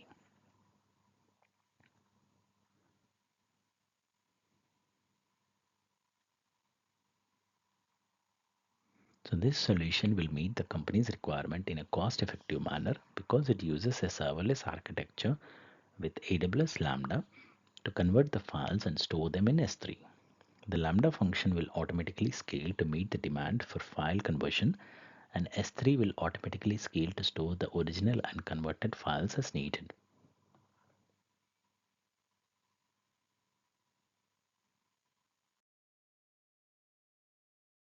Question number 85.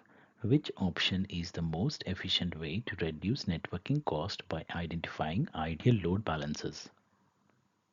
And we have four options. Option A, use the Amazon Trusted Advisor Ideal Load Balancers check to get a report of load balancers with the request count of less than 100 in the last week, send this report to S3 to find the load balancers to delete.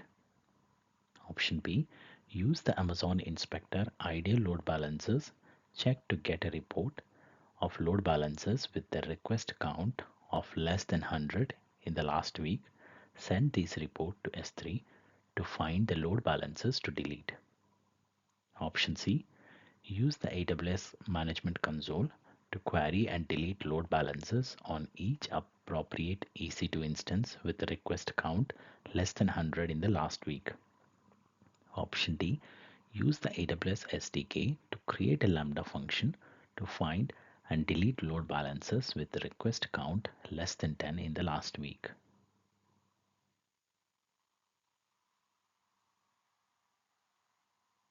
So the right answer here is option A. Use the Amazon Trusted Advisor ideal load balancers check to get a report of load balancers with a request count of less than 100 in the last week.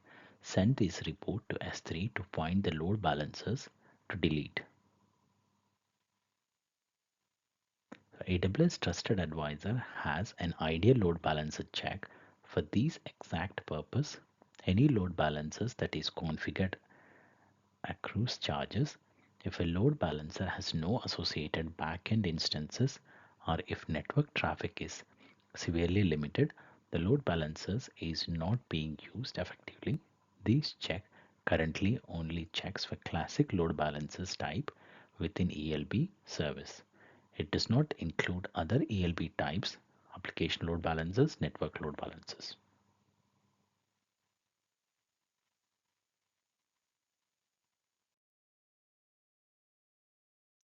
Question number 86.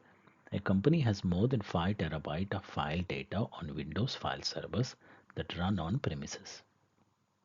Users and applications interact with the data each day. The company is moving its workloads, Windows workloads to AWS.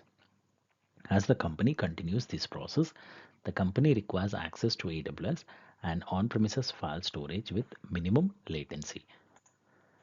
The company needs a solution that minimizes operational overhead and requires no significant changes to the existing file access patterns.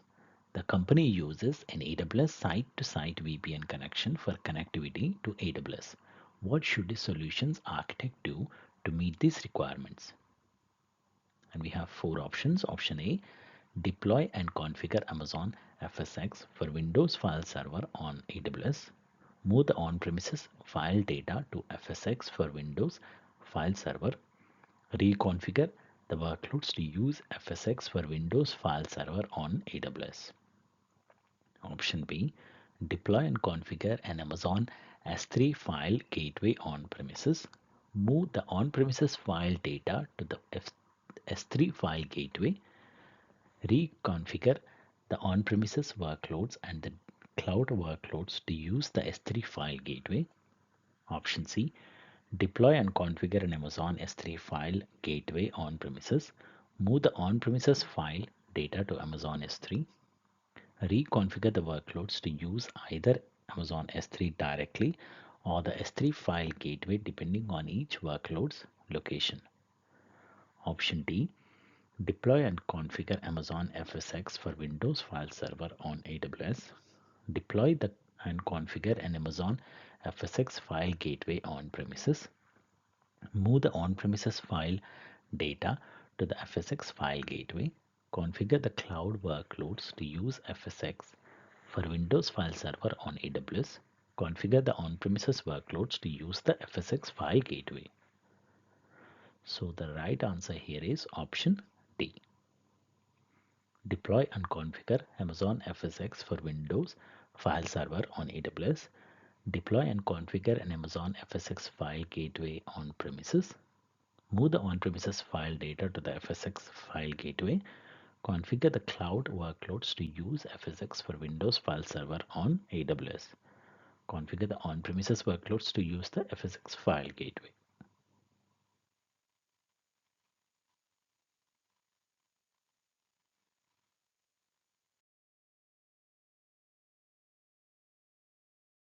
Question number 87.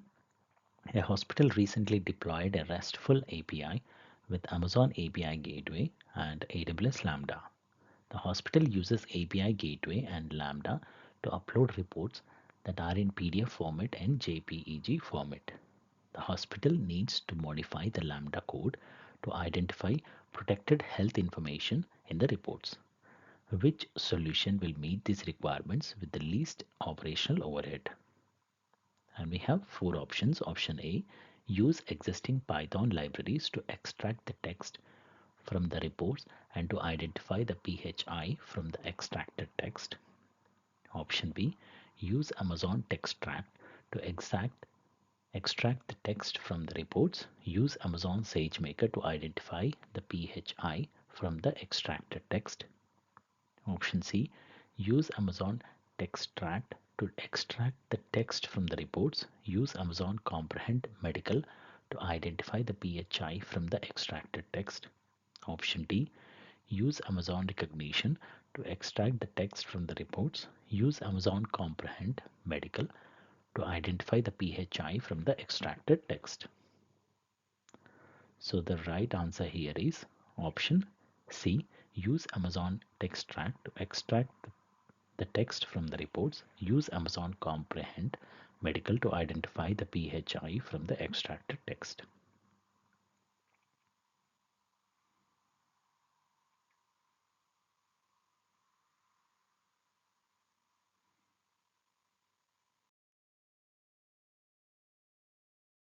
Question number 88. A library has several 19th century materials in its collection. It wants to digitize the resources so they can be used by international researchers interested in textual analysis. Which of the following services can the library use for optical character recognition? And we have four options: Amazon TextTract, Amazon Transcribe, Amazon Comprehend, Amazon Recognition. So the right answer here is option A, Amazon TextTract. So Amazon TextTract is a machine learning service that applies optical character recognition to extract text from a variety of documents including printed text as well as handwritten.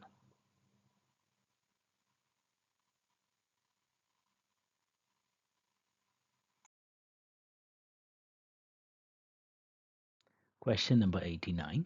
A company has an application that generates a large number of files, each approximately 5 MB in size. The files are stored in Amazon S3. Company policy requires the files to be stored for 4 years before they can be deleted. Immediate accessibility is always required as the files contain critical business data that is not easy to reproduce. The files are frequently accessed in the first 30 days of the object creation but are rarely accessed after the first 30 days. Which storage solution is most cost effective? And we have four options. Option A, create an S3 bucket lifecycle policy to move files from S3 standard to S3 Glacier 30 days from object creation. Delete the files 4 years after object creation. Option B, create an S3 bucket lifecycle policy to move files from S3 standard to S3 one zone infrequent access 30 days from object creation. Delete the files 4 years after object creation. Option C, create an S3 bucket lifecycle policy to move files from S3 standard to S3 standard infrequent access 30 days from object creation. Delete the files 4 years after object creation. Option D, create an S3 bucket lifecycle policy to move files from S3 standard to S3 standard infrequent access 30 days from object creation. Move the files to S3 Glacier 4 years after object creation. So the right answer here is option C. Create an S3 bucket lifecycle policy to move files from S3 standard to S3 standard infrequent access 30 days from object creation. Delete the files 4 years after object creation. So S3 standard infrequent access is a lower cost storage class than S3 standard and is designed for data that is accessed less frequently but still requires immediate access when needed. S3 standard IA offers the same low latency and high throughput performance as S3 standard, but at lower cost.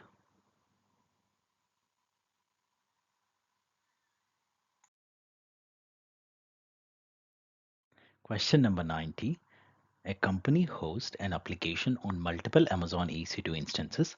The application processes messages from an Amazon SQS queues, writes to an Amazon RDS table, and deletes the messages from the queue. Occasional duplicate records are found in the RDS table. The SQS queue does not contain any duplicate messages. What should a solutions architect do to ensure messages are being processed once only? And we have four options. Option A, use the create queue API call to create a new queue. Option B, use the add permissions API call to add appropriate permissions. Option C, use the receive message API call to set an appropriate wait time. Option D, use the change message visibility API call to increase the visibility timeout. So the right answer here is option D, use the change message visibility API call to increase the visibility timeout.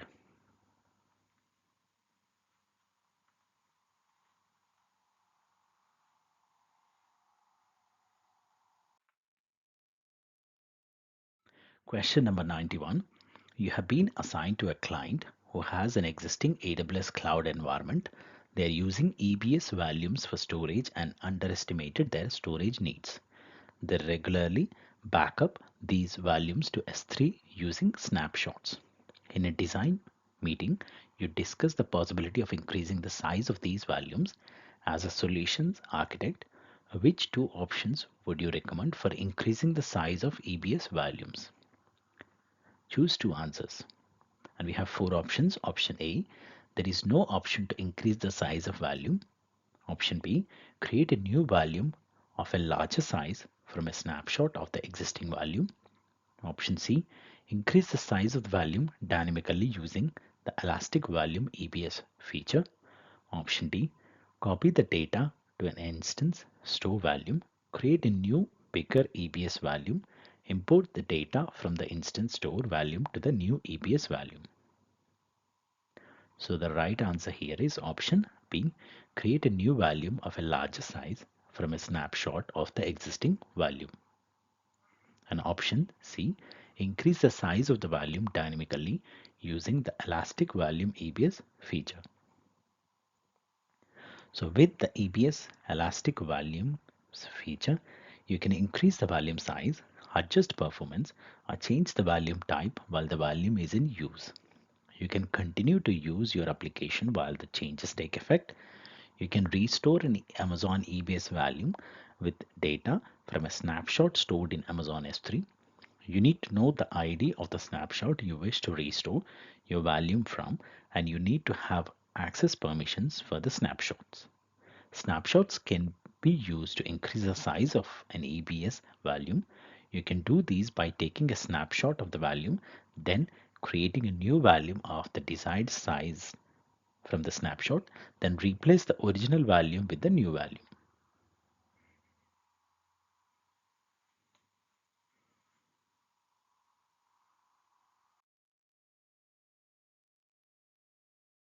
Question number 92. A solutions architect is designing a new hybrid architecture to extend a company's on-premises infrastructure to AWS. The company requires a highly available connection with consistent low latency to an AWS region. The company needs to minimize cost and is willing to accept slower traffic if the primary connection fails. What should the solutions architect do to meet these requirements? And we have four options. Option A, provision an AWS direct connect connection to a region. Provision a VPN connection as a backup if the primary direct connection fails. Option B, provision a VPN tunnel connection to a region for private connectivity. Provision a second VPN tunnel for private connectivity and as a backup if the primary VPN connection fails. Option C, provision an AWS direct connect connection to a region.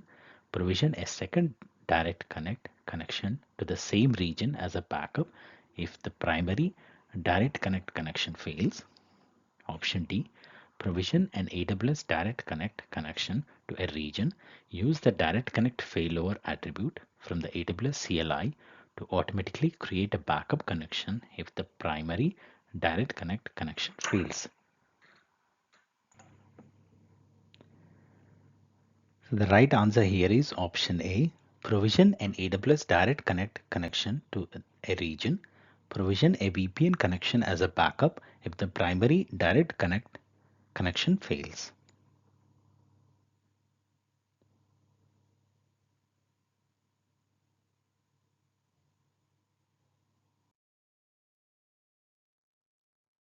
Question number 93. A company is running a business critical web application on Amazon EC2 instances behind an application load balancer. The EC2 instances are in an auto scaling group. The application uses an Amazon Aurora PostgreSQL database that is deployed in a single availability zone. The company wants the application to be highly available with minimum downtime and minimum loss of data. Which solution will meet these requirements with the least operational effort? And we have four options. Option A, place the EC2 instances in different AWS regions. Use Amazon Route 53 health checks to redirect traffic. Use Aurora PostgreSQL cross-region replication. Option B, configure the auto-scaling group to use multiple availability zones. Configure the database as multi-AZ. Configure an Amazon RDS proxy instance for the database. Option C, configure the auto-scaling group to use one availability zone. Generate hourly snapshot of the database. Recover the database from the snapshot in the event of failure. Option D, configure an auto-scaling group to use multiple AWS regions. Write the data from the application to Amazon S3. Use S3 event notification to launch an AWS Lambda function to create the data to the database. And the right answer here is option B. Configure the auto-scaling group to use multiple availability zones. Configure the database as multi-AZ. Configure an Amazon RDS proxy instance for the database.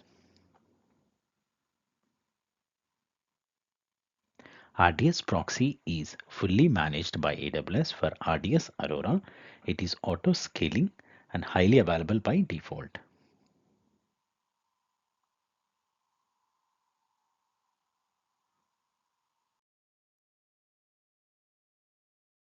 Question number 94.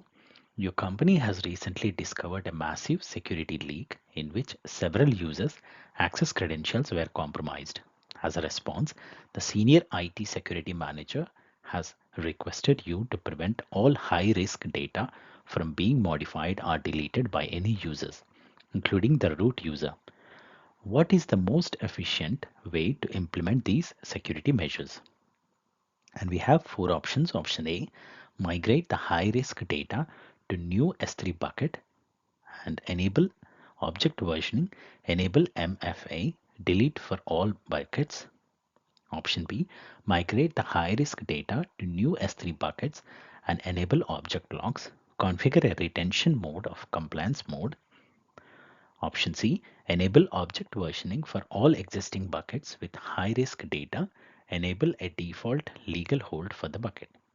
Option D, enable bucket logs for all existing buckets with high risk data, configure a retention mode of governance mode.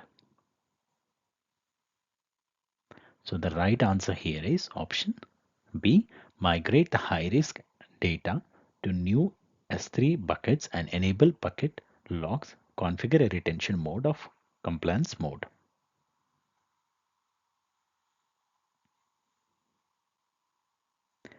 There are few key points to this question. Object logs can prevent objects from modification or deletion. Objection versioning does not. It only maintains versions of an object until those versions are deleted. Users can only enable object logs on new S3 buckets. Object logs have two retention modes, governance mode and Compliance mode. Compliance mode prevents objects from being deleted or updated by users, including the root user. Governance mode allows objects to be modified but prevents objects from being deleted.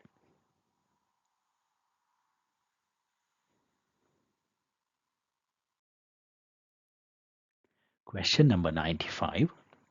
A company's HTTP application is behind a network load balancer. The NLB target group is configured to use an Amazon EC2 auto-scaling group with multiple EC2 instances that run the web service.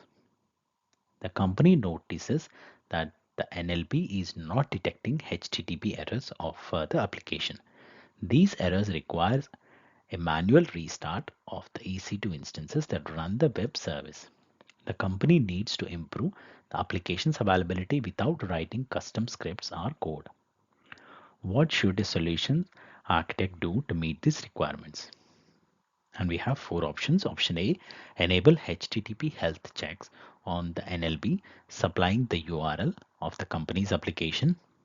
Option B, add a cron job to the EC2 instances to check the local application's logs once each minute. If HTTP errors are detected, the application will restart. Option C, replace the NLB with an application load balancer. Enable HTTP health checks by supplying the URL of the company's application. Configure an auto-scaling action to replace unhealthy instances. Option D, create an Amazon CloudWatch alarm that monitors the unhealthy host count metric for the NLB. Configure an auto-scaling action to replace unhealthy instances when the alarm is in the alarm state. So the right answer here is option C, replace the NLB with an application load balancer. Enable HTTP health checks by supplying the URL of the company's application. Configure an auto scaling action to replace unhealthy instances.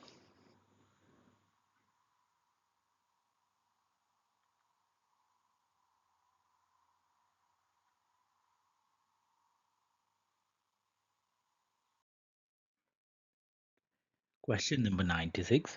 A company runs a shopping application that uses Amazon DynamoDB to store customer information. In case of data corruption, a solutions architect needs to design a solution that meets a recovery point objective of 15 minutes and a recovery time objective of 1 hour. What should the solutions architect recommend to meet these requirements? And we have four options. Option A, configure DynamoDB global tables for RPO recovery. Point the application to a different AWS region. Option B, configure DynamoDB point-in-time recovery for RPO recovery. Restore to the desired point in time. Option C, export the DynamoDB data to Amazon S3 Glacier on a daily basis. For RPO recovery, import the data from S3 Glacier to DynamoDB. Option D, schedule Amazon Elastic Block Store snapshots for the DynamoDB table every 15 minutes. For RPO recovery, restore the DynamoDB table by using the EBS snapshot. So the right answer here is option B, configure DynamoDB point-in-time recovery for RPO recovery, restore to the desired point in time.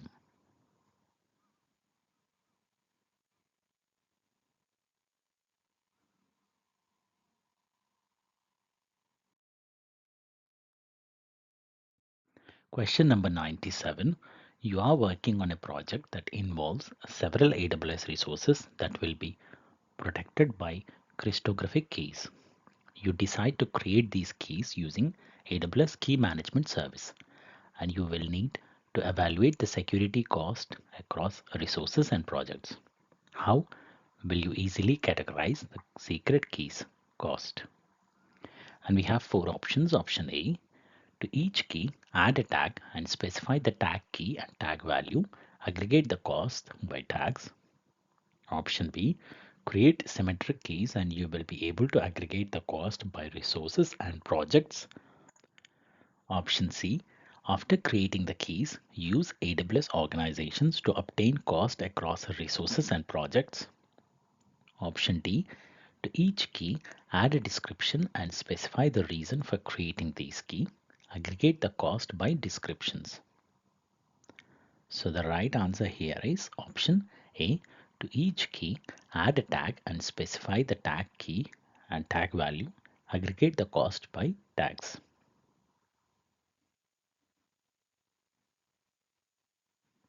When you add tags to your AWS resources, AWS can generate a cost allocation report with reports and cost aggregated by tag. To each key created with AWS KMS, you add a tag to it. Then you can evaluate the security cost across resources and projects using the attached tags.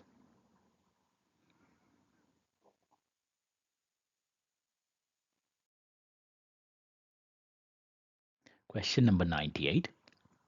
A company runs a photo processing application that needs to be frequently upload and download pictures from Amazon S3 buckets that are located in the same AWS region.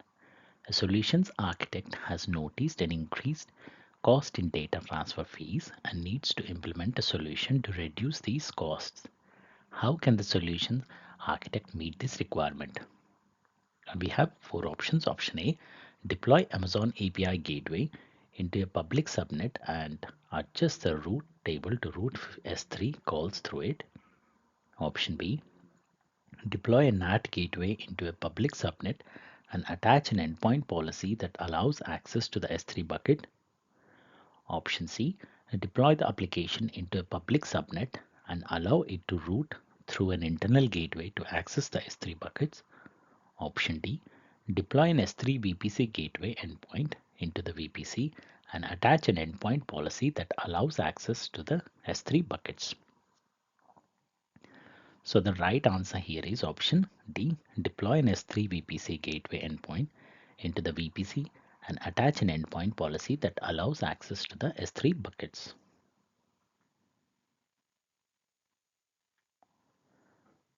By deploying an S3 VPC gateway endpoint, the application can access the S3 buckets over a private network connection within the VPC, eliminating the need for data transfer over the internet.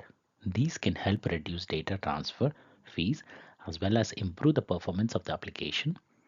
The endpoint policy can be used to specify which S3 buckets the application has access to.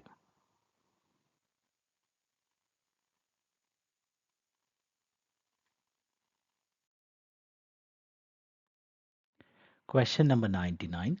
A company recently launched Linux-based application instances on Amazon EC2 in a private subnet and launched a Linux-based Bastion host or an Amazon EC2 instance in a public subnet of a VPC. A solutions architect needs to connect from the on-premises network through the company's internal connection to the Bastion host and to the application servers. The solutions architect must make sure that the security groups of all the EC2 instances will allow that access. Which combination of steps should the solutions architect take to meet this requirement? Choose two. And we have five options. Option A, replace the current security group of the Bastion host with one that only allows inbound access from the application instances. Option B, replace the current security group of the Bastion host with one that only allows inbound access from the internal IP range for the company. Option C, replace the current security group of the Bastion host with one that only allows inbound access from the external IP range for the company. Option D, replace the current security group of the application instances with one that allows inbound SSH access from only the private IP address of the Bastion host. Option E, replace the current security group of the application instances with one that allows inbound SSH access from only the public IP address of the Bastion host. So the right answer here is option C. Replace the current security group of the Bastion host with one that only allows inbound access from the external IP range for the company. And option D. Replace the current security group of the application instances with one that allows inbound SSH access from only the private IP address of the Bastion host.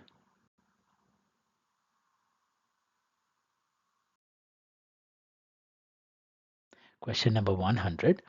A company runs an application on 3 very large Amazon EC2 instances in a single availability zone in the US East 1 region. Multiple 16 terabyte Amazon Elastic Block Store volumes are attached to each EC2 instance. The operations team uses an AWS Lambda script triggered by a scheduled based Amazon Event Bridge rule to stop the instances on evenings and weekends and start the instances on weekend mornings. Before deploying the solution, the company used the public AWS pricing documentation to estimate the overall cost of running this data warehouse solution 5 days a week for 100 hours a day. When looking at monthly cost explorer charges for this new account, the overall charges are higher than the estimate. What is the most likely cost factor that the company overlooked? And we have 4 options. Option A, the company is being built for the EBS storage on nights and weekends. Option B, the Lambda charges to stop and start the instances are much higher than expected. Option C, EC2 and EBS rates are higher in US East 1 than most other AWS regions.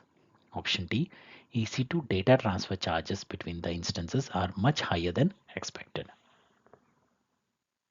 So the right answer here is option A. The company is being built for the EBS storage on nights and weekends.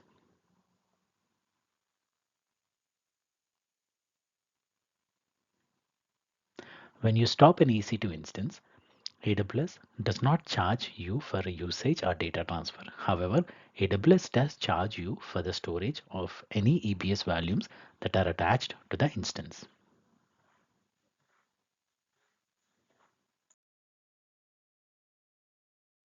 Question number 101.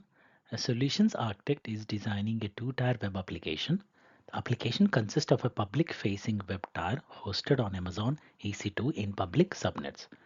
The database tier consists of Microsoft SQL Server running on Amazon EC2 in a private subnet.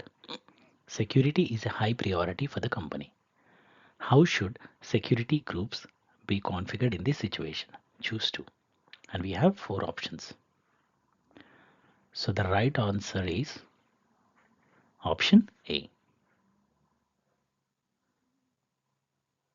And option C.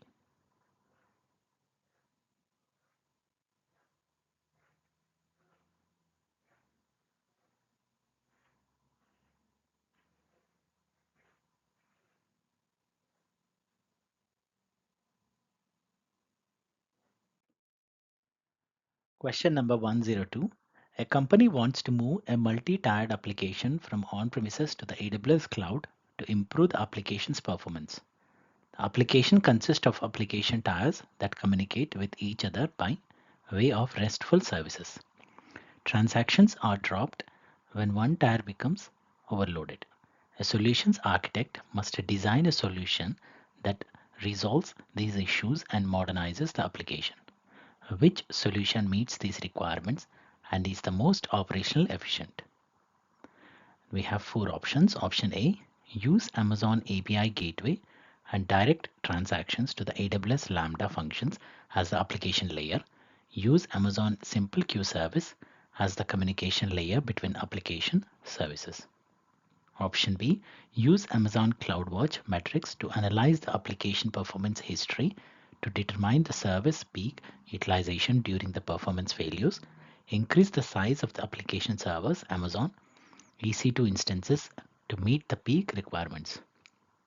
Option C, use Amazon Simple Notification Service to handle the messaging between application servers running on Amazon EC2 in an auto-scaling group. Use Amazon CloudWatch to monitor the SNS queue length and scale up and down as required. Option D, use Amazon Simple Queue Service to handle the messaging between application servers running on Amazon EC2 in an auto-scaling group. Use Amazon CloudWatch to monitor the SQS queue length and scale up when communication failures are detected. So the right answer here is option A. Use Amazon API Gateway and direct transactions to the AWS Lambda functions as the application layer. Use Amazon Simple Queue Service as the communication layer between application services.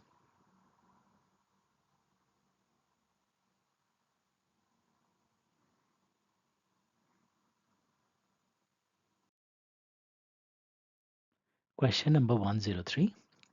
A team has created an application using AWS services, including MySQL database. They would like to guarantee the integrity of this web presence in case the application code is compromised. They opted to actively manage user passwords to the MySQL database in RDS and not hardcode passwords anywhere. What solution do you recommend to the team to use? And we have four options. Option A, use AWS CloudFormation to manage the database passwords. Option B, use AWS Certificate Manager to manage the database passwords. Option C, use AWS System Manager to manage the database passwords. Option D, use AWS Secrets Manager to manage the database passwords. So the right answer here is option D, use AWS Secrets Manager to manage the database passwords.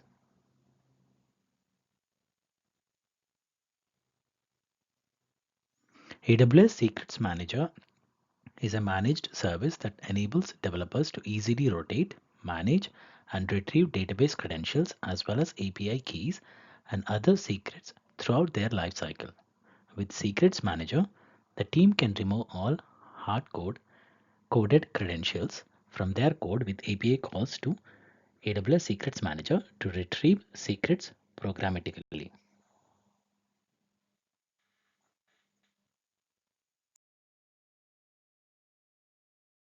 Question number 104. A company receives 10 terabyte of instrumentation data each day from several machines located at a single factory. The data consists of JSON files stored on a storage area network in an on-premises data center located within the factory.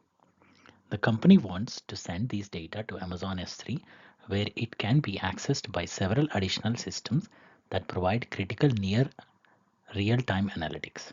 A secure transfer is important because the data is considered sensitive.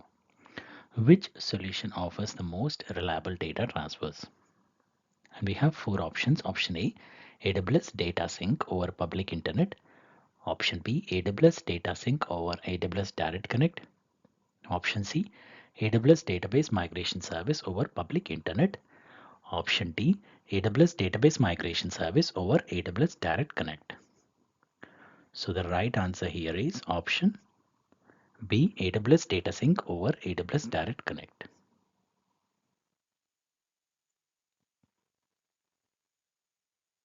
AWS Data Sync is a data transfer service that uses network optimization techniques to transfer data efficiently and securely between on-premises storage systems and Amazon S3 or other storage targets. When used over AWS Direct Connect, Data Sync can provide a dedicated and secure network connection between your on-premises data center and AWS. These can help to ensure a more reliable and secure data transfer compared to using the public internet.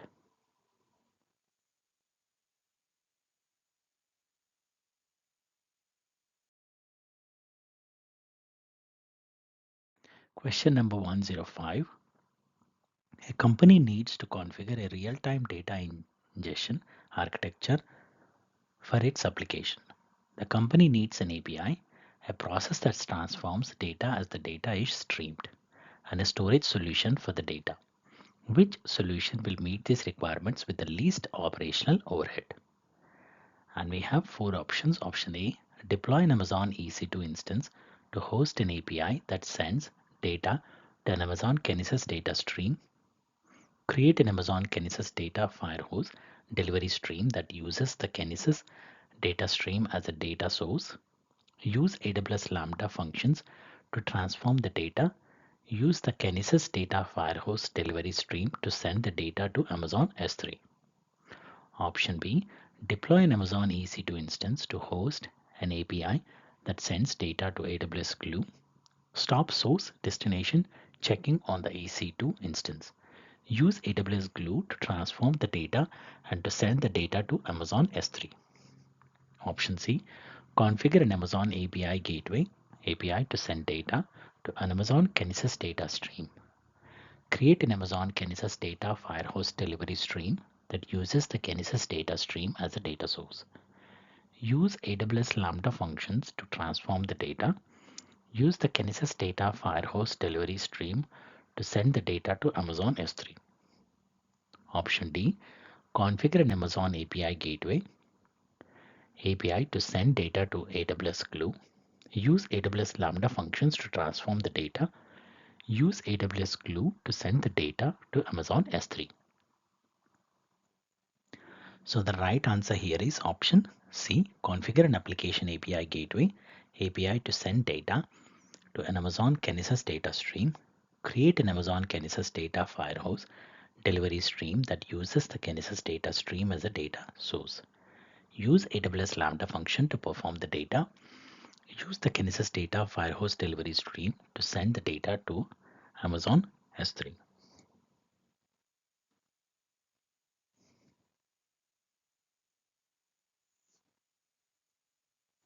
Amazon API Gateway as a fully managed service to create, publish, maintain, monitor, and secure APIs. This means that you don't have to worry about the operational overhead of deploying and maintaining any EC2 instances to host the API.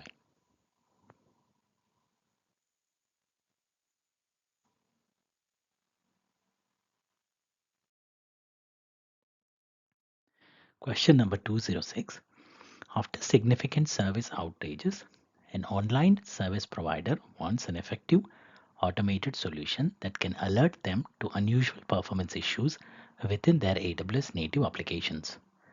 Rather than waiting for resources to fail, this solution would establish an application's normal performance patterns and then alert administrators to unexpected changes that would suggest a problem needs to be identified and fixed. What AWS solution would best meet these requirements? And we have four options. Option A, Amazon CloudWatch anomaly detection. Option B, Elastic Load Balancer health checks. Option C, Amazon Guard Duty. Option D, AWS Config Conformance Packs. So the right answer here is option A, Amazon CloudWatch anomaly detection. CloudWatch metrics also allow you to enable a feature known as anomaly detection.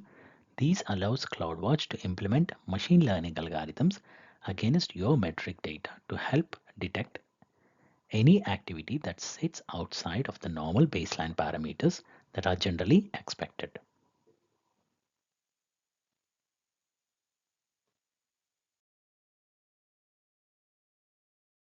Question number 107.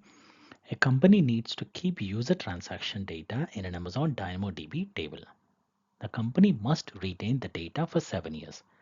What is the most operational efficient solution that meets these requirements? And we have four options. Option A, use DynamoDB point-in-time recovery to backup the table continuously. Option B, use AWS Backup to create backup schedules and retention policies for the table. Option C, create an on-demand backup of the table by using the DynamoDB console. Store the backup in an Amazon S3 bucket. Set an S3 lifecycle configuration for the S3 bucket. Option D, create an Amazon event bridge rule to invoke an AWS Lambda function. Configure the Lambda function to backup the table and to store the backup in an Amazon S3 bucket. Set an S3 lifecycle configuration for the S3 bucket. So the right answer here is option B. Use AWS Backup to create backup schedules and retention policies for the table. AWS Backup is a fully managed backup service that makes it easy to centralize and automate the backup of data across AWS resources. It allows you to create backup policies and schedules to automatically backup your DynamoDB tables on a regular basis. You can also specify retention policies to ensure that your backups are retained for the required period of time. This solution is fully automated and requires minimal maintenance, making it the most operationally efficient option.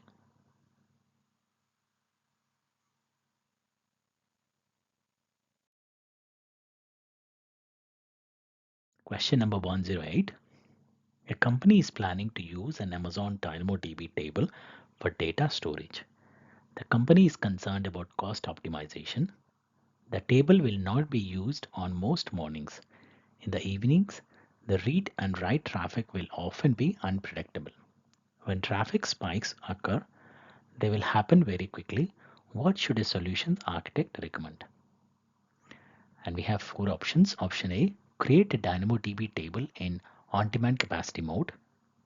Option B, create a DynamoDB table with a global secondary index. Option C, create a DynamoDB table with provisioned capacity and auto scaling. Option D, create a DynamoDB table in provisioned capacity mode and configure it as a global table. So the right answer here is option A, create a DynamoDB table in a on-demand capacity mode.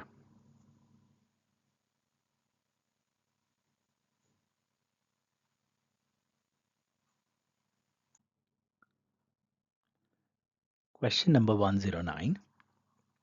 You are managing your company's data and preparing for a migration to an AWS cloud environment.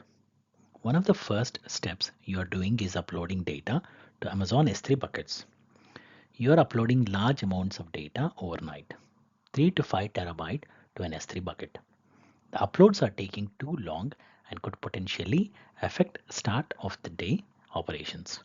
What steps can you take to decrease the amount of time to perform these uploads? Choose two answers, and we have four options. Option A, use Amazon Redshift. Option B, use Amazon S3 multi-part upload. Option C, use AWS VM import export. Option D, use direct connect between the on-premises data center and the VPC. So the right answer here is option B, use Amazon S3 multi-part upload. And option D, use direct connect between the on-premises data center and the VPC. Multi-part upload allows you to upload a single object as a set of parts. Each part is a contiguous portion of the object's data. You can upload these objects parts independently and in any order. You can upload parts in parallel to improve throughput. Using AWS Direct Connect, data that would have previously been transported over the internet can now be delivered through a private network connection between AWS and your data center or corporate network. In many circumstances, private network connections can reduce costs, increase bandwidth, and provide a more consistent network experience than internet-based connections.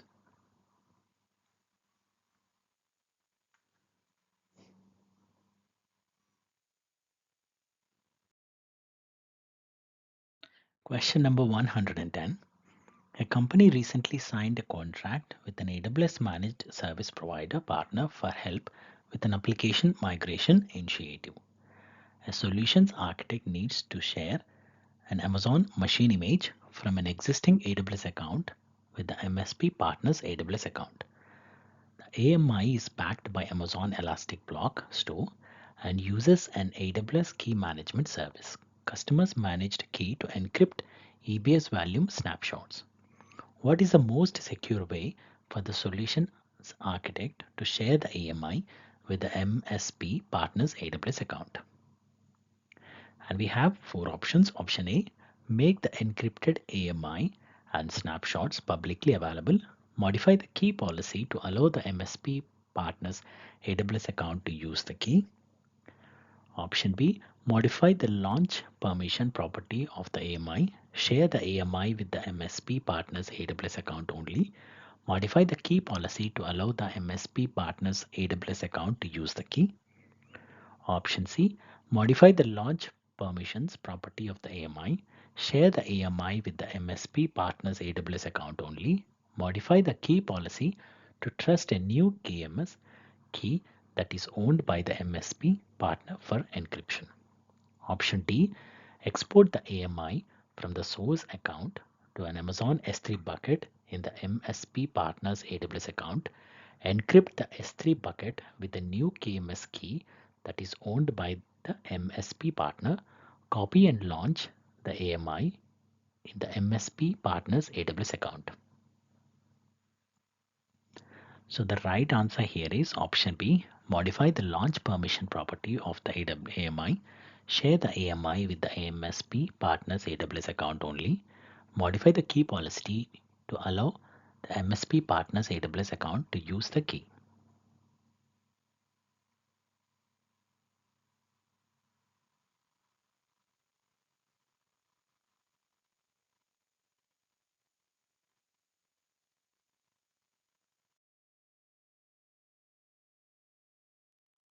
Question number 111. The solutions architect is designing the cloud architecture for a new application being deployed on AWS. The process should run in parallel while adding and removing applications nodes as needed based on the number of jobs to be processed. The processor application is stateless. The solutions architect must ensure that the application is loosely coupled and the job items are durably stored. Which design should the solutions architect use? And we have four options. Option A, create an Amazon SNS topic to send the jobs that need to be processed. Create an Amazon machine image that consists of the processor's application.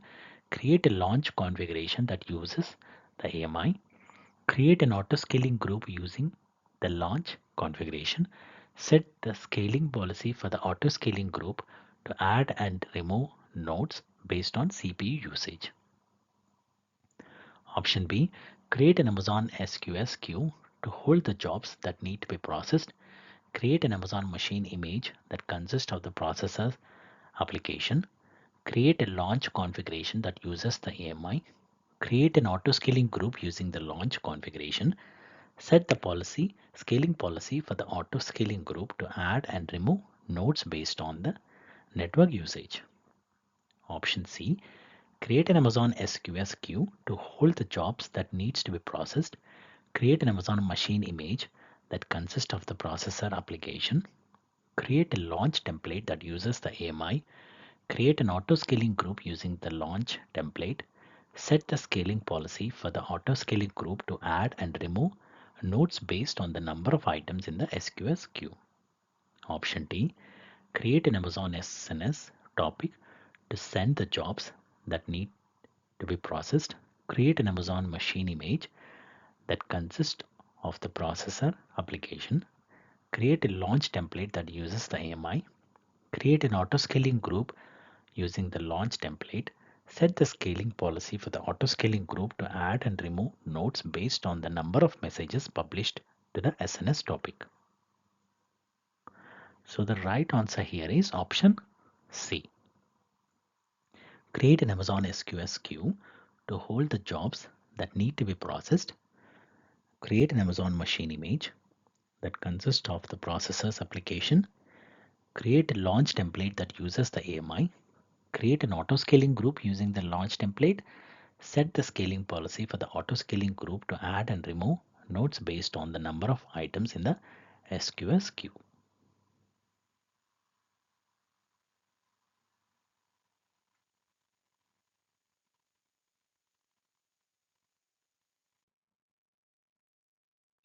Question number 112.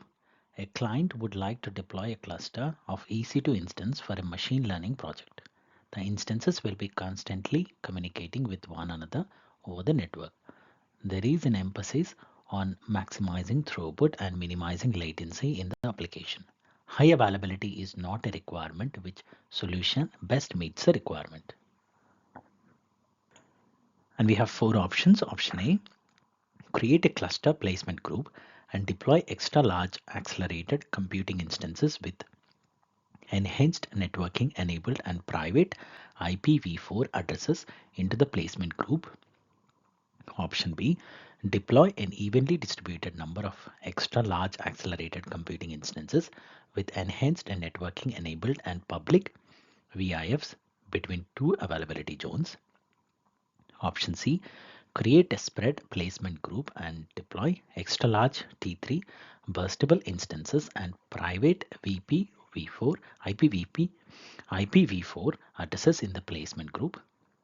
Option D, deploy an evenly distributed number of extra large T3 burstable instances and private IPv4 addresses evenly across two availability zones. So the right answer here is option A, create a cluster placement group and deploy extra large accelerated computing instances with enhanced networking enabled and private IPv4 addresses into the placement group.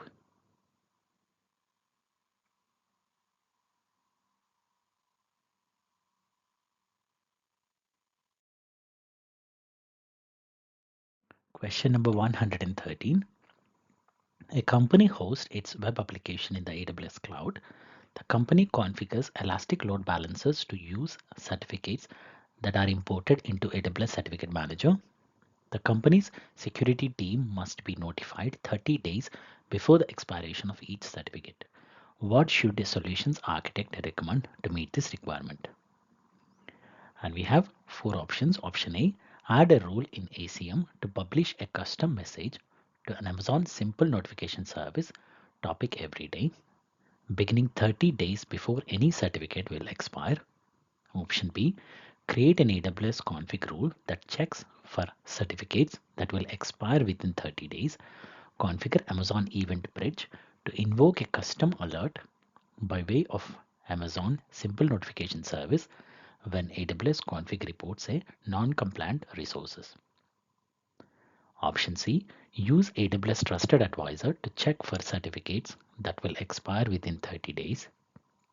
Create an Amazon CloudWatch alarm that is based on Trusted Advisor metrics for check status change. Configure the alarm to send a custom alert by way of Amazon Simple Notification Service. Option D, create an Amazon Event Bridge rule to detect any certificates that will expire within 30 days. Configure the rule to invoke an AWS Lambda function. Configure the Lambda function to send a custom alert by way of Amazon Simple Notification Service. So the right answer here is option D, create an Amazon Event Bridge rule to detect any certificates that will expire within 30 days. Configure the rule to invoke an AWS Lambda function. Configure the Lambda function to send a custom alert by way of Amazon Simple Notification Service.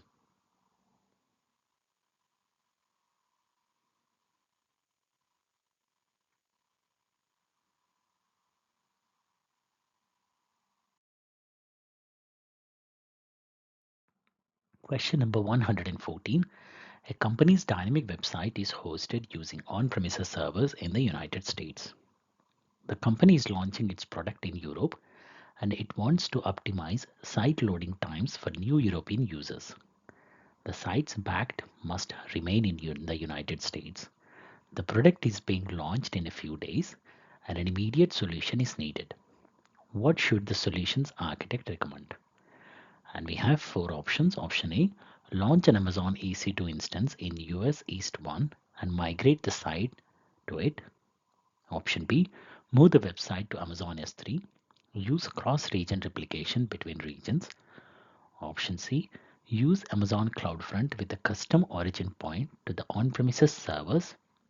Option D, use an Amazon Route 53 geo-proximity routing policy pointing to on-premises servers. So the right answer here is option C, use Amazon CloudFront with a custom origin pointing to the on-premises servers.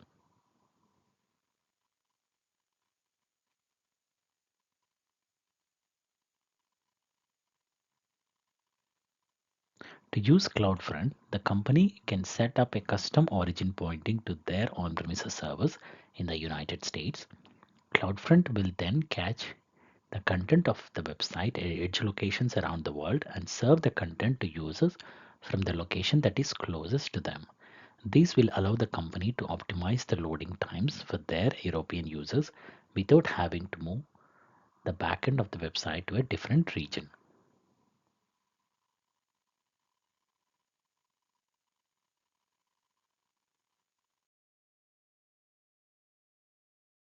Question number 115. You are building a greenfield application hosted with the following configurations: web server on a fleet of public-facing EC2 instance, Microsoft SQL DB on a secure Amazon EC2 instance. You need to develop a solution for the database server that will ensure that the server is not accessible directly from the internet but can get accessibility when needed for patching and upgrades. Which of the following infrastructure security solutions would ensure these requirements are fulfilled? And we have four options. Option A, launch the database server in a private VPC. Use AWS Outposts to provide secret internet access to the database when needed. Option B, launch the database server in a private subnet. Use a NAT gateway for secure internet access to the database when needed. Option C, launch the database server behind an AWS CloudFront distribution. Use a CloudFront signed URL to expose the database for internet access securely when needed. Option D, launch the database server behind an application load balancer. Create an ALB listener to expose the database for internet access securely when needed. So the right answer here is option B, launch the database server in a private subnet. Use a NAT gateway for secure internet access to the database when needed.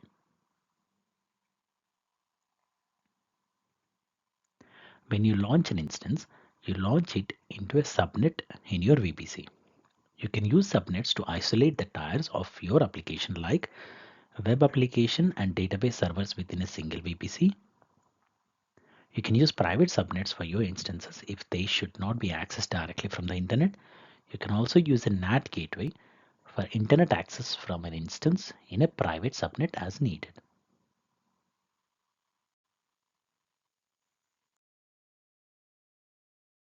Question number 116. A company wants to reduce the cost of its existing three-tier web architecture. The web application and the database servers are running on Amazon EC2 instances for the development, test, and production environments. The EC2 instances average 30% CPU utilization during peak hours and 10% CPU utilization during non-peak hours. The production EC2 instances run 23 hours a day. The development and test EC2 instances run for at least 8 hours each day. The company plans to implement automation to stop the development and test EC2 instances when they are not in use. Which EC2 instance purchasing solution will meet the company's requirements most cost effectively? And we have four options. Option A, use spot instances for the production EC2 instances. Use reserved instances for the development and test EC2 instances. Option B, use reserved instances for the production EC2 instances. Use on-demand instances for the development and test EC2 instances. Option C, use spot blocks for production EC2 instances. Use reserved instances for the development and test EC2 instances. Option D, use on-demand instances for the production EC2 instances. Use spot blocks for the development and test EC2 instances. So the right answer here is option B, use reserved instances for the production EC2 instances. Use on-demand instances for the development and test EC2 instances. Question number 117. A company has a production web application in which users upload documents through a web interface or a mobile app. According to new regulatory requirement, new documents cannot be modified or deleted after they are stored. What should a solutions architect do to meet this requirement? And we have four options. Option A, store the uploaded documents in an Amazon S3 bucket with S3 versioning and S3 object lock enabled. Option B, store the uploaded documents in an Amazon S3 bucket. Configure an S3 lifecycle policy to archive the documents periodically. Option C, store the uploaded documents in an Amazon S3 bucket with S3 versioning enabled. Configure an ACL to restrict all access to read-only. Option D, store the uploaded documents to an Amazon Elastic file system. Volume, access the data by mounting the volume in read-only mode. So the right answer here is option A. Store the uploaded documents in an Amazon S3 bucket with S3 versioning and S3 object lock enabled.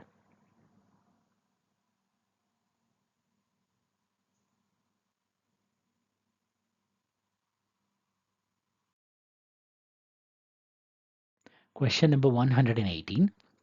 A company is evaluating Amazon S3 as a storage solution for its accounting reports. Due to company policies, the documents must be encrypted at rest utilizing envelope encryption, and the encryption key must be automatically rotated with specified frequency. Administrators would like the encryption process to allow configuration of specific permissions to use the keys and provide visibility into when the keys are used and who use them.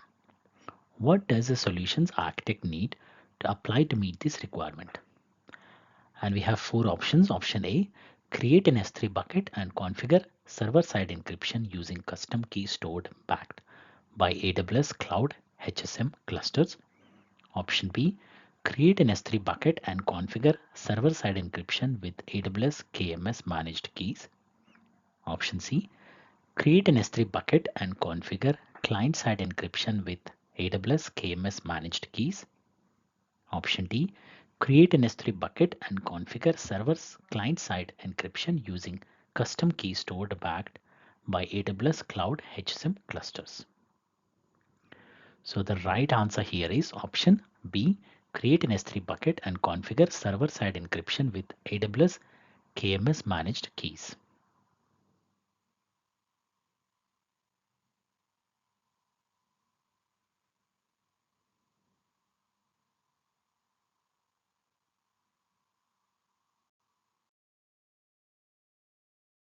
Question number 119. A company has several web servers that need to frequently access a common Amazon RDS MySQL multi-AZ DB instance. The company wants a secure method for the web servers to connect to the database while meeting a security requirement to rotate user credentials frequently. Which solution meets these requirements? And we have four options. Option A, store the database user credentials in AWS Secrets Manager. Grant the necessary IAM permissions to allow the web servers to access AWS Secrets Manager. Option B, store the database user credentials in AWS Systems Manager Ops Center. Grant the necessary IAM permissions to allow the web servers to access Ops Center. Option C, store the database user credentials in a secure Amazon S3 bucket. Grant the necessary IAM permissions to allow the web servers to retrieve credentials and access the database. Option D, store the database user credentials in files encrypted with AWS Key Management Service on the web server file system. The web server should be able to decrypt the files and access the database. So the right answer here is option A, store the database user credentials in AWS Secrets Manager. Grant the necessary IAM permissions to allow the web server to access AWS Secrets Manager.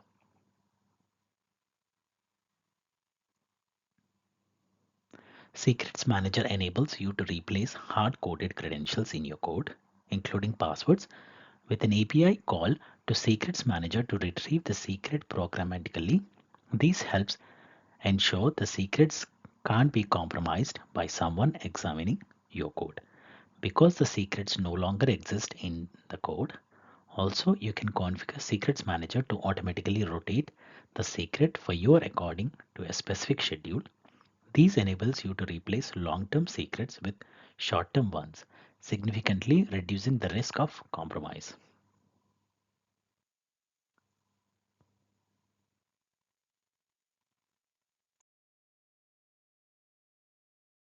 Question number 120. A company hosts an application on AWS Lambda functions that are invoked by an Amazon API, Gateway API. The Lambda functions save customer data to an Amazon Aurora MySQL database. Whenever the company upgrades the database, the Lambda functions fail to establish database connections until the upgrade is complete. The result is that customers' data is not recorded for some of the event. A solutions architect needs to design a solution that stores customers' data that is created during database upgrades. Which solution will meet this requirement? And we have four options. Option A, provision an Amazon RDS proxy to sit between the Lambda functions and the database. Configure the Lambda functions to connect to the RDS proxy. Option B, increase the runtime of the Lambda function to the maximum. Create a retry mechanism in the code that stores the customer's data in the database. Option C, persist the customer data to Lambda local storage. Configure new Lambda functions to scan the local storage to save the customer data to the database. Option D, store the customer data in an Amazon Simple Queue service queue. FIFO queue, create a new Lambda function that pulls the queue and stores the customer data in the database. So the right answer here is option A, provision an Amazon RDS proxy to sit between the Lambda function and the database. Configure the Lambda functions to connect to the RDS proxy.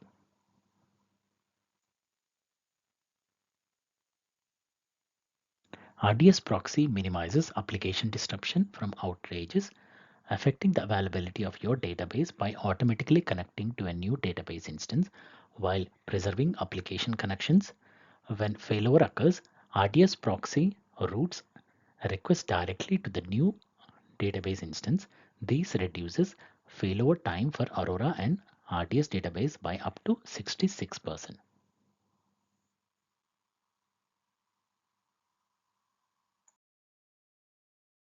Question number 121. You're working on a two-tier application hosted on a cluster of EC2 instances behind an application load balancer. During peak times, the web server's auto-scaling group is configured to add additional servers when CPU utilization reaches 70% for the existing servers. Due to compliance requirements, only approved Amazon machine images can be utilized in the creation of servers for the application, and all existing AMIs need to be compliant. You need to determine a way to monitor the EC2 instances for non-compliant Amazon machine images and be alerted when a non-compliant image is in use. Which of the following monitoring solutions would provide the necessary possibility and alerting whenever a non-compliant AMI is in use? And we have four options. Option A, enable AWS inspector for the EC2 instances in an auto-scaling group. Utilize the AWS managed rule. Approved CIs hardened AMIs to trigger an alert whenever a non-compliant AMI is in use. Option B, enable AWS config in the region the application is hosted in. Utilize the AWS managed rule. Approved AMIs by ID to trigger an alert whenever a non-compliant AMI is in use. Option C, enable AWS Shield in the region the application is hosted in. Create a rule to trigger an alert whenever a non-compliant AMI is in use. Option D, create a CloudWatch event type EC2 instance state change notification in the region the application is hosted in. Create an event rule to trigger an alert whenever a non-compliant AMI is in use. So the right answer here is option B, enable AWS config in the region an application is hosted in. Utilize the AWS managed rule approved AMIs by ID to trigger an alert whenever a non-compliant AMI is in use.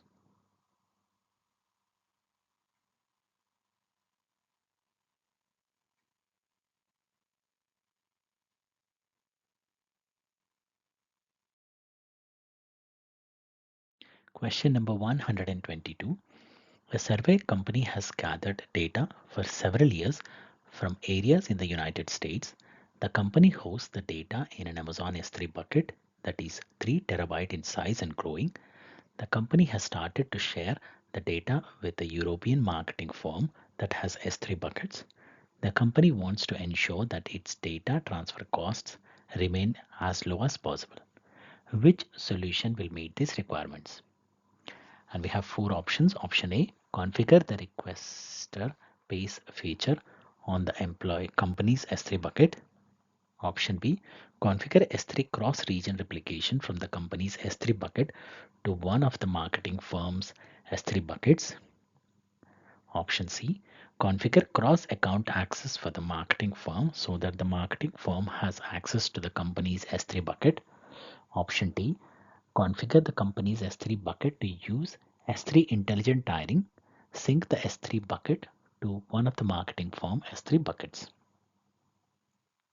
So the right answer here is option B, configure S3 cross-region replication from the company's S3 bucket to one of the marketing firm's S3 buckets.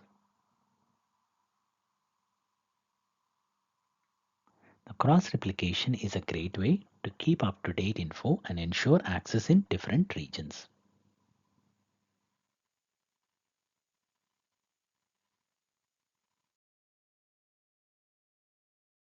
Question number 123.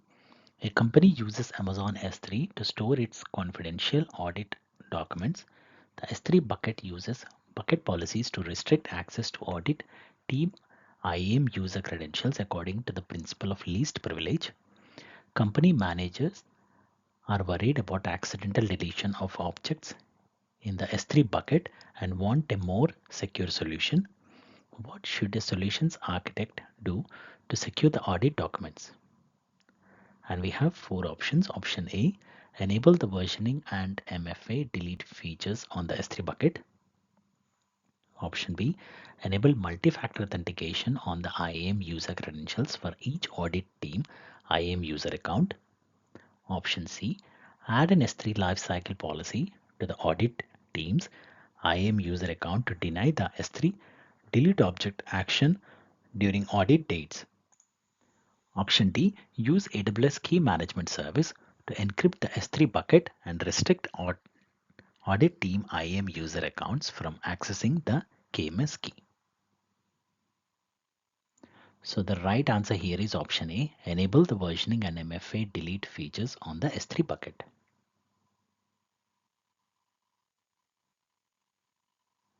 These will secure the audit documents by providing an additional layer of protection against accidental deletion.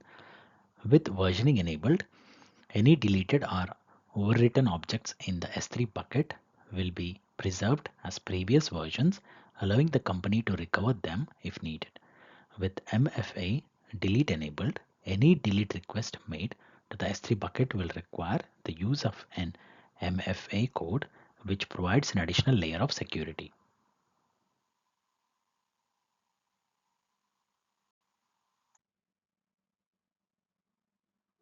Question number 124. Your company is concerned with potential poor architectural practices used by your core internal application. After recently migrating to AWS, you hope to take advantage of an AWS service that recommends best practices for specific workloads. As a solution architect, which of the following services would you recommend for this use case? And we have four options. Option A, AWS Well Architected Tool. Option B, AWS Trusted Advisor. Option C, AWS Inspector. Option D, AWS Guard Duty. So the right answer here is option A, AWS Well Architected Tool.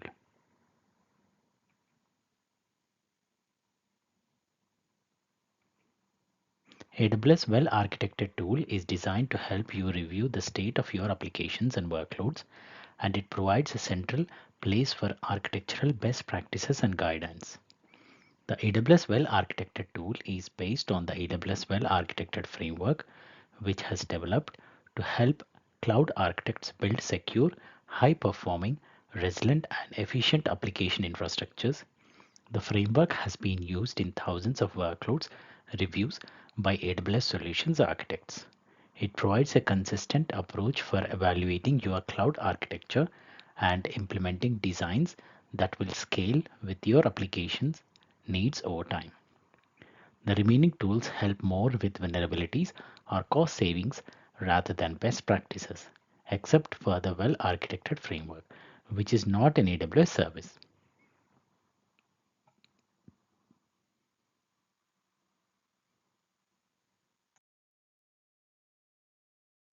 Question number 125. A company is using a SQL database to store movie data that is publicly accessible. The database runs on Amazon RDS single AZDB instance. A script runs queries at random intervals each day to record the number of new movies that have been added to the database. The script must report a final total during business hours. The company development team notices that the database performance is inadequate for development tasks when the script is running. A solutions architect must recommend a solution to resolve this issue. Which solution will meet this requirement with the least operational overhead? And we have four options. Option A, modify the DB instance to be a multi-AZ deployment. Option B, create a read replica of the database. Configure the script to query only the read replica. Option C, instruct the development team to manually export the entries in the database at the end of each day. Option D, use Amazon Elastic Cache to cache the common queries that the script runs against the database. So the right answer here is option B, create a read replica of the database. Configure the script to query only the read replica.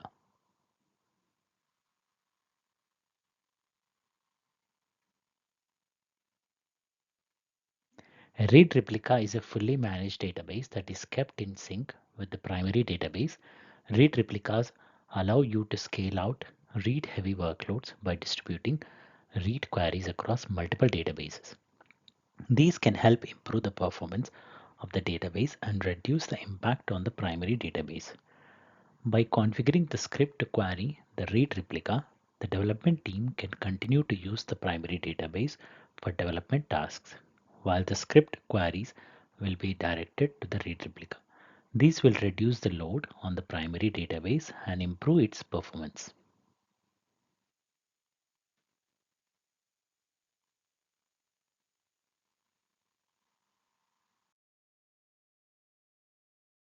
Question number 126.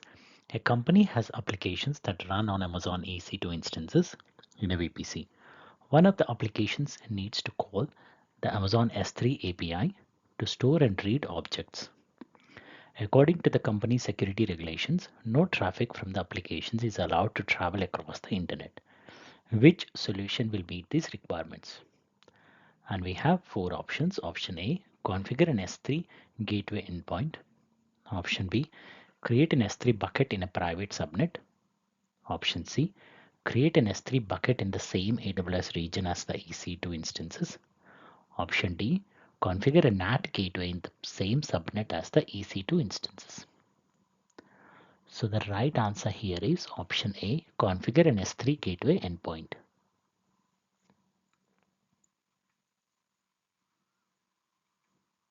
Gateway endpoints provide reliable connectivity to Amazon S3 and DynamoDB without requiring an internet gateway or a NAT device for your VPC.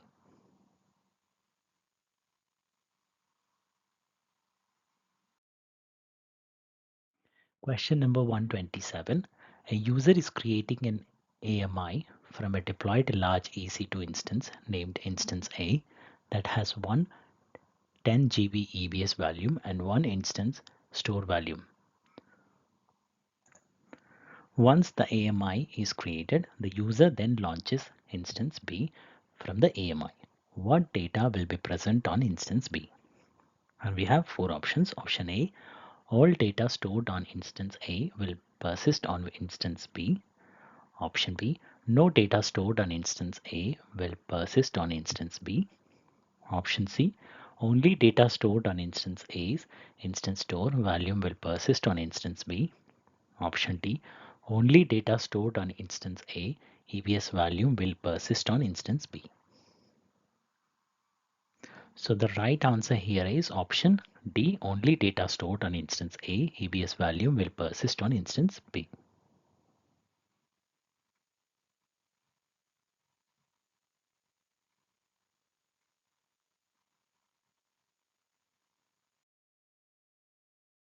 Question number 128. A company is storing sensitive user information in an Amazon S3 bucket.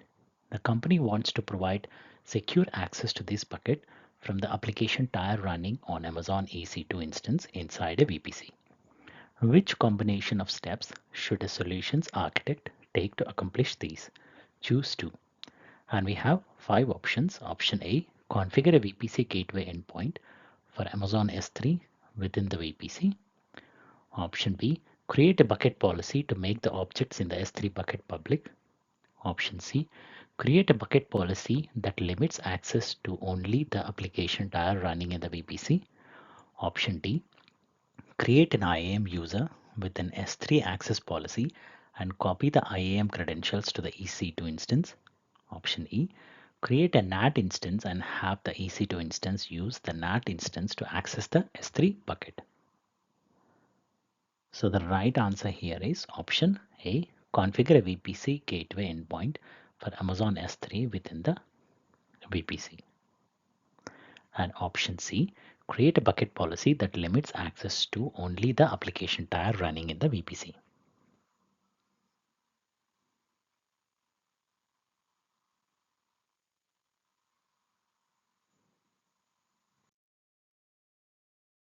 Question number 129. A company runs on-premises application that is powered by a MySQL database. The company is migrating the application to AWS to increase the application's elasticity and availability. The current architecture shows heavy read activities on the database during times of normal operation. Every 4 hours, the company development team pulls a full export of the production database to populate a database in the staging environment. During this period, users experience unacceptable application latency. The development team is unable to use the staging environment until the procedure completes. A solution architect must recommend replacement architecture that alleviates the application latency issues. The replacement architecture also must give the development team the ability to continue using the staging environment without delay. Which solution meets these requirements? And we have 4 options. Option A, use Amazon Aurora MySQL with multi-AZ Aurora replicas for production. Populate the staging database by implementing a backup and restore process that uses the MySQL dump utility. Option B, use Amazon Aurora MySQL with multi-AZ Aurora replicas for production. Use database cloning to create the staging database on demand. Option C, use Amazon RDS for MySQL with a multi-AZ deployment and read replicas for production. Use the standby instance for the staging database. Option D, use Amazon RDS for MySQL with a multi-AZ deployment and read replicas for production. Populate the staging database by implementing a backup and restore process that uses the MySQL dump utility. So the right answer here is option B, use Amazon Aurora MySQL with multi-AZ Aurora replicas for production. Use database cloning to create the staging database on demand.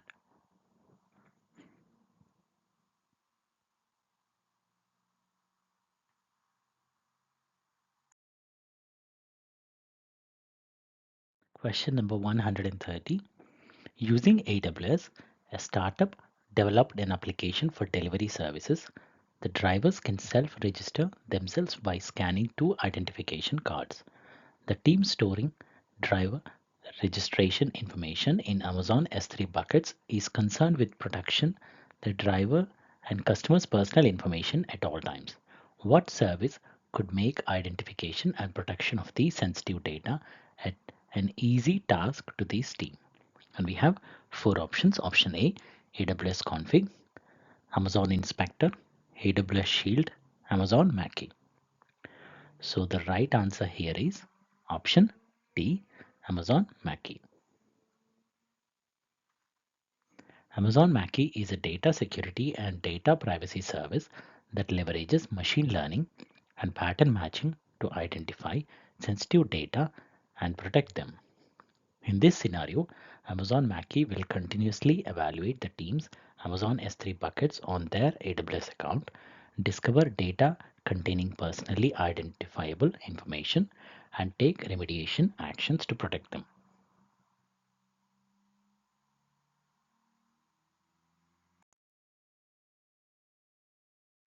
Question number 131. A company is designing an application where users upload small files into Amazon S3. After a user uploads a file, the file requires one-time simple processing to transform the data and save the data in JSON format for later analysis. Each file must be processed as quickly as possible after it is uploaded. Demand will vary. On some days, users will upload a high number of files. On other days, users will upload a few files or no files. Which solution meets these requirements with the least operational overhead?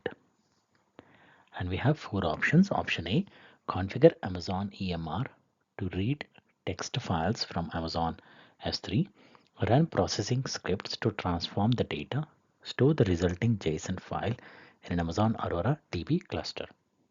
Option B, configure Amazon S3 to send an event notification to an Amazon simple queue service. Use Amazon EC2 instance to read from the queue and process the data.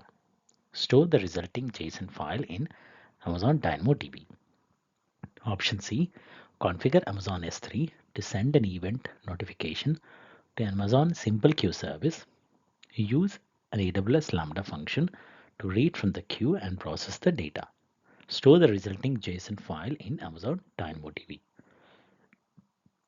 And option D, configure Amazon Event Bridge to send an event to Amazon Kinesis data streams when a new file is loaded.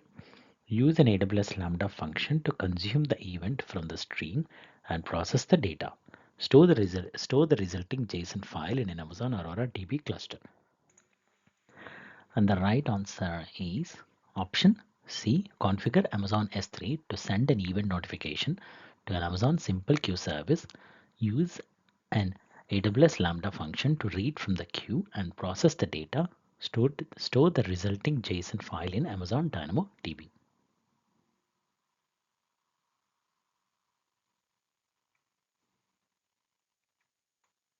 Configuring Amazon S3 to send an event notification to an Amazon simple queue service queue and using an AWS Lambda function to read from the queue and process the data would likely be the solution with the least operational overhead.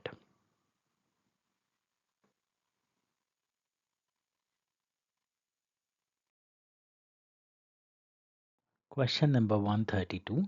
An application allows users at a company's headquarters to access product data. Product data is stored in Amazon RDS MySQL DB instance. Operations team has isolated an application performance slowdown and wants to separate read traffic from write traffic. A solutions architect needs to optimize the application's performance quickly. What should the solutions architect recommend? And we have four options. Option A, change the existing database to a multi-agent deployment. Serve the read request from the primary availability zone. Option B, change the existing database to a multi-agent deployment. Serve the read request from the secondary availability zone. Option C, create read replicas for the database. Configure the read replicas with half of the compute and storage resources as the source database. And option D, create read replicas for the database. Configure the read replicas with the same compute and storage resources as the source database. So the right answer here is option D, create read replicas for the database. Configure the read replicas with the same compute and storage resources as the source database.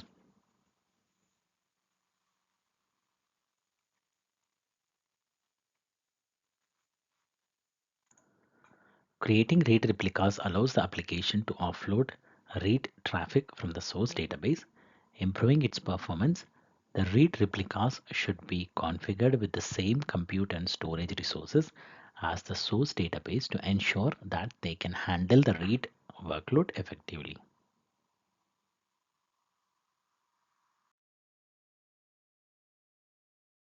Question number 133. A company currently manages a hybrid cloud environment with on-premises vSphere servers that serves as a testing environment for applications hosted on AWS. Your team would like to develop microservices now built on Kubernetes using Amazon EKS but would like to continue testing applications using its on-premises environment. They need a solution that allows Amazon EKS to run on their current on-premises hardware. Which AWS solution would allow your development team to work directly with Amazon EKS while meeting their specific requirements? And we have four options: Amazon EKS Anywhere, AWS Outposts, VMware Cloud on AWS, Amazon EKS. So the right answer here is option A, Amazon EKS Anywhere.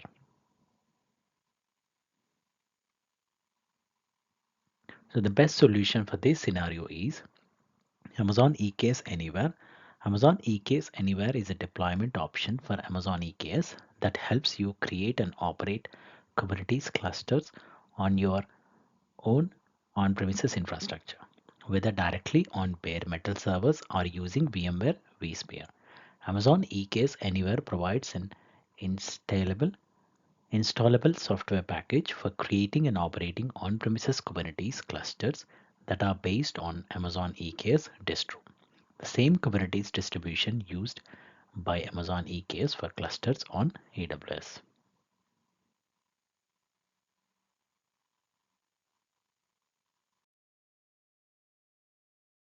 Question number 134.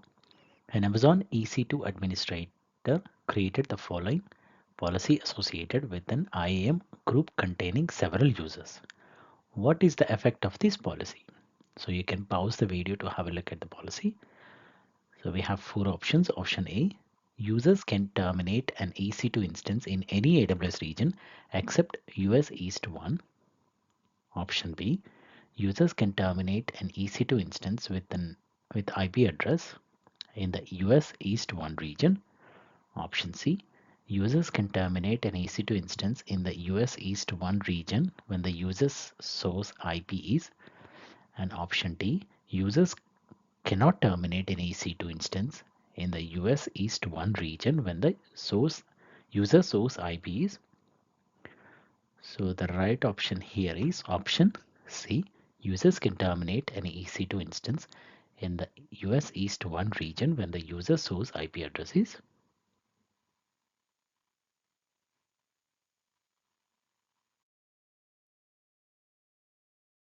Question number 135. A company has a large Microsoft SharePoint deployment running on premises that requires Microsoft Windows shared file storage. The company wants to migrate these workloads to the AWS cloud and is considering various storage options. The storage solution must be highly available and integrated with Active Directory for access control. Which solution will satisfy these requirements? And we have four options. Option A, configure Amazon EFS storage and set the Active Directory domain for authentication. Option B, create an SMB file share on an AWS storage gateway in two availability zones. Option C, create an Amazon S3 bucket and configure Microsoft Windows Server to mount it as a value. Option D, create an Amazon FSx for Windows File Server file system on AWS and set the Active Directory domain for authentication. So the right answer here is option D, create an Amazon FSx for Windows File Server file system on AWS and set the Active Directory domain for authentication. So Amazon FSx for Windows File Server is a fully managed file storage service that is designed to be used with Microsoft Windows workloads. It is integrated with Active Directory for access control and is highly available as it stores data across multiple availability zones. Additionally, FSx can be used to migrate data from on-premises Microsoft Windows file servers to the AWS cloud. This makes it a good fit for the requirements described in the question.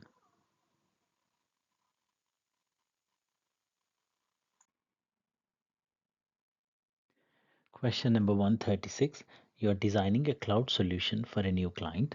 They have a multi-tier application and would like high availability at both the web and database tiers. The database will be a MySQL RDS instance with a multi-AZ configuration. You describe the failover process to the client, including how the failover mechanism automatically changes the DNS record of the DB instance to point to the standby DB instance. What additional step must you discuss with the client's technical team? And we have four options. Option A, re-establishing connections to the DB instance. Option B, converting RAID replicas to multi-AZ standbys. Option C, transferring MySQL license to the standby server. Option D, asynchronously replicating the primary database to the standby database.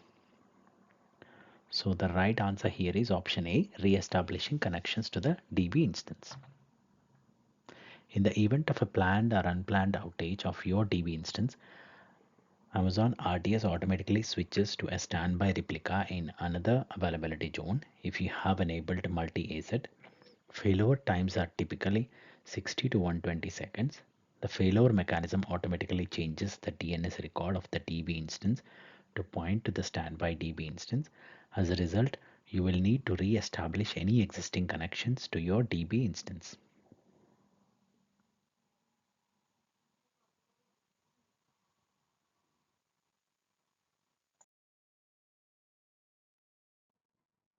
Question number 137. A company is implementing a shared storage solution for a gaming application that is hosted in an on-premises data center. The company needs the ability to use Lustre clients to access data. The solution must be fully managed. Which solution meets these requirements? And we have four options. Option A, create an AWS storage gateway file gateway. Create a file share that uses the required client protocol. Connect the application server to the file share. Option B, create an Amazon EC2 Windows instance. Install and configure a Windows file share role on the instance. Connect the application server to the file share. Option C, create an Amazon Elastic file system and configure it to support Lustre. Attach the file system to the origin server. Connect the application server to the file system. Option D, create an Amazon FSx for Lustre file system. Attach the file system to the origin server. Connect the application server to the file system. So the right answer here is option D, create an Amazon FSx for Lustre file system. Attach the file system to the origin server. Connect the application server to the file system. So Amazon FSx for Lustre is a fully managed file system that is designed for high performance workloads such as gaming applications. It provides a high performance, scalable and fully managed file system that is optimized for Lustre clients, and it is fully integrated with Amazon EC2. It is the only option that meets the requirements of being fully managed and able to support Lustre clients.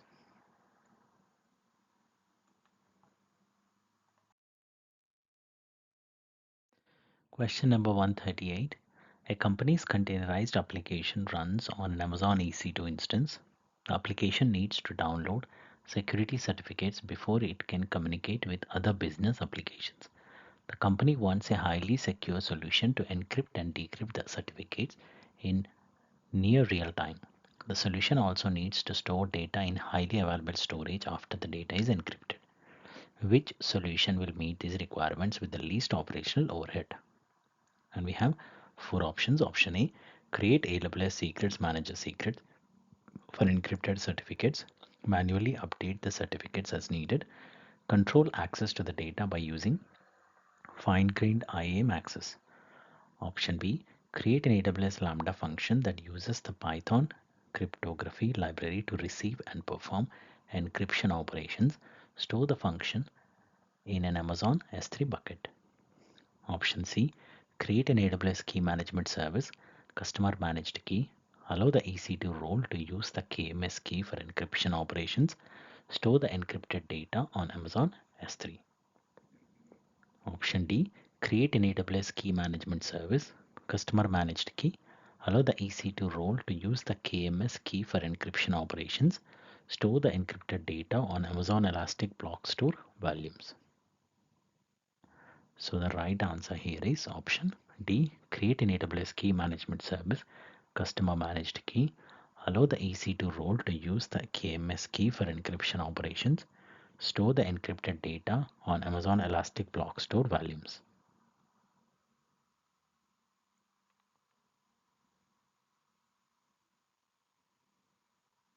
Amazon EBS volumes are designed to be highly available, reliable, and durable. At no additional charge to you, Amazon EBS volume data is replicated across multiple servers in an availability zone to prevent the loss of data from the failure of any single component.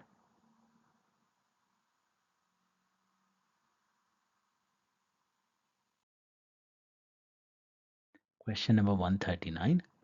A pharmaceutical company is building an application that will use both AWS and on-premises resources. The application must comply with regulatory requirements and ensure the protection of intellectual property. One of the essential requirements is that data transferred between AWS and on-premises resources should not flow through the public internet. The company currently manages a single VPC with two private subnets in two different availability zones. Which solution would enable connectivity between AWS and on-premises resources while maintaining a private connection? And we have four options. Option A, use AWS Direct Connect with a virtual private gateway and a private virtual interface. Option B, use AWS Transit Gateway to create a private site-to-site VPN connection. Option C, use a virtual private gateway with a customer gateway and create a site-to-site VPN connection. Option D, use AWS VPN Cloud Hub to create a private site-to-site VPN connection. So the right answer here is option A, use AWS Direct Connect with a virtual private gateway and a private virtual interface.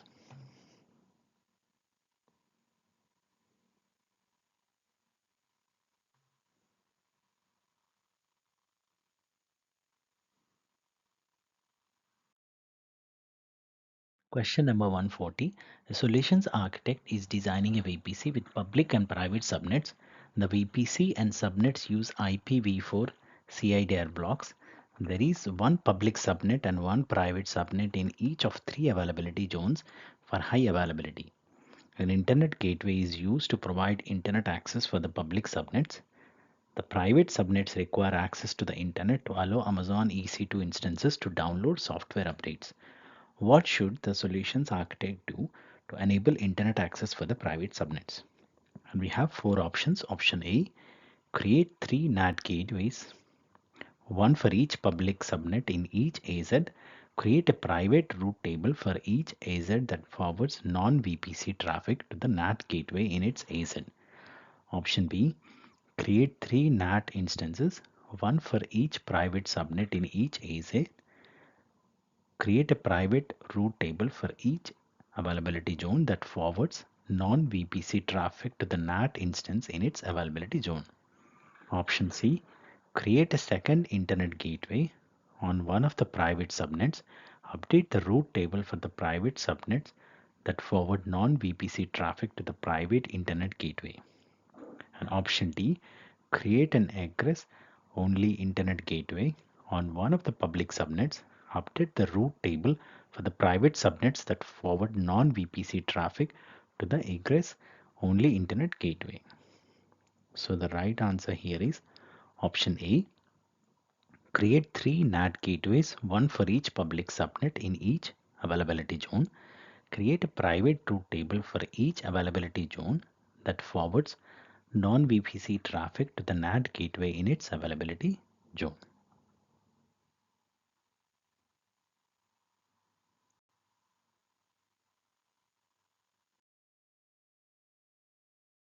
Question number 141.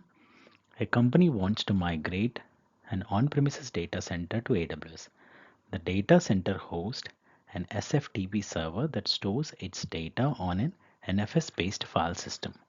The server holds 200 GB of data that needs to be transferred. The server must be hosted on Amazon EC2 instance that uses an Amazon Elastic file system. Which combination of steps should a solution architect take to automate this task? choose 2. And we have 5 options. Option A, launch the EC2 instance into the same availability zone as the EFS file system. Option B, install an AWS data sync agent in the on-premises data center. Option C, create a secondary Amazon Elastic Block Store volume on the EC2 instance for the data. Option D, manually use an operating system copy command to push the data on the EC2 instance. Option E, use AWS Data Sync to create a suitable location configuration for the on-premises SFTP server. So the right answer here is option A and option B. Launch the EC2 instance into the same availability zone as the EFS file system and install an AWS Data Sync agent in the on-premises data center.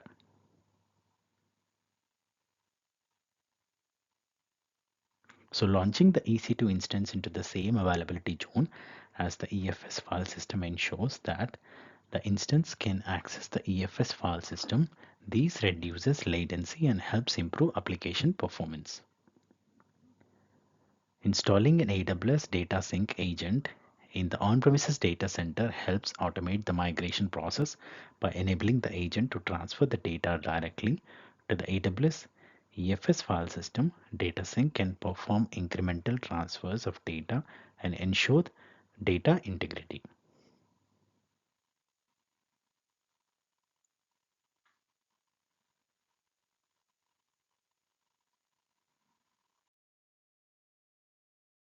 Question number 142. As a member of the data management team, you are reviewing which Amazon EFS storage classes for the company's various data types. Application backup files need to be stored but only accessed in the event of a critical failure, which rarely occurs. The files are critical to system recovery, and it is important to mitigate data loss as much as possible. Which EFS storage class would be most effective for storing these application backup files? And we have 4 options: EFS standard, EFS standard infrequent access, EFS one zone, EFS one zone infrequent access. So the right answer here is option B, EFS standard infrequent access.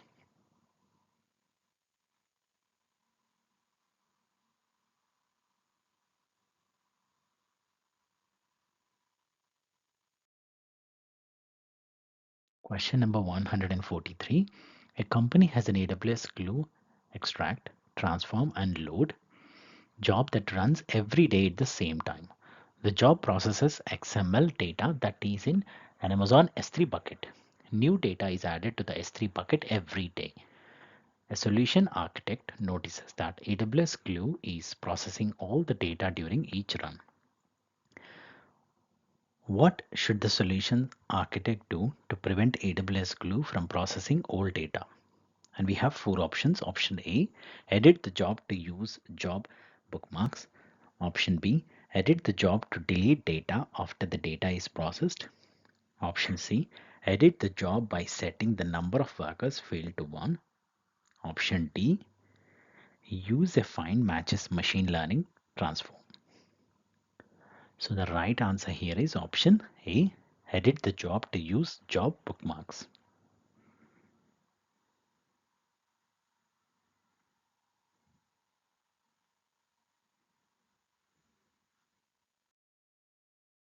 Question number 144. A solutions architect must design a highly available infrastructure for a website. The website is powered by Windows web servers that run on Amazon EC2 instances. The solutions architect must implement a solution that can mitigate a large-scale DDoS attack that originates from thousands of IP addresses. Downtime is not acceptable for the website. Which actions should the solutions architect take to protect the website from such an attack? Choose 2. And we have 5 options. Option A, use AWS Shield Advanced to stop the DDoS attack.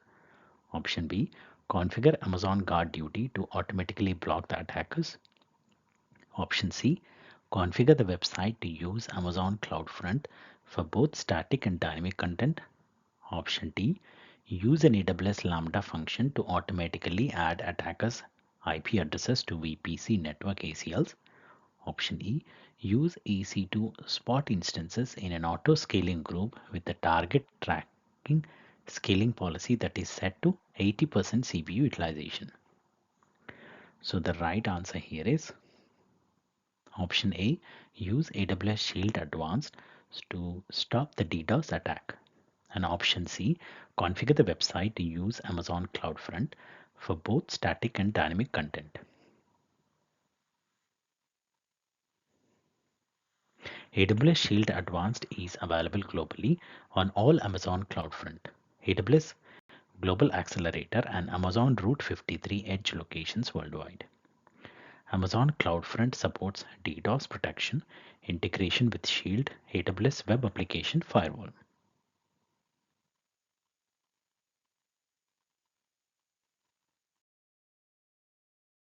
Question number 145. A company is preparing to deploy a new serverless workload. A solutions architect must use the principle of least privilege to configure permissions that will be used to run an AWS Lambda function. An Amazon Event Bridge rule will invoke the function. Which solution meets these requirements? And we have four options. Option A, add an execution rule to the function with Lambda, invoke function as the action and as the principal. Option B, add an execution rule to the function with Lambda, invoke function as the action and service Lambda Amazon AWS.com as the principal. Option C, add a resource-based policy to the function with Lambda star as the action and the service events.amazonaws.com as the principal. Option D, add a resource-based policy to the function with Lambda, invoke function as the action and service events amazonaws.com as the principal. So the right answer here is option D, add a resource-based policy to the function with Lambda, invoke function as the action and service events.amazonaws.com as the principal.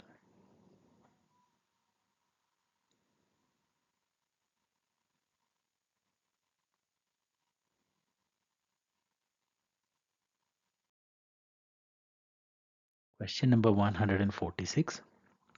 The IT department at a pharmaceutical company plans to reduce the size of one of its data centers and needs to migrate some of the data stored on a network file system to the Amazon cloud.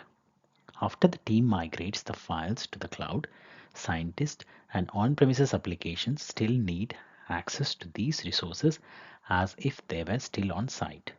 The team is looking for an automated service that they can use to transfer the assets to the cloud and then continue accessing the files from on-premises after migration. Which combination of AWS services is the appropriate choice to migrate data from an on-premises network file system and continue to access these files in the cloud seamlessly from on-premises? And we have four options. Option A, use AWS Data Sync to migrate the data and AWS Storage Gateway to enable on-premises access to files in the AWS cloud. Option B, use AWS Storage Gateway to migrate the data and AWS Direct Connect to enable on-premises access to files in the AWS cloud. Option C, use AWS Batch to migrate the data and AWS Direct Connect to enable on-premises access to files in the AWS cloud.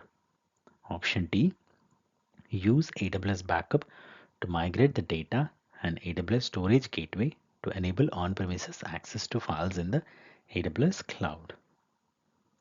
So the right answer here is option A, use AWS Data Sync to migrate the data and the AWS Storage Gateway to enable on-premises access to files in the AWS cloud.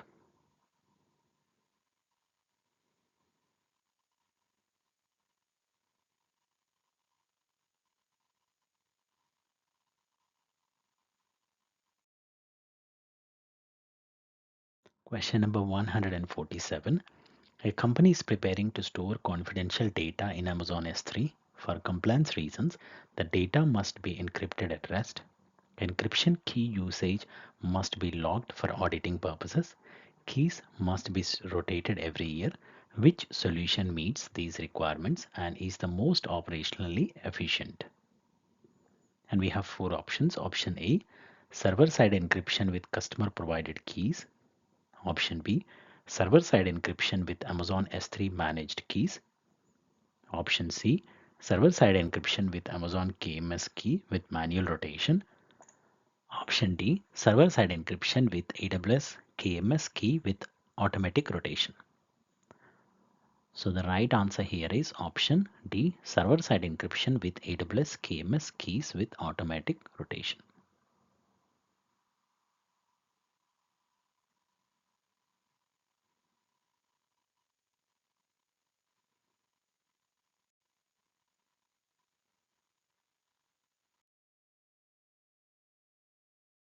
Question number 148. A bicycle sharing company is developing a multi-tier architecture to track the location of its bicycles during peak operating hours. The company wants to use these data points in its existing analytics platform. A solutions architect must determine the most viable multi-tier option to support these architecture. The data points must be accessible from the REST API. Which action meets these requirements for storing and retrieving location data? And we have four options. Option A, use Amazon Athena with Amazon S3. Option B, use Amazon API Gateway with AWS Lambda. Option C, use Amazon QuickSight with Amazon Redshift. Option D, use Amazon API Gateway with Amazon Kinesis Data Analytics. So the right answer here is option D, use Amazon API Gateway with Amazon Kinesis Data Analytics.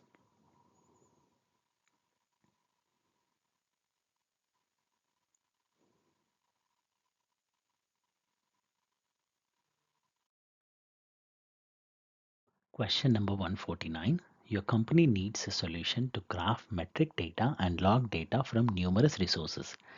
The requirements for the graphing solutions are: it must provide graphs and visualizations. There cannot be any complex IT integrations.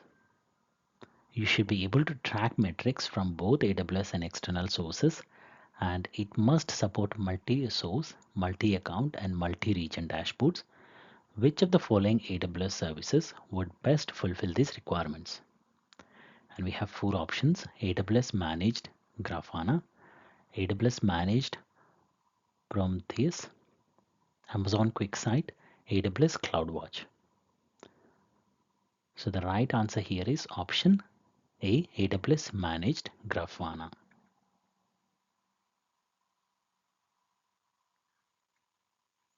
Amazon Managed Grafana is a fully managed service for open source Grafana developed in collaboration with Grafana Labs.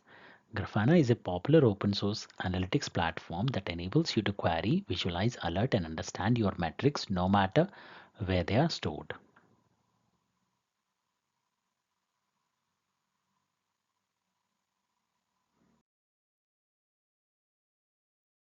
Question number 150. A company needs to store data in Amazon S3 and must prevent the data from being changed. The company wants new objects that are uploaded to Amazon S3 to remain unchangeable for a non-specific amount of time until the company decides to modify the objects. Only specific users in the company's AWS account can have the ability to delete the objects. What should a solutions architect do to meet these requirements? And we have four options. Option A, create an S3 Glacier vault, apply a write once, read many, vault lock policy to the objects. Option B, create an S3 bucket with S3 object lock enabled, enable versioning, set a retention period of 100 years, use governance mode as the S3 bucket's default retention mode for new objects. Option C, create an S3 bucket, use AWS CloudTrail to track any S3 API events that modify the objects, open notification, restore the modified objects from any backup versions that the company has. Option D, create an S3 bucket with S3 object lock enabled, enable versioning, add a legal hold to the objects, add the S3 put objects legal hold permission to the IAM policies of users who need to delete the objects. So the right answer here is option D. Create an S3 bucket with S3 object lock enabled, enable versioning, add a legal hold to the objects, add the S3 put object legal hold permission to the IAM policies of users who need to delete the objects.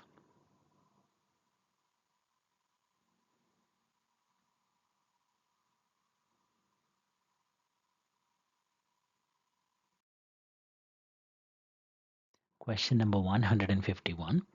A social media company allows users to upload images to its website. The websites run on Amazon EC2 instances. During upload request, the website resizes the images to a standard size and stores the resized images in Amazon S3. Users are experiencing slow upload request to the website. The company needs to reduce coupling within the application and improve website performance. A solutions architect must design the most operationally efficient process for image uploads. Which combination of actions should the solutions architect take to meet this requirement? Choose two. And we have 5 options. Option A, configure the application to upload images to S3 class here. Option B, configure the web server to upload the original images to Amazon S3. Option C, configure the application to upload images directly from each user's browser to Amazon S3 through the use of a pre-signed URL. Option D, configure S3 event notification to invoke an AWS Lambda function when an image is uploaded. Use the function to resize the image. Option E, create an Amazon event bridge rule that invokes an AWS Lambda function on a schedule to resize uploaded images. So the right answer here is option B. Configure the web server to upload the original images to Amazon S3. And option D. Configure S3 event notification to invoke an AWS Lambda function. When an image is uploaded, use the function to resize the image.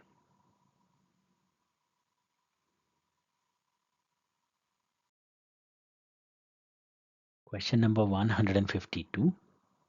To compile with HIPAA standards, a healthcare company places its RDS instances in a dedicated VPC and configures VPC pairing with a separate VPC containing web application servers.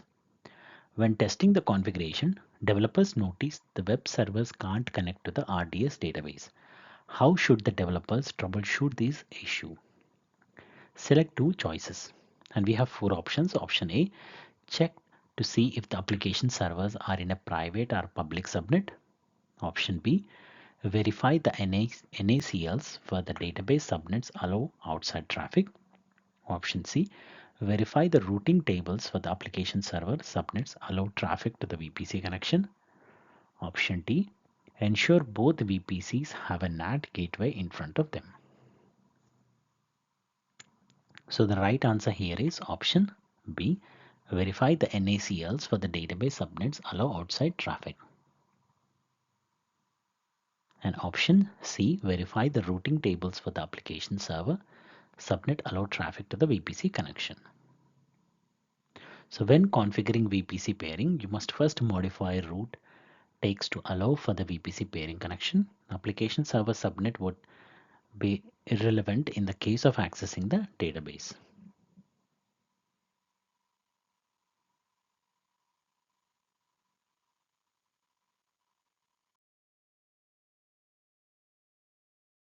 Question number 153. A company recently migrated a message processing system to AWS. The system receives messages into an active MQ queue running on Amazon EC2 instance. Messages are processed by a consumer application running on Amazon EC2. The consumer application processes the messages and writes results to a MySQL database running on Amazon EC2. The company wants these applications to be highly available with low operational complexity. Which architecture offers the highest availability? And we have 4 options. Option A, add a second active MQ server to another availability zone. Add an additional consumer EC2 instance in another availability zone. replicate the MySQL database to another availability zone.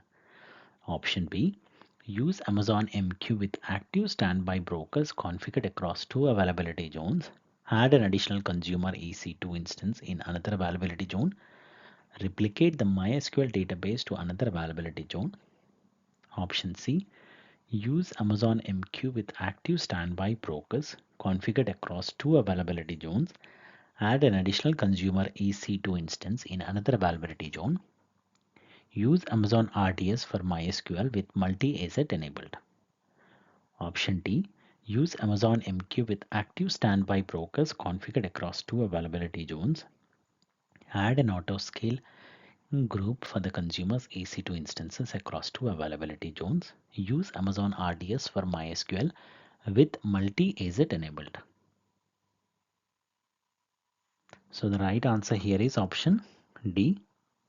Use Amazon MQ with active standby brokers configured across two availability zones.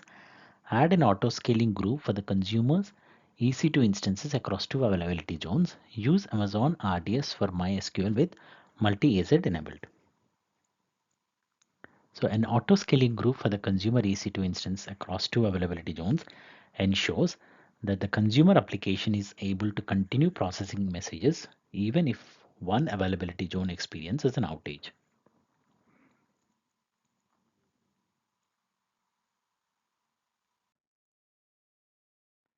Question number 154.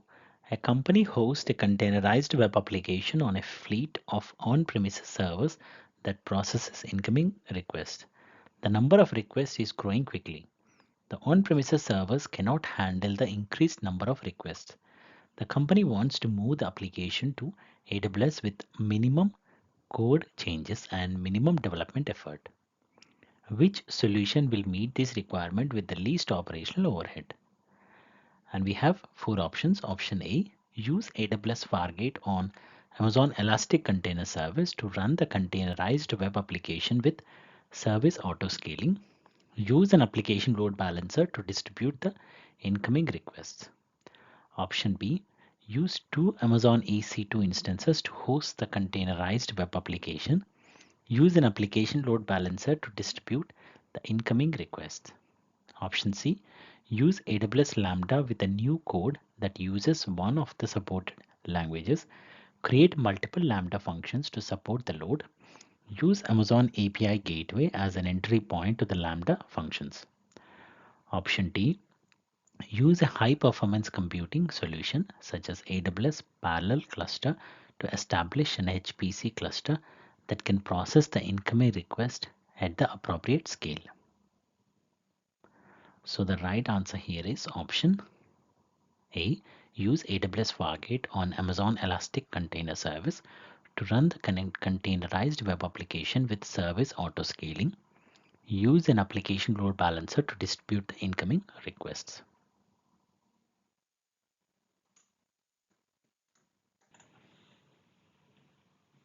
AWS Fargate is a technology that you can use with Amazon ECS to run containers without having to manage servers on clusters of Amazon EC2 instances. With Fargate, you no longer have to provision, configure, or scale of virtual machines to run containers.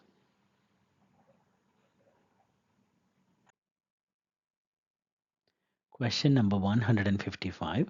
You are a web developer looking to write a quick function to allow your site users to upload their photos to a public S3 bucket. Where the first place you should look before writing your own code to do this. We have four options. Option A, Amazon Elastic Container Registry. Option B, AWS Serverless Application Repository. Option C, GitHub. And option D, GitLab. So the right answer here is option B, AWS Serverless Application Repository.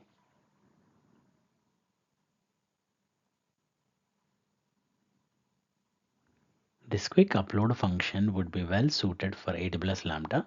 To find commonly used Lambda functions, you can look into the serverless application repository on AWS. ECR is only used for containers, which would be more overhead than necessary in this case. You could find functions on GitHub, but the import is faster when you go through SAR.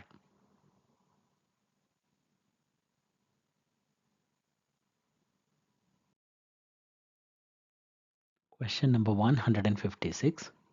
A company uses 50 terabyte of data for reporting. The company wants to move this data from on-premises to AWS. A custom application in the company's data center runs a weekly data transformation job. The company plans to pause the application until the data transfer is complete and needs to begin the transfer process as soon as possible. The data center does not have any available network bandwidth for additional workloads.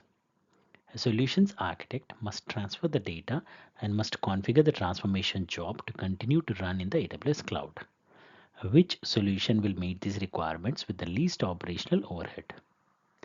And we have four options. Option A, use AWS Data Sync to move the data. Create a custom transformation job by using AWS Glue. Option B, order an AWS Snowcone device to move the data. Deploy the transformation application to the device. Option C, order an AWS Snowball Edge storage optimized device. Copy the data to the device.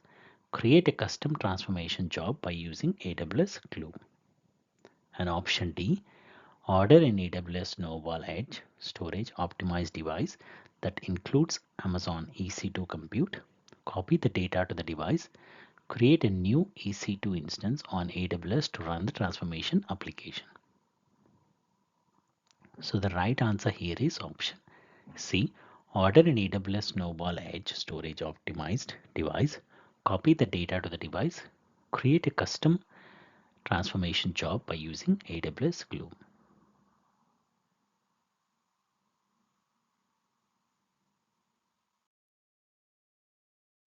Question number 157. A company has created an image analysis application in which users can upload photos and add photo frames to their images. The users upload images and metadata to indicate which photo frames they want to add to their images. The application uses a single Amazon EC2 instance and Amazon DynamoDB to store the metadata. The application is becoming more popular and the number of users is increasing. The company expects the number of concurrent users to vary significantly depending on the time of the day and day of week. The company must ensure that the application can scale to meet the needs of growing user base. Which solutions meets this requirement? And we have four options. Option A, use AWS Lambda to process the photos, store the photos and metadata in DynamoDB. Option B, use Amazon Kinesis Data Firehose to process the photos and to store the photos and metadata. Option D, increase the number of EC2 instances to 3. Use provisioned IOPS SSD Amazon Elastic Block Store volumes to store the photos and metadata. So the right answer is option C. Use AWS Lambda to process the photos, store the photos in Amazon S3, retain DynamoDB to store the metadata. Option C involves using AWS Lambda to process the photos and storing the photos in Amazon S3, which can handle a large amount of data and scale to meet the needs of growing user base. Retaining DynamoDB to store the metadata allows the application to continue to use a fast and highly available database for this purpose.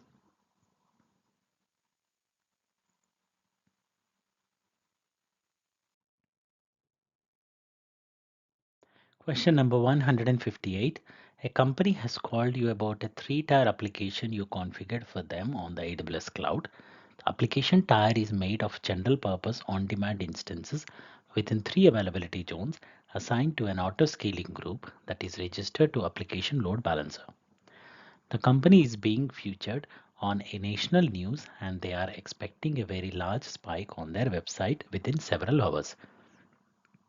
As an administrator, what immediate steps you can recommend to increase the stability and availability of the application tier during this traffic spike? Choose two answers. And we have four options. Option A, increase the maximum limit of your auto scaling group. Option B, increase the ALB health. Check unhealthy threshold count setting from 2 to 5. Option C, enable capacity rebalancing. Option D, configure a lifecycle hook to signal when instances are ready to receive traffic. So the right answer here is option A, increase the maximum limit of your autoscaling group. And option D, configure a lifecycle hook to signal when instances are ready to receive traffic.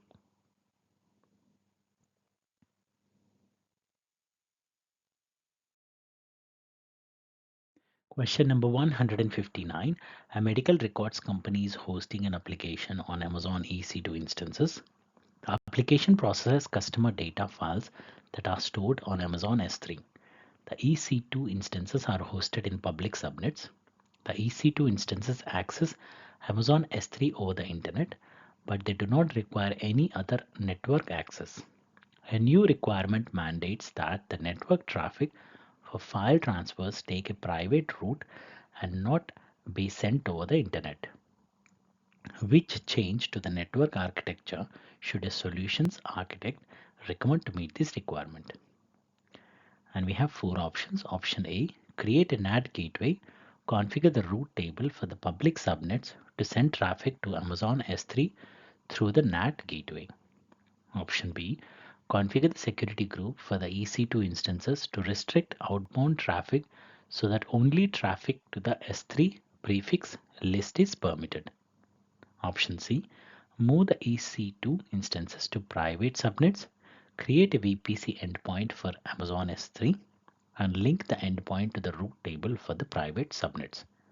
Option D, remove the internet gateway from the VPC, set up an AWS Direct Connect connection, and route traffic to Amazon S3 over the Direct Connect connection.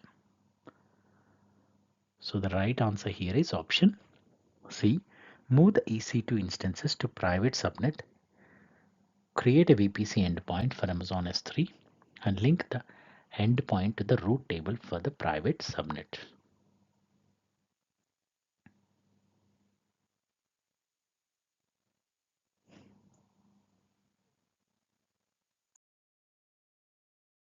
Question number 160. A company uses a popular content management system for its corporate website. However, the required patching and maintenance are burdensome. The company is redesigning its website and wants a new solution. The website will be updated 4 times a year and does not need to have any dynamic content available.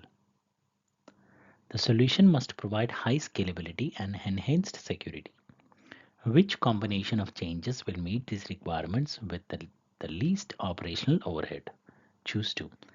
And we have 5 options. Option A, configure Amazon CloudFront in front of the website. They use HTTPS functionality.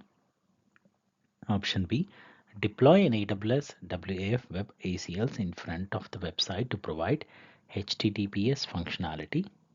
Option C, create and deploy an AWS Lambda function to manage and serve the website content. Option D, create the new website and an Amazon S3 bucket. Deploy the website on the S3 bucket with static website hosting enabled.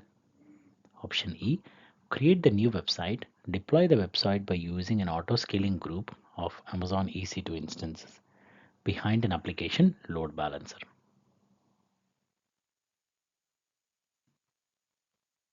So the right answer here is option A. Configure Amazon CloudFront in front of the website to use HTTPS functionality. And option D, create the new website and an Amazon S3 bucket. Deploy the website on the S3 bucket with static website hosting enabled.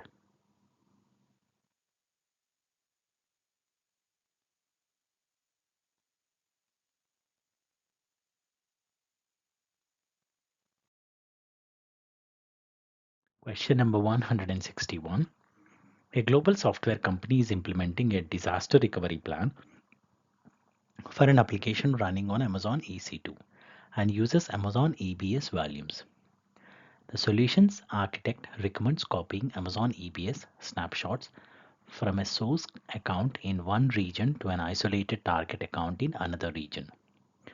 For data protection, The solutions architect suggests encrypting the snapshots with different keys in each region and using Amazon Data Lifecycle Manager to automate the process.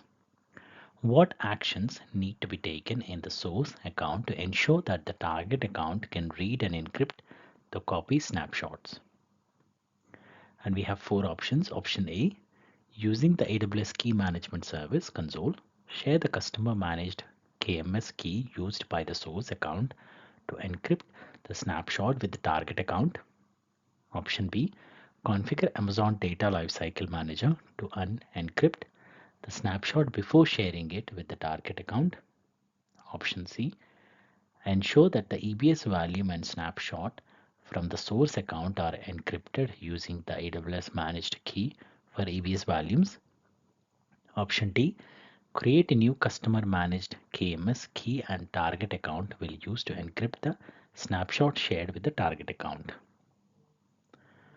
So the right answer here is option A. Using the AWS Key Management Service console, share the customer managed KMS key used by the source account to encrypt the snapshot with the target account.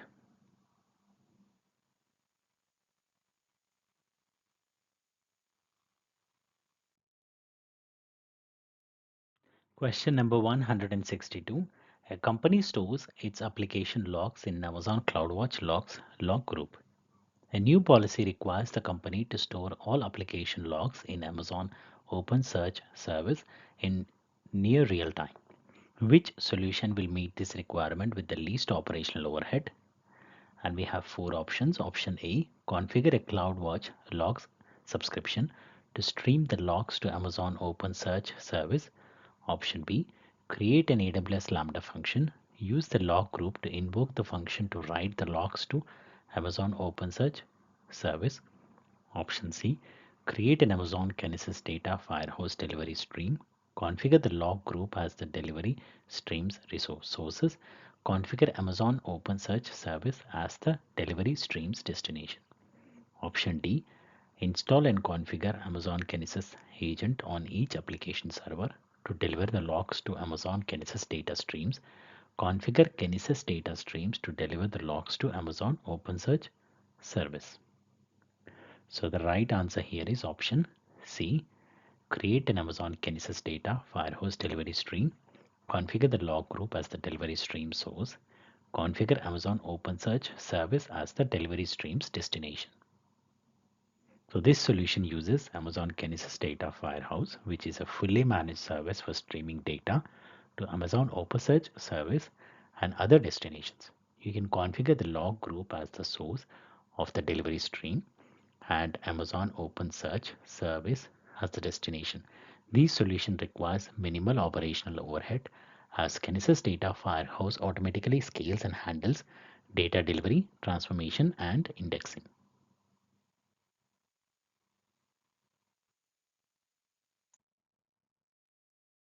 Question number 163. A company is building a web-based application running on Amazon EC2 instances in multiple availability zones. The web application will provide access to a repository of text documents totally about 900 terabyte in size. The company anticipates that the web application will experience periods of high demand.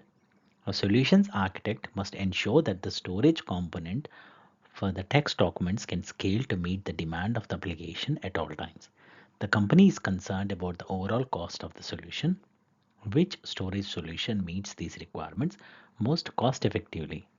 And we have four options. Option A, Amazon Elastic Block Store. Option B, Amazon Elastic File System. Option C, Amazon OpenSearch Service. Option D, Amazon S3. So the right answer here is option D, Amazon S3. So Amazon S3 is an object storage service that can store and retrieve large amounts of data at any time from anywhere on the web. It is designed for high durability, scalability, and cost effectiveness, making it a suitable choice for storing a large repository of text documents. With S3, you can store and retrieve any amount of data at any time from anywhere on the web, and you can scale your storage up or down as needed, which will help to meet the demand of the web application. Additionally, S3 allows you to choose between different storage classes such as standard, infrequent access, and archive, which will enable you to optimize cost based on your specific use case.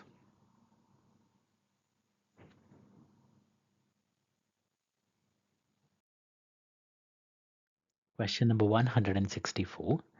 As the lead architect managing the migration from an on-premises data center to the AWS cloud, you are currently considering the most effective network configuration to meet your requirements. You want your application servers, which will be hosted within Amazon VPC on multiple EC2 instances in a private subnet, to be able to send, read, and write requests of specific dynamic DB tables without sending HTTP request over the public internet or VPN. How can you allow EC2 to connect with your DynamoDB tables given these requirements? And we have four options. Option A, create a VPC pairing connection. Option B, create a VPC gateway endpoint. Option C, create a VPC interface endpoint. Option D, create a dedicated network connection with direct connect. So the right answer here is option B, create a VPC endpoint, VPC gateway endpoint.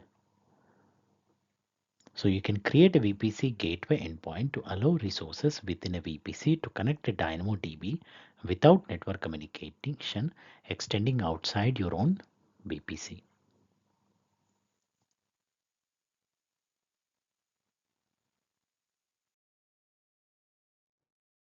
Question number 165. A global company is using Amazon API Gateway to design REST APIs for its Loyalty Club users in the US East 1 region and the AP Southeast 2 region.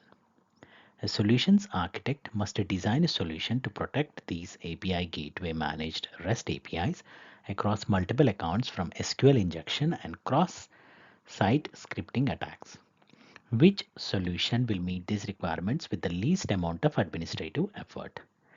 And we have four options. Option A, set up AWS WAF in both regions, associate regional web ACLs with an API stage. Option B, set up AWS Firewall Manager in both regions, centrally configure AWS WAF rules. Option C, set up AWS Shield in both regions, associate regional web ACLs with an API stage. Option D, set up AWS Shield in one of the regions, associate regional web ACLs with an API stage. So the right answer here is option B, set up AWS Firewall Manager in both regions, centrally configure AWS WAF rules.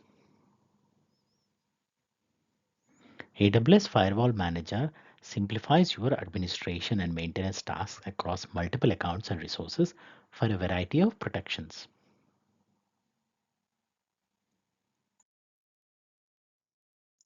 Question number 166. A company is running an online transaction processing workload on AWS.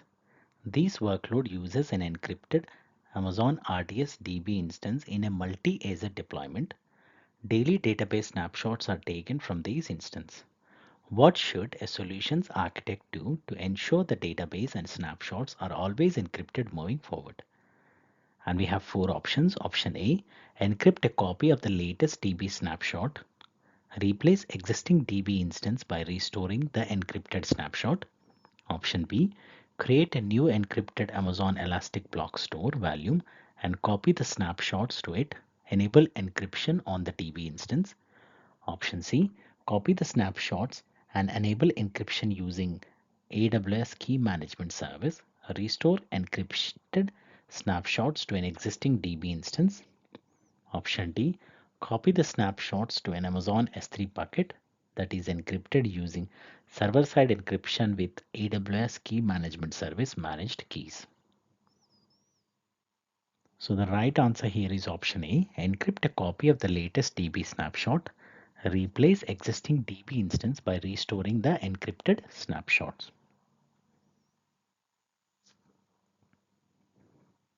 You can enable encryption for an Amazon RDS DB instance when you create it, but not after it's created. However, you can add encryption to an unencrypted unencrypted DB instance by creating a snapshot of your DB instance and then creating an encrypted copy of that snapshot. You can then restore a DB instance from the encrypted snapshot to get an encrypted copy of your original DB instance.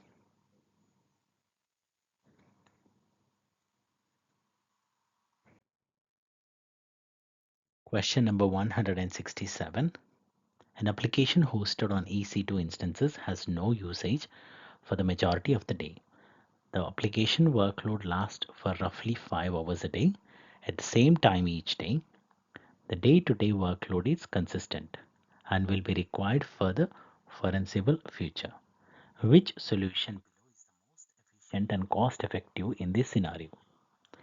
And we have 4 options. Option A, use on-demand T2 burstable instance configured for unlimited mode. Option B, set instance start and stop times using the AWS instance scheduler. Option C, use on-demand T2 burstable instance configured for standard mode. Option D, replace the EC2 instance with Lambda functions. So the right answer here is option B, set instance start and stop times using the AWS instance scheduler.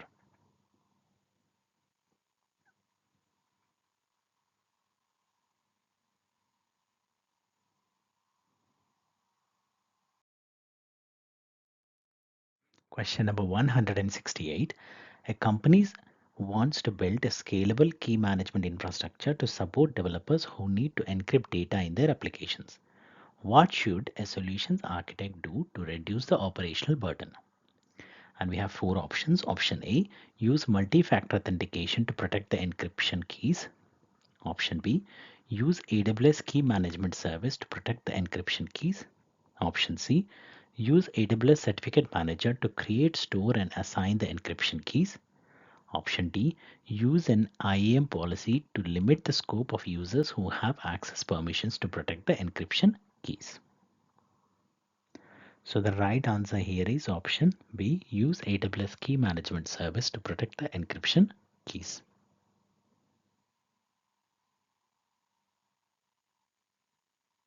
AWS KMS is a fully managed service that makes it easy to create and manage encryption keys. It allows developers to easily encrypt and decrypt data in their applications. And it automatically handles the underlying key management tasks such as key generation, key rotation, and key deletion. These can help to reduce the operational burden associated with key management.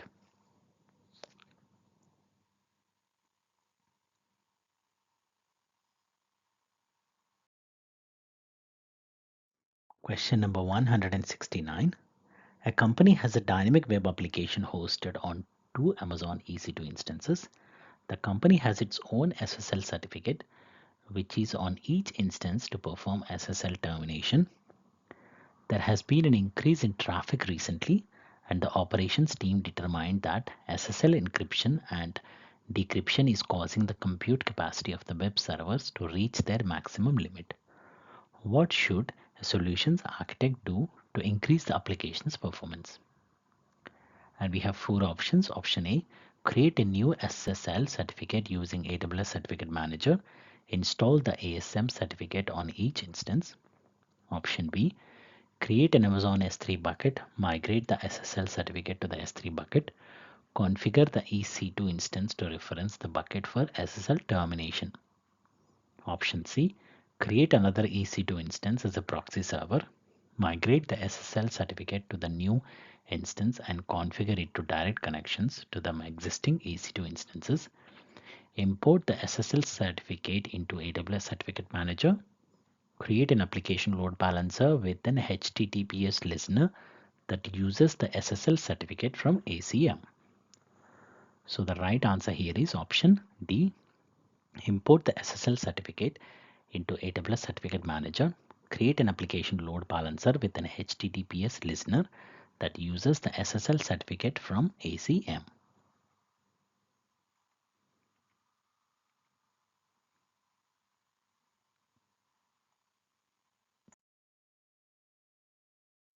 Question number 170. A video game company is launching a new game that uses Amazon DynamoDB to track the user's game state. The company hosts the game in an Amazon virtual private cloud that consists of a public and private subnet. A service running on an EC2 instance in the private subnet needs access to a DynamoDB database. What steps can the solutions architect take to ensure a cost-effective network architecture when setting up these VPC? And we have four options. Option A, use a gateway VPC endpoint to route request from the private subnet to the DynamoDB database. Option B, create a NAT gateway in the public subnet and route request from the private subnets to the DynamoDB database through the NAT gateway. Option C, launch the EC2 instance running the service needing DynamoDB access in the public subnet instead of the private subnet. Option D, create a NAT instance in the public subnet and route request from the private subnet to the DynamoDB database through the NAT instance.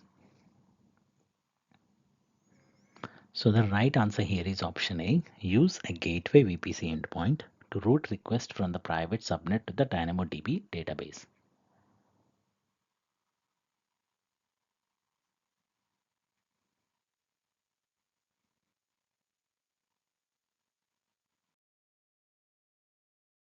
Question number 171. A company has a highly dynamic batch processing job that uses many Amazon EC2 instances to complete it. The job is stateless in nature, can be started and stopped at any given time with no negative impact, and typically takes upwards of 60 minutes total to complete. The company has asked a solutions architect to design a scalable and cost-effective solution that meets the requirement of the job. What should the solutions architect recommend? And we have four options. Option A, implement EC2 spot instances. Option B, purchase EC2 reserved instances. Option C, implement EC2 on-demand instances. And option D, implement the processing on AWS Lambda. So the right answer here is option A, implement EC2 spot instances.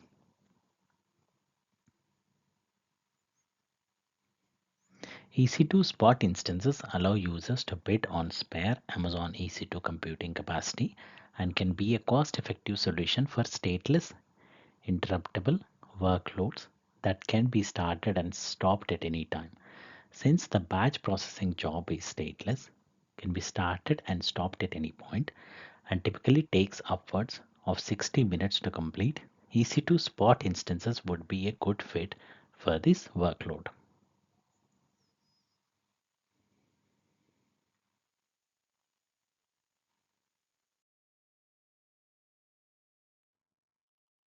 Question number 172. A solutions architect needs to implement a solution to reduce a company's storage costs. All the company's data is in the Amazon S3 standard storage class. The company must keep all data for at least 25 years. Data from the most recent 2 years must be highly available and immediately retrievable. Which solution will meet this requirement? And we have four options. Option A, set up an S3 lifecycle policy to transition objects to S3 Glacier Deep Archive immediately.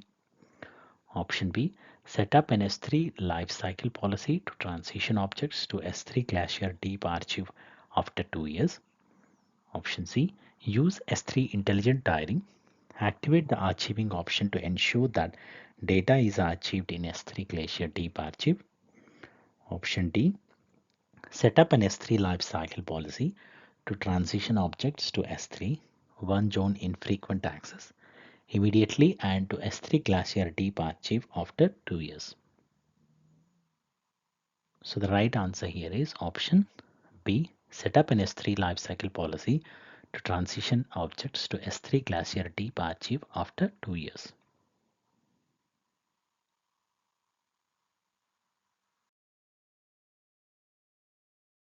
Question number 173. A media company is evaluating the possibilities of moving its systems to the AWS cloud. The company needs to leave at least 10 terabyte of storage with the maximum possible input-output performance for video processing. 300 terabyte of very durable storage for storing media content, and 900 terabyte of storage to meet requirements for archival media that is not in use anymore. Which set of services should a solutions architect recommend to meet these requirements? And we have four options. Option A, Amazon EBS for maximum performance, Amazon S3 for durable data storage, and Amazon S3 Glacier for archival storage. Option B, Amazon EBS for maximum performance, Amazon EFS for durable data storage, and Amazon S3 Glacier for archival storage. Option C, Amazon EC2 Instance Store for maximum performance, Amazon EFS for durable data storage, and Amazon S3 for archival storage. And option D, Amazon EC2 Instance Store for maximum performance, Amazon S3 for durable data storage, and Amazon S3 Glacier for archival storage. So the right answer here is option A.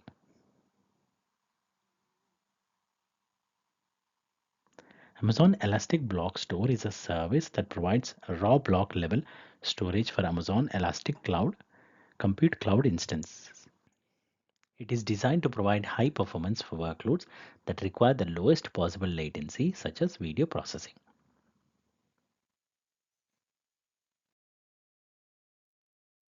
Question number 174. Your company adopted an open source based monitoring strategy using Prometheus for containers monitoring. The company is undertaking a large initiative to migrate fully to AWS by the end of the fiscal year. Which of the following AWS services may best help manage the operational complexity of scaling the ingestion, storage, alerting, and querying of metrics while being compatible with an open source cloud native project? And we have four options. Option A, AWS CloudWatch. Option B, AWS EKS with CloudWatch for metrics. Option C, Amazon Managed Service for Prometheus. And option D, Amazon Managed Service for Grafana. So the right answer here is option C. Amazon Managed Service for Prometheus is a serverless monitoring service for metrics compatible with open source Prometheus, making it easier for you to securely monitor and alert on container environments. You should use Amazon Managed Service for Prometheus if you have adopted an open source based monitoring strategy, have already deployed or plan to adopt Prometheus for container monitoring, and prefer a fully managed experience where AWS provides enhanced security, scalability, and availability. Sorry.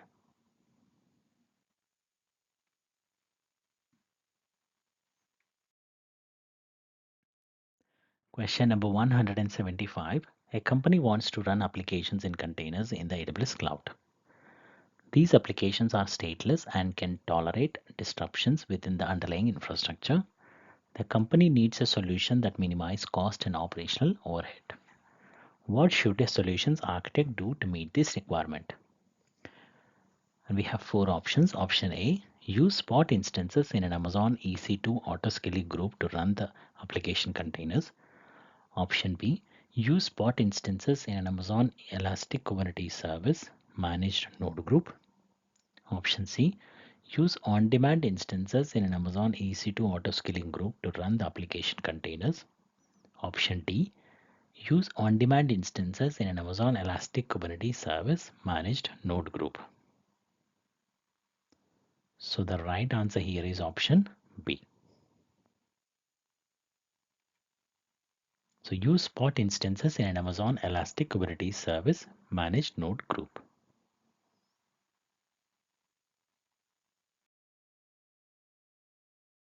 Question number 176.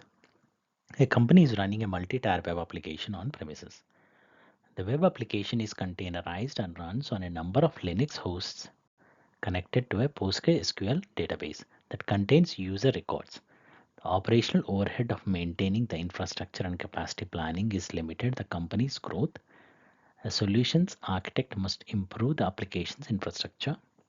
Which combination of actions should the solutions architect take to accomplish these? Choose two. And we have five options. Option A, migrate the PostgreSQL database to Amazon Aurora. Option B, migrate the web application to be hosted on Amazon EC2 instances. Option C, set up an Amazon CloudFront distribution for the web application content. Option D, set up Amazon Elastic Cache between the web application and the PostgreSQL database. Option E, migrate the web application to be hosted on AWS Fargate with Amazon Elastic Container Service. So the right answer here is option A, migrate the PostgreSQL database to Amazon Aurora. And option E, migrate the web application to be hosted on AWS Fargate with Amazon Elastic Container Service. So Amazon Aurora is a fully managed, scalable, and highly available relational database service that is compatible with PostgreSQL. Migrating the database to Amazon Aurora would reduce the operational overhead of maintaining the database infrastructure and allow the company to focus on building and scaling the application. And AWS Fargate is a fully managed container orchestration service that enables users to run containers without the need to manage the underlying EC2 instances. By using AWS Fargate with Amazon Elastic Container Service, the solutions architect can improve the scalability and efficiency of the web application and reduce the operational overhead of maintaining the underlying infrastructure.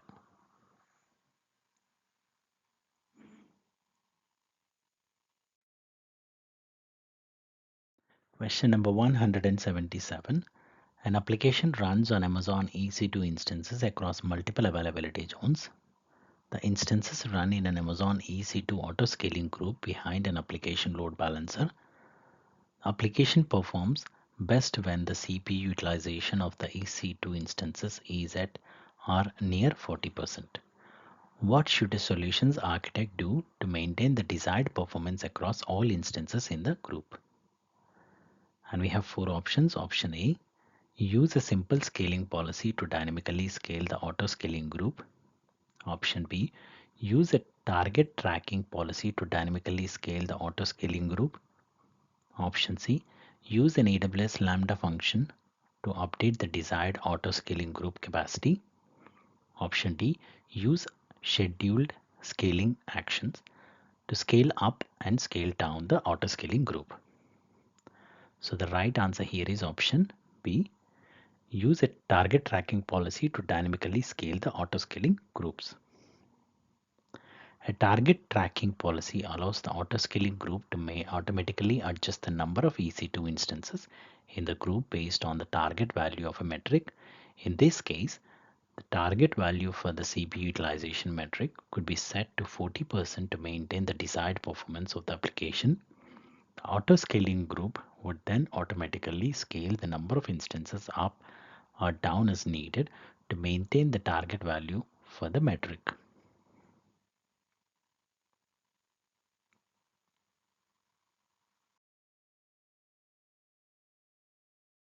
Question number 178. Your data engineering team has recently migrated its Hadoop infrastructure to AWS. They ask if you are aware of options for high-speed network connectivity between their instances. What two enhanced network options can you present to the team? Choose two answers. We have four options. Option A, CPU, GPU virtual function interface. Option B, elastic network adapter.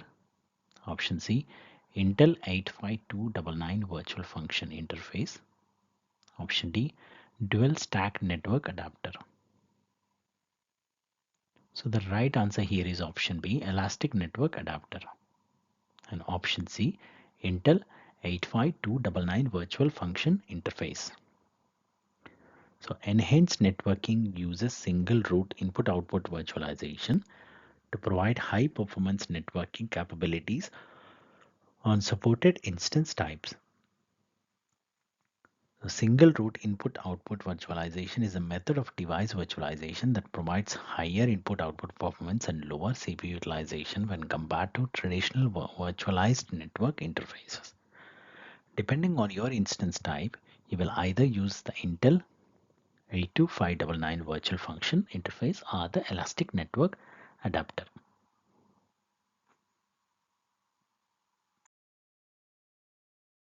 Question number 179. A company is developing a file sharing application that will use an Amazon S3 bucket for storage. The company wants to serve all the files through an Amazon CloudFront distribution. The company does not want the files to be accessible through direct navigation to the S3 URL. What should a solution architect do to meet these requirements? And we have four options. Option A, write individual policies for each S3 bucket to grant read permissions for only CloudFront access. Option B, create an IAM user, grant the user read permission to objects in the S3 bucket, assign the user to CloudFront. Option C, write an S3 bucket policy that assigns the CloudFront distribution ID as the principal and assigns the target S3 bucket as the Amazon resource name. Option D, create an origin access identity, assign the OII to the CloudFront distribution, configure the S3 bucket permissions so that only the OAI has read permissions. So the right answer here is option D. An OAI is a special CloudFront user that is associated with the CloudFront distribution and is used to give CloudFront access to the files in an S3 bucket. By using an OAI, the company can serve the files through the CloudFront distribution while preventing direct access to the S3 bucket.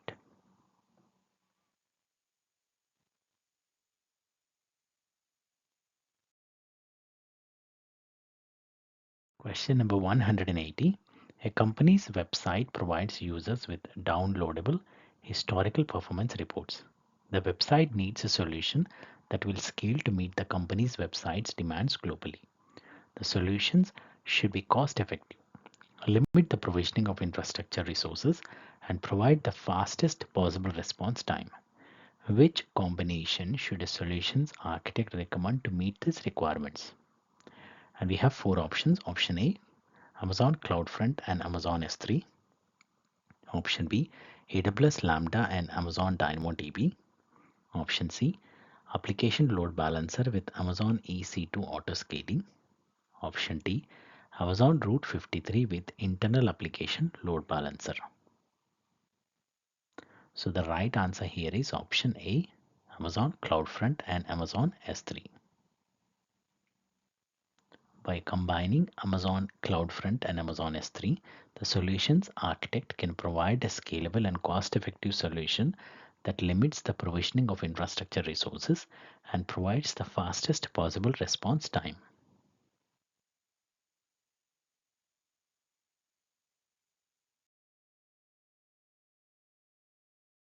Question number 181. A company wants to move its application to a serverless solution. The serverless solution needs to analyze existing and new data by using SL. The company stores the data in an Amazon S3 bucket. The data requires encryption and must be replicated to a different AWS region. Which solution will meet these requirements with the least operational overhead? And we have four options. Option A, create a new S3 bucket, load the data into the new S3 bucket, use S3 cross-region replication to replicate encrypted objects to an S3 bucket in another region, use server-side encryption with AWS KMS multi-region keys, use Amazon Athena to query the data. Option B, create a new S3 bucket, load the data into the new S3 bucket, use S3 cross-region replication to replicate encrypted objects to an S3 bucket in another region. Use server-side encryption with AWS KMS multi-region keys. Use Amazon RDS to query the data. And option C, load the data into the existing S3 bucket. Use S3 cross-region replication to replicate encrypted objects to an S3 bucket in another region. Use server-side encryption with Amazon S3 managed encryption keys. Use Amazon Athena to query the data. And option D, load the data into the existing S3 bucket. Use S3 cross-region replication to replicate encrypted objects to an S3 bucket in another region. Use server-side encryption with Amazon S3 managed encryption keys. use Amazon RDS to query the data. So the right answer here is option A. So A recommends creating a new S3 bucket, loading the data into the new S3 bucket, using S3 cross-region replication to replicate encrypted objects to an S3 bucket in another region, using server-side encryption with AWS KMS multi-region keys, and using Amazon Athena to query the data.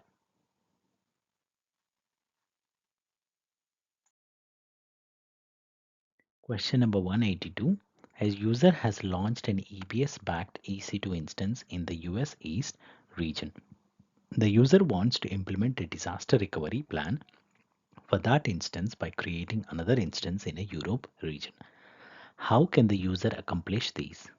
And we have four options. Option A, copy the instance from the US East region to the Europe region. Option B, use the launch more like these option to copy the instance from one region to another. Option C, copy the running instance using the instance copy command to the Europe region. Option D, create an AMI of the instance and copy the AMI to the Europe region, then launch the instance from the AMI copy in that region. So the right answer here is option D. To launch an EC2 instance, it is required to have an AMI in that region.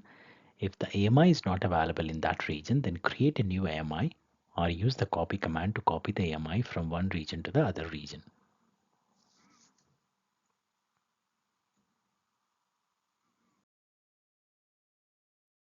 Question number 183. A company runs workloads on AWS. The company needs to connect to a service from an external provider. The service is hosted in the provider's VPC. According to the company security team, the connectivity must be private and must be restricted to the target service. The connection must be initiated only from the company's VPC. Which solution will match these requirements? And we have four options. Option A, create a VPC pairing connection between the company's VPC and the provider's VPC. Update the route table to connect to the target service. Option B, ask the provider to create a virtual private gateway in its VPC.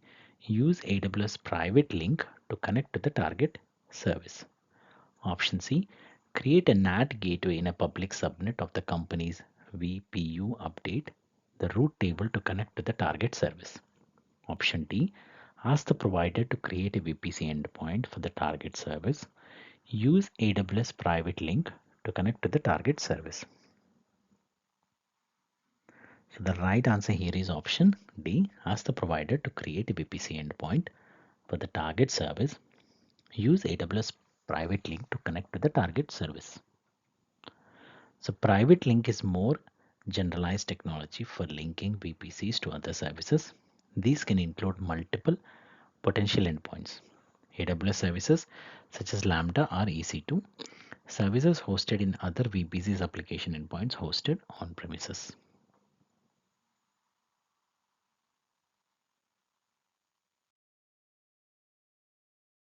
Question number 184. A company runs its e-commerce application on AWS. Every new order is published as a message in a RabbitMQ queue that runs on an Amazon EC2 instance in a single availability zone. These messages are processed by a different application that runs on a separate EC2 instance. These application stores the details in a PostgreSQL database on another EC2 instance. All the EC2 instances are in the same availability zone. The company needs to redesign its architecture to provide the highest availability with the least operational overhead. What should a solutions architect do to meet these requirements? And we have four options. Option A, migrate the queue to the redundant pair of RabbitMQ instances on Amazon MQ. Create a multi-AZ auto-scaling group for EC2 instances that host the application. Create another multi-AZ auto-scaling group for EC2 instances that host the PostgreSQL database.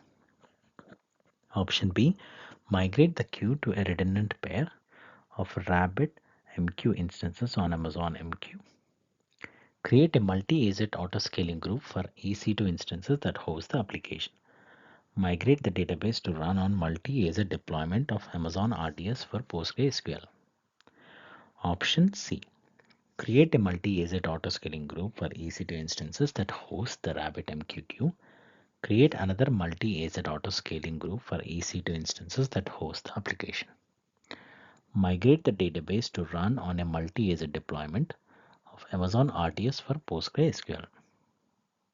And option D, create a multi-agent auto-scaling group for EC2 instances that host the RabbitMQ queue.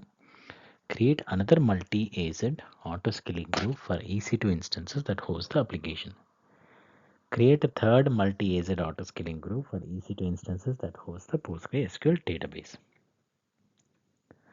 So the right answer is option B.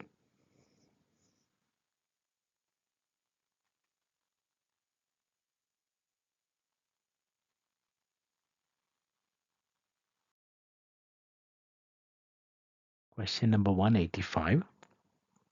A solutions architect needs to help the company optimize the cost of running an application on AWS. The application will use Amazon EC2 instances, AWS Fargate, and AWS Lambda for compute within the architecture. The EC2 instances will run the data ingestion layer of the application. EC2 usage will be sporadic and unpredictable.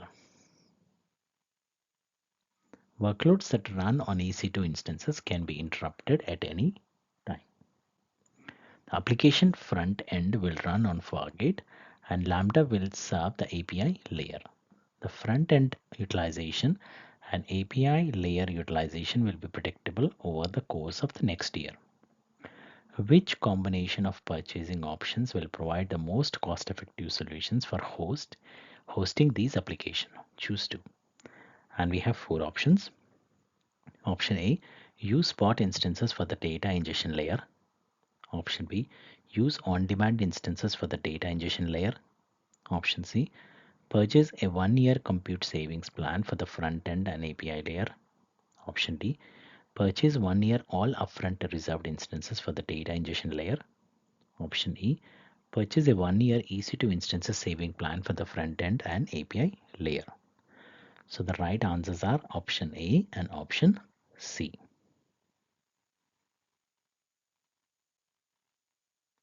To optimize the cost of running this application on AWS, you should consider the following options. Use spot instances for the data ingestion layer. Purchase a 1-year compute savings plan for the front end and API layer.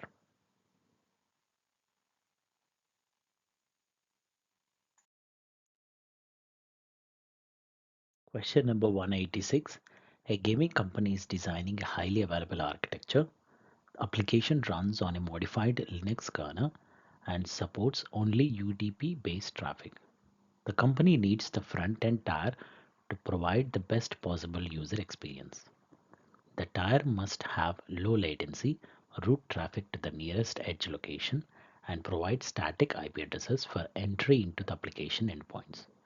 What should a solutions architect do to meet these requirements? And we have four options. Option A, configure Amazon Route 53 to forward a request to an application load balancer. Use AWS Lambda for the application in AWS application auto-scaling. Option B, configure Amazon CloudFront to forward a request to a network load balancer. Use AWS Lambda for the application in an AWS application auto-scaling group. Option C, configure AWS Global Accelerator to forward request to a network load balancer. Use Amazon EC2 instances for an application in an EC2 auto-scaling group. And option D, configure Amazon API Gateway to forward request to an application load balancer.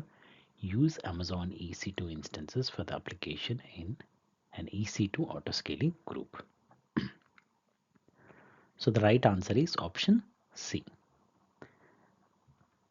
So AWS Global Accelerator is a service that routes traffic to the nearest edge location, providing low latency and static IP addresses for the front-end tier. It supports UDP-based traffic, which is required by the application.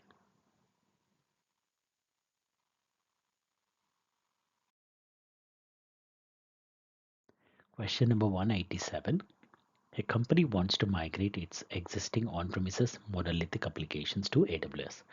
The company wants to keep as much of the front-end code and the back-end code as possible. However, the company wants to break the application into smaller applications. A different team will manage each application. The company needs a highly scalable solution that minimizes operational overhead. Which solution will meet these requirements? And we have four options. Option A, host the application on AWS Lambda, integrate the application with Amazon API Gateway.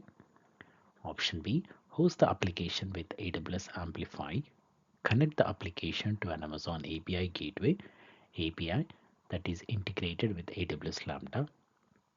Option C, host the application on Amazon EC2 instances, set up an application load balancer with EC2 auto instances in an auto scaling group as targets. Option D, host the application on Amazon Elastic Container Service, set up an application load balancer with Amazon ECS as the target. So the right answer here is option D. So hosting the application on Amazon ECS would allow the company to break the monolithic application into smaller, more manageable applications that can be managed by different teams. Amazon ECS is a fully managed container orchestration service that makes it easy to deploy, run and scale containerized applications.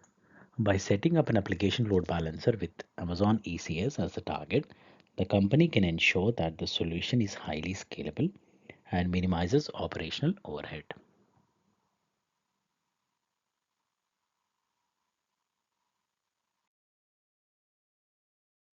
Question number 188. A company recently started using Amazon Aurora as the data store for its global e-commerce application. When large reports are run, developers reports that the e-commerce application is performing poorly. After reviewing metrics in Amazon CloudWatch, a solutions architect finds that the read IOPS and CPU utilization metrics are spiking when monthly reports run. What is the most cost-effective solution? And we have four options. Option A, migrate the monthly reporting to Amazon Redshift. Option B, migrate the monthly reporting to an Aurora replica. Option C, migrate the Aurora database to a larger instance class. Option D, increase the provisioned IOPS on the Aurora instance. So the right answer here is option B, migrate the monthly reporting to an Aurora replica. So migrating the monthly reporting to an Aurora replica may be the most cost-effective solution because it involves creating a read-only copy of the database that can be used specially for running large reports without impacting the performance of the primary database. These solutions allows the company to scale the read capacity of the database without incurring additional hardware or input-output costs.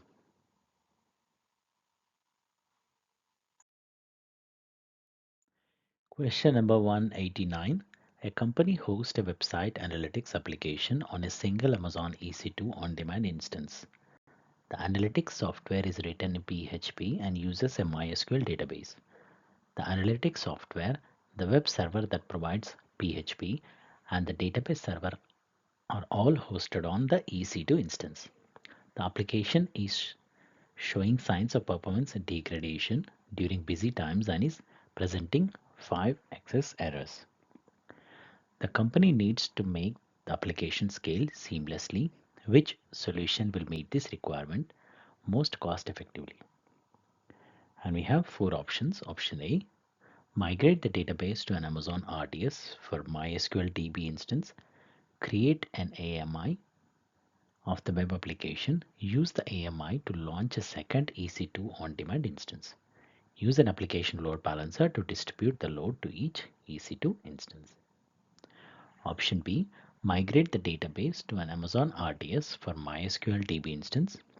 Create an AMI of the web application. Use the AMI to launch a second EC2 on-demand instance. Use Amazon Route 53 weighted routing to distribute the load across the two EC2 instances. And option C, migrate the database to an Amazon Aurora MySQL DB instance. Create an AWS Lambda function to stop the EC2 instance and change the instance type. Create an Amazon CloudWatch alarm to invoke the Lambda function when CPU utilization surpasses 75%. And option D, migrate the database to an Amazon Aurora MySQL DB instance. Create an AMI of the web application. Apply the AMI to a launch template. Create an auto-scaling group with the launch template. Configure the launch template to use a spot fleet. Attach an application load balancer to the auto-scaling group. So the right answer here is option D. So you can submit a spot fleet as one-time request which does not persist after the instance have been terminated. You can include on-demand instance request in a spot fleet requests.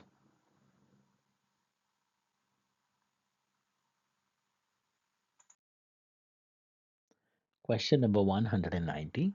A company runs a stateless web application in production on a group of Amazon EC2 on-demand instances behind an application load balancer. The application experiences heavy usage during an 8-hour period each business day. Application usage is moderate and steady overnight. Application usage is low during weekends.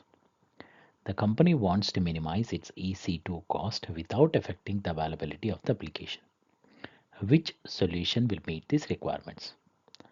And we have four options. Option A, use spot instances for the entire workload. Option B, use reserved instances for the baseline level of usage. Use spot instances for any additional capacity that the application needs. Option C, use on-demand instances for the baseline level of usage. Use spot instances for any additional capacity that the application needs. Option D, use dedicated instances for the baseline level of usage. Use on-demand instances for any additional capacity that the application needs. So the right answer here is option B, use reserved instances for the baseline level of usage. Use spot instances for any additional capacity that the application needs. So using reserved instances for the baseline level of the usage will provide a discount on the EC2 cost for steady overnight and weekend usage. Using spot instances for any additional capacity that the application needs during peak usage times will allow the company to take advantage of spare capacity in the region at a lower cost than on-demand instances.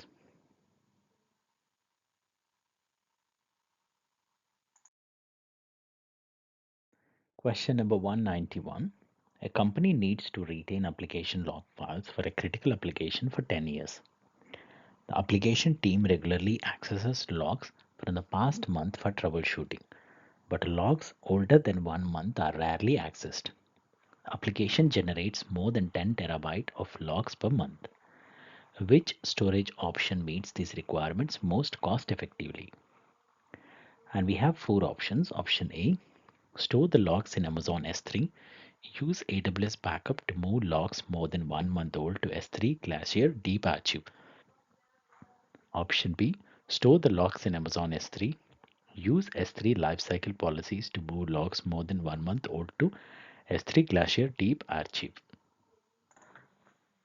Option C, store the logs in Amazon CloudWatch logs. Use AWS backup to move logs more than 1 month old to S3 Glacier Deep Archive. Option D, store the logs in Amazon CloudWatch logs. Use Amazon S3 lifecycle policies to move logs more than 1 month old to S3 Glacier Deep Archive. So the right answer here is option B. So this solution would allow the application team to quickly access the logs from the past month for troubleshooting, while also providing a cost-effective storage solution for the logs that are rarely accessed and need to be retained for 10 years.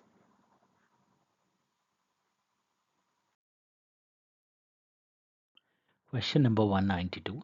A company has a data ingestion workflow that includes the following components. An Amazon Simple Notification Service, topic that receives notifications about new data deliveries, an AWS Lambda function that processes and stores the data. The ingestion workflow occasionally fails because of the network connectivity issues. When failure occurs, the corresponding data is not ingested unless the company manually reruns the job. What should a solutions architect do to ensure that all notifications are eventually processed? And we have four options. Option A, configure the Lambda function for deployment across multiple availability zones. Option B, modify the Lambda function's configuration to increase the CPU and memory allocation for the function. Option C, configure the SNS topic retry strategy to increase both the number of entries and the wait time between retries. Option D, configure an Amazon Simple Queue service queues as the on failure destination. Modify the Lambda function to the process messages in the queue. So the right answer here is option D. So configure an Amazon Simple Queue service queues as the on failure destination. Modify the Lambda function to process messages in the queue.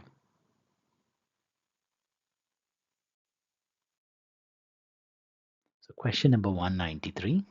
A company has a service that produces event data. The company wants to use AWS to process the event data as it is received. The data is written in a specific order that must be maintained throughout processing. The company wants to implement a solution that minimizes operational overhead. How should a solutions architect accomplish these?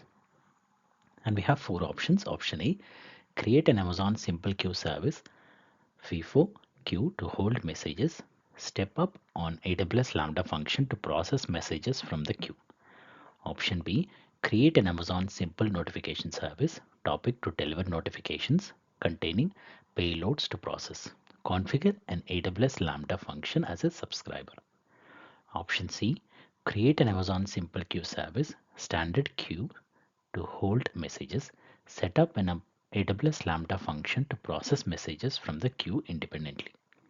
Option D, create an Amazon Simple Notification Service, topic to deliver notifications containing payloads to process. Configure an Amazon Simple Queue Service queues as a subscriber. So the right answer here is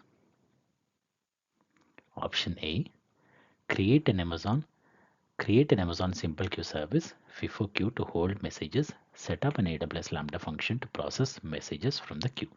So creating an Amazon Simple Queue Service, FIFO queue to hold messages and setting up an AWS Lambda function to process messages from the queue will ensure that the event data is processed in the correct order and minimize operational overhead.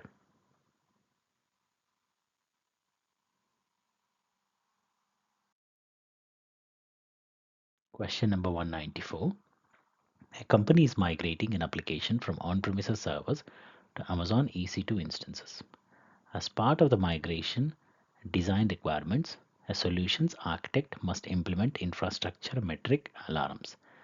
The company does not need to take action if CPU utilization increases to more than 50% of a short burst of time. However, if the CPU utilization increases to more than 50% and read IOPS on the disk are high at the same time, the company needs to act as soon as possible. The solutions architect also must reduce false alarms. What should the solutions architect do to meet these requirements? We have four options. Option A, create Amazon CloudWatch composite alarms where possible. Option B, create Amazon CloudWatch dashboards to visualize the metrics and react to issues quickly. Option C, create Amazon CloudWatch synthetics canaries to monitor the application and raise an alarm.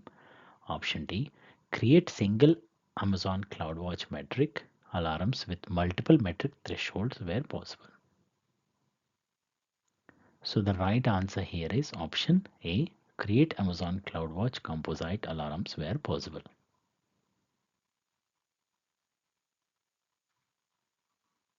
So option A, creating Amazon CloudWatch composite alarm is correct because it allows the solutions architect to create an alarm that is triggered only when both CPU utilization is above 50% and read IOPS on the disk are high at the same time. This meets the requirement to act as soon as possible if both conditions are met, while also reducing the number of false alarms by ensuring that the alarm is triggered only when both conditions are met.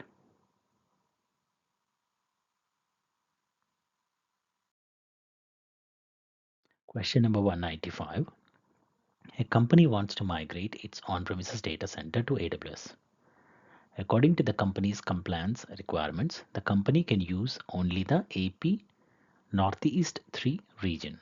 Company administrators are not permitted to connect VPCs to the internet. Which solution will meet these requirements? Choose two. So we have 5 options. Option A,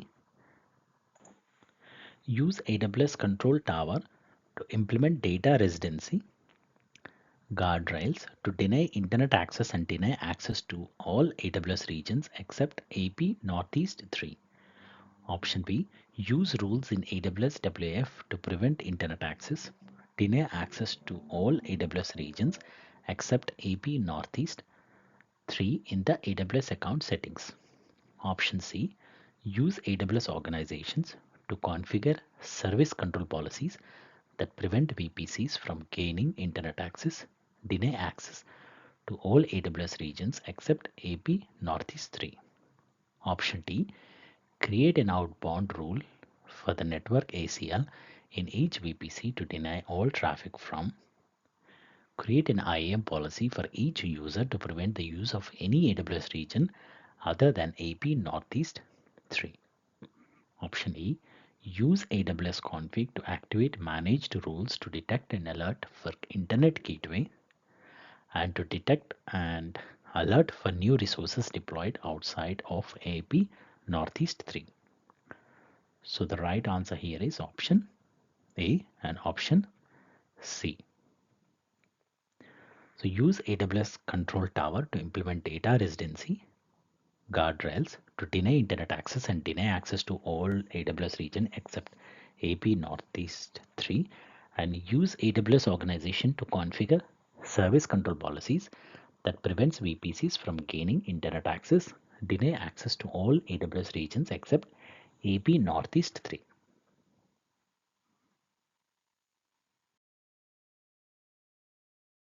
Question number 196. A company uses a 3-tier web application to provide training to new employees. The application is accessed for only 12 hours every day. The company is using an Amazon RDS for MySQL DB instance to store information and wants to minimize costs. What should a solution architect do to meet these requirements? And we have 4 options. Option A, configure an IAM policy for AWS Systems Manager, Session Manager, create an IAM role for the policy update and trust relationship of the role, set up automatic start and stop for the DB instance. Option B, create an Amazon Elastic Cache for Redis Cache cluster that gives users the ability to access the data from the cache when the DB instance is stopped. Invalidate the cache after the DB instance is started. Option C, launch an Amazon EC2 instance, create an IAM role that grants access to Amazon RDS, attach the role to the EC2 instance, configure a cron job to start and stop the EC2 instance on the desired schedule. Option D, create AWS Lambda function to start and stop the DB instance, create Amazon Event Bridge, Amazon CloudWatch events, scheduled rules to invoke the Lambda function, configure the Lambda functions as event targets for the rules. So the right answer here is option D. Question number 197. A company sells ringtones created from clips of popular songs. The files containing the ringtones are stored in Amazon S3 standard and are at least 128 KB in size. The company has millions of files, but downloads are infrequent for ringtones older than 90 days. The company needs to save money on storage while keeping the most accessed files readily available for its users. Which action should the company take to meet this requirement most cost effectively? And we have four options. Option A, configure S3 standard infrequent access storage for the initial storage tier of the objects. Option B, move the files to S3 intelligent tiering and configure it to move objects to a less expensive storage tier after 90 days. Option C, configure S3 inventory to manage objects and move them to S3 standard infrequent access, S3 standard 1A after 90 days. Option D, implement an S3 lifecycle policy that moves the objects from S3 standard to S3 standard infrequent access after 90 days. So the right answer here is option D. Implement an S3 lifecycle policy that moves the objects from S3 standard to S3 standard infrequent access after 90 days.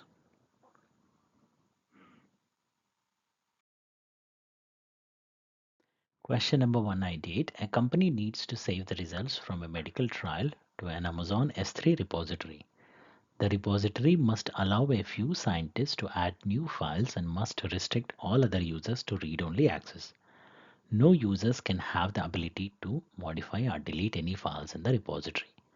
The company must keep every file in the repository for a minimum of 1 year after its creation date. Which solution will meet these requirements? And we have four options. Option A, use S3 bucket lock in governance mode with the legal hold of 1 year. Option B, use S3 bucket lock in compliance mode with a retention period of 365 days. Option C, use an IAM role to restrict all users from deleting and changing object in S3 bucket. Use an S3 bucket policy to only allow the IAM role. Option D, configure the S3 bucket to invoke an AWS Lambda function every time an object is added. Configure the function to track the hash of the saved object so that modified objects can be marked accordingly. So the right answer here is option B, use S3 object lock in compliance mode with a retention period of 365 days. So the key difference between compliance mode and governance mode is that there is no users that can override the retention periods, set or delete an object, and that also includes your AWS root account, which has the highest privileges.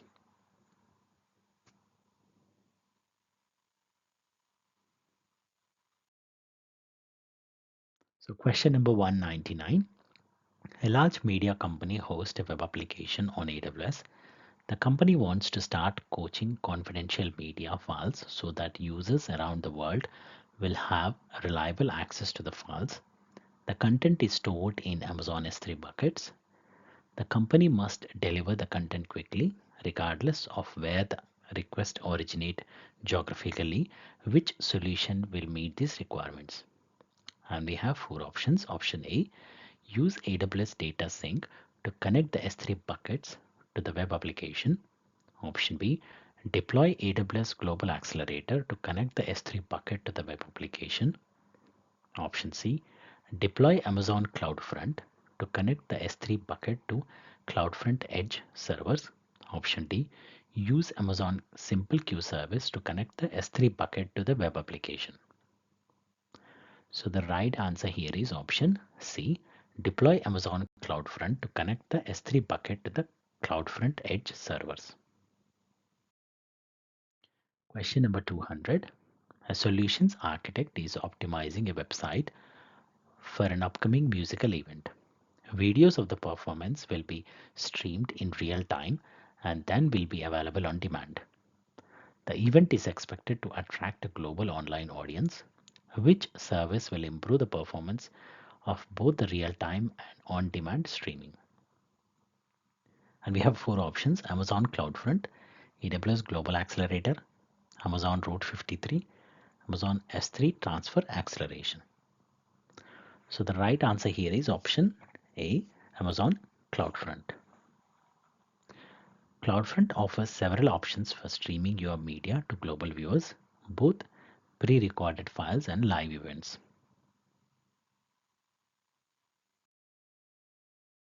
Question number 201. An e-commerce company hosts its analytics application in the AWS cloud. The application generates about 300 MB of data each month. The data is stored in JSON format. The company is evaluating a disaster recovery solution to back up the data. The data must be accessible in milliseconds if it is needed, and the data must be kept for 30 days. So which solution meets these requirements most cost effectively? And we have four options: Amazon OpenSearch Service, Amazon S3 Glacier, Amazon S3 Standard, Amazon RDS for PostgreSQL. So the right answer here is option C, Amazon S3 Standard. So S3 Standard is cost effective and meets the requirement. S3 Standard allows for data retention for a specific number of days.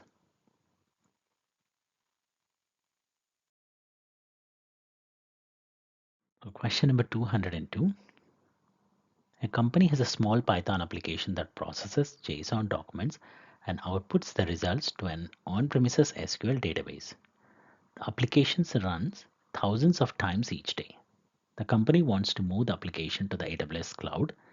The company needs a highly available solution that maximizes scalability and minimizes operational overhead. So which solution will meet this requirement? And we have four options. So the right option here is option B. Place the JSON documents in an Amazon S3 bucket. Create an AWS Lambda function that runs the Python code to process the documents as they arrive in the S3 bucket. Store the results in an Amazon Aurora DB cluster.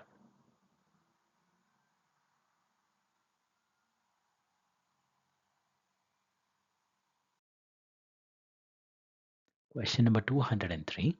A company wants to use high performance computing infrastructure on AWS for financial risk modeling. The company's HPC workloads run on Linux.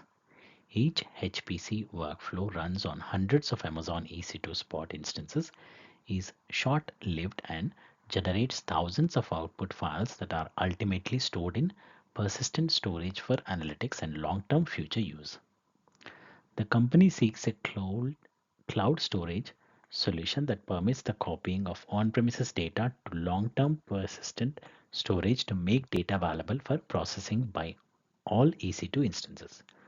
The solution should also be a high-performance file system that is integrated with persistent storage to read and write datasets and output files.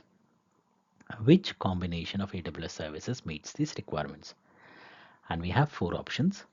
Option A, Amazon FSx for Lustre integrated with Amazon S3. Option B, Amazon FSx for Windows file server integration with Amazon S3. Option C, Amazon S3 Glacier integrated with Amazon Elastic Block Store. And option D, Amazon S3 Bucket with the VPC endpoint integrated with an Amazon Elastic Block Store general purpose SSD volume. So the right answer here is option A.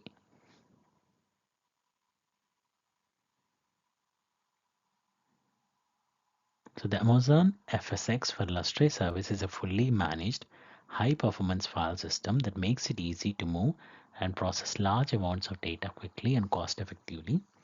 It provides a fully managed cloud-native file system with low operational overhead, designed for massively parallel processing and high-performance workloads.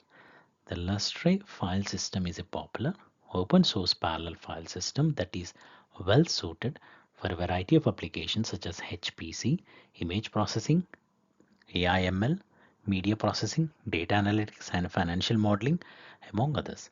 With Amazon FSx for Lustre, you can quickly create and configure new file systems in minutes and easily scale the size of your file system up or down.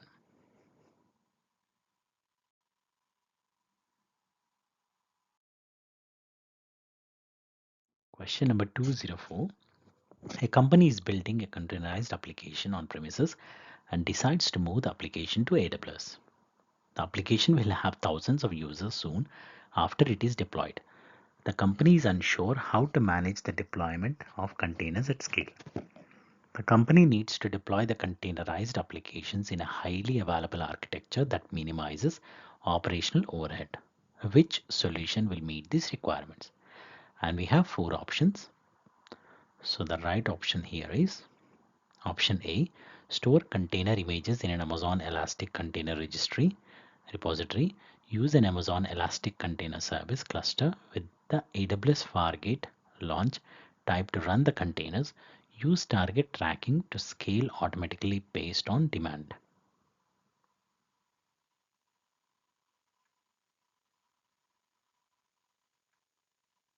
So AWS Fargate is a serverless experience for user applications, allowing the user to concentrate on building applications instead of configuring and managing servers. Fargate also automates resource management, allowing users to easily scale their applications in response to demand.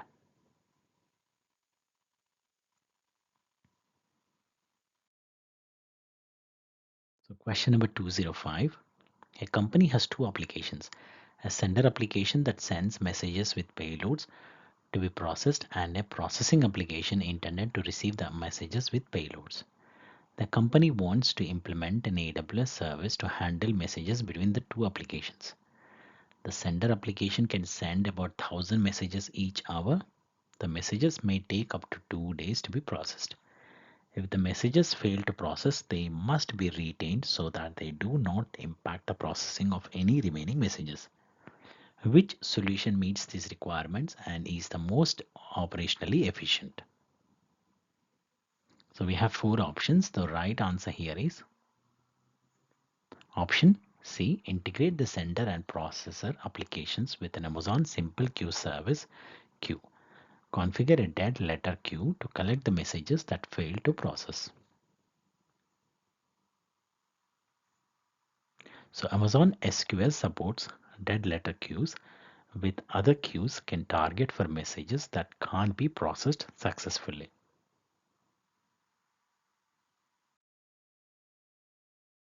Question number 206.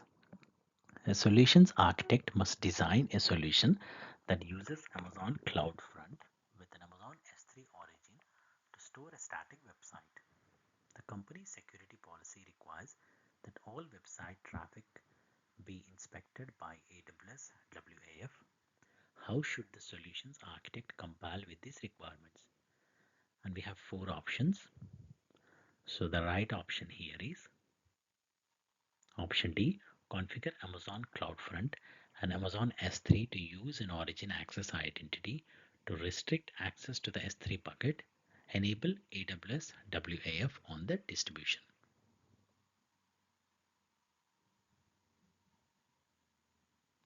Use an OAI to lock down CloudFront to S3 origin and enable WAF on CF distribution.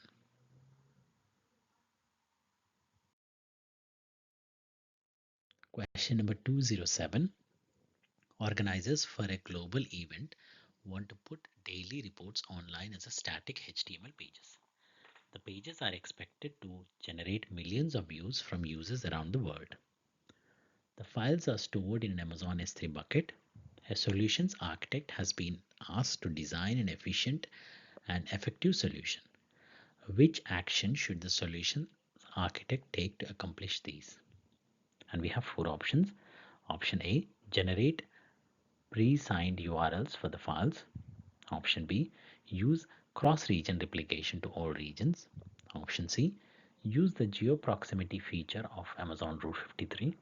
And option D, use Amazon CloudFront with the S3 bucket as its origin. So the right answer here is option D, use Amazon CloudFront with the S3 bucket as its origin. So Amazon CloudFront is a content delivery network that speeds up the delivery of static and dynamic web content such as HTML pages, images and videos. By using CloudFront, the HTML page will be served to users from the edge location that is closest to them, resulting in faster delivery and a better user experience. CloudFront can also handle the high traffic and large number of requests expected for the global event, ensuring that the HTML pages are available and accessible to users around the world.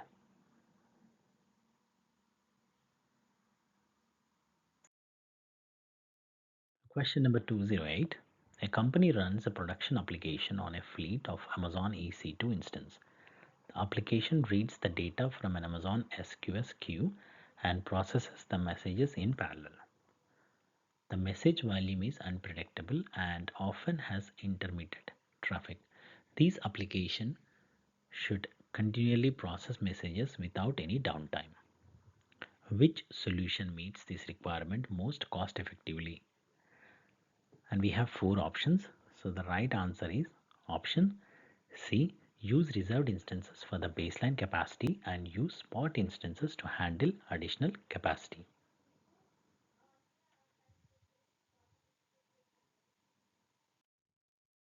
So question number 209. The security team wants to limit access to specific services or actions in all of the team's AWS accounts. All accounts belongs to a large organization in AWS organizations. The solution must be scalable and there must be a single point where permissions can be maintained. What should a solutions architect do to accomplish these? And we have four options. So the right answer here is option D. Create a service control policy in the root organizational unit to deny access to the services or actions. Service control policies are one type of policy that you can use to manage your organization.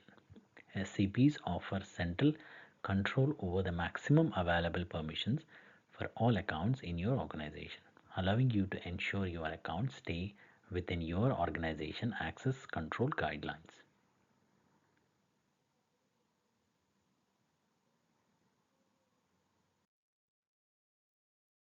So question number 210. A company is concerned about the security of its public web application due to recent web attacks. The application uses an application load balancer.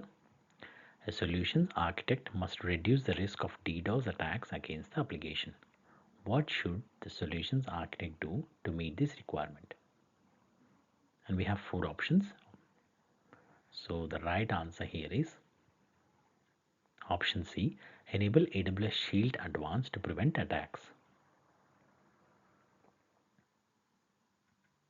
So AWS Shield is a managed distributed denial of service protection service that helps protect web applications running on AWS from DDoS attacks. AWS Shield Advanced is an additional layer of protection that provides enhanced DDoS protection capabilities, including proactive monitoring and automatic inline mitigations to help protect against even the largest and the most sophisticated DDoS attacks. By enabling AWS Shield Advanced, the solutions architect can help protect the application from DDoS attacks and reduce the risk of disruption to the application.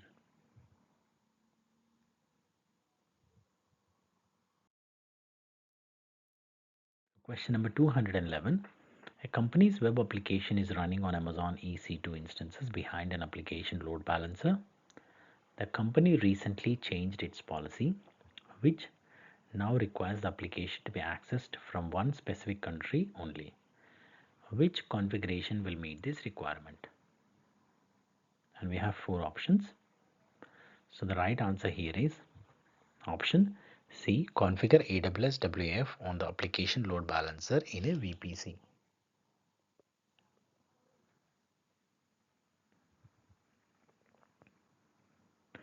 So geographic match conditions in AWS WAF. This new condition type allows you to use AWS WAF to restrict application access based on the geographic location of your viewers. With geo-match conditions, you can choose the countries from which AWS WAF should allow access.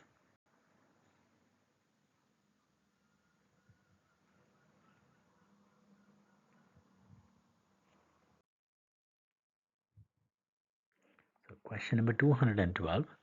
A company provides an API to its users that automates inquiries for tax computations based on item prices. The company experiences a larger number of inquiries during the holiday season only that cause slower response times. A solutions architect needs to design a solution that is scalable and elastic. What should the solutions architect do to accomplish these? And we have four options. So the right answer here is option B. Design a REST API using Amazon API Gateway that accepts the item names. API Gateway passes items names to AWS Lambda for tax computations. Question number 213. A solutions architect is creating a new Amazon CloudFront distribution for an application. Some of the information submitted by users is sensitive. The application uses HTTPS but needs another layer of security. The sensitive information should be protected throughout the entire application stack, and access to the information should be restricted to certain applications. Which action should the solutions architect take? And we have four options. So the right option here is option C. Configure a CloudFront field level encryption profile. So field level encryption allows you to enable your users to securely upload sensitive information to your web servers. The sensitive information provided by your users is encrypted at the edge close to the users and remains encrypted throughout your entire application stack.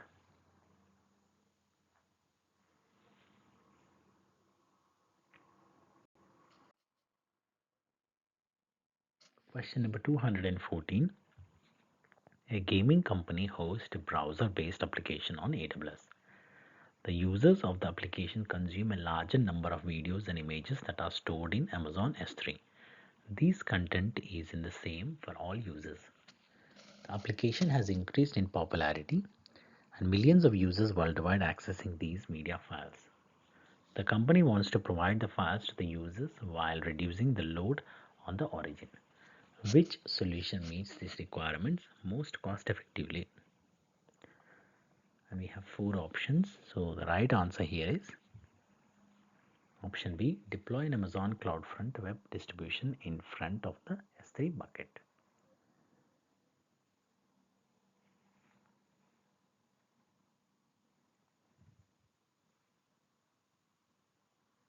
So CloudFront is the best for content delivery. Global Accelerator is best for non-HTTP cases and supports HTTP cases as well, but with static IP or anycast IP addresses only.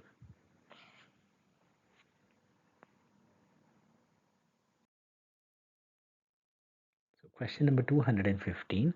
A company has a multi-tier application that runs 6 front-end web servers in an Amazon EC2 auto-scaling group in a single availability zone behind an application load balancer.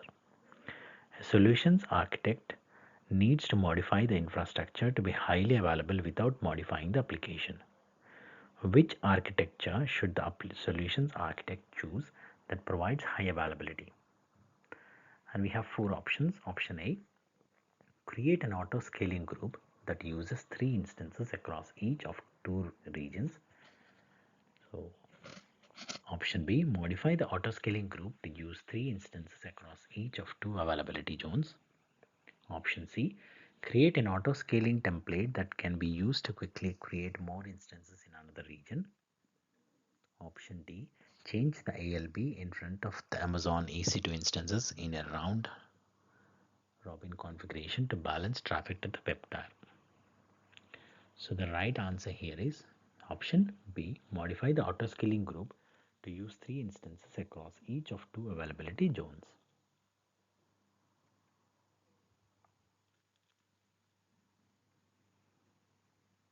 These options would provide high availability by distributing the front-end web servers across multiple availability zones. If there is an issue with one availability zone, the other availability zone would still be available to serve traffic. These would ensure that the application remains available and highly available even if there is a failure in one of the availability zones.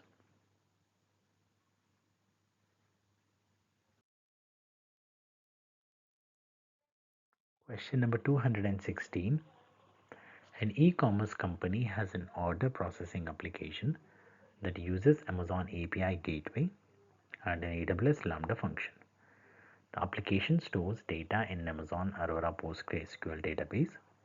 During a recent sale event, a sudden surge in customers' order occurred. Some customers experienced timeouts and the applications did not process the orders of those customers. A solutions architect determined that the CPU utilization and memory utilization were high on the database because of a large number of open connections. The solutions architect need to prevent the timeout errors while making the least possible changes to the application. Which solution will meet this requirement? And we have four options. So the right answer from the four options is option B, use Amazon RDS proxy to create a proxy for the database. Modify the Lambda function to use the RDS proxy endpoint instead of the database endpoint.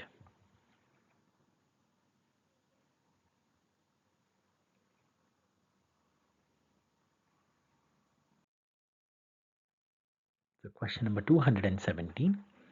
An application runs on Amazon EC2 instance in private subnets. The application needs to access an Amazon DynamoDB table.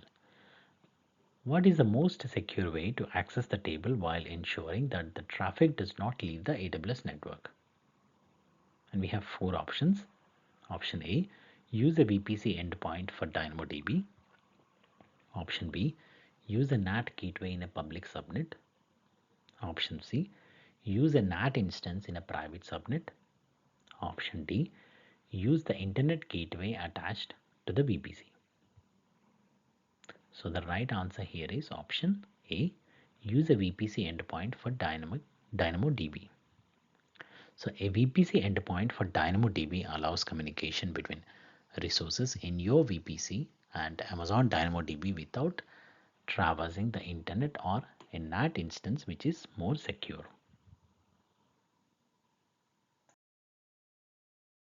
So question number 218. An entertainment company is using Amazon DynamoDB to store media metadata. The application is read intensive and experiencing delays. The company does not have staff to handle additional operational overhead and needs to improve the performance efficiency of DynamoDB without configuring the application. What should a solutions architect recommend to meet this requirement? We have four options. Option A, use Amazon Elastic Cache for Redis. Option B, use Amazon DynamoDB Accelerator. Option C, replicate data by using DynamoDB global tables. Option D, use Amazon Elastic Cache for memcached with auto discovery enabled. So the right answer here is option B, use Amazon DynamoDB Accelerator.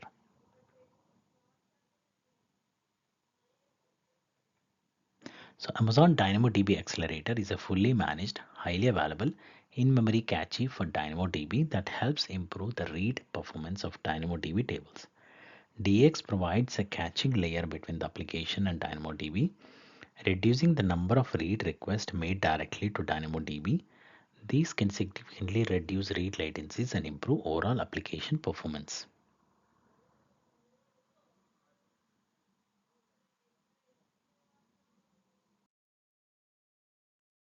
Question number 219. A company's infrastructure consists of Amazon EC2 instances and an Amazon RDS DB instance in a single AWS region. The company wants to back up its data in a separate region. Which solution will meet these requirements with the least operational overhead? And we have four options. So the right answer is option A, use AWS backup to copy EC2 backups and RDS backups to the separate region.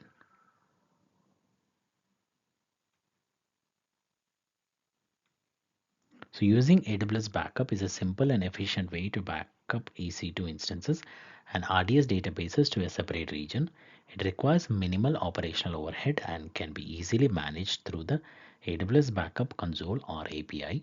AWS Backup can also provide automated scheduling and retention management for backups, which can help ensure that backups are always available and up to date.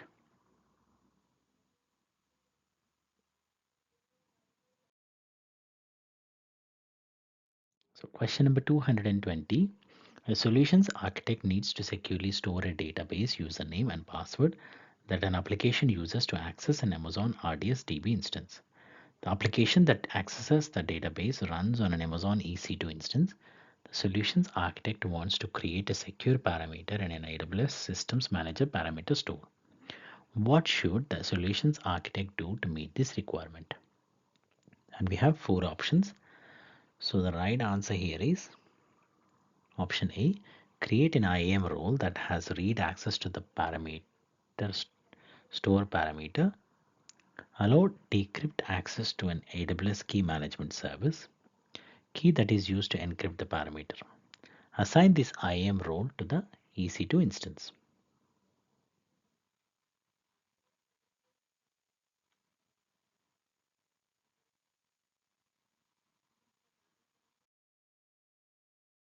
So question 221. A company is designing a cloud communications platform that is driven by APIs. The application is hosted on Amazon EC2 instances behind a network load balancer. The company uses Amazon API Gateway to provide external users with access to the application through API. The company wants to protect the platform against web exploits like SQL injections and also wants to detect the mitigate large sophisticated DDoS attacks. Which combination of solutions provide the most protection? Choose two. And we have five options. So the right two options are option B, use AWS Shield Advanced with the NLB, and option C, use AWS WAF to protect Amazon API Gateway. So question number 222. A company has a legacy data processing application that runs on Amazon EC2 instances. Data is processed sequentially, but the order of results does not matter. Application uses a monolithic architecture. The only way that the company can scale the application to meet increased demand is to increase the size of the instances. The company's developers have decided to rewrite the application to use the microservices architecture on Amazon Elastic Container Service. What should the solutions architect recommend for communication between the microservices? And we have four options. So the right answer here is option A, create an Amazon simple queue service, queue, add code to the data producers and send data to the queue, add code to the data consumers to process data from the queue.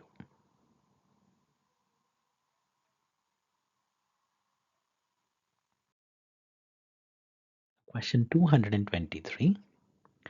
A company wants to migrate its MySQL database from on-premises to AWS. The company currently experienced a database outage that significantly impacted the business.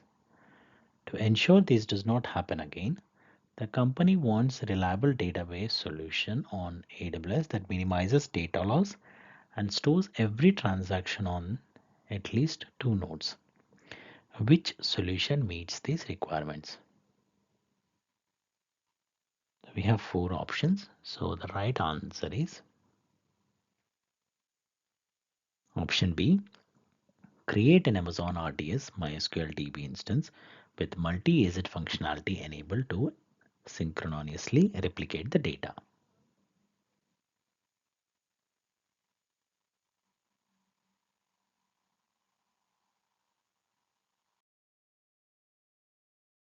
So question number 224. A company is building a new dynamic ordering website. The company wants to minimize server maintenance and patching. The website must be highly available and must scale read and write capacity as quickly as possible to meet changes in user demand. Which solution will meet these requirements? And we have four options. So the right answer here is option A, host static content in Amazon S3, host dynamic content by using Amazon API Gateway and AWS Lambda. Use Amazon DynamoDB with on-demand capacity for the database. configure Amazon CloudFront to deliver the website content. So the right answer here is option A.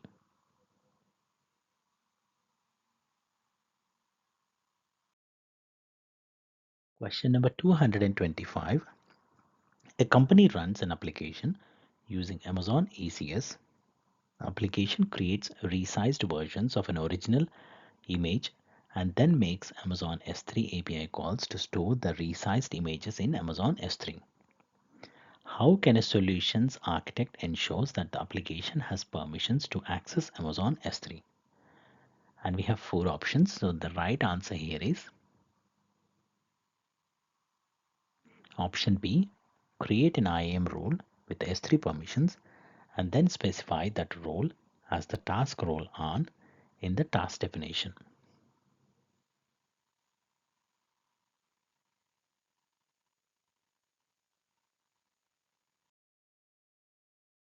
So question 226. A company has a Windows-based application that must be migrated to AWS. The application requires the use of a shared Windows file system attached to multiple Amazon EC2 Windows instances that are developed across multiple availability zones. What should the solutions architect do to meet this requirement? And we have four options. So the right answer here is option B. Configure Amazon FSx for Windows file server. Mount the Amazon FSx file system to each Windows instance.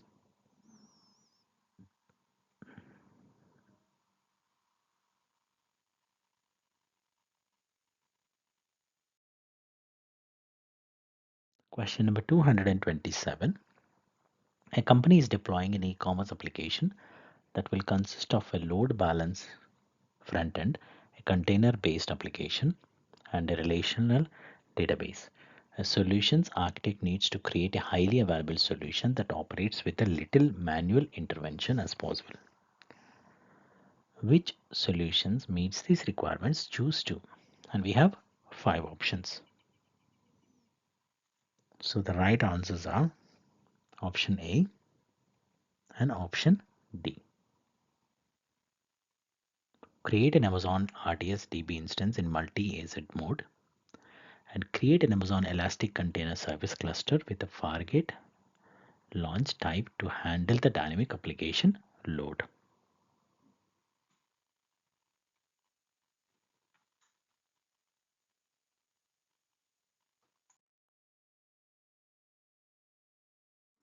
Question number 228. A company uses Amazon S3 as its data lake. The company has a new partner that must use SFTP to upload data files. Solutions architect needs to implement a highly available SFTP solution that minimizes operational overhead. Which solution will meet these requirements? And we have four options. So the right answer here is option A. Use AWS Transfer Family to configure an SFTP enabled server with the publicly accessible endpoint. Choose the S3 data lake as the destination. So AWS Transfer Family securely scales your recurring business-to-business file transfers to AWS storage services using SFTP, FTPS, FTP, and AS2 protocols.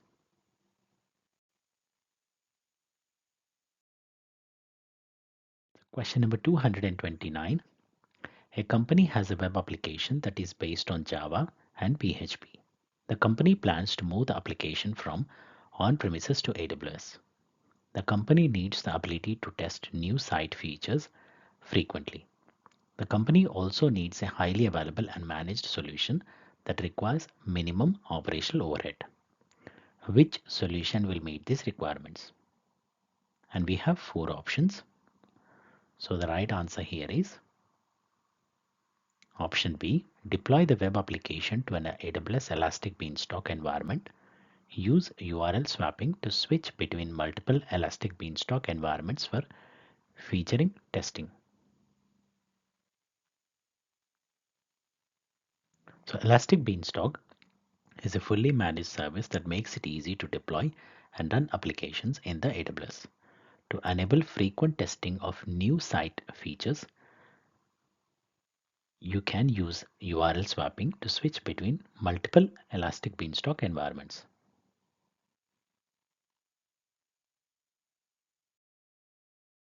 So question number 230. A company has an ordering application that stores customer information in Amazon RDS for MySQL. During regular business hours, employees run one-time queries for reporting purposes. Timeouts are occurring during order processing because the reporting queries are taking a long time to run. The company needs to eliminate the timeouts without preventing employees from performing queries. What should the solution architect do to meet this requirement? And we have four options. So the right answer here is option A, create a read replica, move reporting queries to the read replica.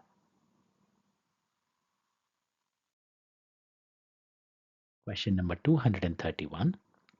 A hospital wants to create digital copies for its large collection of historical written records. The hospital will continue to add hundreds of new documents each day. The hospital's data team will scan the documents and will upload the documents to the AWS cloud. A solutions architect must implement a solution to analyze the documents, extract the medical information, and store the documents so that an application can run SQL queries on the data. The solution must maximize scalability and operational efficiency. Which combination of steps should the solutions architect take to meet these requirements? Choose two. And we have five options. So the right options are option B and option E. Write the document information to an Amazon S3 bucket. Use Amazon Athena to query the data. And create an AWS Lambda function that runs when new documents are uploaded. Use Amazon Textract to convert the documents to raw text. Use Amazon Comprehend Medical to detect and extract relevant medical information from the text.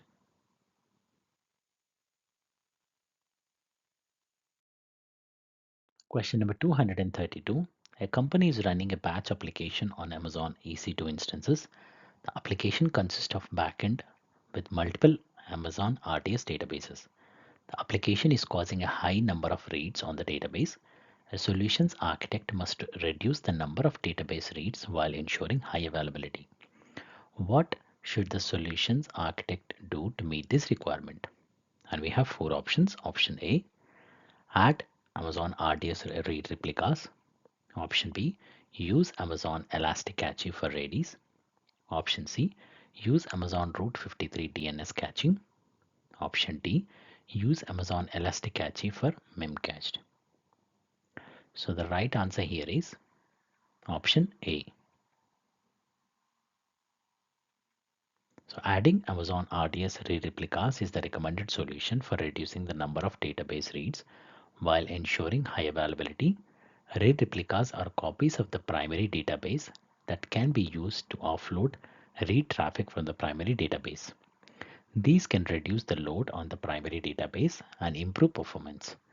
Read replicas can also be used to improve availability as they can be prompted to become the primary database in case of failure.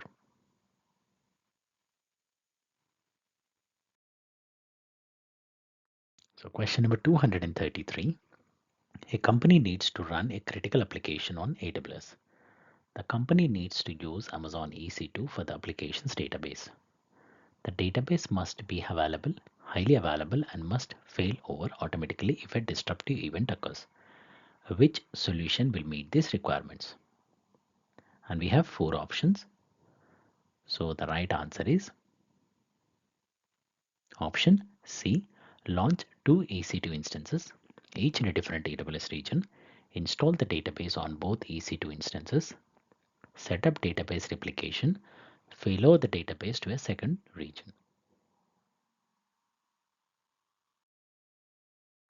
So question number 234. A company runs an application on a large fleet of Amazon EC2 instances. The application reads and writes entries into an Amazon DynamoDB table. The size of the DynamoDB table continuously grows, but the application needs only data from the last 30 days. The company needs a solution that minimizes cost and development effort. Which solution meets these requirements? And we have four options.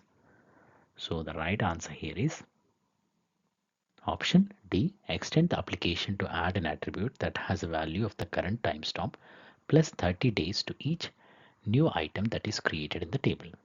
Configure DynamoDB to use the attribute as the TTL attribute.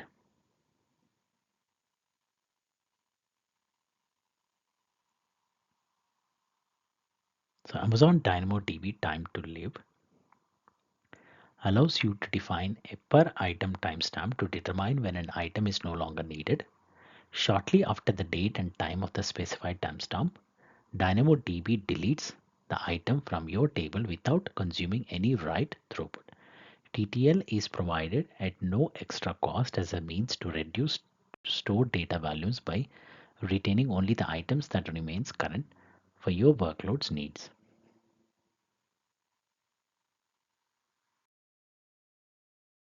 Question number 235. A company runs a containerized application on Kubernetes cluster in an on-premises data center. The company is using a MongoDB database for data storage. The company wants to migrate some of these environments to AWS, but no code changes or deployment method changes are possible at this time. The company needs a solution that minimizes operational overhead. Which solution meets these requirements? And we have four options. So the right answer is option D. Use Amazon Elastic Kubernetes Service with AWS Fargate for compute and Amazon DocumentDB for data storage.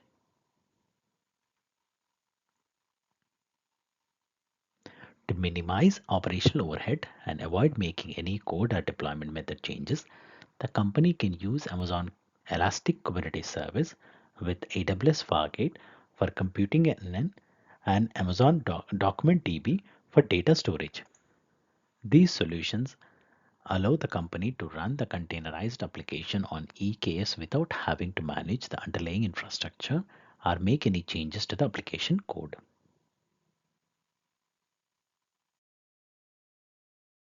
Question number 236.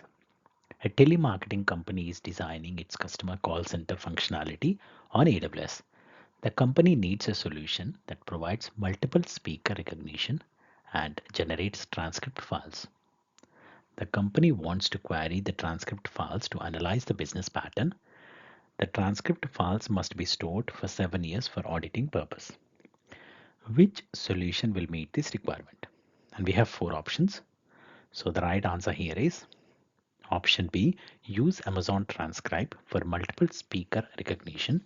Use Amazon Athena for transcript file analysis.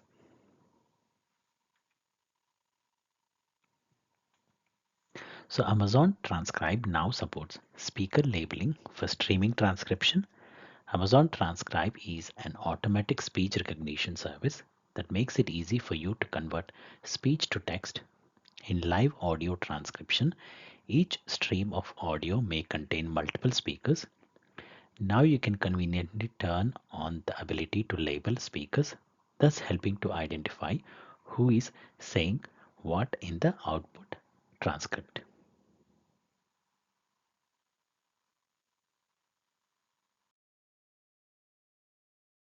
Question number 237.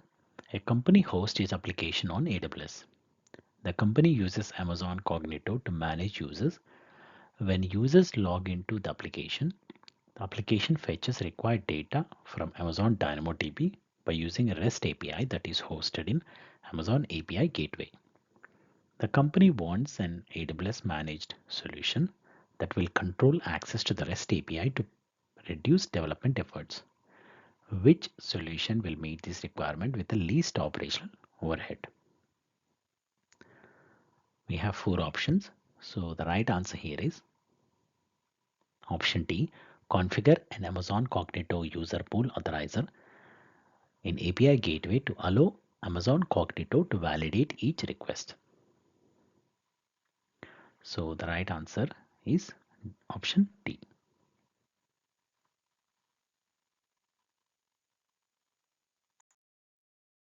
Question number 238. A university research laboratory needs to migrate 30 terabytes of data from an on-premises Windows file server to Amazon FSx for Windows file server.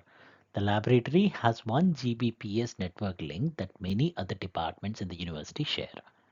The laboratory wants to implement a data migration service that will maximize the performance of the data transfer. However, the laboratory needs to be able to control the amount of bandwidth that the service uses to minimize the impact on other departments. The data migration must take place within the next 5 days. What AWS solution will meet these requirements? And we have the following 4 options: Amazon Snowcone, Amazon FSx File Gateway, AWS Data Sync, AWS Transfer Family. So the right answer here is option C, AWS Data Sync. Data Sync can be used to migrate data between on-premises Windows file servers and Amazon FSx for Windows file server with its capability for Windows file systems. The laboratory needs to migrate a large amount of data, 30 terabyte, within a relatively short time frame, 5 days, and limit the impact on other data departments' network traffic. Therefore, AWS Data Sync can meet these requirements by providing fast and efficient data transfer with network throttling capability to control bandwidth size.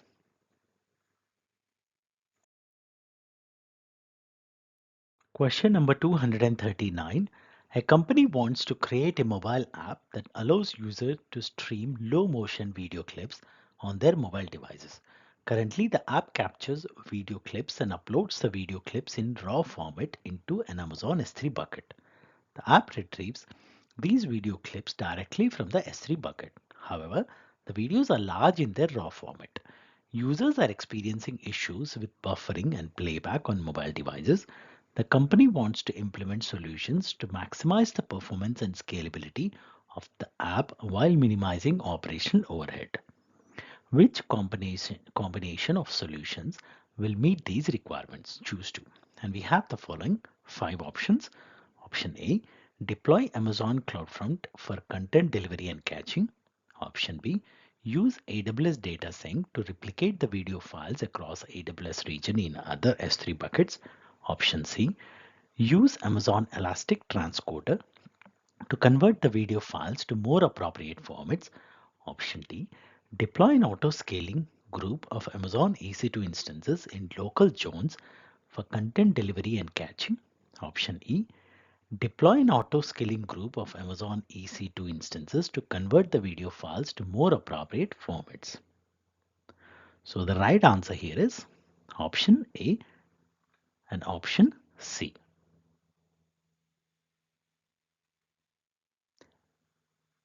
Deploy Amazon CloudFront for content delivery and caching.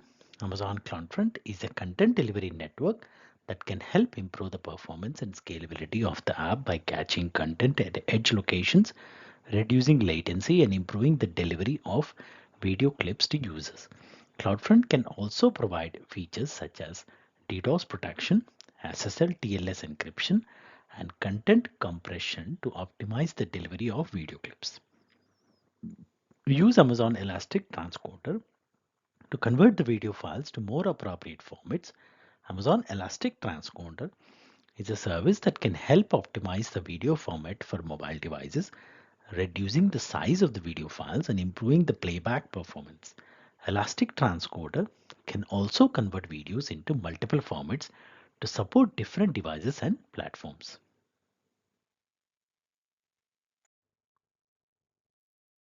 Question number 240. A company is launching a new application deployed on an Amazon Elastic Container Service cluster and is using the Fargate launch type for ECS tasks. The company is monitoring CPU and memory usage because it is expecting high traffic to the application upon its launch. However, The company wants to reduce cost when utilizing decreases. What should a solutions architect recommend? And we have the following four options. Option A, use Amazon EC2 auto scaling to scale at certain periods based on previous traffic patterns. Option B, use an AWS Lambda function to scale Amazon ECS based on metric breaches that trigger an Amazon CloudWatch alarm. Option C, use Amazon EC2 auto scaling with simple scaling policies to scale when ECS metric breaches trigger an Amazon CloudWatch alarm. Option D, use AWS application auto scaling with target tracking policies to scale when ECS metric breaches trigger an Amazon CloudWatch alarm. So the right answer here is option D.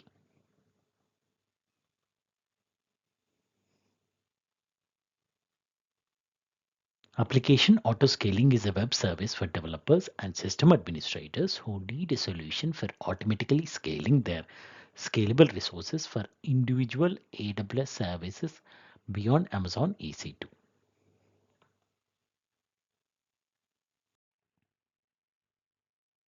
Question number 241.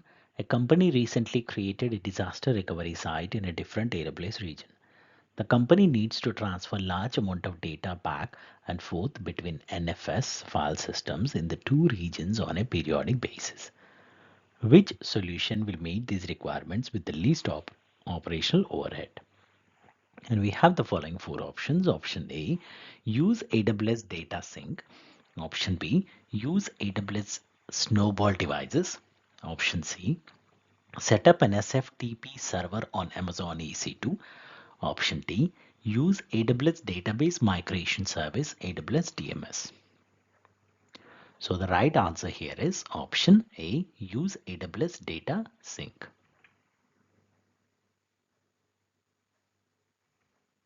AWS Data Sync is a fully managed data transfer service that simplifies moving large amounts of data between on-premises storage systems and AWS services.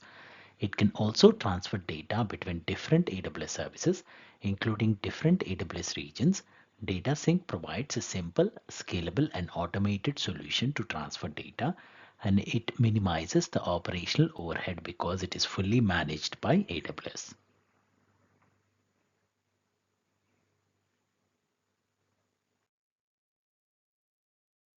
Question number 242.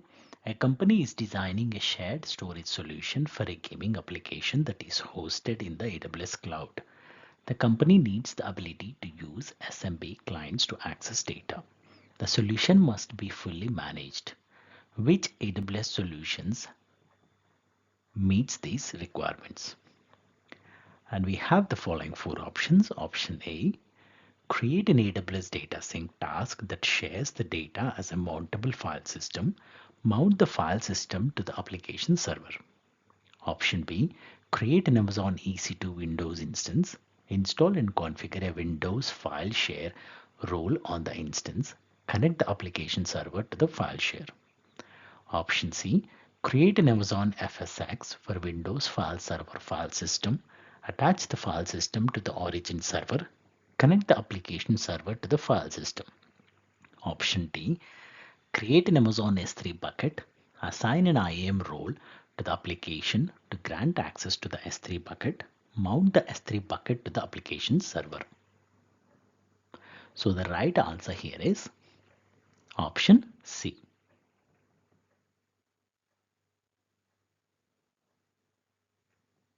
Amazon FSx for Windows File Server is a fully managed native Microsoft Windows file system that is accessible through the SMB protocol. It provides features such as file system backups, integrated with Amazon S3, and Active Directory integration for user authentication and access control. This solution allows for the use of SMB clients to access the data and is fully managed, eliminating the need for the company to manage the underlying infrastructure.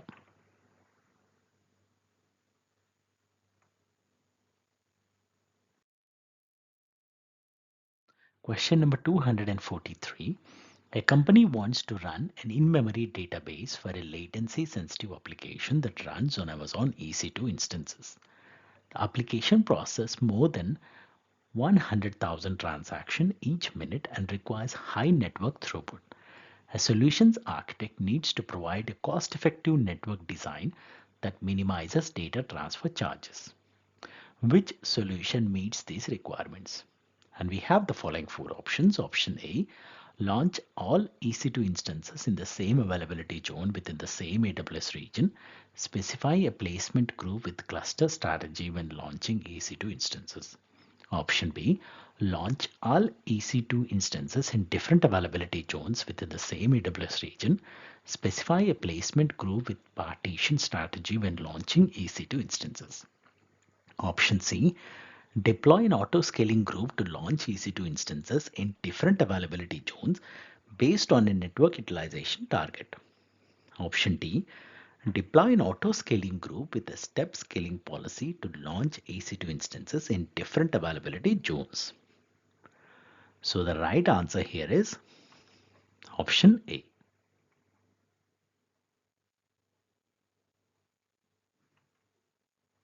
As part of selecting all the EC2 instances in the same availability zone, they all will be within the same DC and logically the latency will be very less as compared to other availability zones.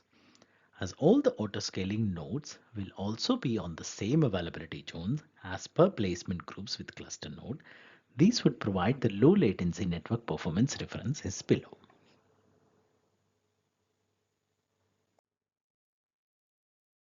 Question number 244. A company that primarily runs its application servers on premises has decided to migrate to AWS. The company wants to minimize its need to scale its internet small computer system interface storage on premises. The company wants only its recently accessed data to remain stored locally. Which AWS solution should the company use to meet these requirements? And we have the following four options. Option A, Amazon S3 File Gateway. Option B, AWS Storage Gateway Deep Gateway. Option C, AWS Storage Gateway Volume Gateway Stored Volumes. Option D, AWS Storage Gateway Volume Gateway Cached Volumes. So the right answer here is option D, AWS Storage Gateway Volume Gateway Cached Volumes.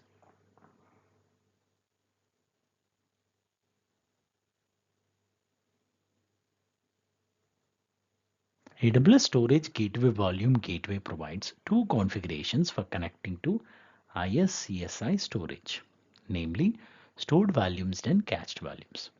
The stored volumes configuration stores the entire data set on premises and asynchronously backs up to the data to AWS. The cached volume configuration stores recently accessed data on premises and the remaining data is stored in Amazon S3. Since the company wants only its recently accessed data to remain stored locally, the cached volume configuration would be the most appropriate. It allows the company to keep frequently accessed data on premises and reduce the need for scaling its ISCSI storage while still providing access to all data through the AWS cloud. This configuration also provides low latency access to frequently accessed data and cost-effective off-site backup for less frequently accessed data.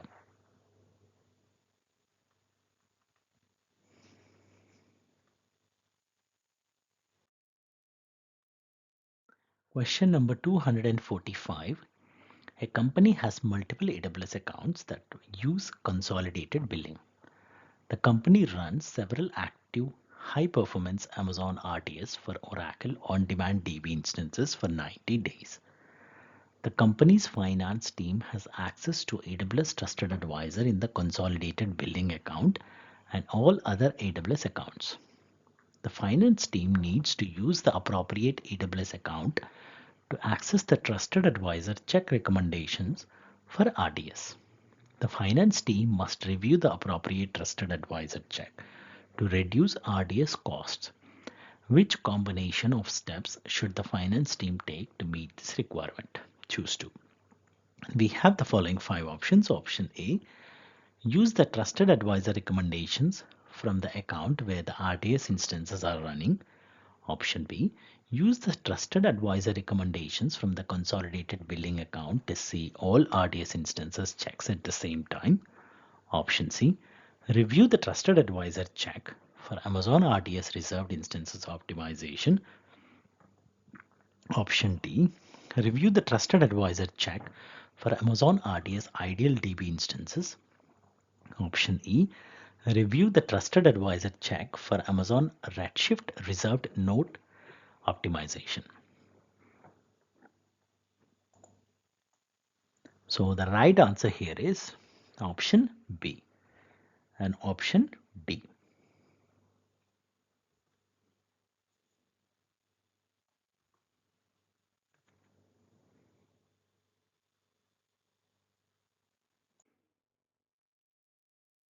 Question number 246. A solutions architect needs to optimize storage cost. The solution architect must identify any Amazon S3 buckets that are no longer being accessed or are rarely accessed. Which solution will accomplish this goal with the least operational overhead? And we have the following 4 options. Option A, analyze bucket access pattern by using the S3 bucket lens dashboard for advanced activity metrics. Option B, analyze bucket access patterns by using the S3 dashboard in the AWS Management Console. Option C, turn on the Amazon CloudWatch bucket size bytes metrics for buckets. Analyze bucket access pattern by using the metric data with Amazon Athena. Option D, turn on AWS CloudTrail for S3 object monitoring. Analyze bucket access pattern by using CloudTrail logs that are integrated with Amazon CloudWatch logs.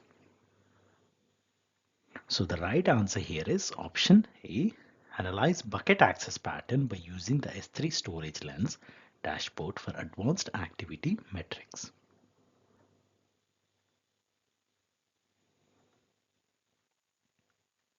S3 Storage Lens is a fully managed S3 storage analytics solution that provides a comprehensive view of object storage usage, activity trends, and recommendations to optimize cost. Storage Lens allow you to analyze object access patterns across all your S3 buckets and generate detailed metrics and reports.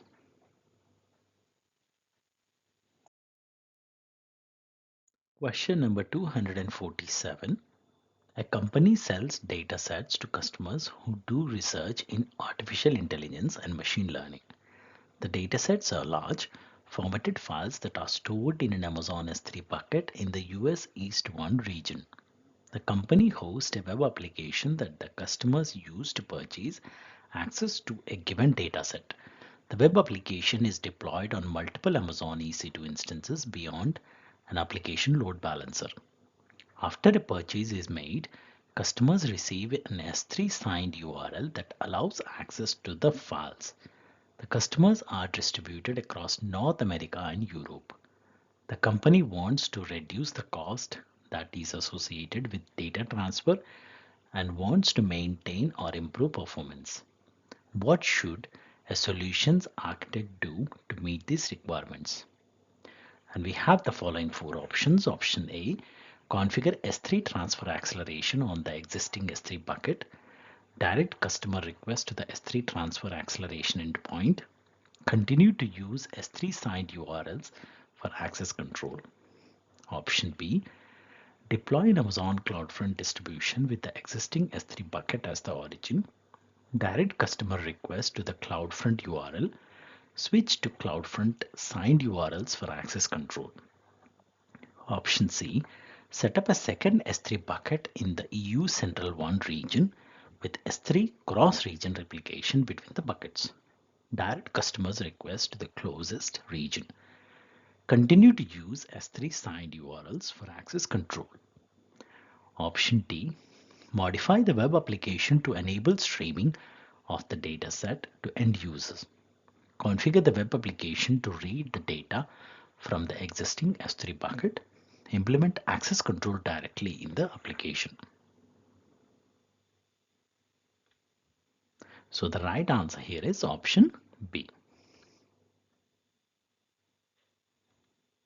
To reduce the cost associated with data transfers and maintain or improve performance, a solutions architect should use Amazon CloudFront, a content delivery network service that secures, delivers data, videos, applications, and APIs to customers globally with low latency and high transfer speeds.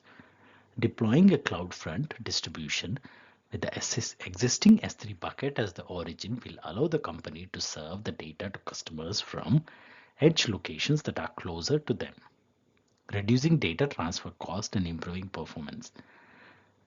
Directing customer requests to the CloudFront URL and switching to CloudFront signed URLs for access control will enable customers to access the data securely and efficiently.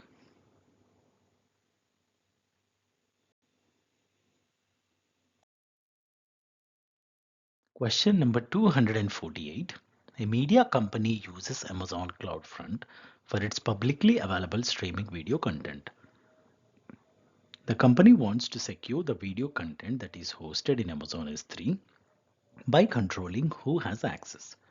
Some of the company's users are using a custom HTTP client that does not support cookies. Some of the company users are unable to change the hard-coded URLs that they are using for access. Which services or methods will meet these requirements with the least impact to the users? And we have the following 5 options: signed cookies, signed URLs, AWS AppSync, JSON Web Token, AWS Secrets Manager. So the right answer here is option A, signed cookies, and option B, signed URLs.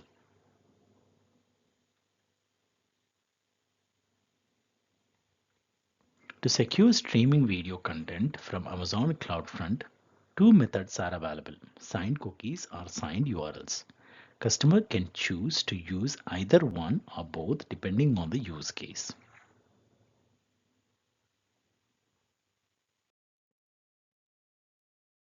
Question number 249. A company is preparing a new data platform that will ingest real-time streaming data from multiple sources. The company needs to transform the data before writing the data to Amazon S3. The company needs the ability to use SQL to query the transformed data. Which solution will meet this requirement? Choose two. And we have the following 5 options. Option A, use Amazon Kinesis data stream to stream the data. Use Amazon Kinesis data analytics to perform the data. Use Amazon Kinesis data Firehouse to write the data to Amazon S3. Use Amazon Athena to query the transformed data from Amazon S3. Option B, use Amazon Managed Streaming for Apache Kafka to stream the data. Use AWS Glue to transform the data and to write the data to Amazon S3. Use Amazon Athena to query the transformed data from Amazon S3. Option C, use AWS Data Migration Service to ingest the data. Use Amazon EMR to transform the data and to write the data to Amazon S3. Use Amazon Athena to query the transformed data from Amazon S3. And option D, use Amazon Managed Streaming for Apache Kafka to stream the data. Use Amazon Kinesis Data Analytics to transform the data to write the data to Amazon S3. Use the Amazon RDS query editor to query the transformed data from Amazon S3. Option E, use Amazon Kinesis data stream to stream the data. Use AWS Glue to transform the data. Use Amazon Kinesis data Firehouse to write the data to Amazon S3. Use the Amazon RDS query editor to query the transformed data from Amazon S3. So the right answer here is option A and option B.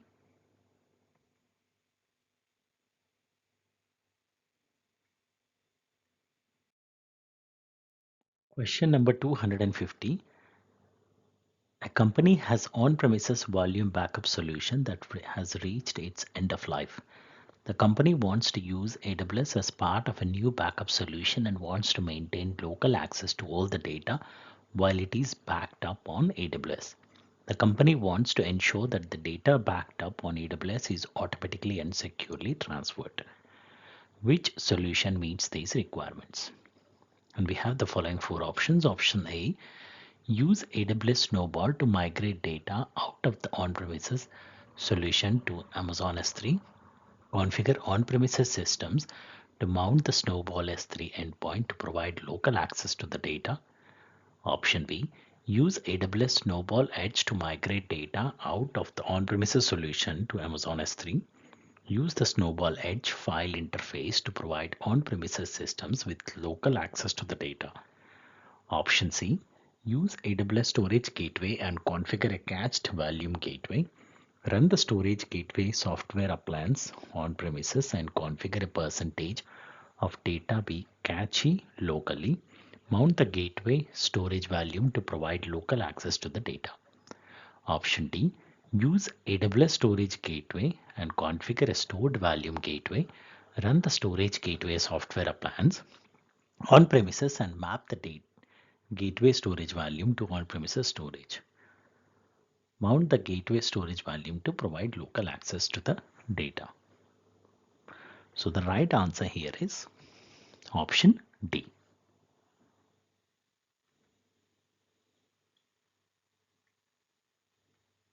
The volume gateway runs in either a cached or stored mode. In the cached mode, your primary data is written to S3 while returning your frequently accessed data locally in a cache for low latency access. In the stored mode, your primary data is stored locally and your entire dataset is available for low latency access while asynchronously backed up to AWS.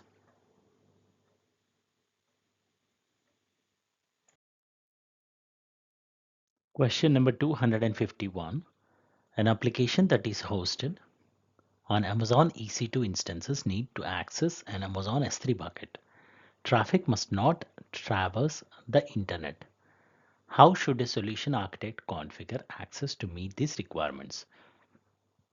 And we have the following four options. Option A, create a private hosted zone by using Amazon Route 53. Option B, set up a gateway VPC endpoint for Amazon S3 in the VPC. Option C, configure the EC2 instances to use a NAT gateway to access the S3 bucket. Option D, establish an AWS site-to-site VPN connection between the VPC and the S3 bucket. So the right answer here is option B, set up a gateway VPC endpoint for Amazon S3 in the VPC.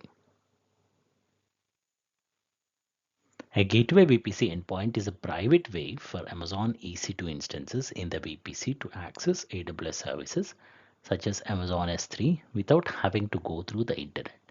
These can help to improve security and performance.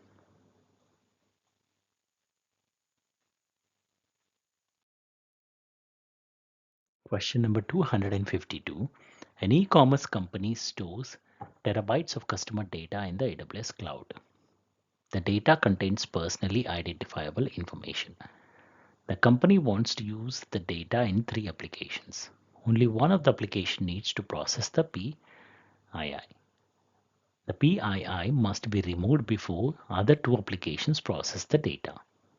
Which solution will meet these requirements with the least operational overhead? And we have the following four options. Option A, store the data in an Amazon DynamoDB table. Create a proxy application layer to intercept and process the data that each application requests. Option B, store the data in an Amazon S3 bucket. Process and transform the data by using S3 bucket Lambda before returning the data to the requesting application. Option C, process the data and store the transformed data in three separate Amazon S3 bucket so that each application has its own custom data set. Point each application to its respective S3 bucket. Option D, process the data and store the transformed data in three separate Amazon DynamoDB tables so that each application has its own custom dataset.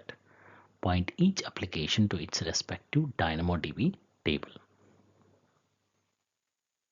So the right answer here is option B.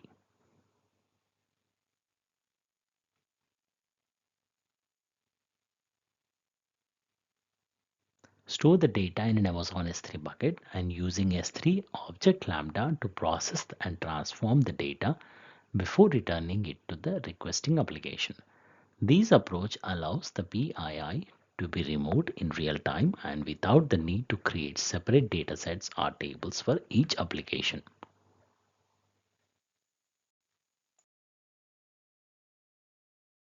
Question number 253.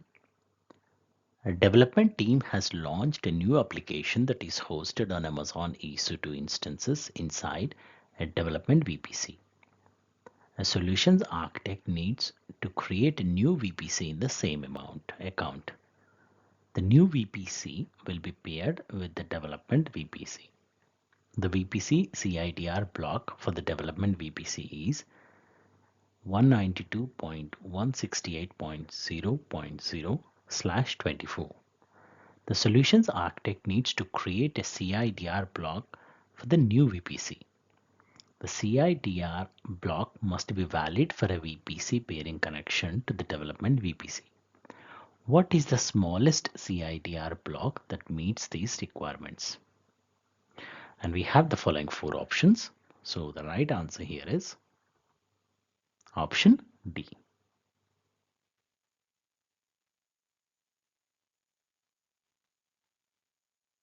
It is the only valid VPC CIDR block that does not overlap with the development VPC CIDR block among the options.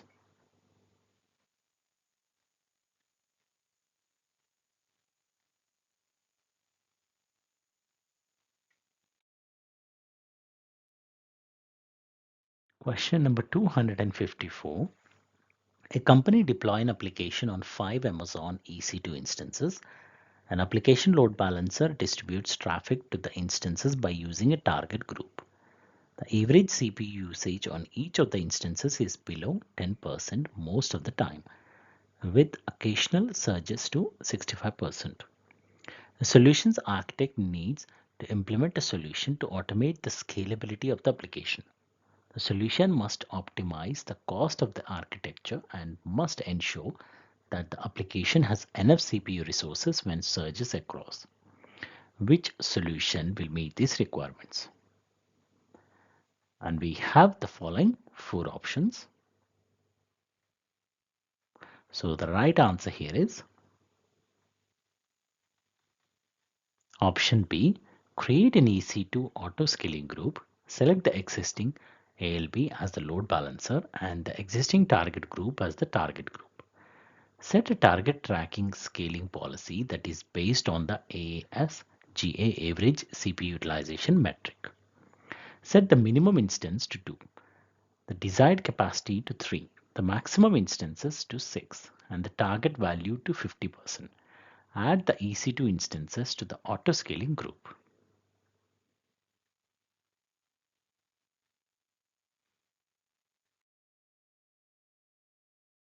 So question number 255. A company is running a critical business application on Amazon EC2 instances behind an application load balancer. The EC2 instances run in an auto-scaling group and access an Amazon RDS DB instance. The design did not pass an operational review because the EC2 instance and the DB instance are all located in a single availability zone. The solutions architect must update the design to use a second availability zone. Which solution will make the application highly available? And we have the following four options. So the right answer here is option C. Provision a subnet in each availability zone. Configure the auto-scaling group to distribute the EC2 instances across both availability zones. Configure the DB instance for multi-AZ deployment. A subset must reside within a single availability zone.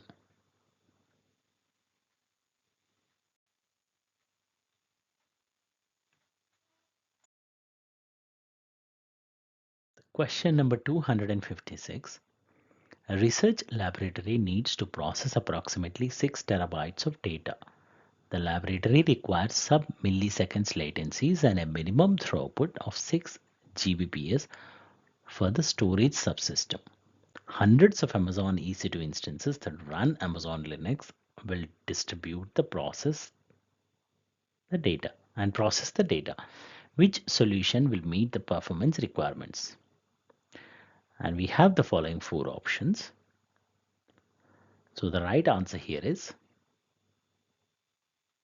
option B. Create an Amazon S3 bucket to store the raw data. Create an Amazon FSx for Lustre file system that uses persistent SSD storage. Select the option to import data from and export data to Amazon S3. Mount the file system on the EC2 instances.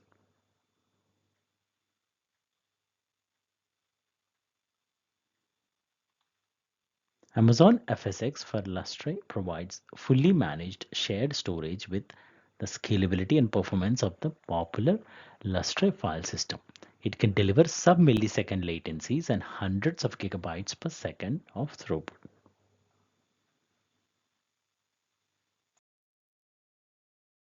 Question number 257. A company needs to migrate a legacy application from an on-premises data center to the AWS cloud because of hardware capacity constraints. The application runs 24 hours a day, 7 days a week. The application's database storage continues to grow over time. What should a solution architect do to meet these requirements most cost effectively? And we have the following 4 options. So the right answer here is option C. Migrate the application layer to Amazon EC2 reserved instances. Migrate the data storage layer to Amazon Aurora reserved instances. With Aurora Serverless v2, each writer and reader has its own current capacity value. Measured in ACUs, Aurora Serverless v2 scales a writer or reader up to a higher capacity when its current capacity is too low to handle the load. It scales the writer or reader down to a low capacity when its current capacity is higher than needed.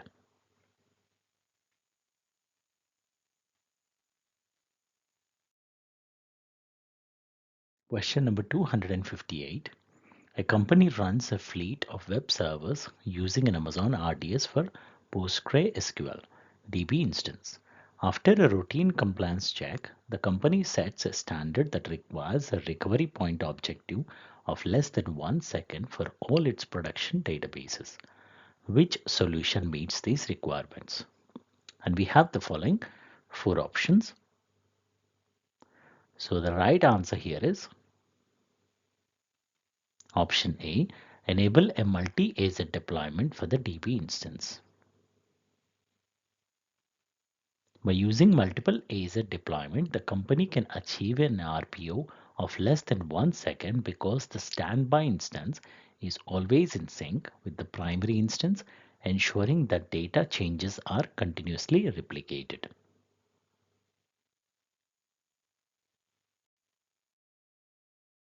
Question number 259. A company runs a web application that is deployed on Amazon EC2 instances in the private subnet of a VPC.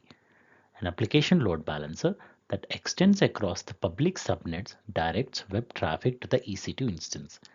The company wants to implement new security measures to restrict inbound traffic from the ALB to the EC2 instances while preventing access from any other source inside or outside the private subnet of the EC2 instance.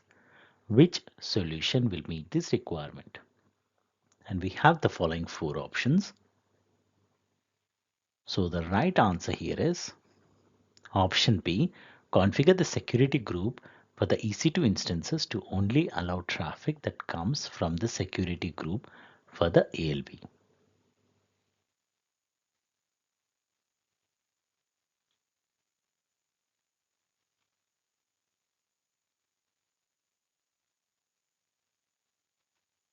Configure the security group for the EC2 instances to only allow traffic that comes from the security group for the ALB. These ensure that only the traffic originating from the ALB is allowed access to the EC2 instances in the private subnet, while denying any other traffic from other sources. The other options do not provide a suitable solution to meet the stated requirements.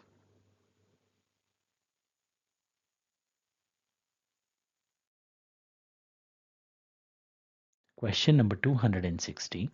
A research company runs experiments that are powered by a simulation application and a visualization application.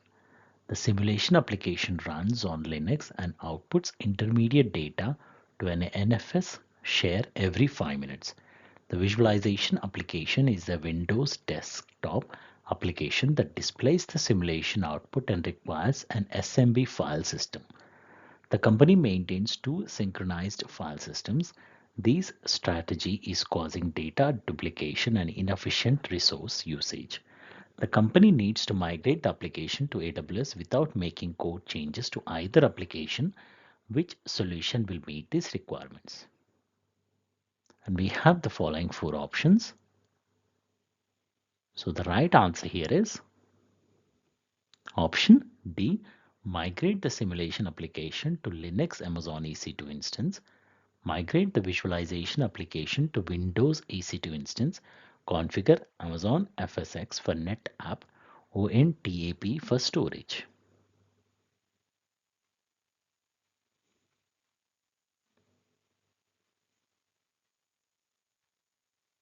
So Amazon FSx for NetApp ONTAP provides shared storage between Linux and Windows file systems.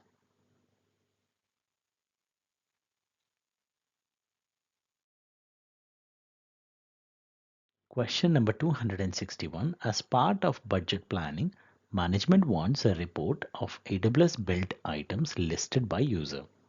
The data will be used to create department budgets. A solution architect needs to determine the most efficient way to obtain this report information. Which solution meets these requirements? And we have the following four options. So the right answer here is option B.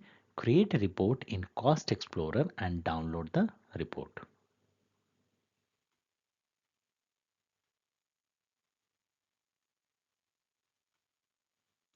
Cost Explorer is an AWS service that allows to view, analyze, and manage your AWS cost and usage. It provides a variety of reports that you can use to track your cost, including a report of AWS build items listed by user. Creating a report in Cost Explorer is a quick and easy way to get the information you need.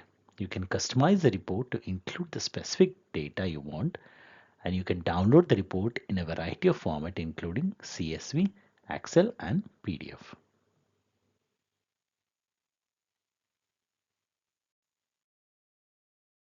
Question number 262. A company hosts its static website by using Amazon S3. The company wants to add a contact from its web page. The contact form will have dynamic server-side components for users to input their name, email address, phone number, and user message. The company anticipates that there will be fewer than 100 site visits each month. Which solution will meet these requirements most cost effectively? And we have the following four options. So the right answer here is option B. Create an Amazon API gateway endpoint with an AWS Lambda backend that makes a call to Amazon's simple email service, Amazon SES.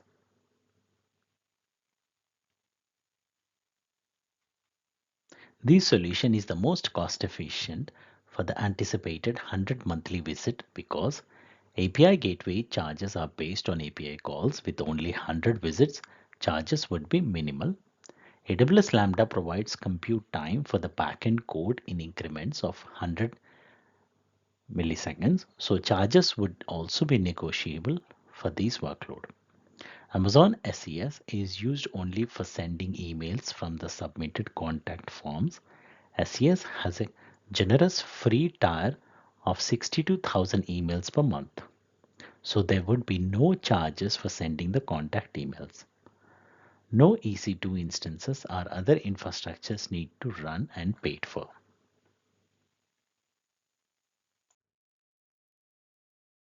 Question number 263. A company has a static website that is hosted on Amazon CloudFront in front of Amazon S3. The static website uses a database backend. The company notices that the website does not reflect updates that have been made in the website's Git repository. The company checks the continuous integration and continuous delivery pipeline between the Git repository and Amazon S3. The company verifies that the webhooks are configured properly and the CI/CD pipeline is sending messages that indicate successful deployments. A solutions architect needs to implement a solution that displays the updates on the website. Which solution will meet these requirements? And we have the following four options. So the right answer here is option C. Invalidate the CloudFront cache.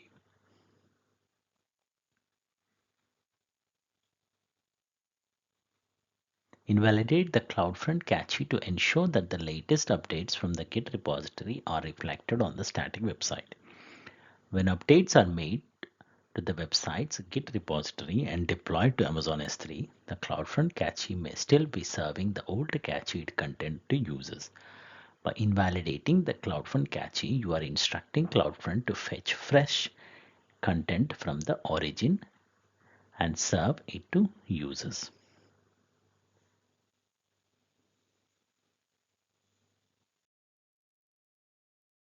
Question number 264. A company wants to migrate a Windows-based application from on-premises to the AWS cloud. The application has three tiers: an application tier, a business tier, and a database tier with Microsoft SQL Server. The company wants to use specific features of SQL Server such as native backups and data quality services. The company also needs to share files for processing between the tiers. How should a solutions architect design the architecture to meet these requirements? And we have the following four options. So the right answer here is option B. Host all three tiers on Amazon EC2 instances. Use Amazon FSx for Windows file server for file sharing between the tiers.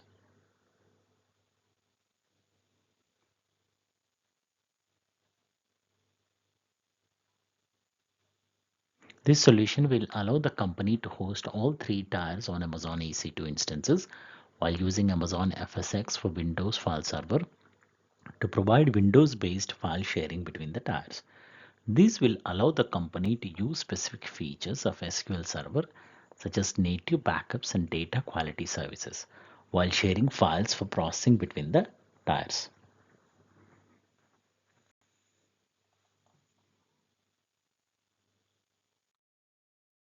Question number 265. A company is migrating a Linux-based web server group to AWS. The web servers must access files in a shared file store for some content. The company must not make any changes to the application. What should a solutions architect do to meet these requirements? And we have the following four options. So the right answer here is option C. Create an Amazon Elastic file system. Mount the EFS file system on all web servers. So this solution satisfies the needs in the following ways. EFS provides a fully managed elastic network file system that can be mounted on multiple EC2 instances concurrently. The EFS file system appears as the standard file system mount on the Linux web servers, requiring no application changes. The servers can access shared files as if they were on local storage. EFS is highly available, durable, and scalable, providing a robust shared storage solution.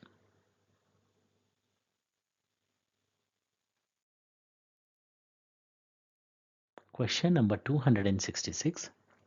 A company has an AWS Lambda function that needs a read access to an Amazon S3 bucket that is located in the same AWS account. Which solution will meet these requirements in the most secure manner? And we have the following four options. Option A, apply an S3 bucket policy that grants read access to the S3 bucket. Option B, apply an IAM role to the Lambda function. Apply an IAM policy to the role to grant read access to the S3 bucket. Option C, embed an access key and a secret key in the Lambda function's code to grant the required IAM permission for read access to the S3 bucket. Option D, apply an IAM role to the Lambda function. Apply an IAM policy to the role to grant read access to all S3 buckets in the account. So the right answer here is option B, apply an IAM role to the Lambda function. Apply an IAM policy to the role to grant read access to the S3 bucket. So this solution satisfies the needs in the most secure manner. An IAM role provides temporary credentials to the Lambda function to access AWS resources. The function does not have a permanent credentials. The IAM policy grants least privilege access by specifying read access only to the specific S3 bucket needed. Access is not guaranteed to all the S3 buckets. If the Lambda function is compromised, the attacker would only gain access to one specified S3 bucket. They would not retrieve broad access to resources.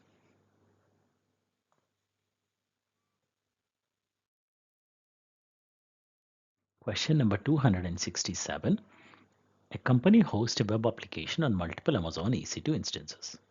The EC2 instances are in an auto-scaling group that scales in response to user demand. The company wants to optimize new savings without making a long-term commitment. Which EC2 instance purchasing option should a solution architect recommend to meet these requirements? And we have the following four options.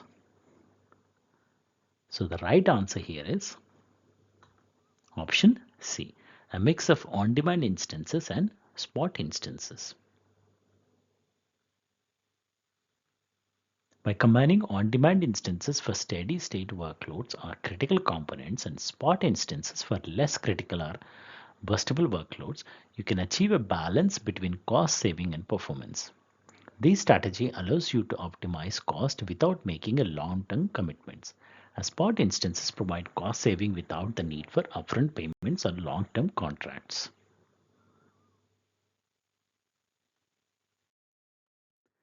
Question number 268. A solutions architect observes that a nightly batch processing job is automatically scaled up for 1 hour before the desired Amazon EC2 capacity is reached.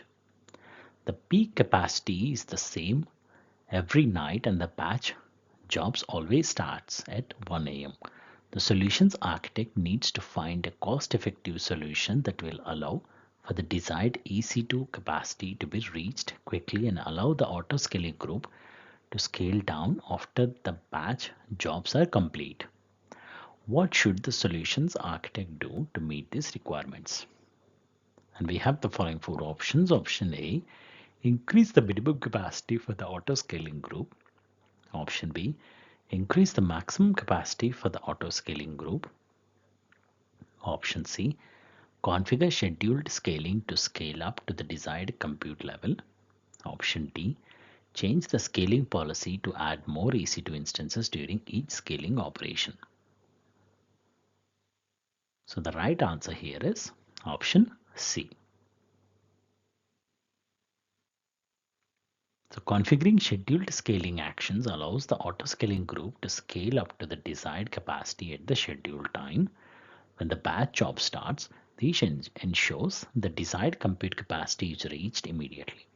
The auto-scaling group can then scale down based on metrics after the batch job complete.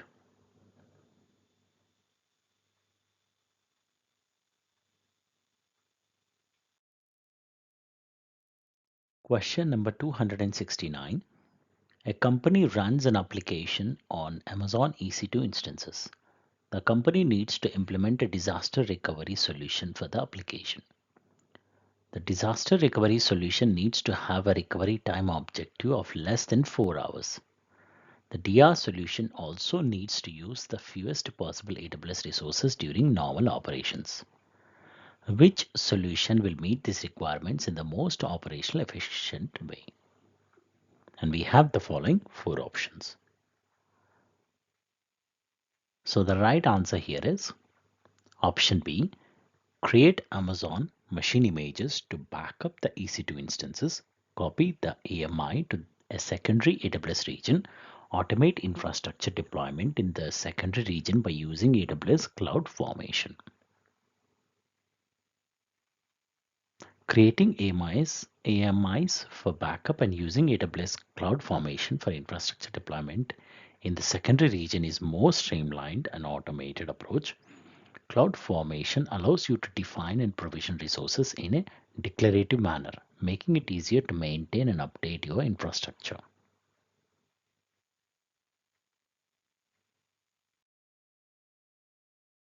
Question number 270. A company runs an internal browser-based application. The application runs on Amazon EC2 instances behind an application load balancer. The instance run in Amazon EC2 auto-scaling group across multiple availability zones. The auto-scaling group scales up to 20 instances during work hours, but scales down to 2 instances overnight. Staff are complaining that the application is very slow when the day begins, although it runs well by mid-morning. How should the scaling be changed to address the staff complaints and keep cost to a minimum? And we have the following 4 options. So the right answer here is option A. Implement a scheduled action that sets the desired capacity to 20 shortly before the office opens.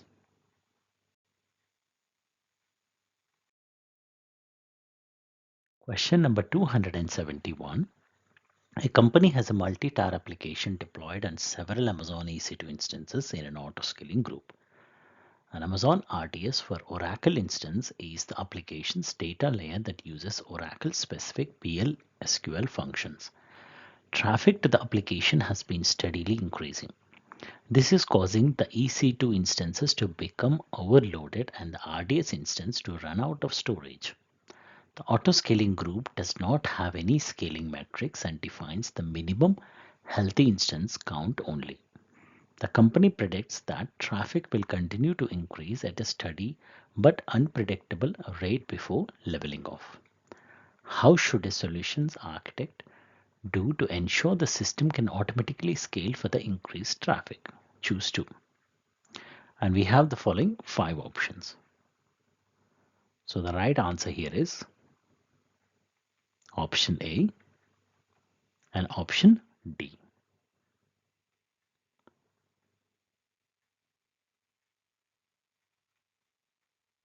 So by enabling storage auto scaling on the RDS for Oracle instance, it will automatically add more storage when the existing storage is running out, ensuring the application's data layer can handle the increased data storage requirements.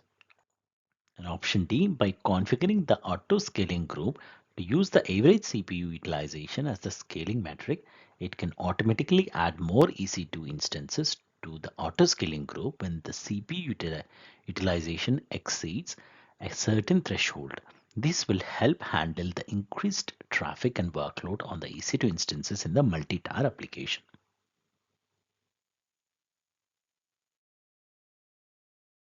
Question number 272. A company provides an online service for posting video content and transcoding it for use by any mobile platform. The application architecture uses Amazon Elastic File System standard to collect and store the video so that multiple Amazon EC2 Linux instances can access the video content for processing. As the popularity of the service has grown over time, the storage costs have become too expensive. Which storage solution is most cost effective? And we have the following 4 options. So the right answer here is option A. Use AWS Storage Gateway for files to store and process the video content. Since there are three multiple servers accessing the video files, which rules out EBS, File Gateway provides a shared file system to replace EFS, but uses S3 for storage to reduce cost.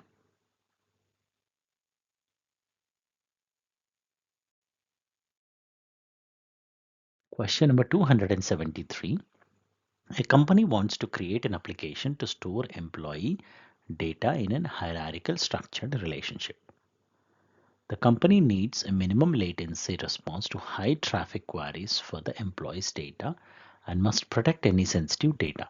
The company also needs to receive monthly email messages if any financial information is present in the employee data. Which combination of steps should a solutions architect take to meet these requirements? Choose two. And we have the following 5 options. So the right answer here is option B and option E.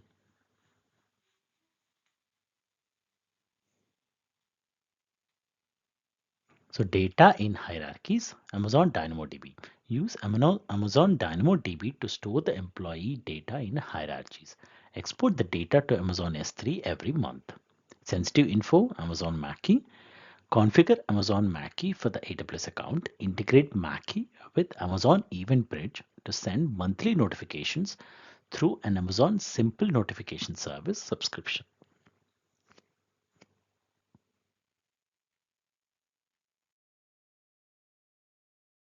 Question number 274. A company has an application that is backed by an Amazon DynamoDB table. The company compliance requirements specify that database backups must be taken every month, must be available for 6 months, and must be retained for 7 years. Which solution will meet these requirements? And we have the following 4 options.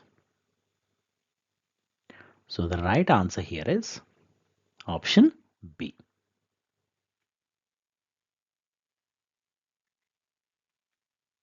So using DynamoDB with AWS Backup, you can copy your on-demand backup across AWS accounts and regions, add cost allocation tags to on-demand backups, and transition on-demand backups to cold storage for lower cost.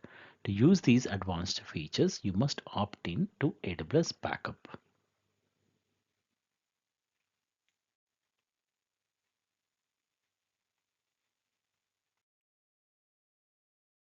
Question number 275. A company is using Amazon CloudFront with its website. The company has enabled logging on the CloudFront distribution, and logs are saved in one of the company's Amazon S3 buckets. The company needs to perform advanced analysis on the logs and build visualizations. What should a solutions architect do to meet these requirements?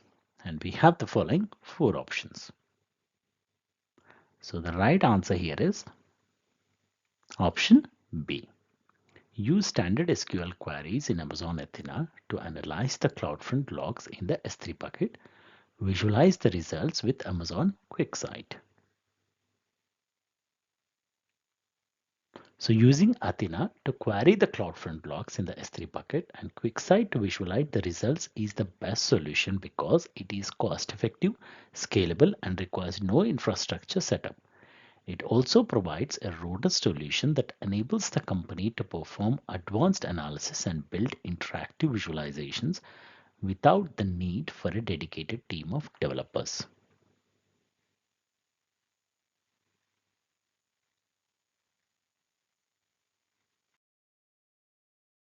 Question number 276. A company recently announced the deployment of its retail website to a global audience. The website runs on multiple Amazon EC2 instances behind an elastic load balancer. The instances run in an auto-scaling group across multiple availability zones. The company wants to provide its customers with different versions of content based on the devices that the customers use to access the website. Which combination of action should a solution architect take to meet these requirements? Choose two. And we have the following 5 options. So the right answer here is option A, and option C. Configure Amazon CloudFront to catch multiple versions of the content. Configure a Lambda @edge function to send specific objects to user based on the user agent header.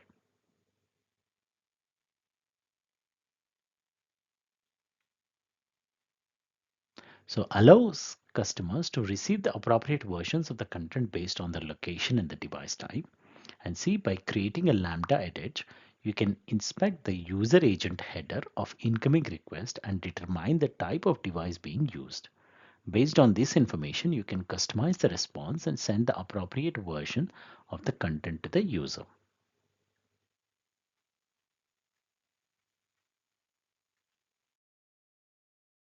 So question number 277.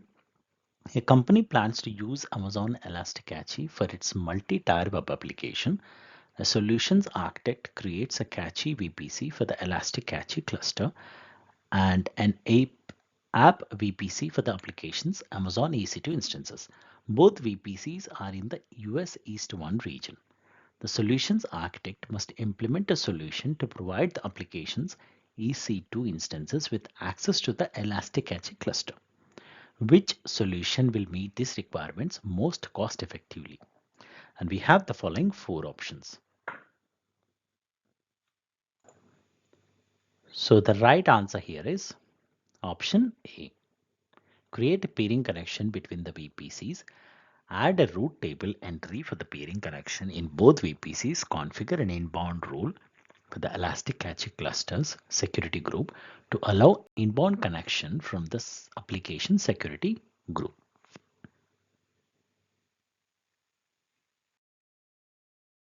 So question number 278. A company is building an application that consists of several microservices. The company has decided to use container technologies to deploy its software on AWS. The company needs a solution that minimizes the amount of ongoing effort for maintenance and scaling. The company cannot manage additional infrastructure. Which combination of actions should a solutions architect take to meet these requirements? Choose two options. And we have the following five options.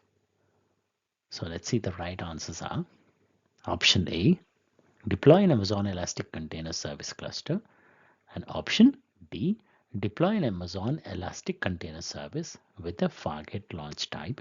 Specify a desired task level of a greater than or equal to 2.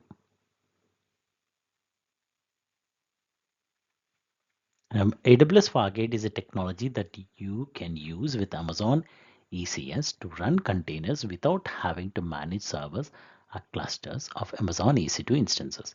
With Fargate, you no longer have to provision, configure, or scale clusters of virtual machines to run containers.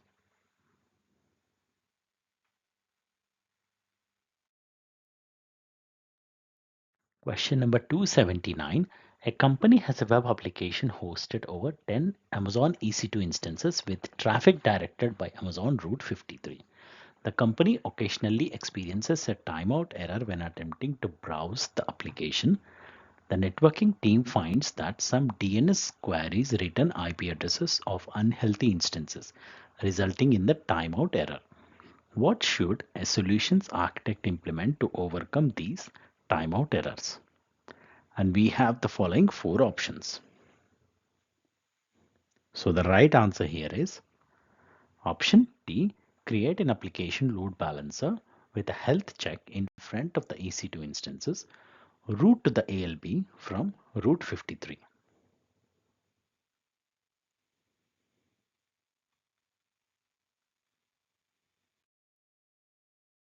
Question number 280. A solutions architect needs to design a highly available application consisting of web application and database tiers. HTTPS content delivery should be as close to the edge as possible with the least delivery time.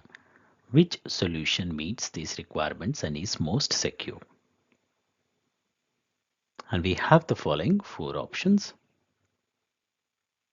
So the right answer here is option C. Configure a public application load balancer with multiple redundant Amazon EC2 instances in private subnets. Configure Amazon CloudFront to deliver HTTPS content using the public ALB as the origin.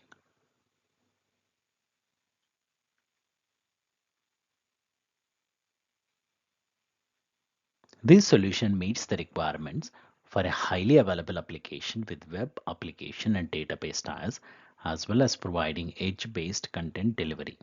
Additionally, it maximizes security by having the ALB in a private subnet, which limits direct access to the web servers while still being able to serve traffic over the internet via the public ALB.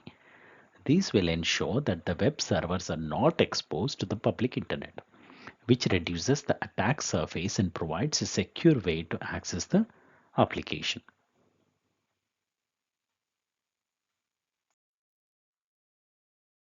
Question number 281. A company has a popular gaming platform running on AWS.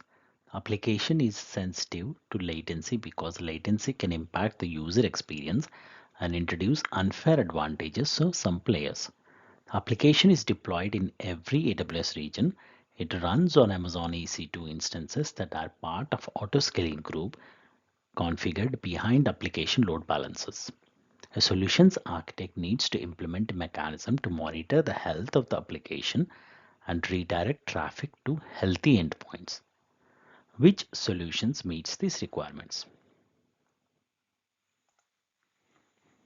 We have the following four options. So the right answer here is option A. Configure an accelerator in AWS Global Accelerator. Add a listener for the port that the application listens on and attach it to a regional endpoint in each region. Add the ALB as the endpoint. So AWS Global Accelerator directs traffic to the optimal healthy endpoint based on health checks. It can also route traffic to the closest healthy endpoints based on geographic location of the client. By configuring an accelerator and attaching it to a regional endpoint in each region and adding the ALB as the endpoint, the solution will redirect traffic to healthy endpoints, improving the user experience by reducing latency and ensuring that the application is running optimally. This solution will ensure that traffic is directed to the closest healthy endpoint and will help to improve the overall user experience.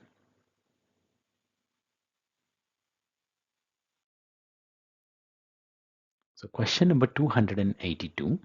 A company has a 1 million users that use its mobile app. The company must analyze the data using in near real time. The company also must encrypt the data in near real time and must store the data in a centralized location in Apache Parquet format for further processing. Which solution will meet these requirements with the least operational overhead? And we have the following four options. So the right answer here is option D.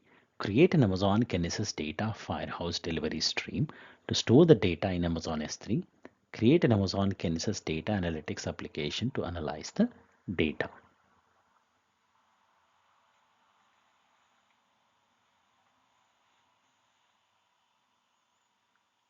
So this solution will meet the requirements with the least operational overhead as it uses Amazon Kinesis Data Firehouse, which is fully managed service that can automatically handle the data collection, data transformation, encryption, and data storage in near real time. Kinesis Data Firehouse can automatically store the data in Amazon S3 in Apache Parquet format for further processing. Additionally, it allows you to create an Amazon Kinesis data analytics application to analyze the data in near real time with no need to manage any infrastructure or invoke any Lambda function. This way, you can process a large amount of data with the least operational overhead.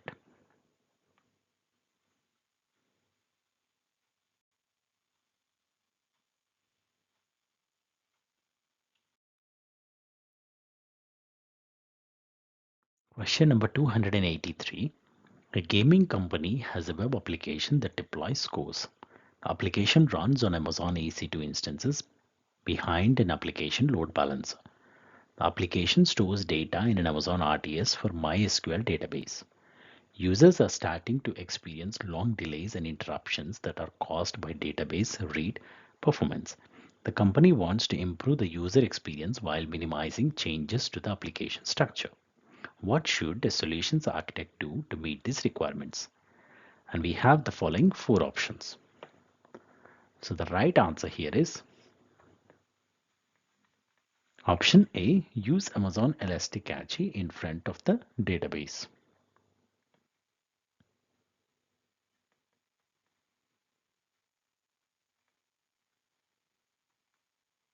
Implement caching mechanism to reduce the need for frequent database reads. Use Amazon Elastic Cache, a managed in-memory caching service to store frequently accessed data in memory. These can significantly reduce the response time for frequently requested data and lower the load on the database.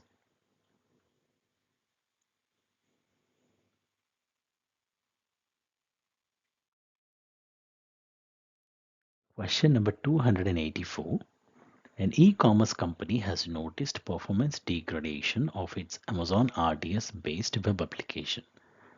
The performance degradation is attributed to an increase in the number of read-only SQL queries triggered by business analysts. A solutions architect need to solve the problem with minimal changes to the existing web application. What should the solutions architect recommend? And we have the following four options. So the right answer here is option C.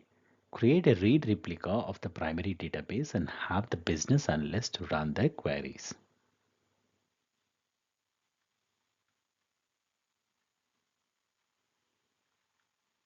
Creating a read replica of the primary RDS database will offload the read-only SQL queries from the primary database, which will help to improve the performance of the web application.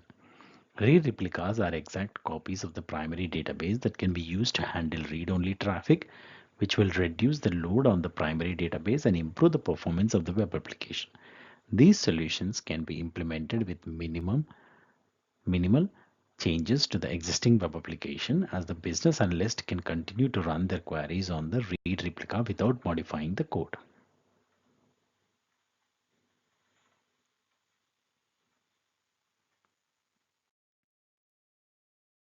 Question number 285.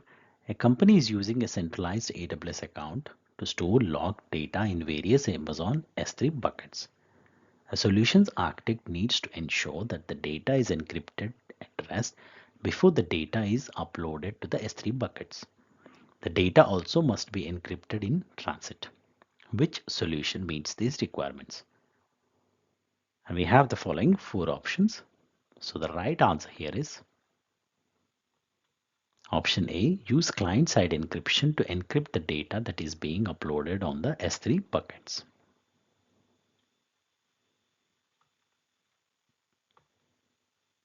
Data must be encrypted before uploaded, which means the client need to do it before uploading the data to S3.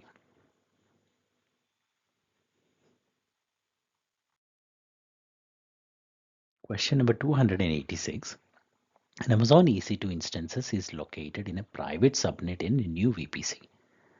This subnet does not have outbound internet access, but the EC2 instance needs the ability to download monthly security updates from an outside vendor. What should the solutions architect do to meet these requirements? And we have the following four options. So the right answer here is option B, create a NAT gateway and place it in a public subnet. Configure the private subnet route table to use the NAT gateway as the default route.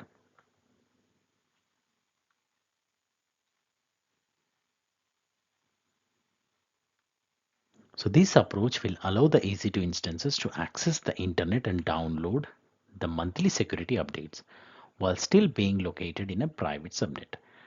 By creating a NAT gateway and placing it in a public subnet, it will allow the instances in a private subnet to access the internet through the NAT gateway and then configure the private subnet route table to use the NAT gateway as the default route. These will ensure that all outbound traffic is directed through the NAT gateway, allowing the EC2 instance to access the internet while still maintaining the security of the private subnet.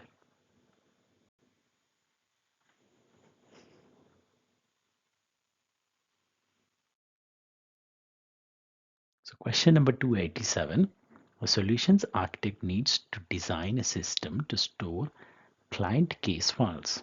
The files are core company assets and are important. The number of files will grow over time. The files must simultaneously accessible for multiple application servers that run on Amazon EC2 instances. The solution must have built-in redundancy. Which solutions meet these requirements? And we have the following four options: Amazon Elastic File System, Amazon Elastic Block Store, Amazon S3 Glacier Deep Archive, AWS Backup. So the right answer here is option A, Amazon Elastic File System.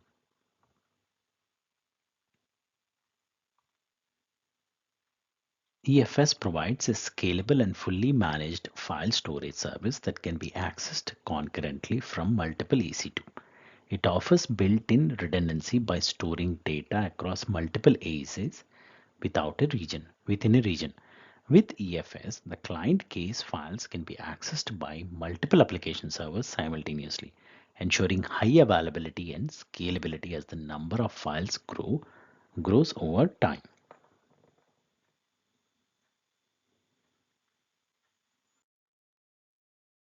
Question number 288. A solutions architect has created two IAM policies, Policy 1 and Policy 2. Both policies are attached to an IAM group. You can pause the video to have a look at the policies. A cloud engineer is added as an IAM user to the IAM group. Which action will the cloud engineer be able to perform? And we have the following four options. So the right answer here is option C, deleting Amazon EC2 instance.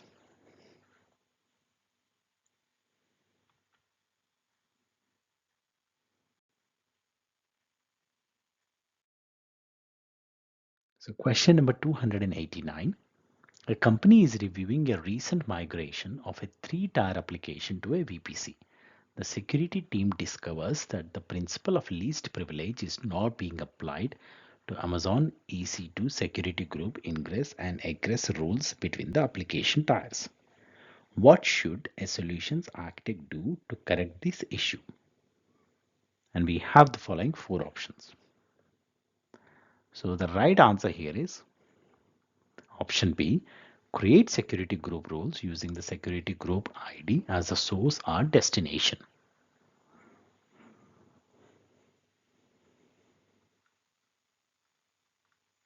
By using security group IDs, the ingress and egress rules can be restricted to only allow traffic from the necessary source or destination and to deny all other traffic. These ensure that only the minimum required traffic is allowed between the application tiers.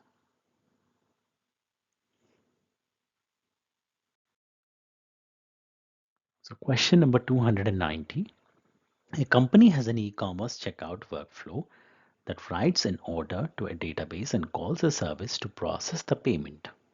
Users are experiencing timeouts during the checkout process. When users resubmit the checkout form, multiple unique orders are created for the same desired transaction. How should a solutions architect refactor these workflow to prevent the creation of multiple orders? And we have the following four options.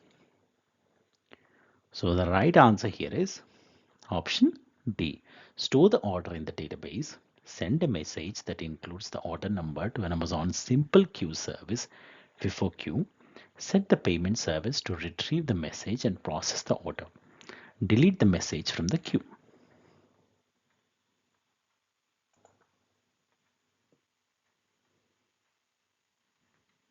Using an SQS FIFO ensures that the orders are processed in a sequential and reliable manner, preventing the creation of multiple orders for the same transaction.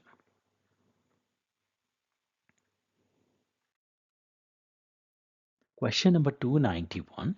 A solutions architect is implementing a document review application using an Amazon S3 bucket for storage.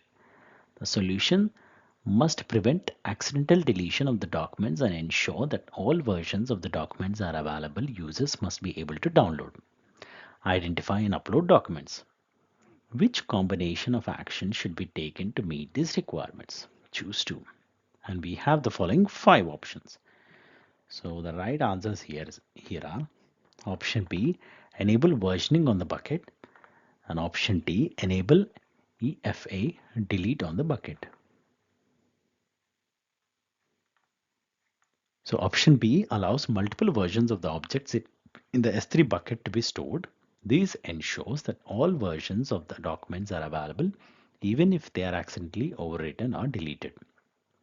Option D adds an extra layer of protection against accidental deletion of objects in the bucket with MFA delete enabled. A user would need to provide an additional authentication factor to successfully delete objects from the bucket. This helps prevent accidental or unauthorized deletions and provides an extra level of the security for critical documents.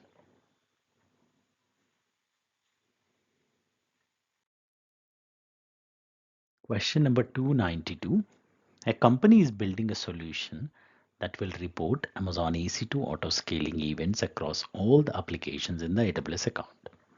The company needs to use a serverless solution to store the EC2 auto scaling status data in Amazon S3. The company then will use the data in Amazon S3 to provide near real-time updates in a dashboard. The solution must not affect the speed of EC2 instance launches. How should the company move the data to Amazon S3 to meet these requirements? And we have the following 4 options. So the right answer here is option A. Use an Amazon CloudWatch metric stream to send the EC2 auto scaling status data to Amazon Kinesis Data Firehouse. Store the data in Amazon S3. This solution meets the requirement because it is serverless and does not affect the speed of EC2 instance launches. Amazon CloudWatch metrics streams can continuously stream CloudWatch metrics to destinations such as Amazon S3. Amazon Kinesis Data Firehouse can capture, transform, and deliver streaming data into data lakes, data stores, and analytics services. It can directly put the data into Amazon S3, which can then be used for near real-time updates in the dashboard.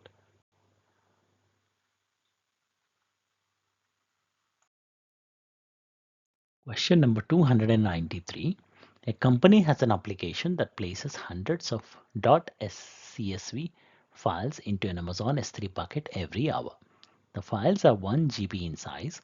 Each time a file is uploaded, the company needs to convert the file to Apache, Parquet format and place the output file into the S3 bucket. Which solution will meet this requirement with the least operational overhead? And we have the following 4 options. So the right answer here is option D. Create an AWS Glue extract, transform and load job to convert the .csv file to Parquet format and place the output files into an S3 bucket. Create an AWS Lambda function for each S3 put event to invoke the ELT job.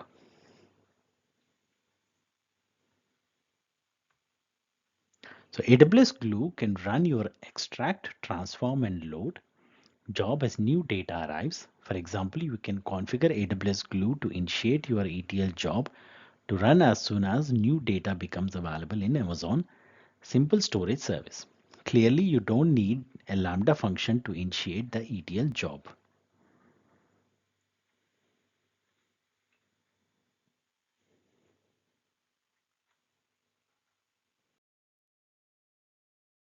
Question number 294. A company is implementing a new data retention policies for all databases that run on Amazon RDS DB instances. The company must retain daily backups for a minimum period of 2 years. The backups must be consistent and restorable. Which solution should a solutions architect recommend to meet these requirements? And we have the following 4 options. So the right answer here is option A. Create a backup vault in AWS Backup to retain RDS backups. Create a new backup plan with a daily schedule and an expiration period of 2 years after creation. Assign the RDS DB instances to the backup plan.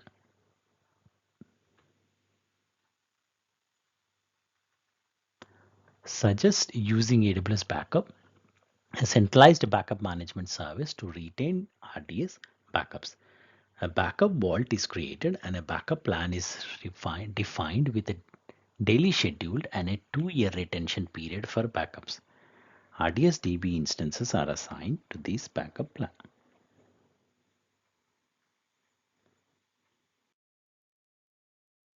So question number 295. A company's compliance team needs to move its file shares to AWS. The shares run on a Windows Server SMB file share. A self-managed on-premises Active Directory control access to the files and folders. The company wants to use Amazon FSx for Windows File Server as a part of the solution. The company ensures that on-premises Active Directory group restrict access to FSx for Windows File Server SMB compliance shares, folders, and files after the move to the AWS. The company has created an FSx for Windows File Server file system. Which solution will meet this requirement? And we have the following 4 options. So the right answer here is option D. Join the file system to the Active Directory to restrict access.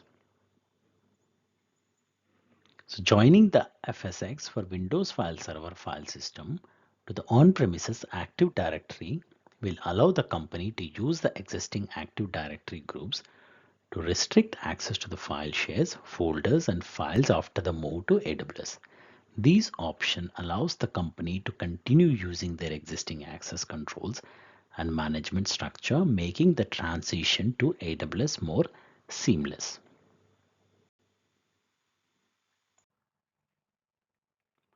Question number 296.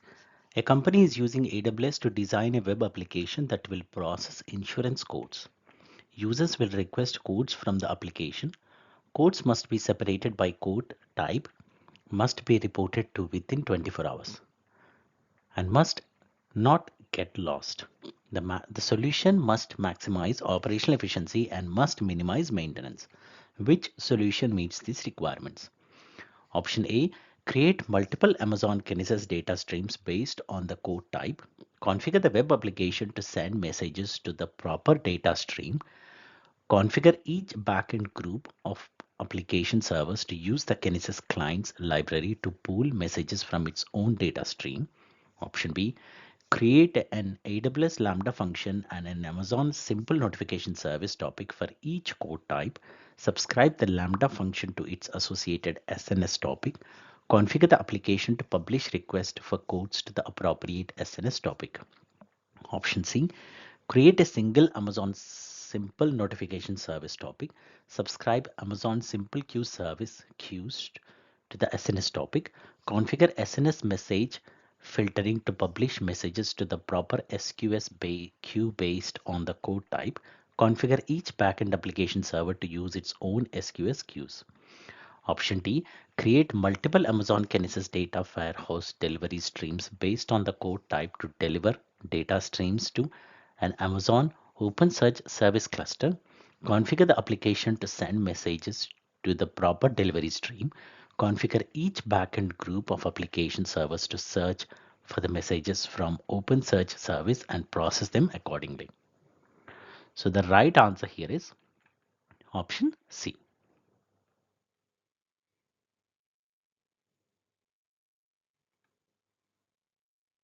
So let's jump on to the next question. Question number 297. A company has an application that runs on several Amazon EC2 instances.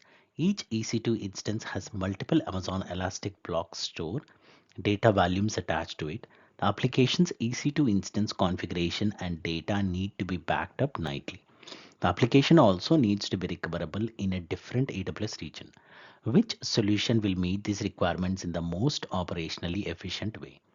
Option A, write an AWS Lambda function that schedules nightly snapshots of the application's EBS volumes and copies the snapshots to a different region.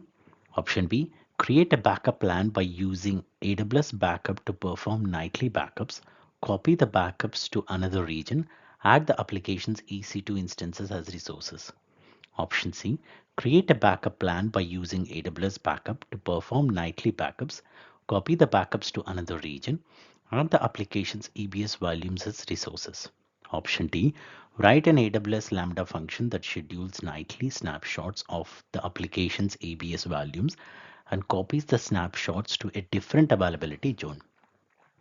So the right answer here is option B.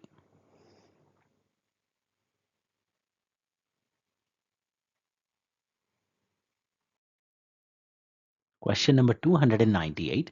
A company is building a mobile app on AWS. The company wants to expand its reach to millions of users. The company needs to build a platform so that authorized users can watch the company's content on their mobile devices. What should a solutions architect recommend to meet these requirements? Option A, publish content to a public Amazon S3 bucket. Use AWS Key Management Service keys to stream content. Option B, set up IPsec VPN between the mobile app and the AWS environment to stream content. Option C, use Amazon CloudFront, provide signed URLs to stream content.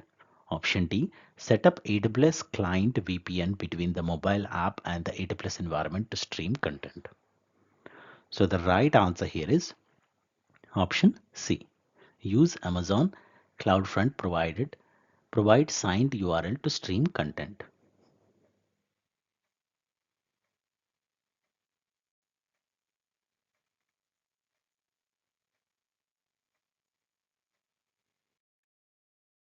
So question number 299. A company has an on-premises MySQL database used by the global sales team with infrequent access patterns. The sales team requires the database to have minimal downtime. The database administrators wants to migrate these database to AWS without selecting a particular instance type in anticipation of more users in the future. Which service should a solutions architect recommend? Option A, Amazon Aurora MySQL. Option B, Amazon Aurora Serverless for MySQL. Option C, Amazon Redshift Spectrum. Option D, Amazon RDS for MySQL. So the right answer here is option B, Amazon Aurora Serverless for MySQL.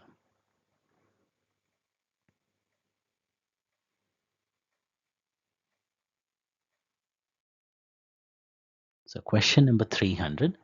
A company experienced a breach that affected several applications in its on-premises data center. The attacker took advantage of vulnerabilities in the custom applications that were running on the servers. The company is now migrating its applications to run on Amazon EC2 instances. The company wants to implement a solution that actively scans for vulnerabilities on the EC2 instances and sends a report that details the findings. Which solution will meet these requirements? Option A, deploy AWS Shield to scan the EC2 instances for vulnerabilities. Create an AWS Lambda function to log any findings to AWS CloudTrail. Option B, deploy Amazon Mackie and AWS Lambda functions to scan the EC2 instances for vulnerabilities. Log any findings to AWS CloudTrail. Option C, turn on Amazon Guard Duty. Deploy the Guard Duty agents to the EC2 instances. Configure an AWS Lambda function to automate the generation and distribution of reports that details the findings. Option D, turn on Amazon Inspector. Deploy the Amazon Inspector agent to the EC2 instances. Configure an AWS Lambda function to automate the generation and distribution of reports that details the findings. So the right answer here is option D. Turn on Amazon Inspector, deploy the Amazon Inspector agent to the EC2 instances, configure an AWS Lambda function to automate the generation and distribution of reports that details the findings.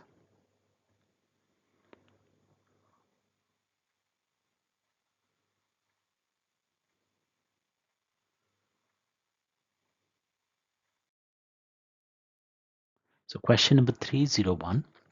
A company serves a dynamic website from a fleet of Amazon EC2 instances behind an application load balancer. The website needs to support multiple languages to serve customers around the world. The website's architecture is running in the US West 1 region and is exhibiting high request latency for users that are located in other parts of the world. The website needs to serve a request quickly and efficiently regardless of a user's location. However, the company does not want to recreate the existing architecture across multiple regions. What should a solutions architect do to meet these requirements? Option A, replace the existing architecture with a website that is served from an Amazon S3 bucket. Configure an Amazon CloudFront distribution with the S3 bucket as the origin. Set the cache behavior settings to cache based on the accept language request header. Option B, configure an Amazon CloudFront distribution with the ALB as the origin. Set the cache behavior settings to cache based on the accept language request header. Option C, create an Amazon API gateway API that is integrated with the ALB. Configure the API to use the HTTP integration type. Set up an API gateway stage to enable the API cache based on the accept language request header. Option D, launch an EC2 instance in each additional region and configure NGINX to act as a cache server for that region. Put all the EC2 instances and the ALB behind an Amazon Route 53 record set with a geolocation routing policy. So the right answer here is option B.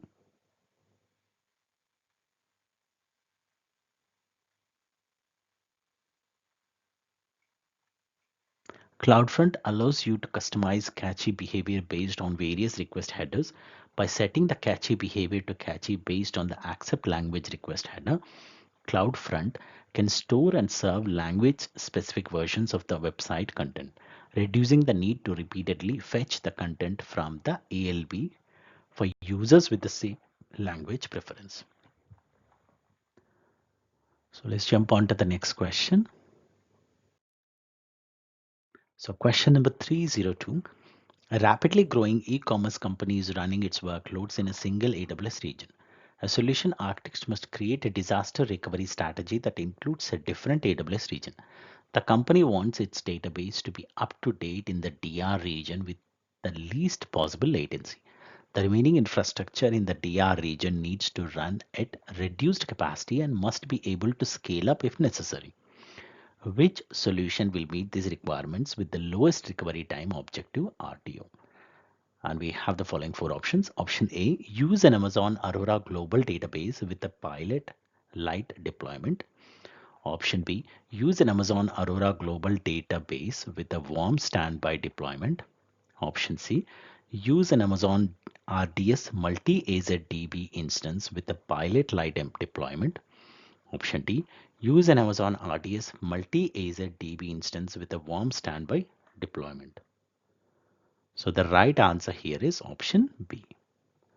Use an Amazon Aurora global database with a warm standby deployment.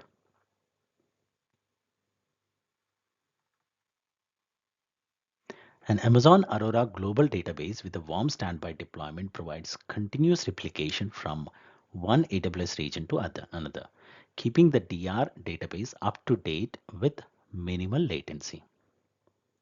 So let's jump on to the next question.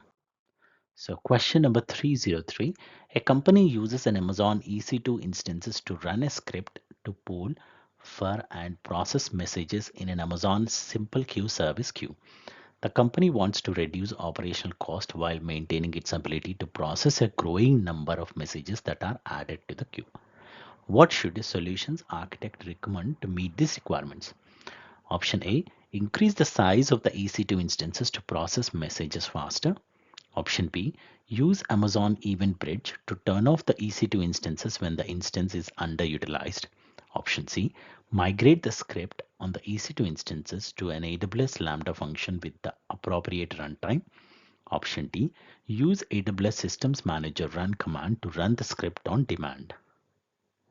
So the right answer here is option C. Migrate the script on the EC2 instance to an AWS Lambda function with the appropriate runtime.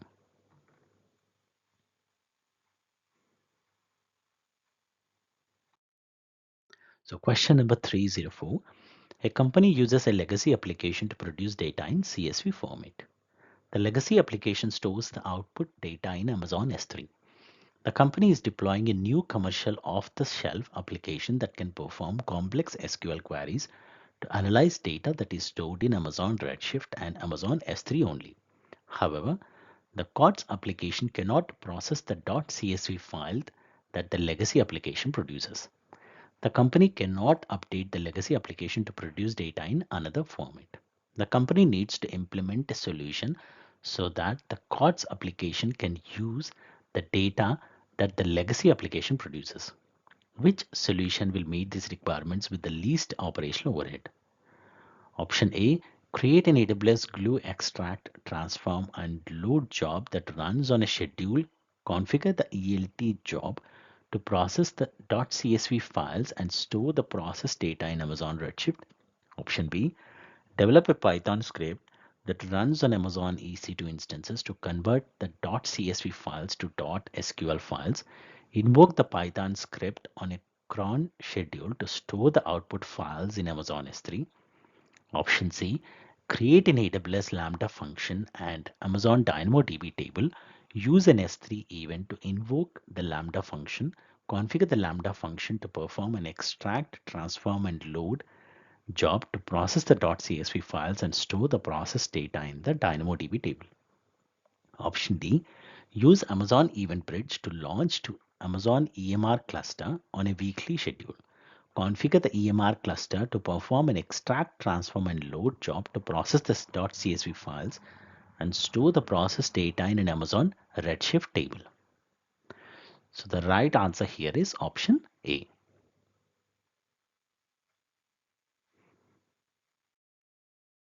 So question number 305. A company recently migrated its entire IT environment to the AWS cloud. The company discovers that users are provisioning oversized Amazon EC2 instances and modify security group rules without using the appropriate change control process. A solutions architect must devise a strategy to track and audit these inventory and configuration changes.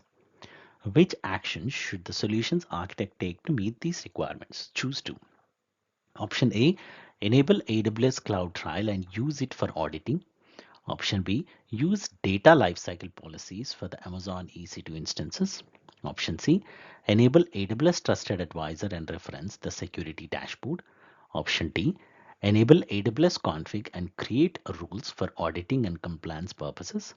Option E, restore previous resource configurations with an AWS Cloud Formation template. So the right answer here is option A.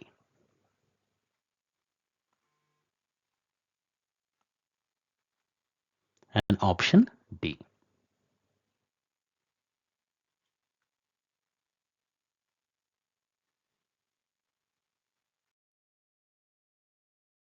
Question number 306. A company has hundreds of Amazon EC2 Linux-based instances in the AWS cloud. Systems administrators have used shared SSH keys to manage the instances. After a recent audit, the company's security team is mandating the removal of all shared keys. A solutions architect must design a solution that provides secure access to the EC2 instances. Which solution will meet these requirements with the least amount of administrative overhead? Option A, use AWS Systems Manager Sessions Manager to connect to the EC2 instances. Option B, use AWS Security Token Service to generate one-time SSH keys on demand. Option C, allow shared SSH access to a set of Bastion instances. Configure all other instances to allow only SSH access from the Bastion instances. Option B, use an Amazon Cognito custom authorizer to authenticate users. Invoke an AWS Lambda function to generate a temporary SSH key. So the right answer here is option B. Use AWS Security Token Service to generate one-time SSH keys on demand.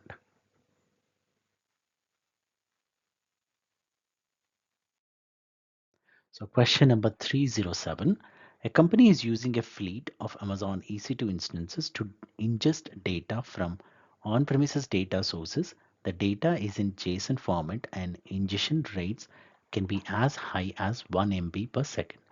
When an EC2 instance is rebooted, the data in flight is lost. The company's data science team wants to query ingested data in near real time.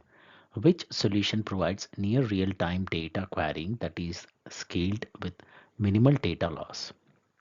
And option A, publish data to Amazon Kinesis data streams. Use Kinesis data analytics to query the data. Option B, publish data to Amazon Kinesis data firehose with Amazon Redshift as the destination. Use Amazon Redshift to query the data. Option C, store ingested data in an EC2 instance store. Publish data to Amazon Kinesis data firehose with Amazon S3 as the destination. Use Amazon Athena to query the data. Option D, store ingested data in an Amazon Elastic Block Store volume. Publish data to Amazon Elasticache for Redis. Subscribe to the Redis channel to query the data. So the right answer here is option A.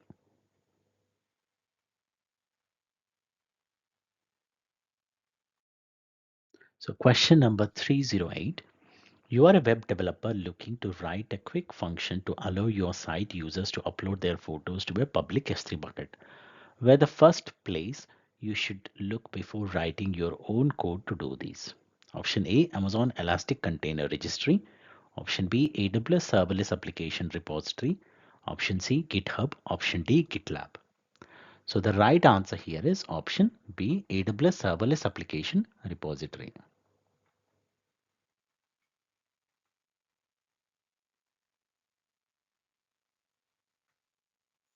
This quick upload function would well suited for AWS Lambda.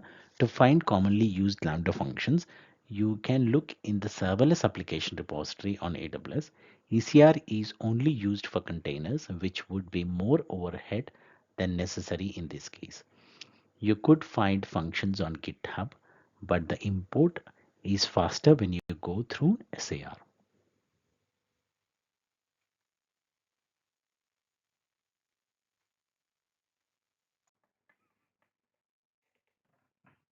Question number 309.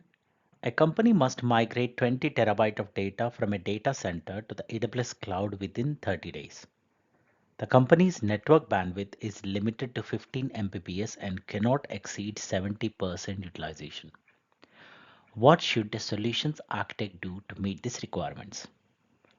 And the options are use AWS Snowball, use AWS Data Sync, use a secure VPN connection, use Amazon S3 transfer acceleration. So the right answer here is option A, use AWS Snowball.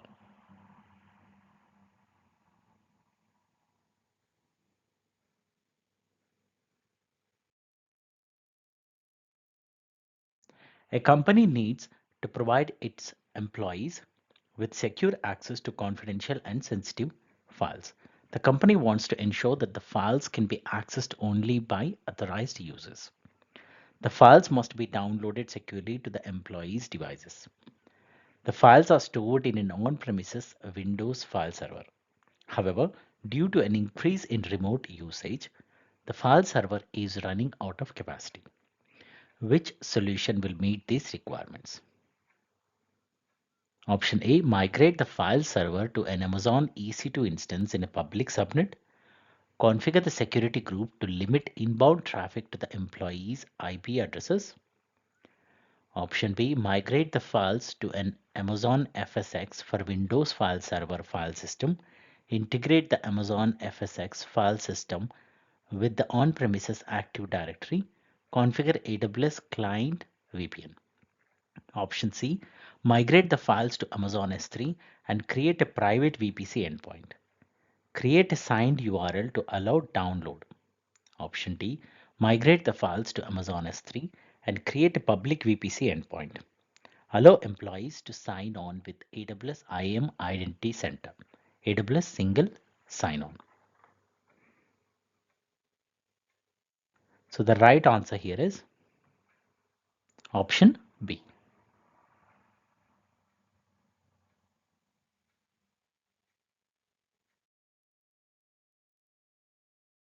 A company's application runs on Amazon EC2 instance behind an application load balancer. The instances run in an Amazon EC2 auto scaling group across multiple availability zones. On the first day of every month at midnight, the application becomes much slower when the month end financial calculation batch runs. These cause the CPU utilization of the EC2 instances to immediately peak to 100%, which disrupts the application.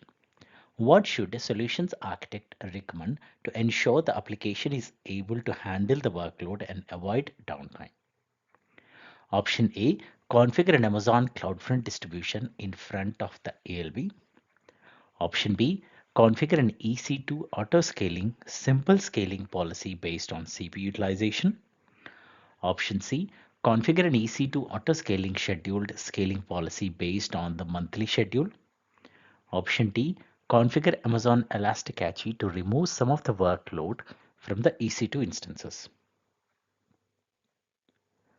So the right answer here is option C. Configure an EC2 auto scaling scheduled scaling policy based on the monthly schedule.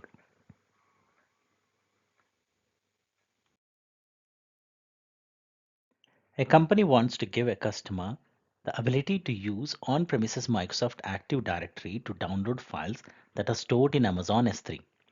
The customer's application uses an SFTP client to download the files.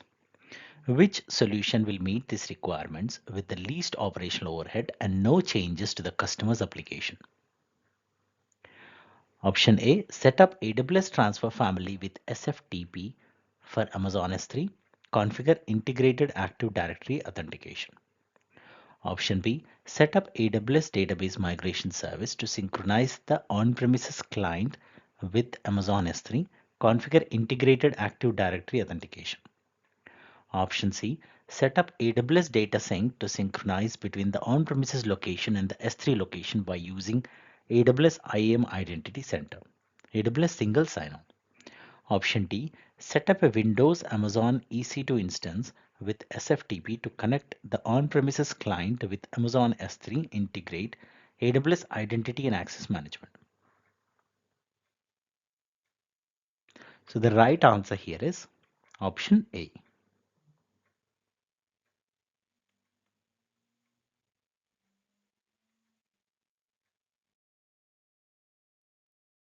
A company hosts a multi-tier web application that uses an Amazon Aurora MySQL DB cluster for storage.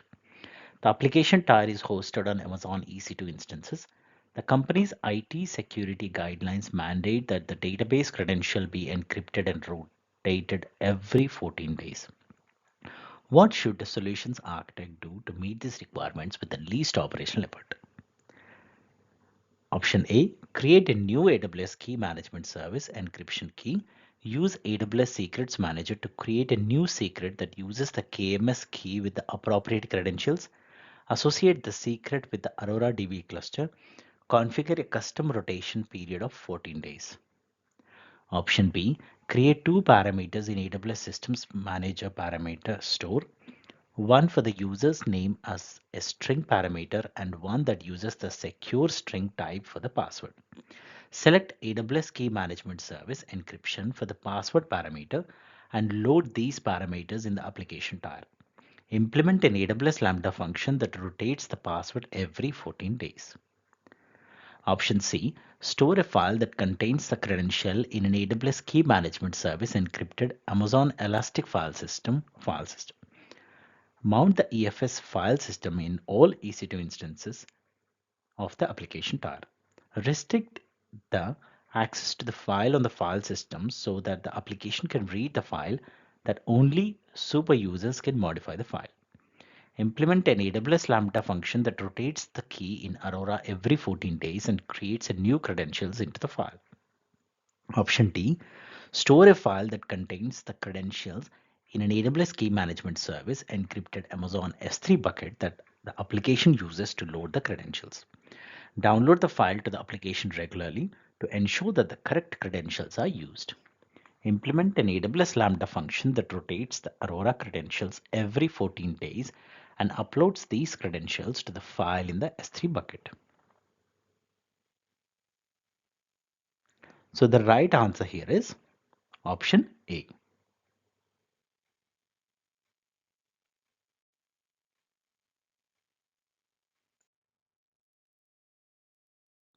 A company has deployed a web application on AWS. The company hosts the backend database on Amazon RDS for MySQL with a primary DB instance and 5 read replicas to support scaling needs. The read replicas must lag no more than 1 second behind the primary database instance. The database routinely runs scheduled stored procedures. As traffic on the website increases, the replicas experience additional lag during periods of peak load. A solutions architect must reduce the replication lag as much as possible. A solutions architect must minimize changes to the application code and must minimize ongoing operational overhead. Which solution will meet these requirements? Option A, migrate the database to Amazon Aurora MySQL, replace the read replicas with Aurora replicas, and configure Aurora auto-scaling. Replace the stored residues with Aurora MySQL native functions. Option B, deploy an Amazon Elastic Cache for Redis cluster in front of the database. Modify the application to check the cache before the application queries the database. Replace the stored residues with AWS Lambda functions. Option C, migrate the database to a MySQL database that runs on Amazon EC2 instances. Choose large compute optimized SC2 instances for all replicas nodes. Maintain the stored residues on the EC2 instance. Option D, migrate the database to Amazon DynamoDB. Provision a large number of read capacity units to support the required throughput. The configure on-demand capacity scaling. Replace the stored residues with DynamoDB streams. So the right answer here is option A.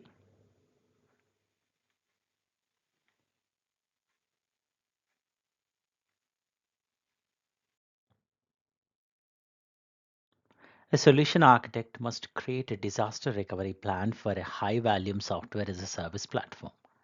All data for the platform is stored in an Amazon Aurora MySQL DB cluster. The DR plan must replicate data to a secondary AWS region. Which solution will meet these requirements most cost effectively? The options are use MySQL binary log replication to an Aurora cluster in the secondary region, provision 1 DB instance for the Aurora cluster in the secondary region. Option B, set up an Aurora global database for the DB cluster. When setup is complete, remove the DB instance from the secondary region. Option C, use AWS Database Migration Service to continuously replicate data to an Aurora cluster in the secondary region. Remove the DB instance from the secondary region. Option D, set up an Aurora global database for the DB cluster. Specify a minimum of 1 DB instance in the secondary region. So the right answer here is option D. Set up an Aurora global database for the DB cluster. Specify a minimum of 1 DB instance in the secondary region.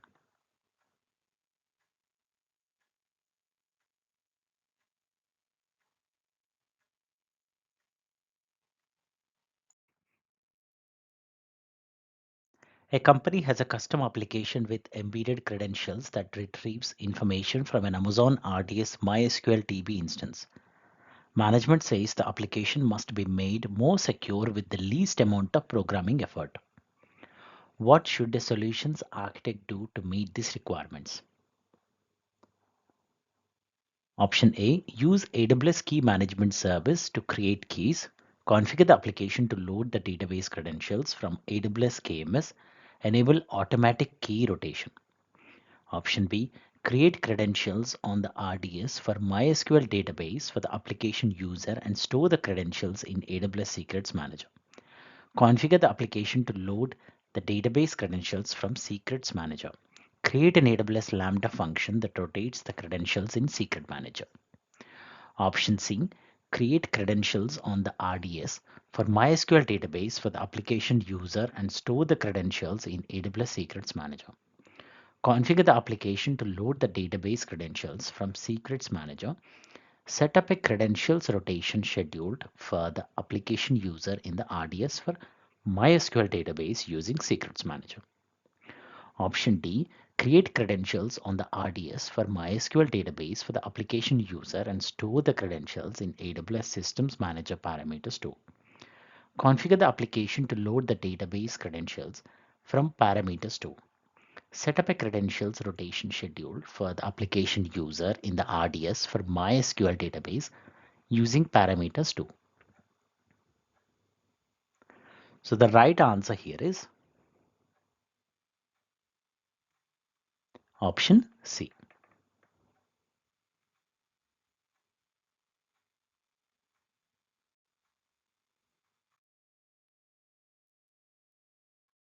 A media company hosts its website on AWS.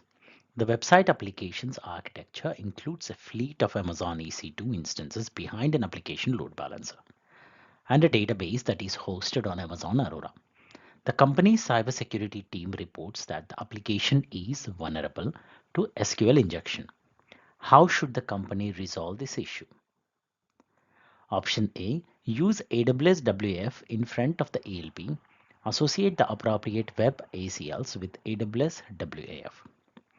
Option B, create an ALP listener rule to reply to SQL injections with a fixed response.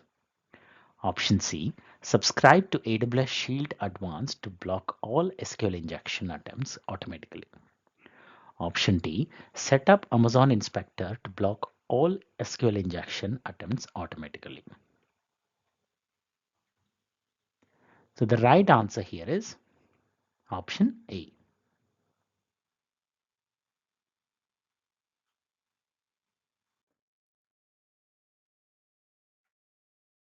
What should a solutions architect do to ensure that all objects uploaded to an Amazon S3 bucket are encrypted?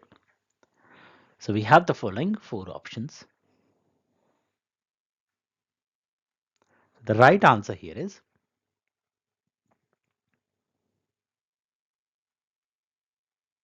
option D.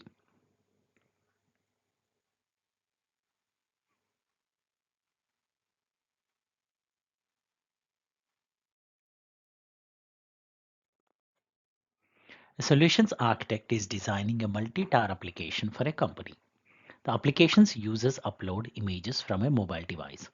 The application generates a thumbnail of each image and returns a message to the user to confirm that the image was uploaded successfully. The thumbnail generation can take up to 60 seconds, but the company wants to provide a faster response time to its users to notify them that the original image was received. The solutions architect must design the application to synchronously dispatch requests to the different application tiers. What should the solutions architect do to meet these requirements? Option A, write a custom AWS Lambda function to generate the thumbnail and alert the user. Use the image upload process as an event source to invoke the Lambda function. Option B, create an AWS step functions workflow.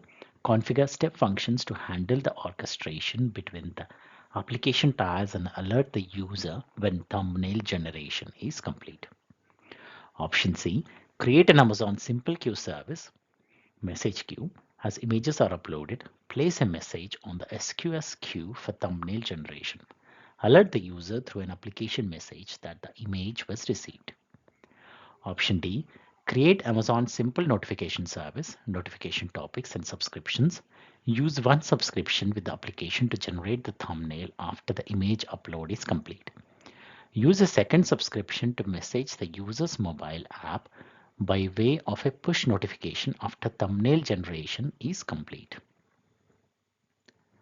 So the right answer here is option C. Create an Amazon simple queue service message queue. As images are uploaded, place a message on the SQS queue for thumbnail generation. Alert the user through an application message that the image was received.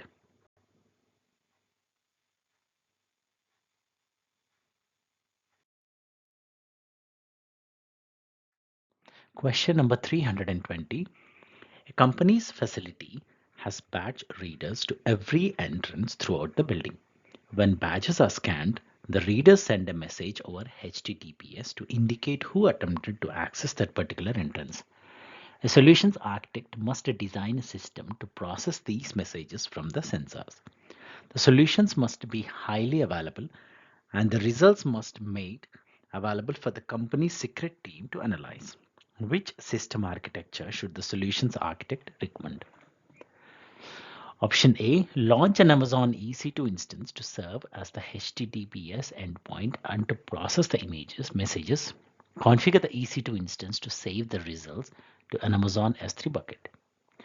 Option B, create an HTTPS endpoint in Amazon API Gateway. Configure the API Gateway endpoint to invoke an AWS Lambda function to process the messages and save the results to an Amazon DynamoDB table. Option C, use Amazon Route 53 to direct incoming sensors messages to an AWS Lambda function. Configure the Lambda function to process the messages and save the results to an Amazon DynamoDB table. Option D, create a gateway VPC endpoint for Amazon S3. Configure a site-to-site VPN connection from the facility network to the VPC so that sensor data can be written directly to an S3 bucket by way of the VPC endpoint. So the right answer here is option B.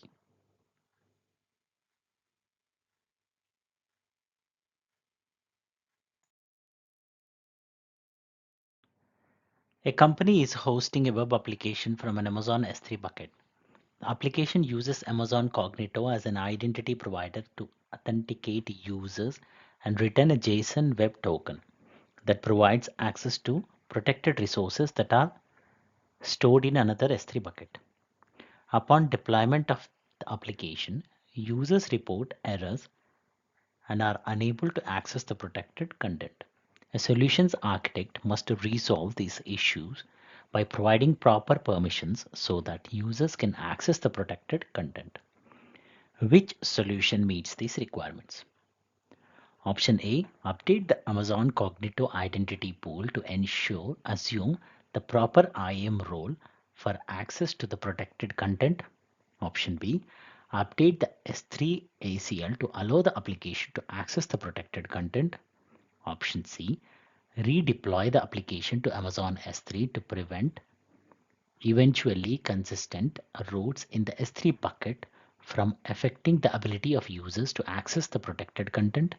Option D, update the Amazon Cognito pool to use custom attribute mappings within the identity pool and grant users the proper permissions to access the protected content.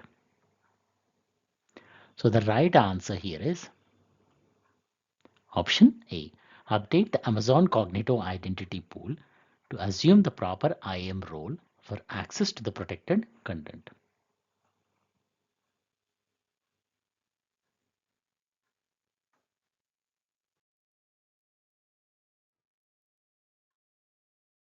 Question number 322. An image hosting company uploads its large assets to Amazon S3 standard buckets. The company uses multi-part upload in parallel by using S3 APIs and overrides if the same object is uploaded again. For the first 30 days after upload, the objects will be accessed frequently. The objects will be used less frequently after 30 days, but the access patterns for each object will be inconsistent. The company must optimize its S3 storage cost while maintaining high availability and resilience of stored assets. Which combination of actions should a solutions architect recommend to meet these requirements? Option A, move assets to S3 intelligent tiering after 30 days. Option B, configure an S3 lifecycle policy to clean up incomplete multi-part uploads. Option C, configure an S3 lifecycle policy to clean up expired object delete markers. Option D, move assets to S3 standard infrequent access after 30 days. Option E, move assets to S3 one zone infrequent access after 30 days. So the right answer here is option A and option B.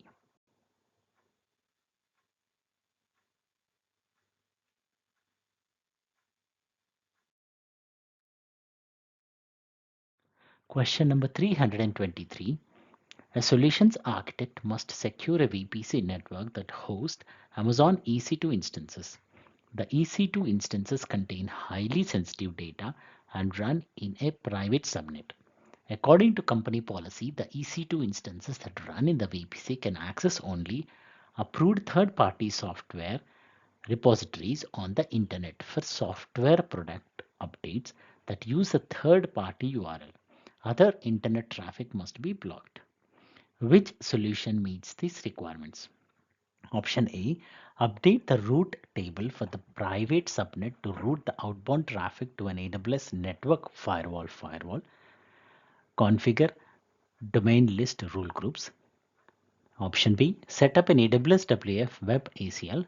Create a custom set of rules that filter traffic requests based on source and destination IP address range sets. Option C, implement strict inbound security group rules. Configure an outbound rule that allow traffic only to the authorized software repositories on the internet by specifying the URLs. Option D, configure an application load balancer in front of the EC2 instances. Direct all outbound traffic to the ALB. Use a URL-based rule listener in the ALB's target group for outbound access to the internet. So the right answer here is option A, update the route table for the private subnet to route the outbound traffic to an AWS network firewall. Configure domain list rule groups.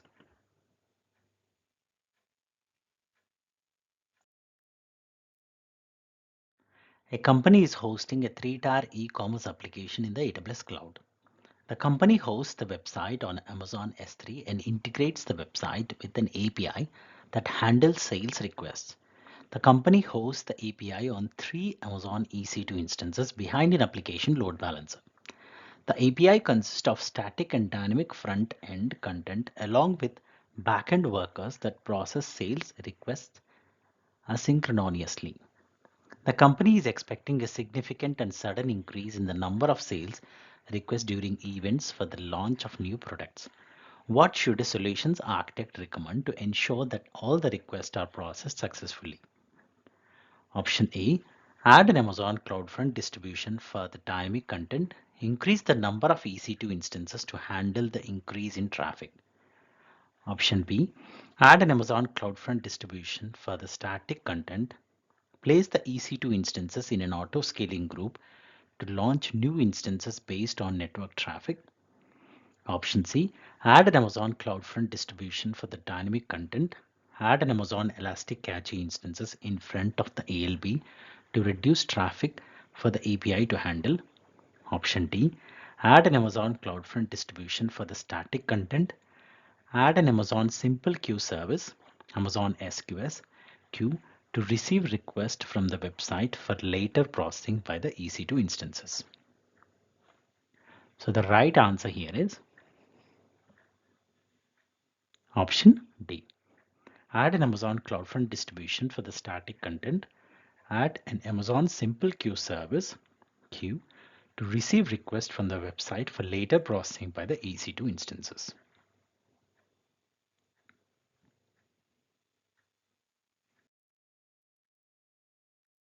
A security audit reveals that Amazon EC2 instances are not being patched regularly.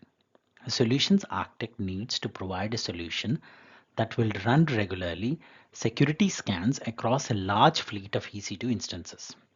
The solution should also patch the EC2 instances on a regular schedule and provide a report of each instance's patch status.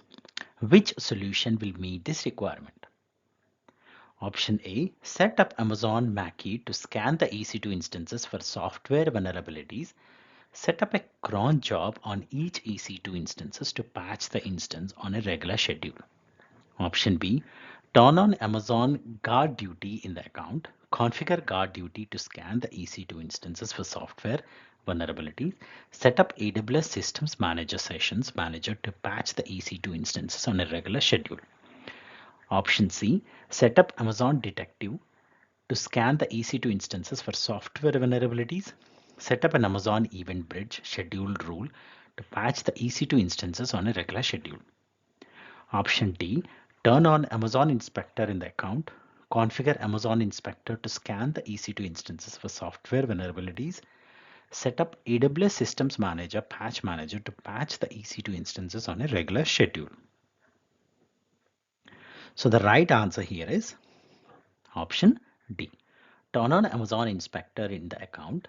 Configure Amazon Inspector to scan the EC2 instances for software vulnerabilities.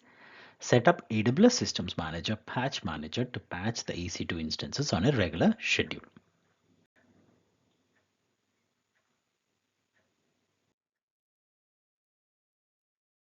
Question number 326. A company is planning to store data on Amazon RDS DB instances. The company must encrypt the data at rest. What should a solutions architect do to meet this requirement? Option A, create a key in AWS Key Management Service, enable encryption for the DB instances.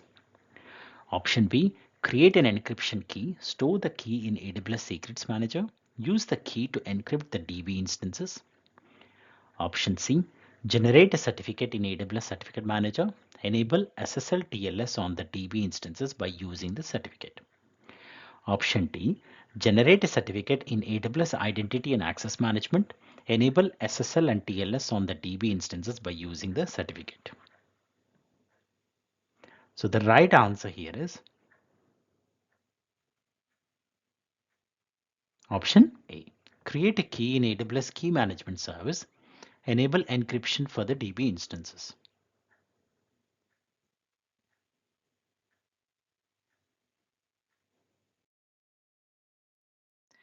A company is using AWS to design a web application that will process insurance codes.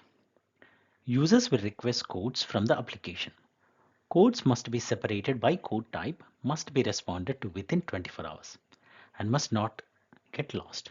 The solution must maximize operational efficiency and must minimize maintenance.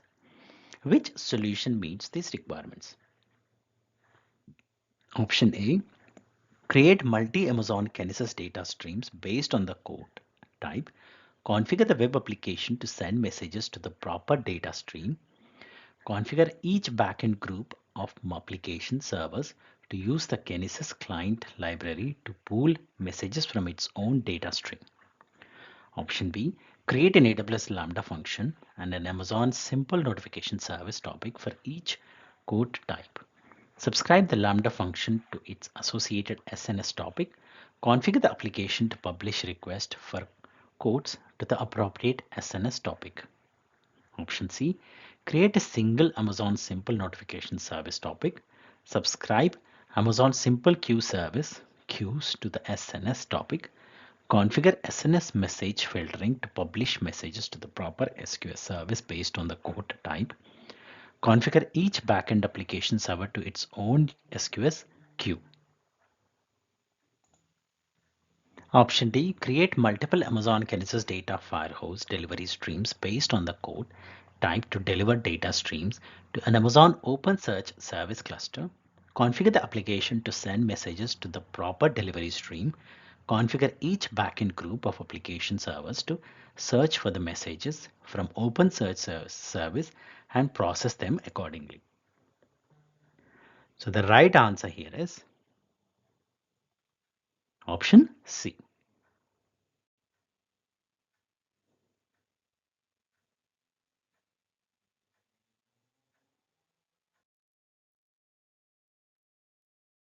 A company is building a mobile app on AWS. The company wants to expand its reach to millions of users. The company needs to build a platform so that authorized users can watch the company's content on their mobile devices. What should a solutions architect recommend to meet these requirements? Option A, publish content to a public Amazon S3 bucket. Use AWS Key Management Service keys to stream content. Option B, set up IPsec VPN between the mobile app and the AWS environment to stream content.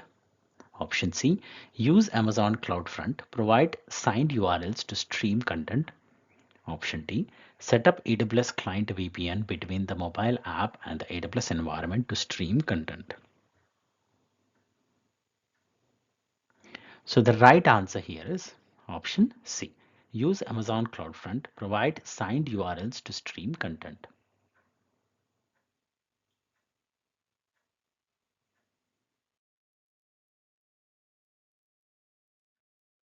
A company has an on-premises MySQL database used by the global sales team with infrequent access patterns. The sales team requires the database to have minimal downtime. The database administrator wants to migrate these databases to AWS without selecting a particular instance types in anticipation of more users in the future. Which service should a solutions architect recommend? The options are Amazon Aurora MySQL, Amazon Aurora Serverless for MySQL, Amazon Redshift Spectrum, Amazon RDS for MySQL. So the right answer here is option B, Amazon Aurora Serverless for MySQL.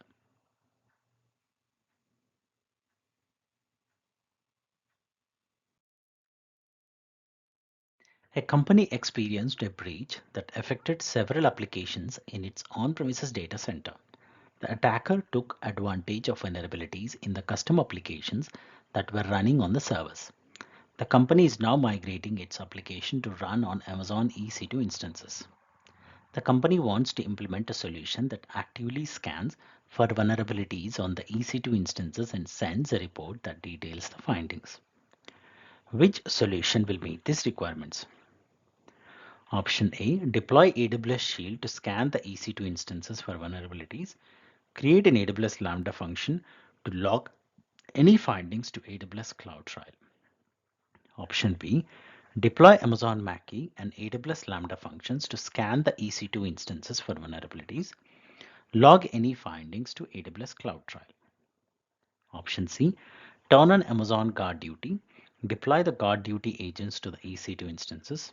Configure an AWS Lambda function to automate the generation and distribution of reports that details the findings. Option D, turn on Amazon Inspector. Deploy the Amazon Inspector agent to the EC2 instance. Configure an AWS Lambda function to automate the generation and distribution of reports that details the findings. So the right answer here is option D. Turn on Amazon Inspector, deploy the Amazon Inspector agent to the EC2 instance, configure an AWS Lambda function to automate the generation and distribution of reports that details the findings.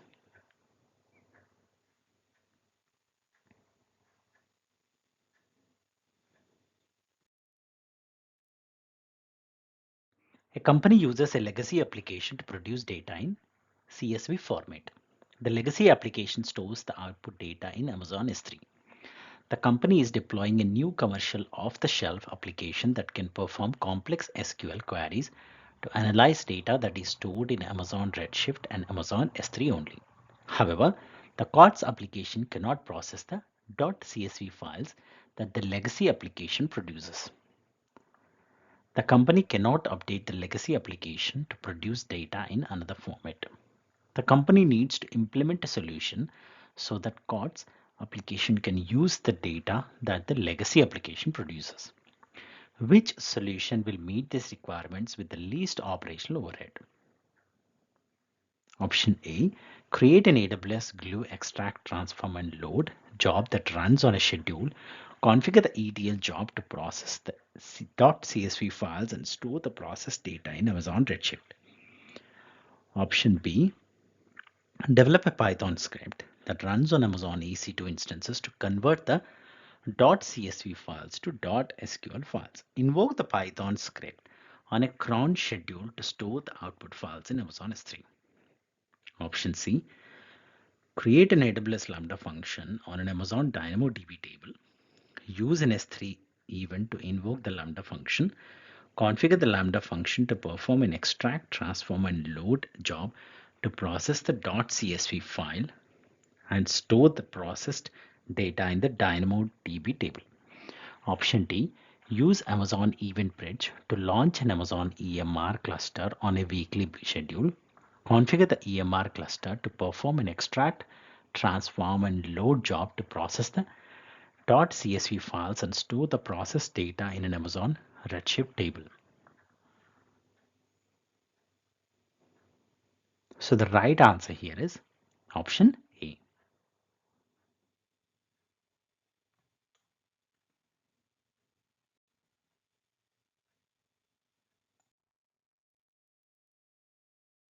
A company recently migrated its entire IT environment to the AWS cloud. The company discovers that users are provisioning oversized Amazon EC2 instances and modifying security group rules without using the appropriate change control process. A solutions architect must devise a strategy to track and audit these inventory and configuration changes. Which actions should the solutions architect take to meet these requirements? Options are: enable AWS Cloud Trial and use it for auditing. Option B, use data lifecycle policies for the Amazon EC2 instances. Option C, enable AWS Trusted Advisor and reference the security dashboard. Option D, enable AWS config and create rules for auditing and compliance purposes. Option E, restore previous resource configurations with an AWS Cloud Format template. So the right answer here is option A and option D.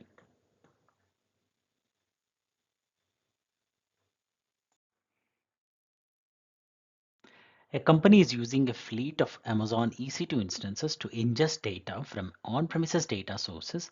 The data is in JSON format and ingestion rates can be as high as 1 MB per second. When an EC2 instance is rebooted, the data in flight is lost.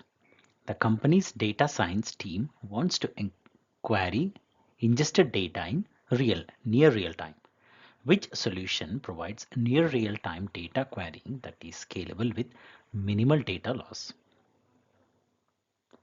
Option A, publish data to Amazon Kinesis data streams. Use Kinesis data analytics to query the data. Option B, publish data to Amazon Kinesis data firehose with Amazon Redshift as the destination. Use Amazon Redshift to query the data. Option C, stored ingested data in an EC2 instance store. Publish data to Amazon Kinesis data firehose with Amazon S3 as the destination. Use Amazon Athena to query the data. Option C, store ingested data in an EC2 instance store. Publish data to Amazon Kinesis data firehose with Amazon S3 as the destination. Use Amazon Athena to query the data. Option D, store ingested data in an Amazon Elastic Block Store volume. Publish data to Amazon Elastic Cache for Redis. Subscribe to the Redis channel to query the data. So the right answer here is option A, publish data to Amazon Kinesis data streams. Use Kinesis data analytics to query the data.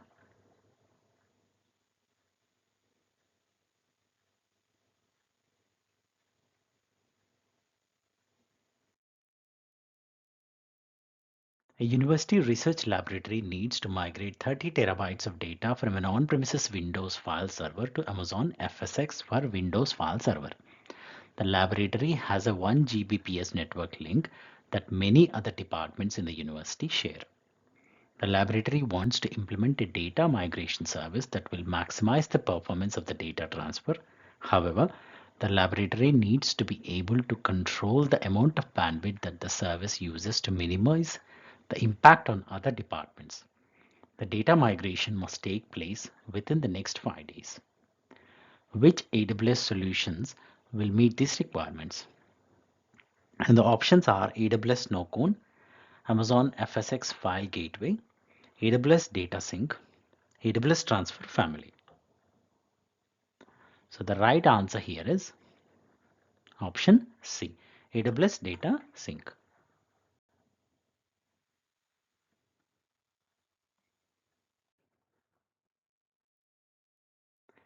A company wants to create a mobile app that allows users to stream slow motion video clips on their mobile devices. Currently, the app captures video clips and uploads the video clips in a raw format into an Amazon S3 bucket. The app retrieves these video clips directly from the S3 bucket. However, the videos are larger in their raw format. Users are experiencing issues with buffering and playback on mobile devices. The company wants to implement solutions to maximize the performance and scalability of the app while minimizing operational overhead. Which combination of solutions will meet these requirements? Option A, deploy Amazon CloudFront for content delivery and caching. Option B, use AWS Data Sync to replicate the video files across AWS regions in other S3 buckets. Option C, use Amazon Elastic Transcoder to convert the video files to more appropriate formats. Option D, deploy an auto-scaling group of Amazon EC2 instances in local zones for content delivery and caching. Option E, deploy an auto-scaling group of Amazon EC2 instances to convert the video files to more appropriate formats. So the right answer here is option A, deploy Amazon CloudFront for content delivery and caching.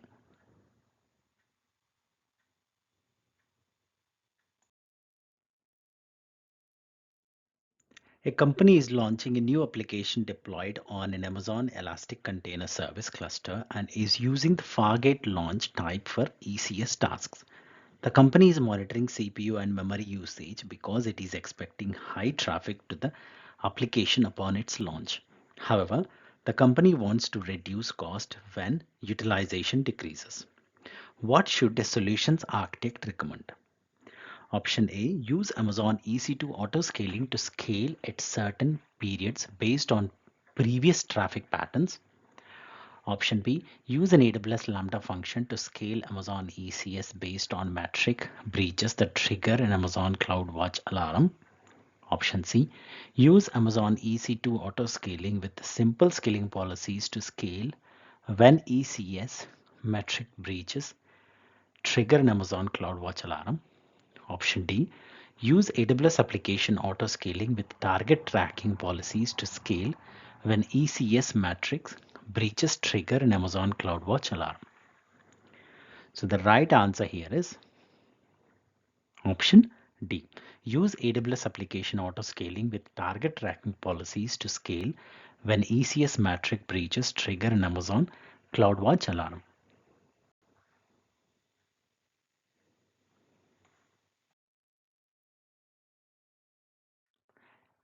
A company recently created a disaster recovery site in a different AWS region. The company needs to transfer large amounts of data back and forth between NFS file systems in the two regions as a periodic basis. Which solution will meet these requirements with the least operational overhead? And the options are use AWS Data Sync, use AWS Snowball devices, set up an SFTP server on Amazon EC2, use AWS Database Migration Service. So the right answer here is option A, use AWS Data Sync.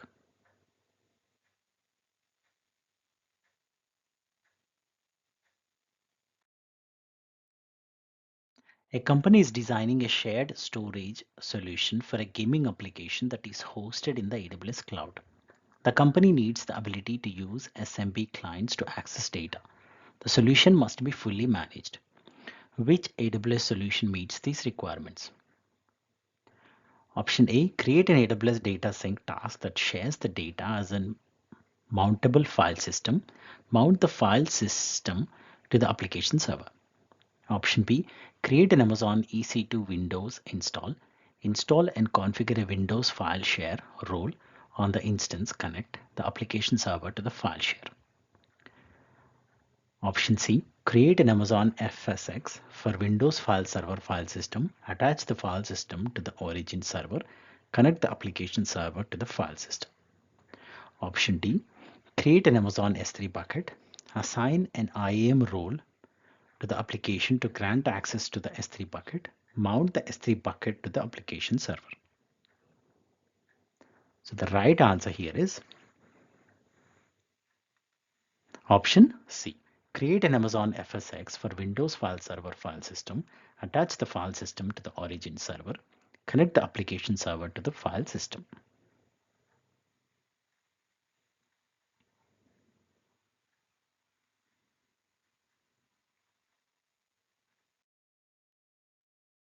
A company wants to run an in-memory database for a latency-sensitive application that runs on Amazon EC2 instances. The application processes more than 100,000 transactions each minute and requires high network throughput. A solutions architect needs to provide a cost-effective network design that minimizes data transfer charges. Which solutions will meets this requirement? Option A, launch all EC2 instances in the same availability zone within the same AWS region. Specify a placement group with cluster strategy when launching EC2 instances. Option B, launch all EC2 instances in different availability zones within the same AWS region. Specify a placement group with partition strategy when launching EC2 instances. Option C, deploy an autoscaling group to launch EC2 instances in different availability zones based on a network utilization target. Option D, deploy an autoscaling group with a step scaling policy to launch EC2 instances in different availability zones.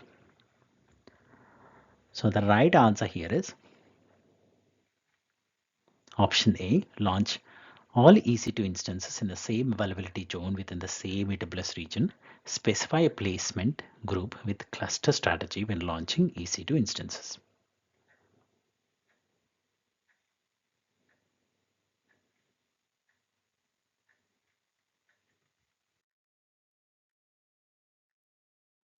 A company that primarily runs its application servers on premises has decided to migrate to AWS. The company wants to minimize its need to scale its internet small computer system interface storage on premises. The company wants only its recently accessed data to remain stored locally. Which AWS solution should the company use to meet these requirements? Options are Amazon S3 File Gateway. Option B, AWS Storage Gateway Deep Gateway. Option C, AWS Storage Gateway Volume Gateway Stored Volumes. Option D, AWS Storage Gateway Volume Gateway Cached Volumes. So the right answer here is option D, AWS Storage Gateway Volume Gateway Cached Volumes.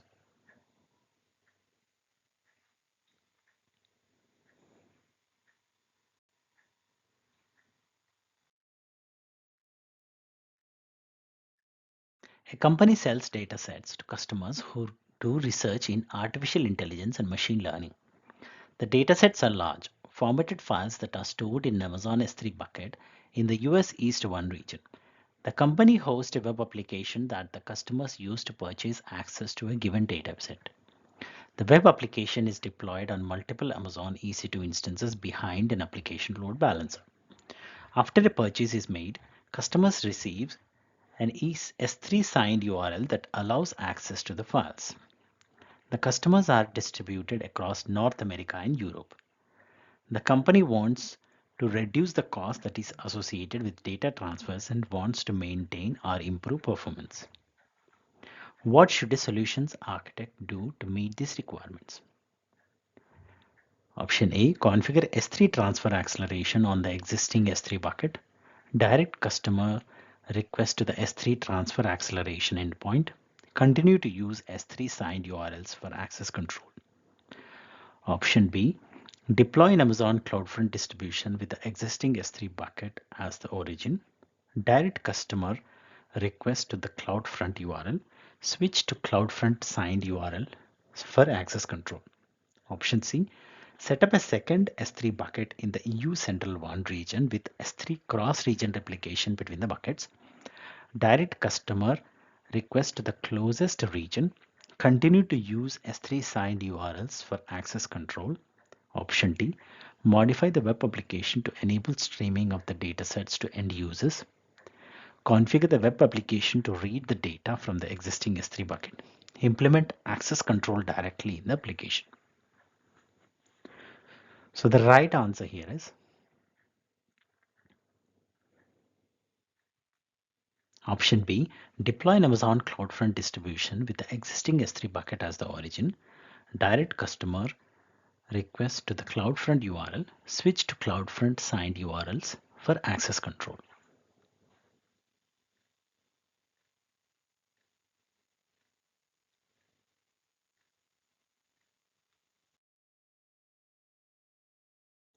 A company is preparing a new data platform that will ingest real-time streaming data from multiple sources. The company needs to transform the data before writing the data to Amazon S3. The company needs the ability to use SQL to query the transformed data. Which solutions will meet these requirements? Option A, use Amazon Kinesis data stream to stream the data. Use Amazon Kinesis data analytics to transform the data. Use Amazon Kinesis data Firehouse to write the data to Amazon S3. Use Amazon Athena to query the transformed data from Amazon S3. Option B, use Amazon Managed Streaming for Apache Kafka to stream the data. Use AWS Glue to transform the data and to write the data to Amazon S3. Use Amazon Athena to query the transformed data from Amazon S3. Option C, use AWS Database Migration Service to ingest the data. Use Amazon EMR to transform the data and to write the data to Amazon S3. Use Amazon Athena to query the transformed data from Amazon S3. Option D, use Amazon Managed Streaming for Apache Kafka to stream the data. Use Amazon Kinesis Data Analytics to transform the data and to write the data to Amazon S3.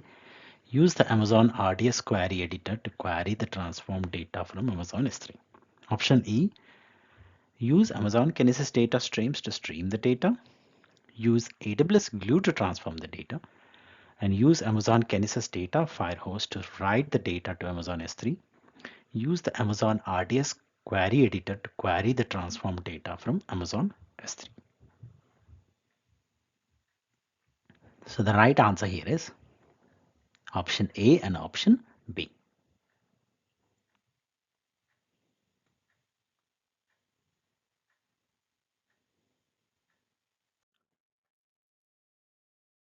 A company has an on-premises volume backup solution that has reached its end of life.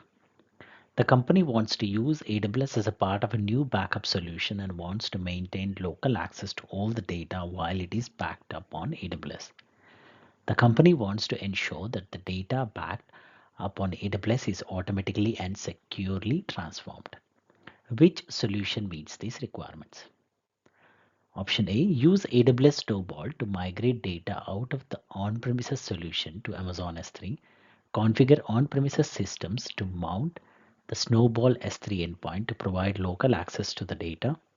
Option B, use AWS Snowball Edge to migrate data out of the on-premises solution to Amazon S3. Use the Snowball Edge file interface to provide on-premises systems with local access to the data. Option C, use AWS Storage Gateway and configure a cached volume gateway. Run the Storage Gateway software appliance on premises and configure a percentage of data to cache locally. Mount the gateway storage volumes to provide local access to the data. Option D, use AWS Storage Gateway and configure a stored volume gateway. Run the Storage Gateway software appliance on premises, the map the gateway storage volumes on premises storage. Mount the gateway storage volumes to provide local access to the data. So the right answer here is option D.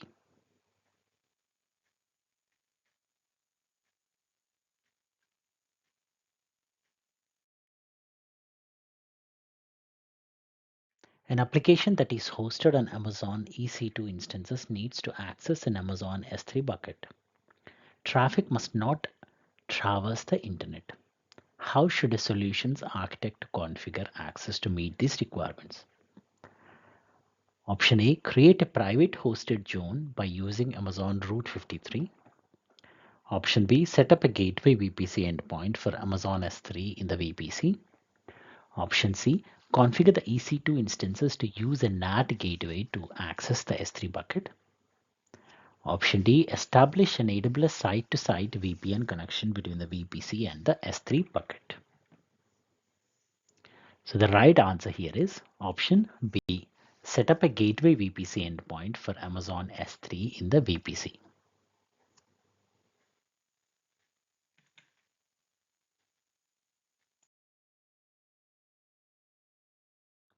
An e-commerce company stores terabytes of customer data in the AWS cloud.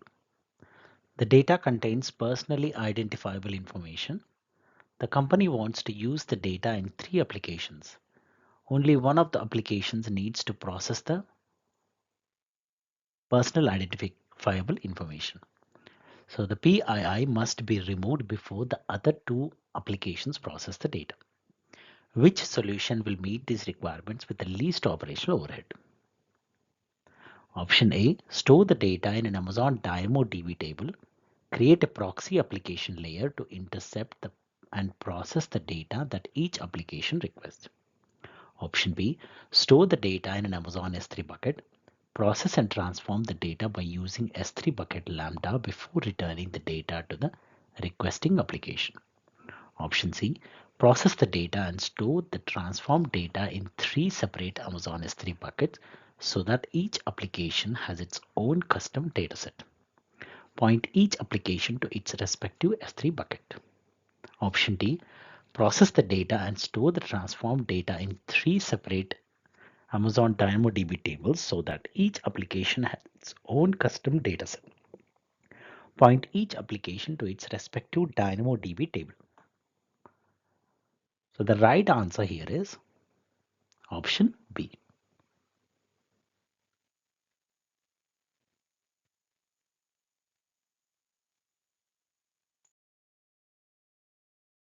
A development team has launched a new application that is hosted on Amazon EC2 instances inside a development VPC.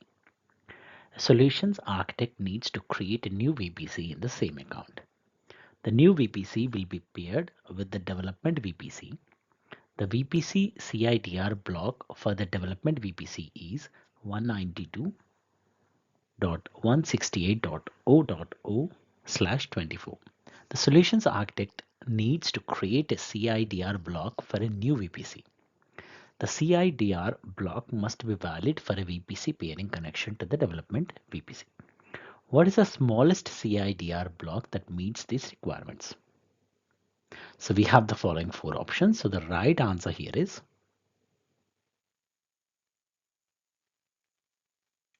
option D.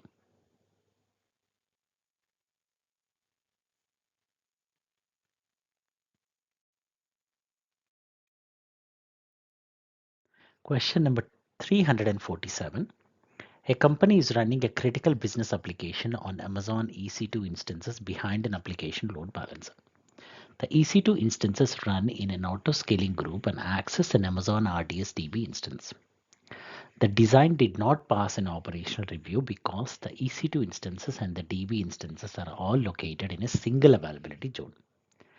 A solutions architect must update the design to use a second availability zone. Which solution will make the application highly available? Option A, provision a subnet in each availability zone. Configure the auto-scaling group to distribute the EC2 instances across both availability zones. Configure the DB instances with connections to each network.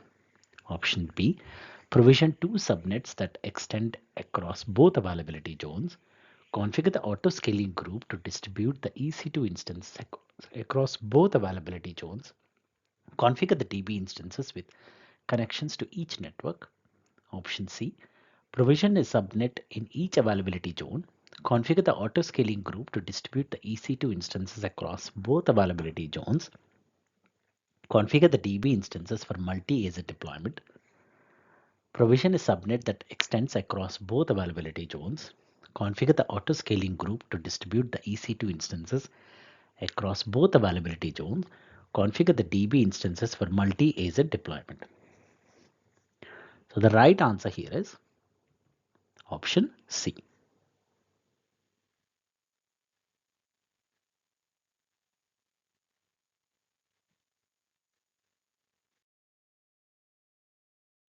A research laboratory needs to process approximately 8 terabytes of data. The laboratory requires sub-millisecond latencies and a minimum throughput of 6 Gbps for the storage subsystem. Hundreds of Amazon EC2 instances that run Amazon Linux will distribute the data. Which solution will meet the performance requirements? Option A, create an Amazon FSx for NetApp on tap file system. Set each volume tiering policy to all. Import the raw data into the file system. Mount the file system on the EC2 instances. Option B, create an Amazon S3 bucket to store the raw data. Create an Amazon FSx for Lustre file system that uses persistent SSD storage. Select the option to import data from and export data to Amazon S3. Mount the file system on the EC2 instances. Option C, create an Amazon S3 bucket to store the raw data. Create an Amazon FSx for Lustre file system that uses persistent HDD storage. Select the option to import data from and export data to Amazon S3. Mount the file system on the EC2 instance. Option D, create an Amazon FSx for NetApp on-tap file system. Set each volume tiering policy to none. Input the raw data into the file system.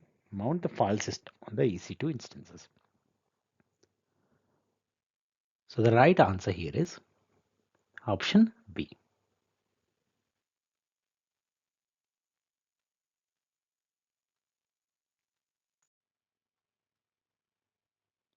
A company needs to migrate a legacy application from an on-premises data center to the AWS cloud because of hardware capacity constraints. The application runs 24 hours a day, 7 days a week. The application's database storage continues to grow over time. What should a solutions architect do to meet these requirements most cost effectively? Option A, migrate the application layer to Amazon EC2 spot instances. Migrate the data storage layer to Amazon S3. Option B, migrate the application layer to Amazon EC2 reserved instance. Migrate the data storage layer to Amazon RDS on-demand instance. Option C, migrate the application layer to Amazon EC2 reserved instance. Migrate the data storage layer to Amazon Aurora reserved instance.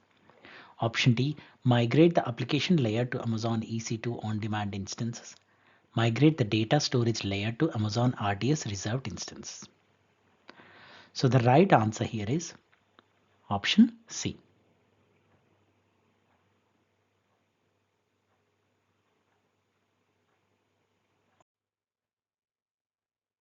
A company runs a web application that is deployed on Amazon EC2 instances in the private subnet of a VPC. An application load balancer that extends across the public subnets directs web traffic to the EC2 instance. The company wants to implement new security measures to restrict inbound traffic from the ALB to the EC2 instance while preventing access from any other source inside or outside the private subnet of the EC2 instances. Which solution will meet these requirements? Option A, configure a route in a route table to direct traffic from the internet to the private IP addresses of the EC2 instances. Option B, configure the security group for the EC2 instances to only allow traffic that comes from the security group for the ALB. Option C, move the EC2 instances into the public subnet. Give the EC2 instances a set of elastic IP addresses. Option D, configure the security group for the ALB to allow any TCP traffic on any port. So the right answer here is option B. Configure the security group for the EC2 instances to only allow traffic that comes from the security group for the ALB.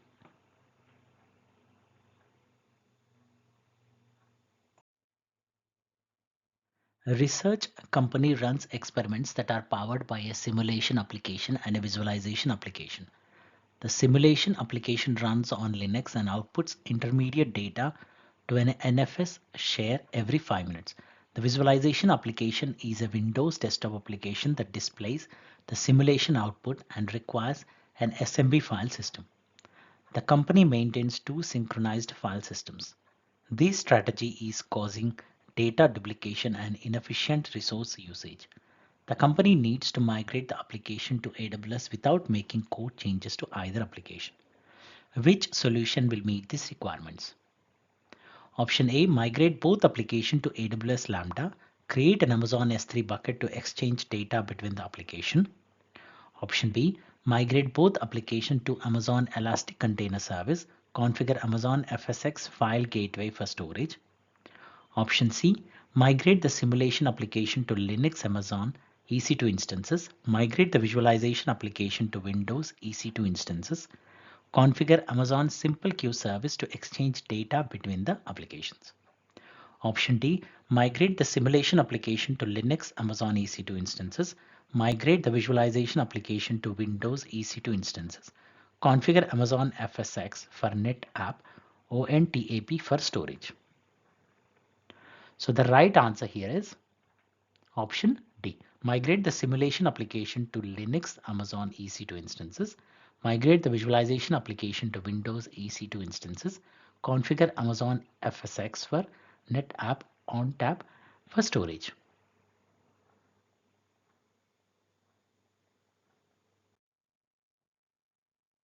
As part of budget planning, management wants a report of AWS built items listed by user. The data will be used to create department budgets. A solutions architect needs to determine the most efficient way to obtain this report information. Which solution meets these requirements? Option A, run a query with Amazon Athena to generate the report. Option B, create a report in Cost Explorer and download the report. Option C, access the bill details from the billing dashboard and download the bill. Option D, modify a cost budget in AWS budgets to alert with Amazon Simple Email Service. So the right answer here is option B. Create a report in Cost Explorer and download the report.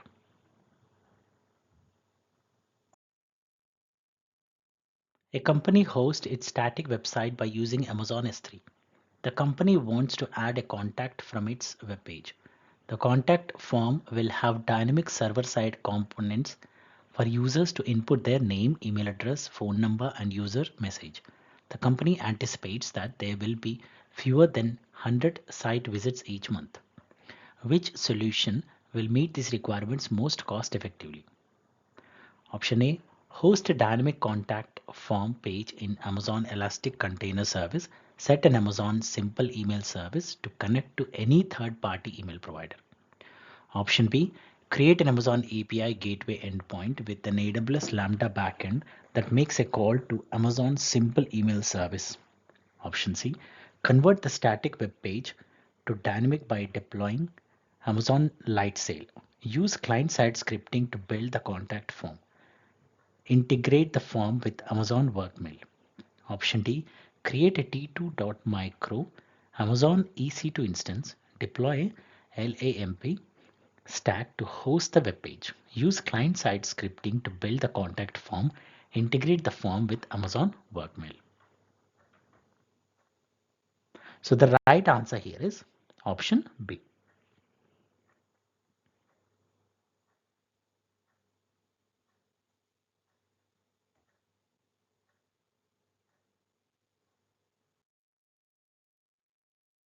A company wants to migrate a Windows-based application from on-premises to the AWS cloud. The application has three tiers: an application tier, a business tier, and a database tier with Microsoft SQL Server. The company wants to use specific features of SQL Server such as native backups and data quality services. The company also needs to share files for processing between the tiers. How should a solutions architect design the architecture to meet these requirements? Option A, host all three tiers on Amazon EC2 instances. Use Amazon FSx file gateway for file sharing between the tiers. Option B, host all three tiers on Amazon EC2 instances.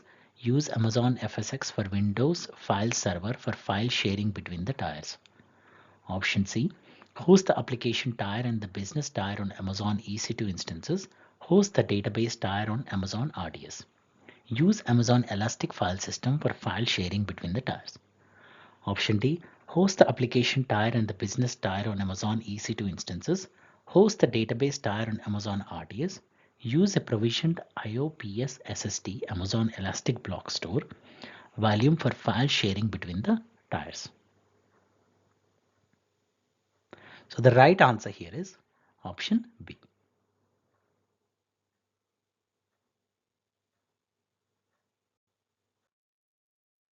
A company is migrating a Linux-based web server group to AWS. The web servers must access files in a shared file store for some content. The company must not make any changes to the application. What should a solutions architect do to meet these requirements? Option A, create an Amazon S3 standard bucket with access to the web servers. Option B, configure an Amazon CloudFront distribution with an Amazon S3 bucket as the origin. Option C, create an Amazon Elastic file system, mount the EFS file system on all web servers. Option D, configure a general purpose SSD, Amazon Elastic Block Store volume, mount the EBS volume to all web servers. So the right answer here is option C, create an Amazon Elastic file system, mount the EFS file systems on all web servers.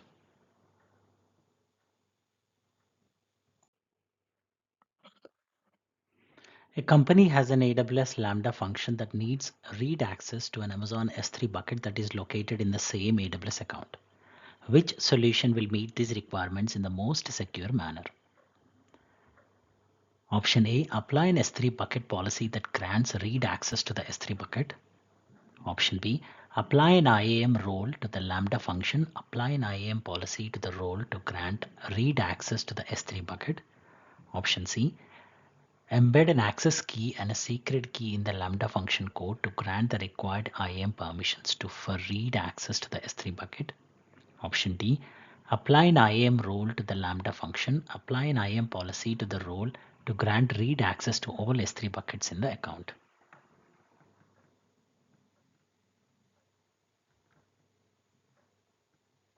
So the right answer here is option B.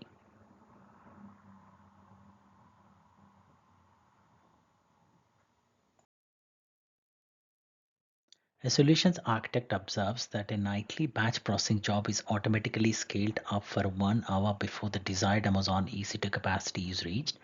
The peak capacity is the same every night and the batch job always start at 1 a.m. The solutions architect needs to find a cost-effective solution that will allow for the desired EC2 capacity to be reached quickly and allow the autoscaling group to scale down after the batch jobs are complete. What should the solutions architect do to meet these requirements? Option A, increase the maximum capacity for the autoscaling group. Option A, increase the minimum capacity for the autoscaling group. Option B, increase the maximum capacity for the autoscaling group. Option C, configure scheduled scaling to scale up to the desired compute level. Option D, change the scaling policy to add more EC2 instances during each scaling operation. So the right answer here is option C, configure scheduled scaling to scale up to the desired compute level.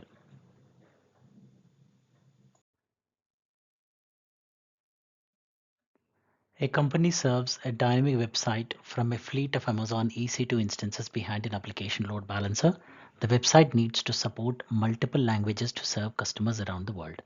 The website architecture is running in the US West 1 region and is exhibiting high request latency for users that are located in other parts of the world. The website needs to serve requests quickly and efficiently regardless of user's location. However, the company does not want to recreate the existing architecture across multiple regions. What should a solutions architect do to meet these requirements? Option A, replace the existing architecture with a website that is served from an Amazon S3 bucket. Configure an Amazon CloudFront distribution with the S3 bucket as the origin. Set the cache behavior settings to cache based on the accept language request header. Option B, configure an Amazon CloudFront distribution with the ALP as the origin. Set the cache behavior settings to cache based on the accept language request header. Option C, create an Amazon API gateway API that is integrated with the ALB. Configure the API to use the HTTP integration type. Set up an API gateway stage to enable the API cache based on the accept language request header. Option D, launch an EC2 instance in each additional region and configure nginx to act as a cache server for that region. Put all the EC2 instances and the ALB behind an Amazon Route 53 record set with a geolocation routing policy. So the right answer here is option B. Configure an Amazon CloudFront distribution with the ALB as the origin. Set the cache behavior settings to cache based on the accept language request header.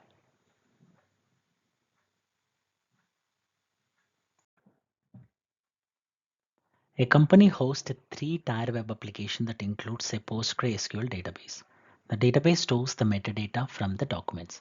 The company searches the metadata for key terms to retrieve documents that the company reviews in a report each month. The documents are stored in Amazon S3.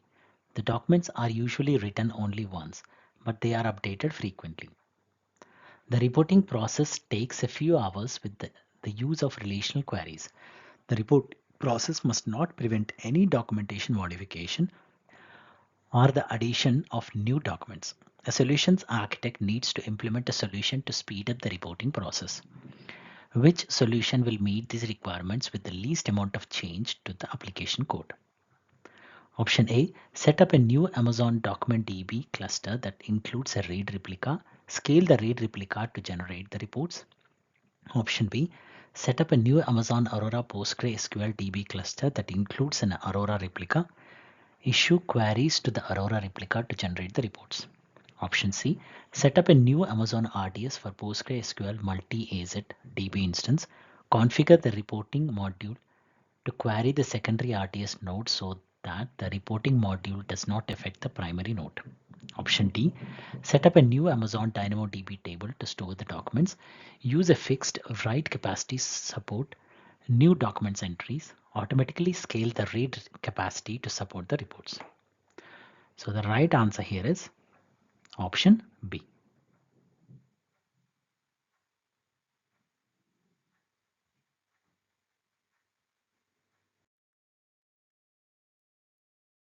A company has a three-tier application on AWS that ingests sensors data that its users devices. The traffic flows through a network load balancer, then to Amazon EC2 instances for the web tier, finally to EC2 instances for the application tier. The application tier makes calls to the database. What should a solutions architect do to improve the security of the data in transit? Option A, configure a TLS listener, deploy the server certificate on the NLB. Option B, configure AWS Shield Advanced, enable AWS WAF on the NLB. Option C, change the load balancer to an application load balancer, enable AWS WAF on the ALB. Option D, encrypt the Amazon Elastic Block Store volume on the EC2 instances by using AWS Key Management Service.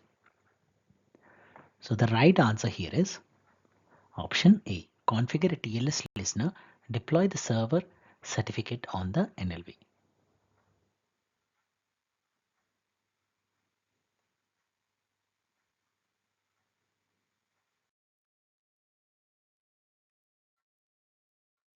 Question number 361.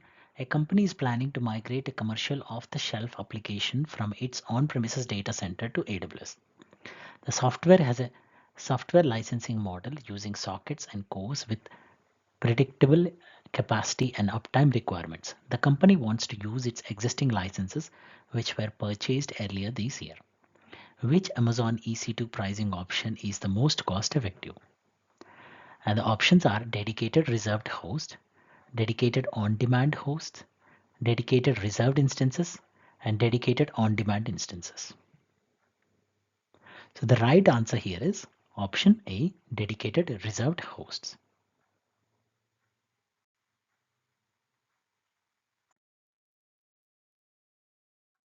A company runs an application on Amazon EC2 Linux instances across multiple availability zones. The application needs a storage layer that is highly available and portable operating system interface compliant. The storage layer must provide maximum data durability and must be shareable across the EC2 instances. The data in the storage layer will be accessed frequently for the first 30 days and will be accessed infrequently after that time. Which solution will meet these requirements most cost effectively? Option A, use the Amazon S3 standard storage class. Create an S3 lifecycle policy to move infrequently accessed data to S3 Glacier. Option B, use the Amazon S3 standard storage class. Create an S3 lifecycle policy to move infrequently accessed data to S3 standard infrequent access. Option C, use the Amazon Elastic File System standard storage class, create a lifecycle management policy to move infrequently accessed data to EFS standard infrequent access. Option D, use the Amazon Elastic File System one zone storage class, create a lifecycle management policy to move infrequently accessed data to EFS one zone infrequent access. So the right answer here is option C.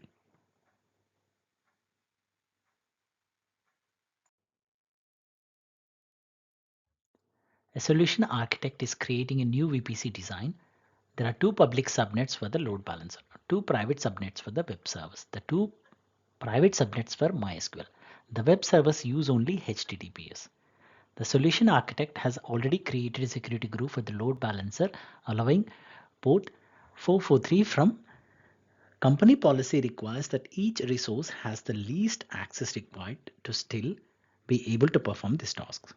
Which additional configuration strategy should the solutions architect use to meet these requirements? So the right answer here is option C. Create a security group for the web servers and allow port 443 from the load balancer. Create a security group for the MySQL servers and allow port 3306 from the web server security group.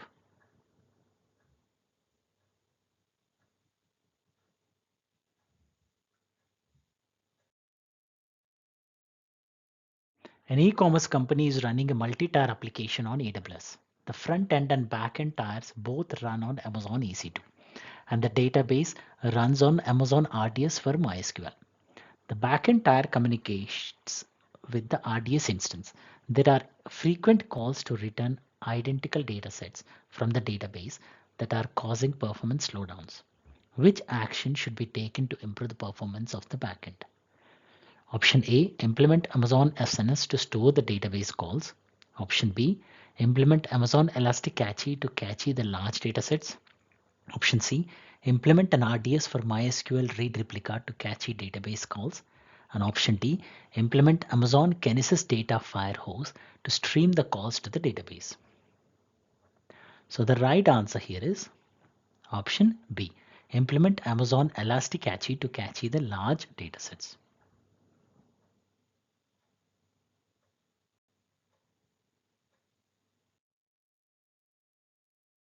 A new employee has joined a company as a deployment engineer. The deployment engineer will be using AWS CloudFormation templates to create multiple AWS resources.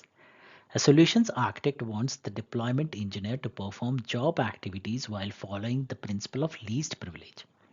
Which combination of actions should the solutions architect take to accomplish this goal? Choose two. And we have the following 5 options. So the right answer here is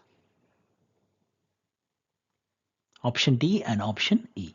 Create a new IAM user for the deployment engineer and add the IAM user to a group that has an IAM policy that allows AWS CloudFormation actions only. Option E, create an IAM role for the deployment engineer to explicitly define the permissions specific to the AWS CloudFormation stack and launch stacks using that IAM role.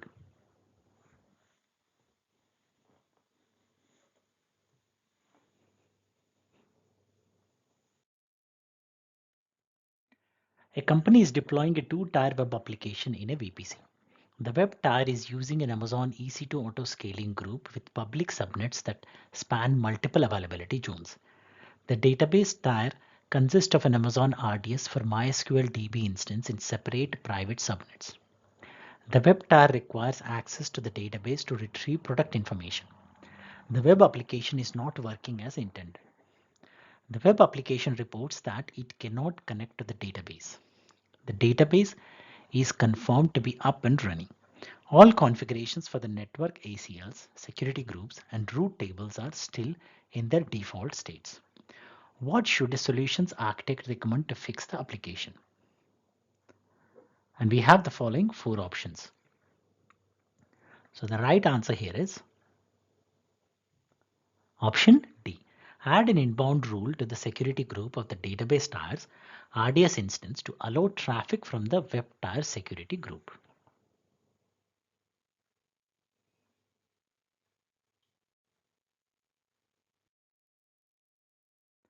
A company has a large data set for its online advertising business stored in an Amazon RDS for MySQL DB instance in a single availability zone.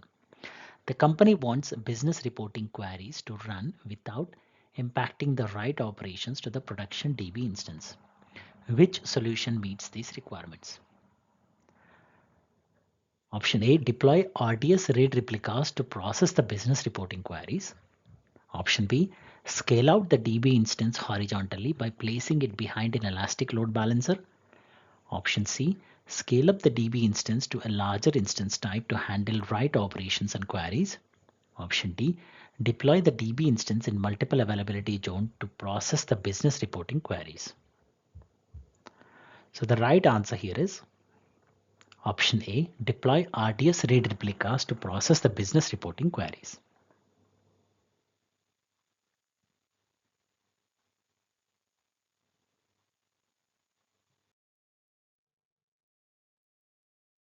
A company hosts a 3-tier e-commerce application on fleet of Amazon EC2 instances. The instances run in an auto-scaling group behind an application load balancer. All e-commerce data is stored in Amazon RDS for MariaDB multi-AZ DB instance. The company wants to optimize customer session management during transactions. The application must store session data durably. Which solution will meet these requirements? And we have the following 5 options. We need to choose 2. So the right options here are B and D. Use an Amazon DynamoDB table to store customer session information. Deploy an Amazon Elastic Cache for Redis cluster to store customer session information.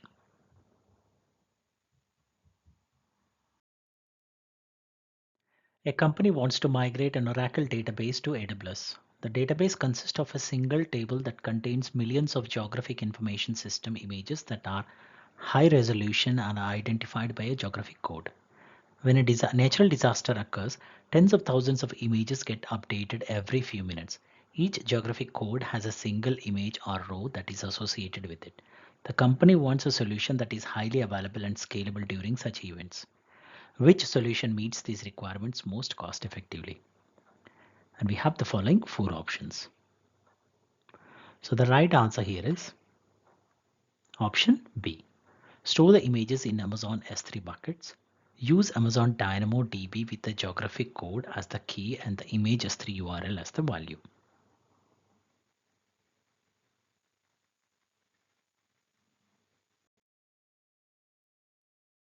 A company has an application that collects data from IoT sensors on automobiles. The data is streamed and stored in Amazon S3 through Amazon Kinesis Data Firehouse. The data produces trillions of S3 objects each year. Each morning, the company uses the data from the previous 30 days to retrain a suite of machine learning models. 4 times each year, the company uses the data from the previous 12 months to perform analysis and train other ML models. The data must be available with minimal delay for up to 1 year. After 1 year, the data must be retained for archival purposes. Which storage solution meets these requirements most cost effectively? And we have the following 4 options. So the right answer here is option D. Use the S3 standard storage class. Create an S3 lifecycle policy to transition objects to S3 standard infrequent access after 30 days and then to S3 Glacier deep archive after 1 year.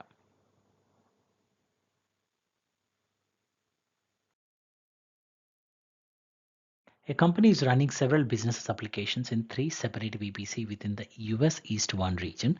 The application must be able to communicate between VPCs.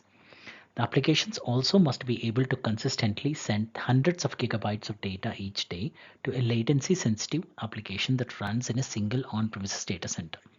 A solutions architect needs to design a network connectivity solution that maximizes most cost effectiveness. Which solution meets this requirement? And we have the following four options. So the right answer here is option D. Set up one AWS Direct Connect connection from the data center to AWS, create a transit gateway and attach each VPC to the transit gateway, establish connectivity between the Direct Connect connection and the transit gateway.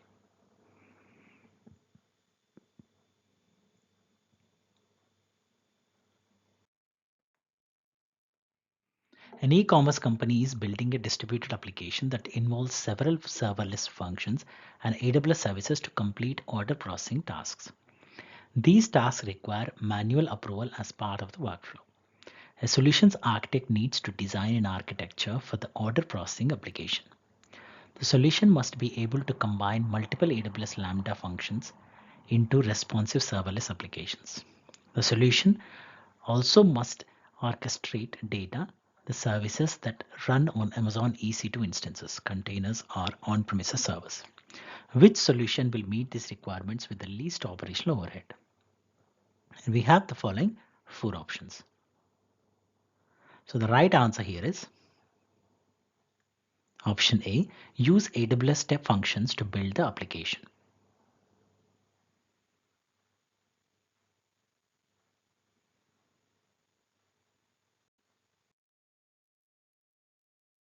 A company has launched an Amazon RDS for MySQL DB instance.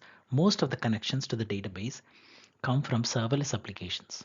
Application traffic to the database changes significantly at random intervals. At times of high demand, users report that their applications experience database connection rejection errors. Which solution will resolve this issue with the least operational overhead? And we have the following four options. So the right answer here is option A. Create a proxy in RDS proxy. Configure the user's application to use the DB instance through RDS proxy.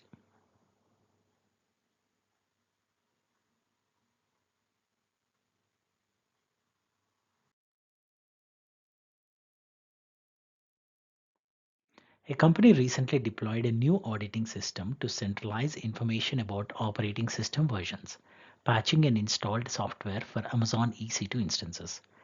A solutions architect must ensure all instances provisioned through EC2 auto-scaling groups successfully sends reports to the auditing system as soon as they are launched and terminated. Which solution achieves these goals most effectively? So we have the following four options. The right answer here is option B. Use EC2 auto-scaling lifecycle hooks to run a custom script to send data to the audit system when instances are launched and terminated.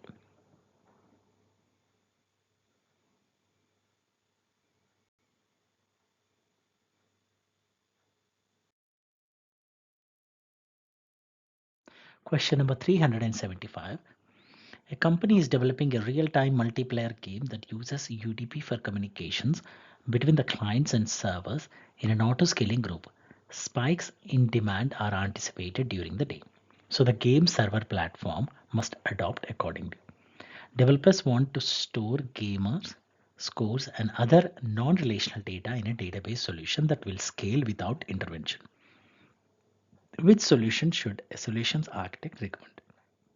And we have the following four options. So the right answer here is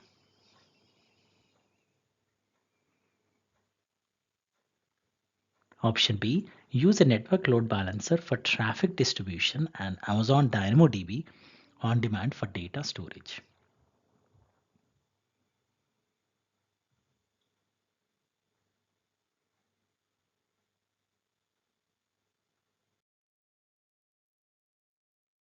A company hosts a front-end application that uses an Amazon API gateway, API backend that is integrated with AWS Lambda.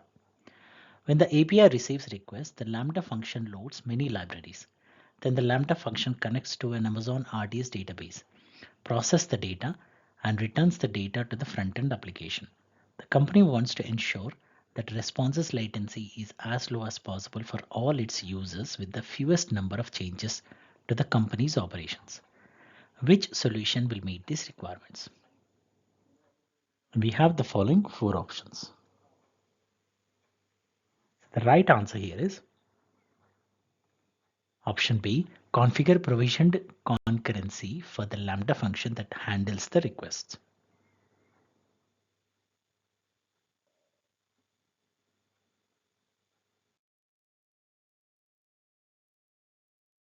A company is migrating its on-premises workload to the AWS cloud. The company already uses several Amazon EC2 instances and Amazon RDS DB instances. The company wants a solution that automatically starts and stops the EC2 instances and DB instances outside of business hours. The solution must minimize cost and infrastructure maintenance. Which solution will meet these requirements? And we have the following four options. So the right answer here is option D. Create an AWS Lambda function that will start and stop the EC2 instances and DB instances. Configure Amazon Event Bridge to invoke the Lambda function on a schedule.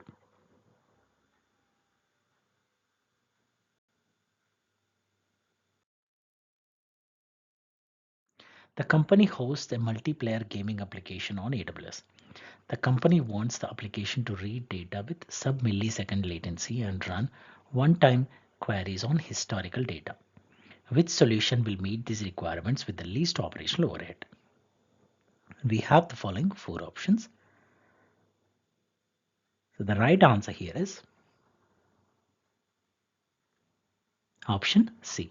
Use Amazon DynamoDB with DynamoDB Accelerator for data that is frequently accessed. Export the data to an Amazon S3 bucket by using DynamoDB table export.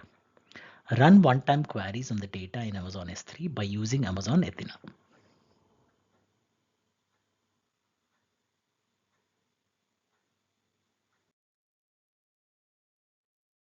A company is building a game system that needs to send unique events to separate leaderboard, matchmaking, and authentication services concurrently. The company needs an AWS event-driven system that guarantees the order of the events. Which solution will meet these requirements? And we have the following four options. So the right answer here is option B, Amazon Simple Notification Service, FIFO topics.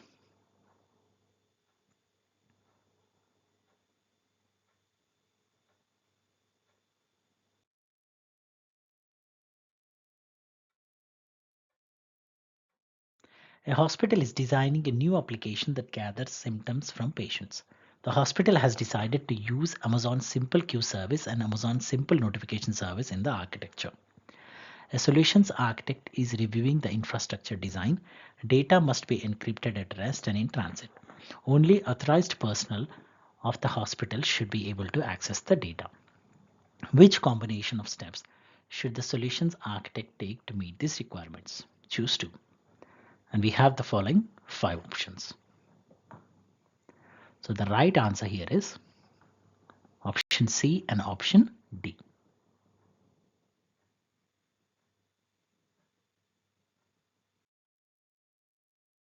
A company runs a web application that is backed by Amazon RDS. A new database administrator caused data loss by accidentally editing information in a database. To help recover from these type of incidents, the company wants the ability to restore the database to its state from 5 minutes before any changes within the last 30 days. Which feature should the solutions architect include in the design to meet this requirement? And we have the following four options. So the right answer here is option C, automated backup.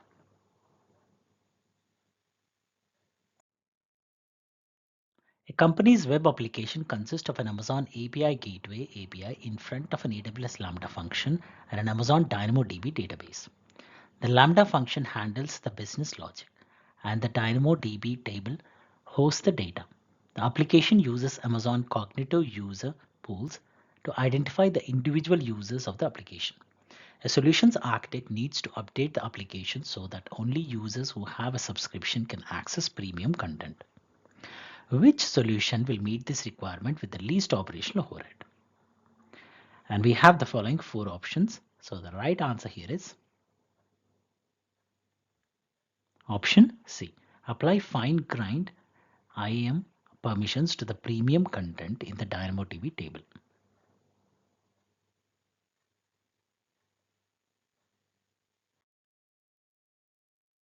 A company is using Amazon Route 53 latency-based routing to route requests to its UDP-based applications for users around the world.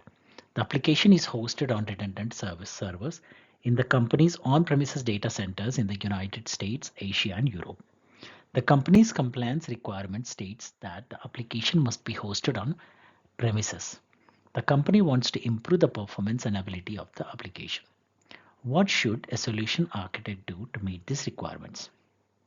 And we have the following 4 options. So the right answer here is option A.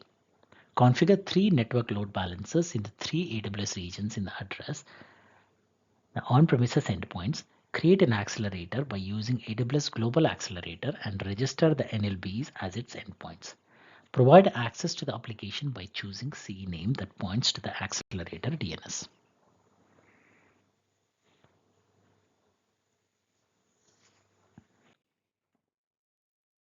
A solutions architect wants all new users to have specific complexity requirements and mandatory rotation periods for IAM user passwords. What should the solutions architect do to accomplish these? And we have the following 4 options. So the right answer here is option A. Set an overall password policy for the entire AWS account.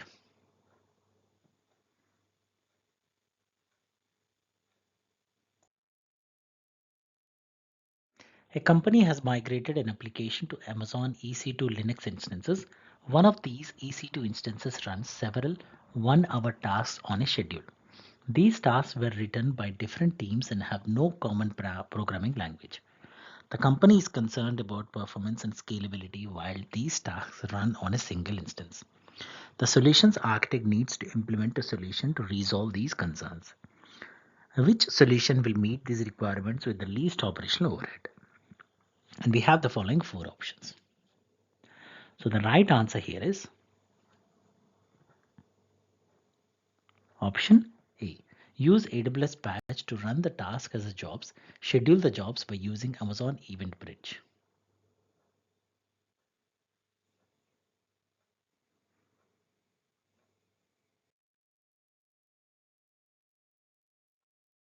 A company runs a public 3-tier web application in a VPC. Application runs on Amazon EC2 instances across multiple availability zones. The EC2 instances that run in private subnets need to communicate with the licensed server over the internet. The company needs to manage a solution that minimizes operational maintenance. Which solution meets these requirements? And we have the following 4 options. So the right answer here is option C. Provision a NAT gateway in a public subnet.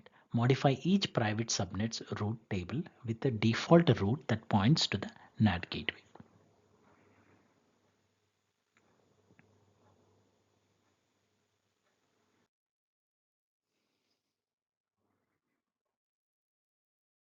A company is moving its data management application to AWS. The company wants to transition to an event-driven architecture. The architecture needs to be more distributed and to use serverless concepts while performing the different aspects of the workflow. The company also wants to minimize operational overhead. Which solution will meet these requirements? And we have the following 4 options. So the right answer here is option D. Build out the workflow in AWS step functions. Use step functions to create a state machine. Use the state machine to invoke AWS Lambda functions to process the workflow steps.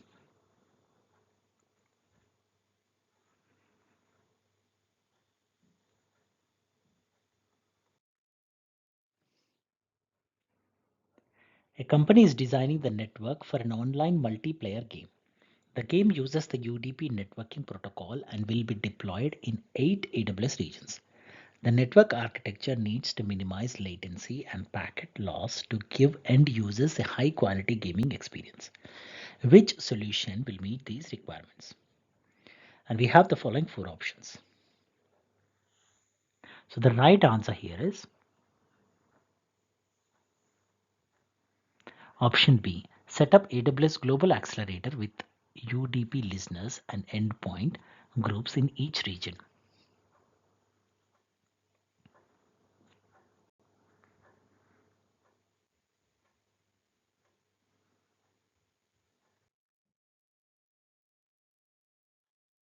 A company hosts a 3-tier web application on Amazon EC2 instances in a single availability zone. The web application uses a self-managed MySQL database that is hosted on an EC2 instance to store data in an Amazon Elastic Block Store value. The MySQL database currently uses 1 terabyte provisioned IOPS SSD EBS value. The company expects traffic of 1000 IOPS for both reads and writes at peak traffic. The company wants to minimize any disruptions, stabilize performance, and reduce cost while retaining the capacity for double the IOPS.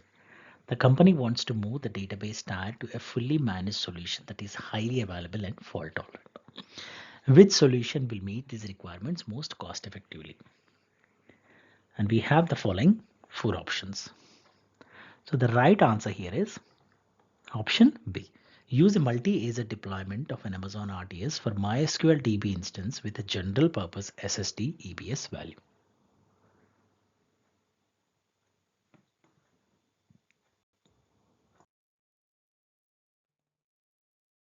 A company hosts a serverless application on AWS. The application uses Amazon API Gateway, AWS Lambda, and an Amazon RDS for PostgreSQL database. The company notices an increase in application errors that results from database connection timeouts during times of peak traffic or unpredictable traffic. The company needs a solution that reduces the application failures with the least amount of change to the code. What should a solution architect do to meet these requirements? And we have the following 4 options. So the right answer here is option B. Enable RDS proxy on the RDS DB instance.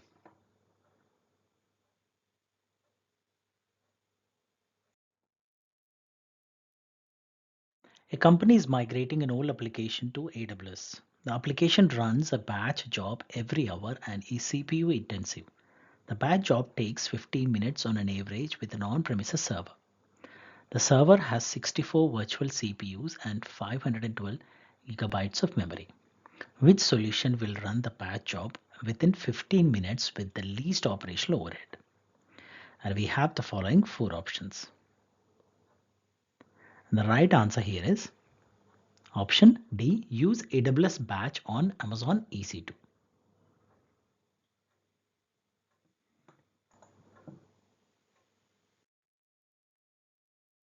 A company stores its data objects in Amazon S3 standard storage. A solutions architect has found that 75% of the data is rarely accessed after 30 days. The company needs all the data to remain immediately accessible with the same high availability and resiliency. But the company wants to minimize storage costs. Which storage solution will meet these requirements? And we have the following 4 options. So the right answer here is option B. Move the data objects to S3 standard infrequent access after 30 days. A company stores its data objects in Amazon S3 standard storage. A solutions architect has found that 75% of the data is rarely accessed after 30 days. The company needs all the data to remain immediately accessible with the same high availability and resiliency. But the company wants to minimize storage costs. Which storage solution will meet these requirements? And we have the following 4 options. So the right answer here is option B. Move the data objects to S3 standard infrequent access after 30 days. A gaming company is moving its public scoreboard from a data center to the AWS cloud. The company uses Amazon EC2 Windows Server instances behind an application load balancer to host its dynamic application. The company needs a highly available storage solution for the application. The applications consist of static files and dynamic server-side code. Which combination of steps should a solution architect take to meet these requirements? And we have the following 5 options. So the right answer here is Option A and option D.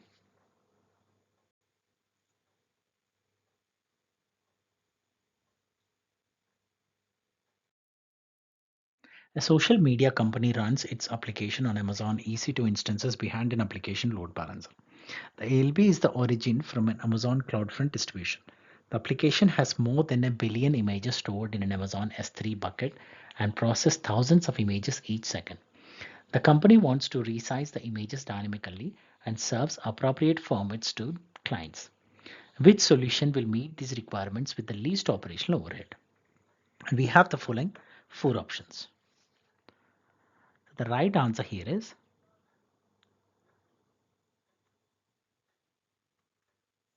option C.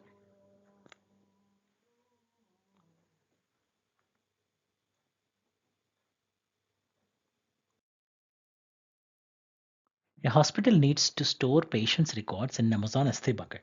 The hospital's compliance team must ensure that all protected health information is encrypted in transit at rest. The compliance team must administer the encryption key for data at rest. Which solution will meet these requirements? And we have the following four options. So the right answer here is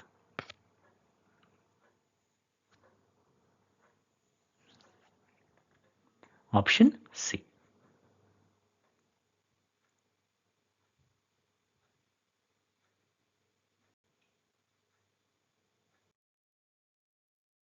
A company uses Amazon API Gateway to run a private gateway with two REST APIs in the same VPC. The buy stock RESTful web service calls the check funds RESTful web service to ensure that enough funds are available before a stock can be purchased. The company has noticed in the VPC flow logs that the buy stock RESTful web service calls the check funds RESTful web service over the internet instead of through the VPC. A solutions architect must implement a solution so that the APIs communicate through the VPC. Which solution will meet these requirements with the fewest changes to the code? And we have the following four options. So the right answer here is option B. Use an interface endpoint.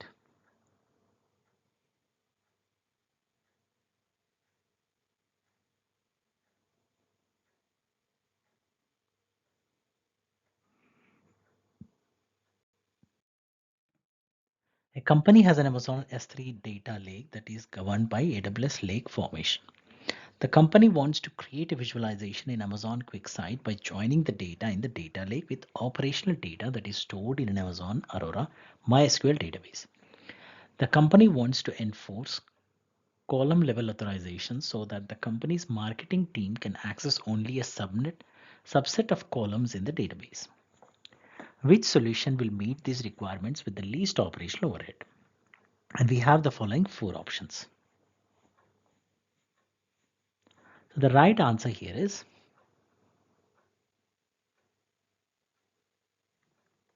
option D. Use a lake formation blueprint to ingest the data from the database to the S3 data lake. Use lake formation to enforce column level access control for the QuickSight users. Use Amazon Athena as the data source in QuickSight.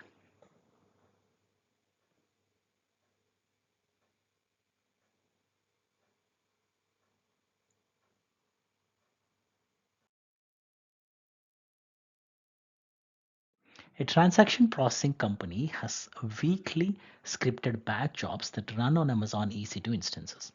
The EC2 instances are in an auto-scaling group. The number of transactions can vary, but the baseline CPU utilization that is noted on each run is at least 60%. The company needs to provision the capacity 30 minutes before the job runs. Currently, engineers complete this task by manually modifying the auto-scaling group parameters. The company does not have the resources to analyze the required capacity trends for the auto-scaling group counts. The company needs an automated way to modify the auto-scaling group's desired capacity. Which solution will meet these requirements with the least operational overhead? And we have the following four options. So the right answer here is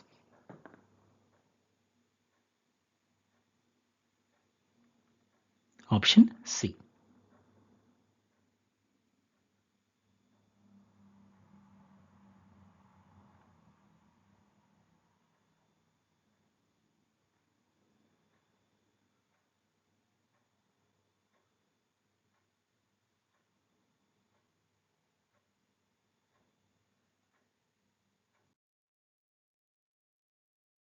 A solutions architect is designing a company's disaster recovery architecture. The company has a MySQL database that runs on an Amazon EC2 instance in a private subnet with scheduled backup. The DR design needs to include multiple AWS regions. Which solution will meet these requirements with the least operational overhead? And the right answer here is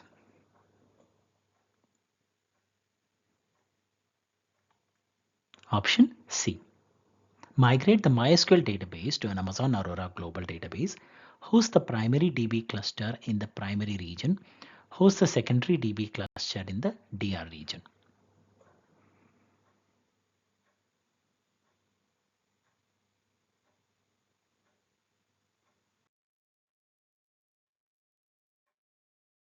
A company has a Java application that uses Amazon Simple Queue service to pass messages. The application cannot pass messages that are larger than 256 KB in size. The company wants to implement a solution to give the application the ability to pass messages as large as 50 MB. Which solution will meet these requirements with the fewest changes to the code? And we have the following four options. The right answer here is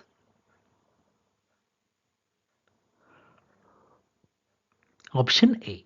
Use the Amazon SQS extended client library for Java to host messages that are larger than 256 KB in Amazon S3.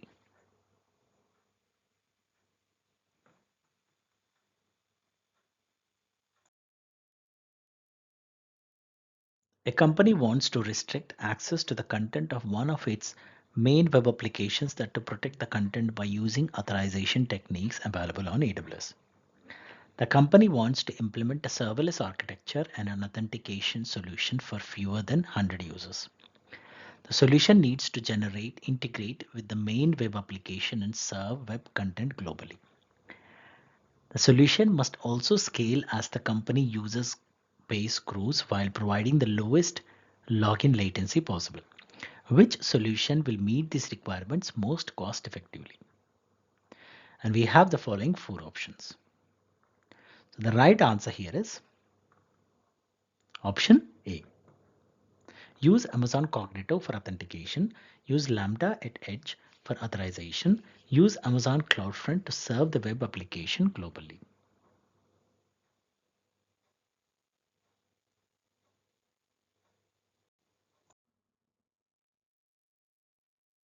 A company has an edge network attached storage array in its data center. The NAS array represents SMB shares and NFS shares to client workstations. The company does not want to purchase a new NAS array. The company also does not want to incur the cost of renewing the NAS array support contract. Some of the data is accessed frequently, but much of the data is inactive. A solutions architect needs to implement a solution that migrates the data to Amazon S3, uses S3 lifecycle policies, and maintains the same look and feel for the client workstations. The solutions architect has identified AWS Storage Gateway as part of the solution. Which type of storage gateway should the solutions architect provision to meet these requirements? And we have the following four options. So the right answer here is option D, Amazon S3 file gateway.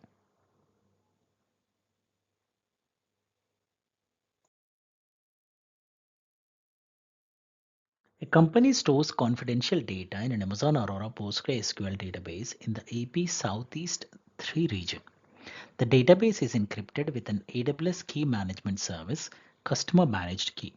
The company was recently acquired and must securely share a backup of the database with the acquiring company's AWS account in AP Southwest 3. What should a solutions architect do to meet these requirements? And we have the following four options. The right answer here is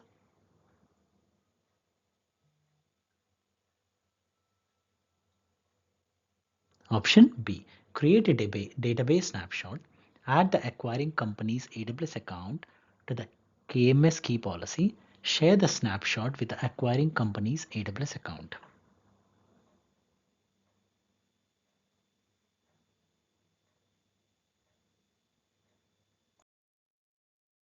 A company uses a 100 GB Amazon RDS for Microsoft SQL Server single AZ DB instance in the US East 1 region to store customer transactions. The company needs high availability and automatic recovery for the DB instance. The company must also run reports on the RDS database several times a year. The report process causes transactions to take longer than usual to post the customer's account. The company needs a solution that will improve the performance of the report process.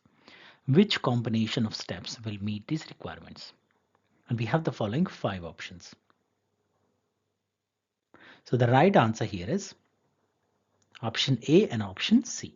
Modify the DB instance from a single AZ DB instance to a multi-AZ deployment. Option C, create a read replica of the DB instance in a different availability zone. Point all requests for reports to the read replica.